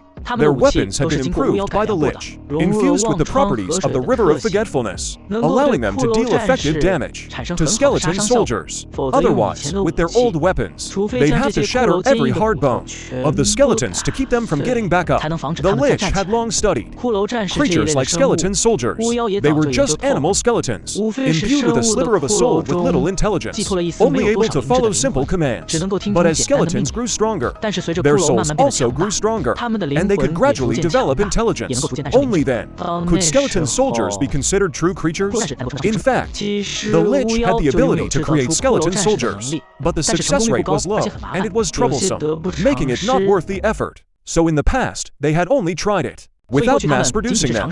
Chu Chen estimated that the ruler of the Yangtze Empire was probably a skeleton that had developed intelligence, at least at the legendary level. In about an hour, this squad of skeleton soldiers was wiped out by the Earth Spirit warriors led by Maggie.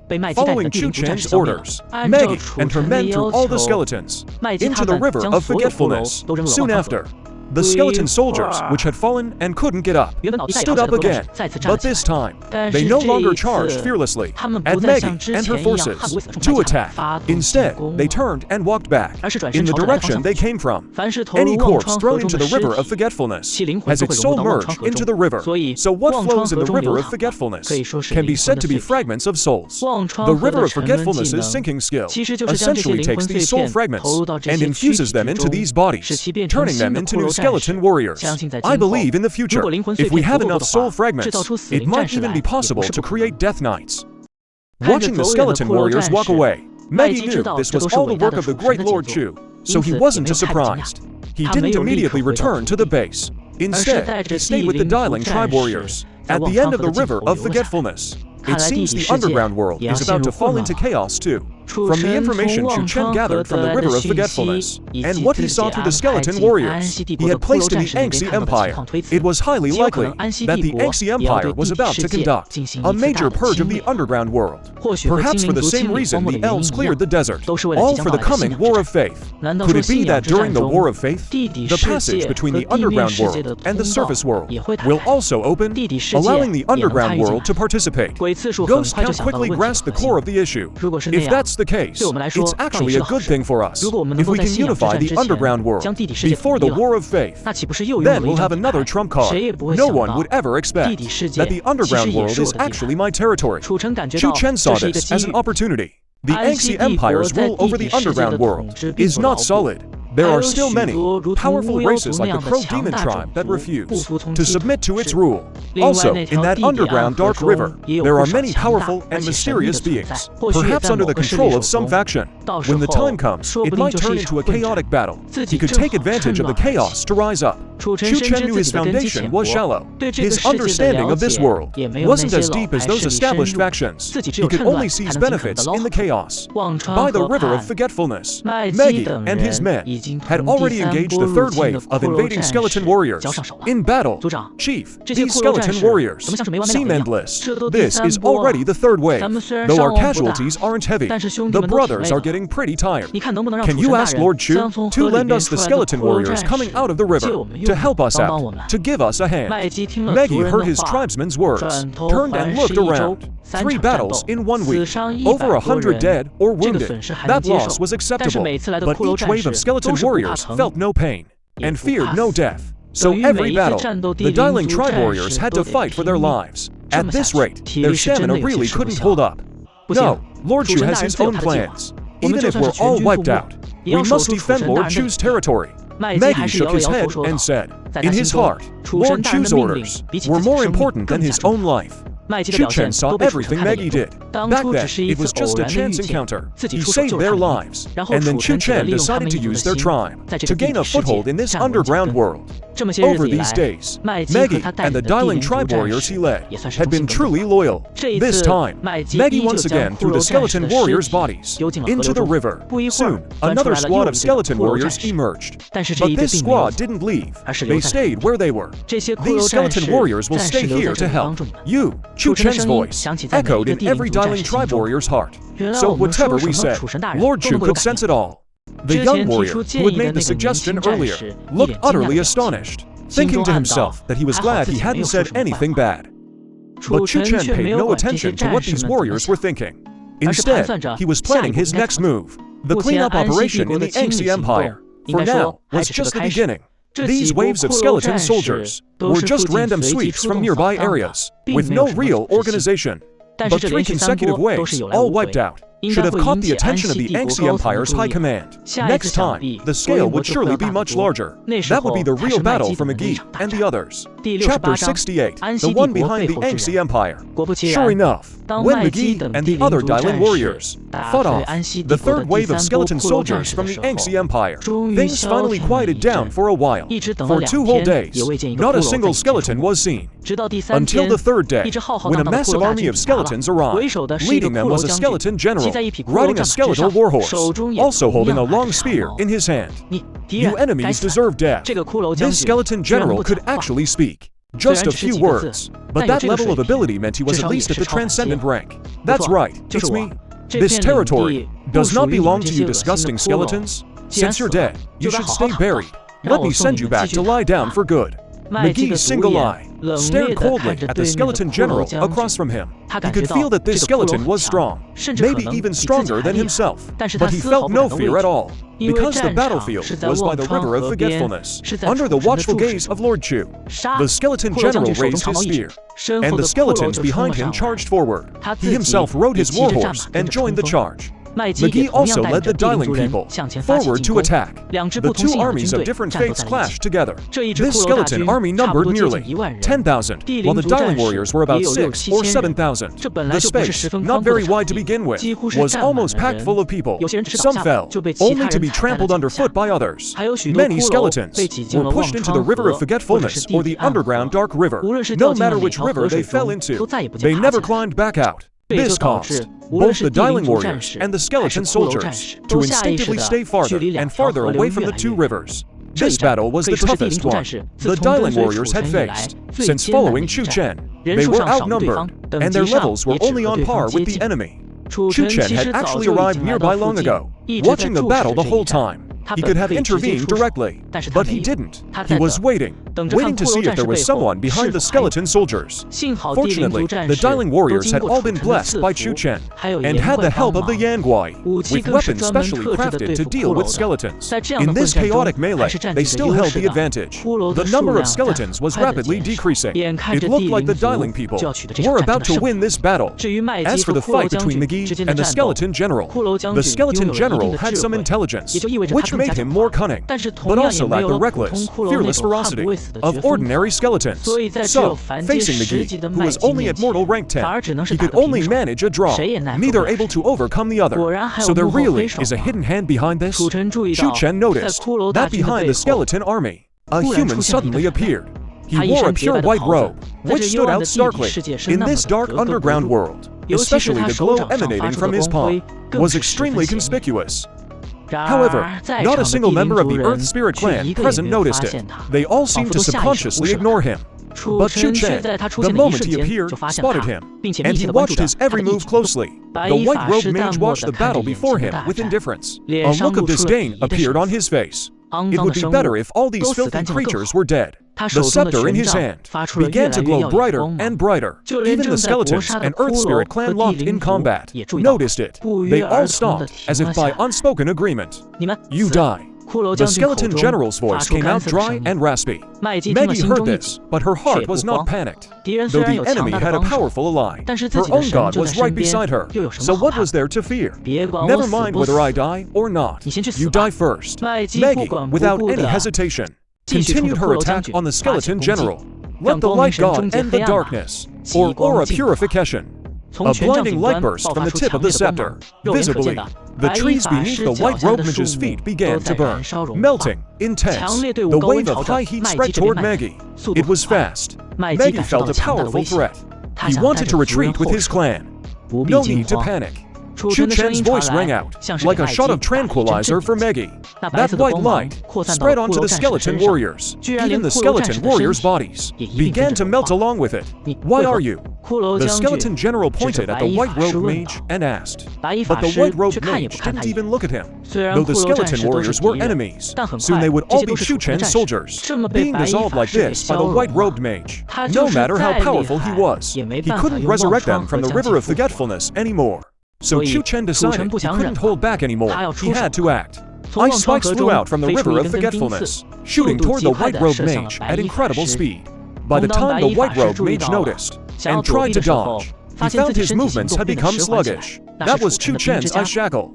But the white-robed mage's face showed no sign of panic. He slowly aimed his scepter at the incoming ice spikes. In the white light, the ice spikes gradually dissolved. A contemptuous smile appeared on the white-robed mage's face. In such a small place, the fact that someone could use magic was already surprising to him, but he was a legendary mage of the Holy Temple of Light. These petty tricks were far from enough to defeat him. Yet the next moment, his smile froze on his face, and then his body fell to the ground. It turned out that, while he was using holy light to dissolve the ice swords, Chu Chen had quietly used water binding. 2 water ropes had snuck around behind him, binding both his legs. With a single pull, they yanked him to the ground. Before he could react, a tremendous force came from the water ropes. The white-robed mage, completely defenseless, was dragged into the river of forgetfulness. The river of forgetfulness was filled with dark elements. Even the Earth Spirit clan couldn't survive in it, let alone a white-robed mage who believed in light. As soon as he entered the river of forgetfulness, the white-robed mage sank to the bottom, like a pebble falling into deep water. Maggie knew clearly that in a little while, this white-robed mage would crawl back out. But by then, he wouldn't be so clean and radiant. He would become the filthy skeleton creature he himself had spoken of. The white-robed mage was dealt with quickly.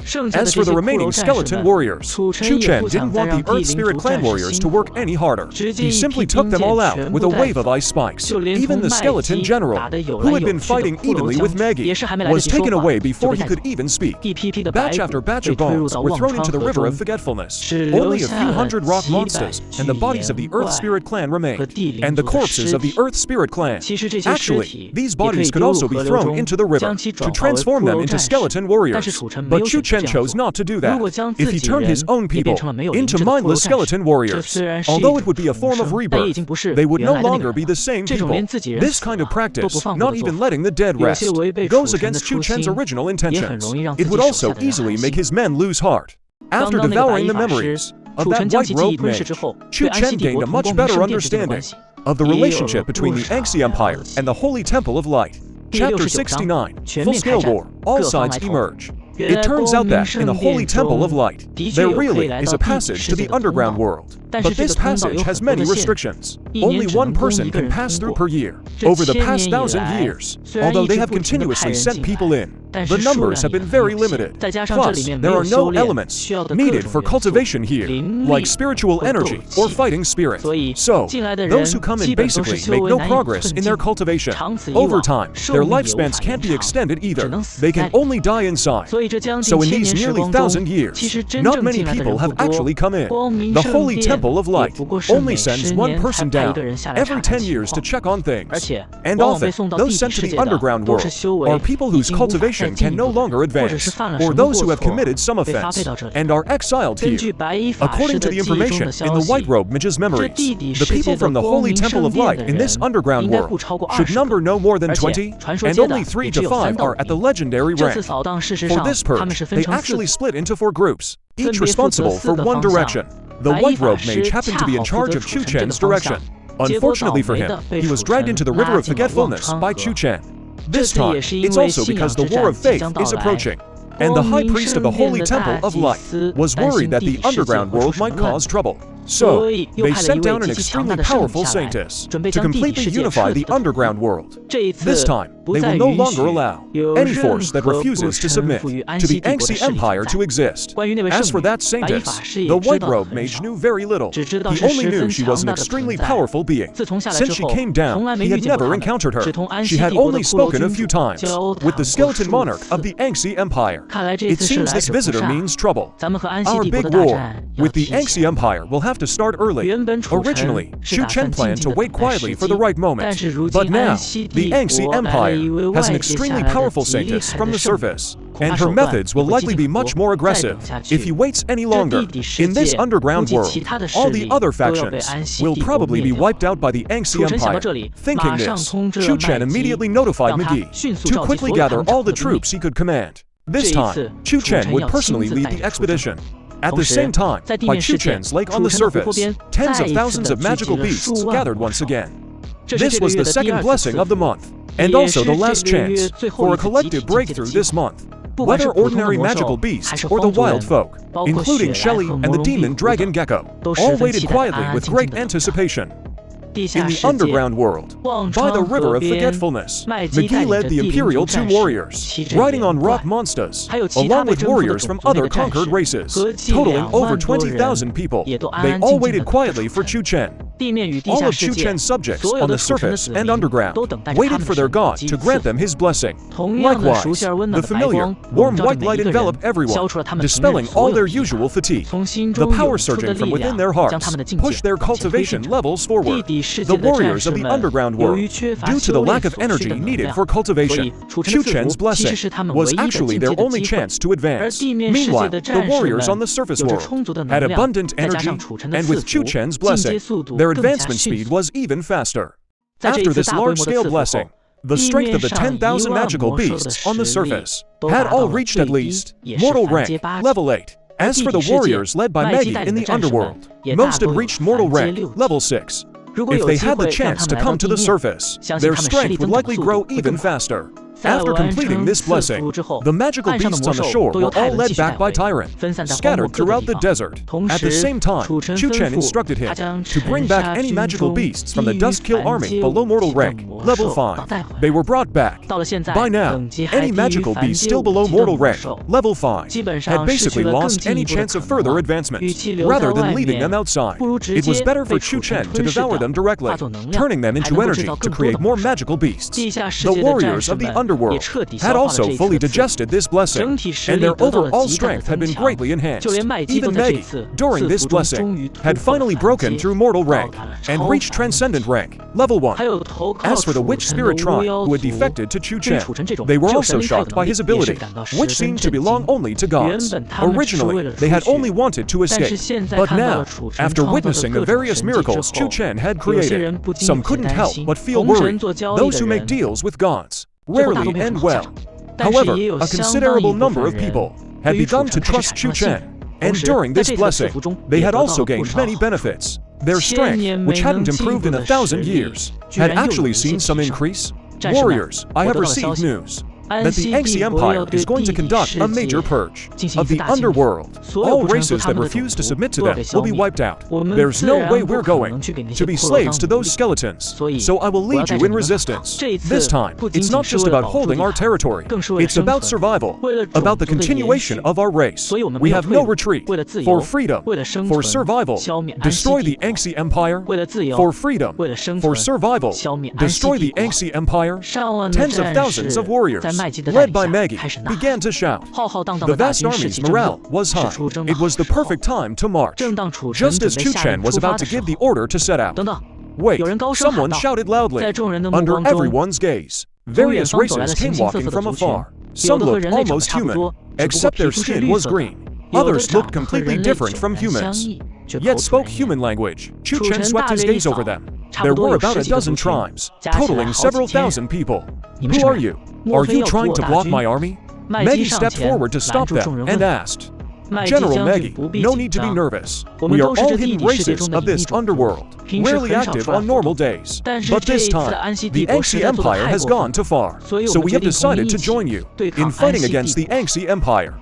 A being that looked very much like a human stepped forward and said, Maggie looked at them suspiciously, about to refuse, when Chu Chen's voice came through her mind. Agree to them, bring them along.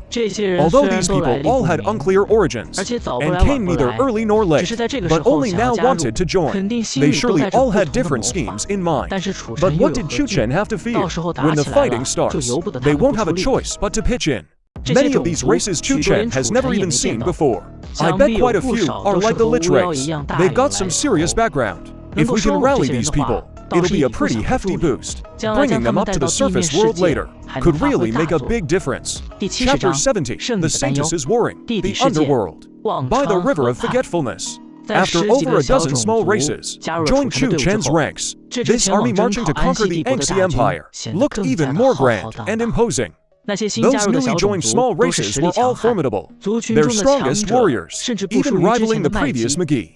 But not a single one stepped forward to volunteer. They all silently waited for McGee's Imperial Tomb Army to pass before trailing behind. Chu Chen saw this and let out a cold laugh. These people were all shrewd veterans who lived hundreds or thousands of years, yet they lacked the wisdom of the Lich race. They only thought about hanging back and reaping benefits, even planning to profit from the conflict without lifting a finger. Didn't they notice that even the Lich race had deployed all their forces, scattered throughout McGee's army, ready to join this battle? Chu Chen hadn't deliberately hidden the news of the army's departure. He believed that word of this would soon reach the Yangtze Empire, especially that new Saintess. She'd likely already prepared a countermeasure. Perhaps for the Saintess, having this chance to fight almost all the opposing forces in the underworld at once was also good news, saving her the time of playing boring games of hide and seek. Chu Chen thought the same way. Since war was unavoidable, might as well settle it with one decisive battle, solving all problems in one go. In the face of absolute power, schemes are superfluous. Within the Yangtze Empire's domain, there was a vast plain, a rare sight in the underworld. Dense ranks of skeleton soldiers were arrayed across that plain, lined up in a single row. As far as the eye could see, it was all white bones, a chilling white. Let's deal with this earth spirit race quickly. Our bigger enemy is in the water, a veiled woman said to a giant skeleton beside her. That giant skeleton was the ruler of the Yangtze Empire, also the overlord of this underworld. But now he seemed somewhat respectful, clearly indicating the woman's unusual status. She must be the Saintess of the Holy Light Temple. The Saintess thinks the aquatic races in the water will seize the chance to strike. This is their only and best opportunity, so they will definitely act. My main target this time is them. In this Saintess's eyes, McGee's Imperial Tomb race wasn't even worth mentioning. Just a minor nuisance to clean up along the way. For so many years, we've been closely monitoring the water's movements, and they've never made a move. Could it be they've given up long ago? The ruler lowered his head and asked doubtfully. The Saintess shook her head. Regardless, we must eliminate every possibility. Hey, what's that? The Saintess suddenly noticed that on the barren wilderness ahead, which had been empty, a quiet black river had appeared. Where the river flowed, everything fell silent. A deathly stillness. Something strange. Go take a look. The Saintess instinctively felt something was off, and ordered the skeleton ruler to go investigate. Behind the Saintess stood 4 men. Their gazes toward her were somewhat evasive, mixed with reverence and admiration.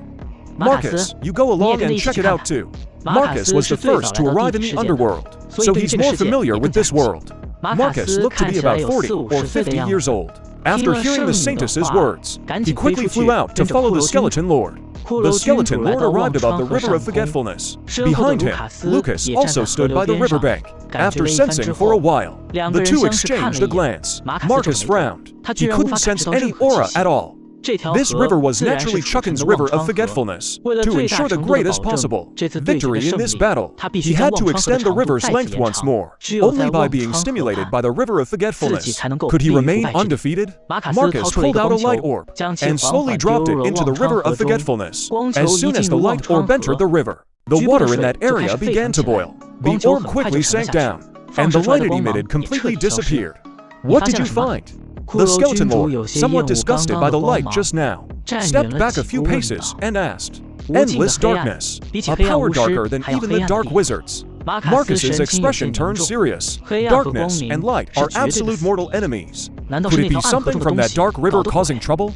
Probably not. They don't have that kind of ability. Regardless, a river suddenly appearing in the underground world, filled with dark energy, is definitely a big deal. I need to tell the Saintess quickly. Marcus stood up, ready to go back and inform her. Suddenly, in the distance, an army appeared, vast and imposing. Though this army's numbers couldn't compare to the skeleton armies, their quality was superior.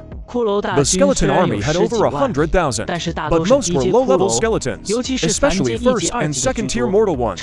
There were fewer than 10 transcendent level, and only the skeleton lord himself was legendary. As for the opposing army, though they numbered only 20 to 30,000. Most were at the 4th or 5th mortal tier, and many were even at the 8th or 9th. However, they had only one transcendent, and not at the legendary tier. Without the Skeleton Lord, and the help from the Holy Light Temple, relying only on the skeleton army, they might not have been a match for the enemy. But now, these troops were nothing but chickens and dogs. You prepare to face the enemy here. I'll go inform the Saintus first. Marcus paid little attention to the approaching force. Comparatively, he was more concerned about this strange river. Saintus, I probed that river with a light orb. It definitely contains extremely dense dark energy. Dark energy? Could it be related to those Earth Spirit people? Marcus was taken aback by the Saintus' words. Probably not. I saw that those people, though stronger than these skeletons, don't have a single legendary among them. Only one transcendent, too. They shouldn't have that kind of ability. The Saintus gave Marcus a cold look, feeling that after nearly 100 years down here, his mind had dulled. The creatures of this underground world lacked the energy needed for cultivation. How could they reach the higher mortal tiers, or even break through to transcendent on their own? The Earth Spirits aren't like likes, a race that can live for 1,000 years. There must be something fishy here, or else they wouldn't dare rebel against the Yangtze Empire. If this river is indeed connected to the Earth Spirits, or the one behind them, then today's battle won't be simple. Saintus, don't worry. With us here, the enemy's strength is nothing to fear. Besides, you're here too. In the end, we will surely unify the underground world. Another man, seeing Marcus get scolded, felt smug inside, and deliberately spoke up to flatter her. The Saintus shook her head non-committally. She wasn't worried about the battle ahead. He's not worried about the war at hand, but rather worried that, if the losses are too great, the things underwater will take advantage of the opening. However, he was still very confident in his own strength. Chapter 71. The Brutal Battle. The Skeleton Lord. The army led by Maggie, on the wilderness, encountered the skeleton army of the Yangtze Empire. Both sides formed their battle formations. Looking from afar, Maggie's force of over 20,000 men was like a large ship in a wide ocean. Though the ship was large, how could it ever fill the entire ocean?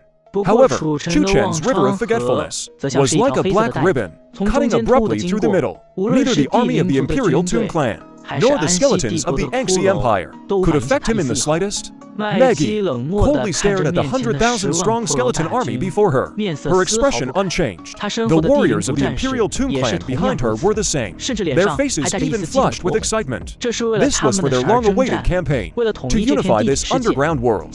From this year onward, the Imperial Toon clan would be the most noble race in this underground world. You ants over there, with just this many people, you dare to oppose my empire. I will crush every last one of you.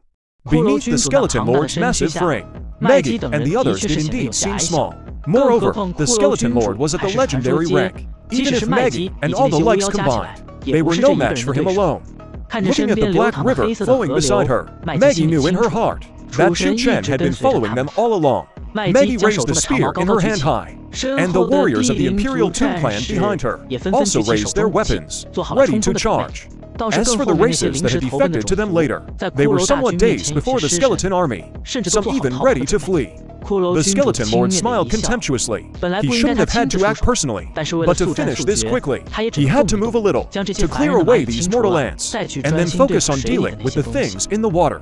Crush them. The Skeleton Lord shouted loudly. The 100,000 skeletons behind him all charged forward. Maggie shouted, "Kill," and charged out ahead of them. Like the collision of two ocean currents, though the white current was larger, the dark yellow current formed by the Imperial Toon clan was tougher. Even when surrounded, their formation remained unbroken. In no time at all, the ground was littered with scattered bones of fallen skeletons, and some Imperial Toon clan warriors had been surrounded and killed. Maggie was like a wolf entering a sheep pen, slaughtering with unstoppable force. Several skeletons at the transcendent rank quickly moved in to surround her, but they couldn't do anything to her. Instead, she killed many of the skeleton warriors around her in her spare moments. Useless. The Skeleton Lord watched as so many of his men couldn't even take down one Maggie. He decided to act himself. Otherwise, before the Saintus, it would make his warriors look truly incompetent. A legendary rank attacking a transcendent rank was truly an unfair victory. But in this world, only the living have the right to talk about fairness. Before the Skeleton Lord, Maggie had no room to resist, yet she still maintained a fighting stance, gripping her spear tightly, her head held high. glaring with her single eye at the approaching skeleton lord, a contemptuous smile on her lips. The skeleton lord saw this ant-like being beneath him, daring to mock him, that smile just like the light of those few people who had just been crushed, and rage surged within him. The giant hand swung toward McGee. He was confident that with this slap, this guy who dared to mock him would be shattered to pieces. Just as that enormous palm was about to land on McGee's body, a black ice arrow shot out from the nearby river. It zipped right through the hand and flew straight for the skeleton lord's head. And the hand that had been pierced began to collapse rapidly. The skeleton lord watched in terror as that black ice arrow flew toward him. He hadn't even sensed any aura from it, but instinctively felt a deep fear. Barely dodging, the skeleton lord tilted his massive head and evaded that arrow. Then, nervously, he stared at the river he had checked just moments ago. McGee was stunned for a moment, then realized it was Chu Chen making a move. In his mind, Chu Chen was invincible, so he simply continued leading the Imperial Tomb clan into battle against the skeleton army. The skeleton lord saw no movement from the River of Oblivion for a long time, but that one strike just now had utterly destroyed his tough hand. That terrifying sense of danger kept him from acting rashly. Luckily, the Saintess also noticed something was off, and sent Marcus, along with another human, to help. What's going on? Can't you even handle a single transcendent Imperial Tomb clan member? Marcus asked condescendingly. The skeleton lord said impatiently. That river is strange. It just attacked me. Marcus and the other man both looked at the calm river, then at the skeleton lord's missing hand. We'll keep an eye on things here. You go ahead and kill that Imperial Tomb clan leader. Marcus quickly came up with this plan, to force whatever was in the river to strike again. Sure enough, when the skeleton lord moved toward Maggie again, Chu Chen had no choice but to intervene once more. This time, it wasn't just one arrow, but 7 or 8 appearing at once, flying toward the skeleton lord. Marcus and the other man saw it and tried their best to block, but could only intercept 3 or 4 of them. The rest kept flying toward the skeleton lord. The skeleton lord had already seen the power of those black ice arrows, so he didn't dare to be careless now. He pulled his own spine out from his back to use as a weapon. It was the hardest bone in his entire body, and after years of tempering, it was already faintly glowing with gold. When his spine clashed repeatedly with the black arrows, the skeleton lord was shocked. He felt cracks forming in his spine. If he kept this up, his spine might completely shatter. But by then, he had no way out, and could only force himself to hold on. The cracking sound was terrifying to the skeleton lord's ears, absolutely nerve-wracking. Even Marcus found it horrifying. He had known the skeleton lord the longest, and knew best how hard that spine really was. Even if he went all out, he might not be able to shatter it head-on. Yet now, just a few arrows from that black river had broken it apart. Marcus instinctively stepped back a few paces, feeling a chill down his spine. The other mage, however, didn't notice Marcus's subtle retreat, and kept staring seriously at the river, using some kind of detection magic to try and find the creature hiding in the water. After the skeleton lord's spine shattered, he wasn't instantly helpless, but without that crucial support, his whole body shrank significantly, and his aura became much weaker. Seeing him like this, Chu Chen didn't rush to attack him. Keeping him alive might still be useful. Chapter 72, Maggie's Life or Death. The Water Clan appears. For Chu Chen, these 2 legends in front of him were nothing to worry about. He already has quite a few legends in his hands. Besides, in the underworld, no one else can absorb energy. Even those from the Temple of Light are the same. They can't break this restriction.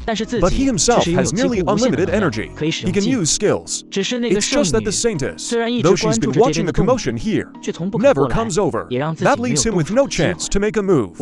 I killed all the men you sent. Let's see if you come now. Chu Chen thought to himself, and his men acted accordingly. That mage, who was still intent on detecting Chu Chen's location in the River of Forgetfulness, didn't even have time to react. Before, under the combined attack of Chu Chen's warship, plus the shackles of soldiers, and the binding of water 3 skills in total, his body fell into the River of Forgetfulness, never to rise again. Marcus saw this and fled immediately, not even looking back. How cunning! Seeing him far from the riverbank, Chu Chen lost his chance to strike. That river of the Saintess is indeed strange. It hides some extremely powerful creatures. It crippled the skeleton lord, and it killed Kyle too. Don't you think we should go check it out? Marcus ran back in a panic and reported the situation to the Saintess. Then how come you're fine? The situation over there. The Light Saintess actually saw it all clearly. Pale, though stupid, was loyal to the Temple of Light. But this Marcus, maybe because he's been here too long, has become a coward who fears death. He's not so dedicated to the Temple's tasks anymore.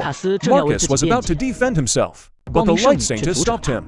All three of you go together. First, kill that Dialing tribe leader.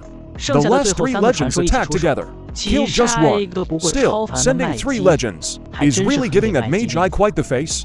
At that moment, Magi was leading the Dialing warriors and had already charged deep into the skeleton army because their lord was severely wounded and had lost his combat ability. The overall strength of the skeleton army seemed to have weakened a bit. The Dialing warriors took the chance to push the skeleton army back step by step. Seeing 3 more legends fly out, Chu Chen thought they were coming for him, but unexpectedly, they were heading straight for Magi. Damn it! Magi got caught up in the fight. He's already far from the river of forgetfulness. That distance is out of my reach. Get to the riverbank. Chu Chen ordered Magi. At the same time, he condensed a water clone and sent it running toward Magi. Magi heard Chu Chen's command, looked up, and saw 3 people flying straight at him. Of course, he immediately knew they were coming to kill him, so he turned and ran as fast as he could toward the river of forgetfulness. But Marcus and the other 2 were all legend tier. Their speed, let alone Magi, even the water clone Chu Chen had conjured, was far too slow to match. Just as Magi was about to reach it, before Chu Chen's water clone could get within attack range, Marcus and the other 2 struck first. 3 blades of light flew toward Magi. Magi was still running, but his upper body was split into 3 pieces. Magi was the first person to die before Chu Chen's eyes, since he came to this world. His loyal follower, also the first person he had met in the underworld, watching Magi's body parts fall to the ground, trampled endlessly by the surrounding skeletons. Chu Chen flew into a rage for the first time. In the distance, the river of forgetfulness also churned violently for the first time, as if a sleeping dragon was about to awaken. All Dialing warriors fall back immediately. The Dialing warriors saw their chieftain killed. They wanted to avenge him, but heard Chu Chen's command. Everyone immediately began boarding, and the skeletons were momentarily stunned by Chu Chen. They dared not give chase. Once all the Earth Spirit warriors had retreated, the river behind Chu Chen, the river water was lifted into the sky by some force. The already gloomy sky now became even darker and dimmer. Fall back. The Saintess suddenly changed expression. Flying in the air, she shouted to Marcus and the other 2. Awakened by the Saintess's voice, Marcus and the other 2 snapped out of their daze. They quickly flew backward. Want to leave? Leave your lives behind. The river water, surging overwhelmingly toward Marcus and the other 2. The skeleton soldiers caught under the water, all silently drowned in the river. Marcus and the other 2 were very fast, but from the river behind them, countless ropes suddenly appeared, catching up to them at an unbelievable speed, and tightly binding them up. Amid Marcus's terrified screams, the 3 were pulled into the river. The river behind them crashed back down to the ground. The entire plain became a black ocean. 100,000 skeleton soldiers were completely annihilated in this strike. 3 legendary experts, without even raising a single ripple, disappeared into the river. This strike cost Chu Chen a full 1 million energy points, using the watermen to extend the river's length entirely to pursue Marcus and destroy these skeleton soldiers. The Saintess stood frozen in the air, pointing at Chu Chen in disbelief. You ... Who exactly are you? How do you have such power? That attack just now was absolutely terrifying. The Light Saintess believed, even if she herself were caught in such an attack, her chance of survival would be no more than 50%. The reason he sent Marcus and the other 2 to kill my first was merely to confirm whether Chu Chen could only strike near the riverbank. Now that guess was confirmed, but it also proved he was wrong. Under normal circumstances, Chu Chen indeed couldn't stray too far from the river, but if he got angry, the consequences would be unimaginable. For a moment, the Saintess was left all alone, with only a dozen or so transcendents by her side. Judging by Chu Chen's methods just now, they wouldn't even be enough for him to kill. Am I supposed to just hand over the underworld? If I do that, even if I return to the Light Temple, I'll probably face even harsher punishment. The light saintess hesitated.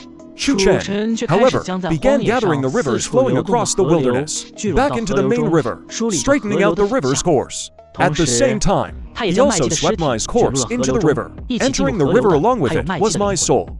Since Mai was a loyal follower of Chu Chen, the system wouldn't devour his body or soul, so they were able to be preserved. Mai wasn't completely dead either. At least Chu Chen had one method to resurrect him, but that method Mai might not accept.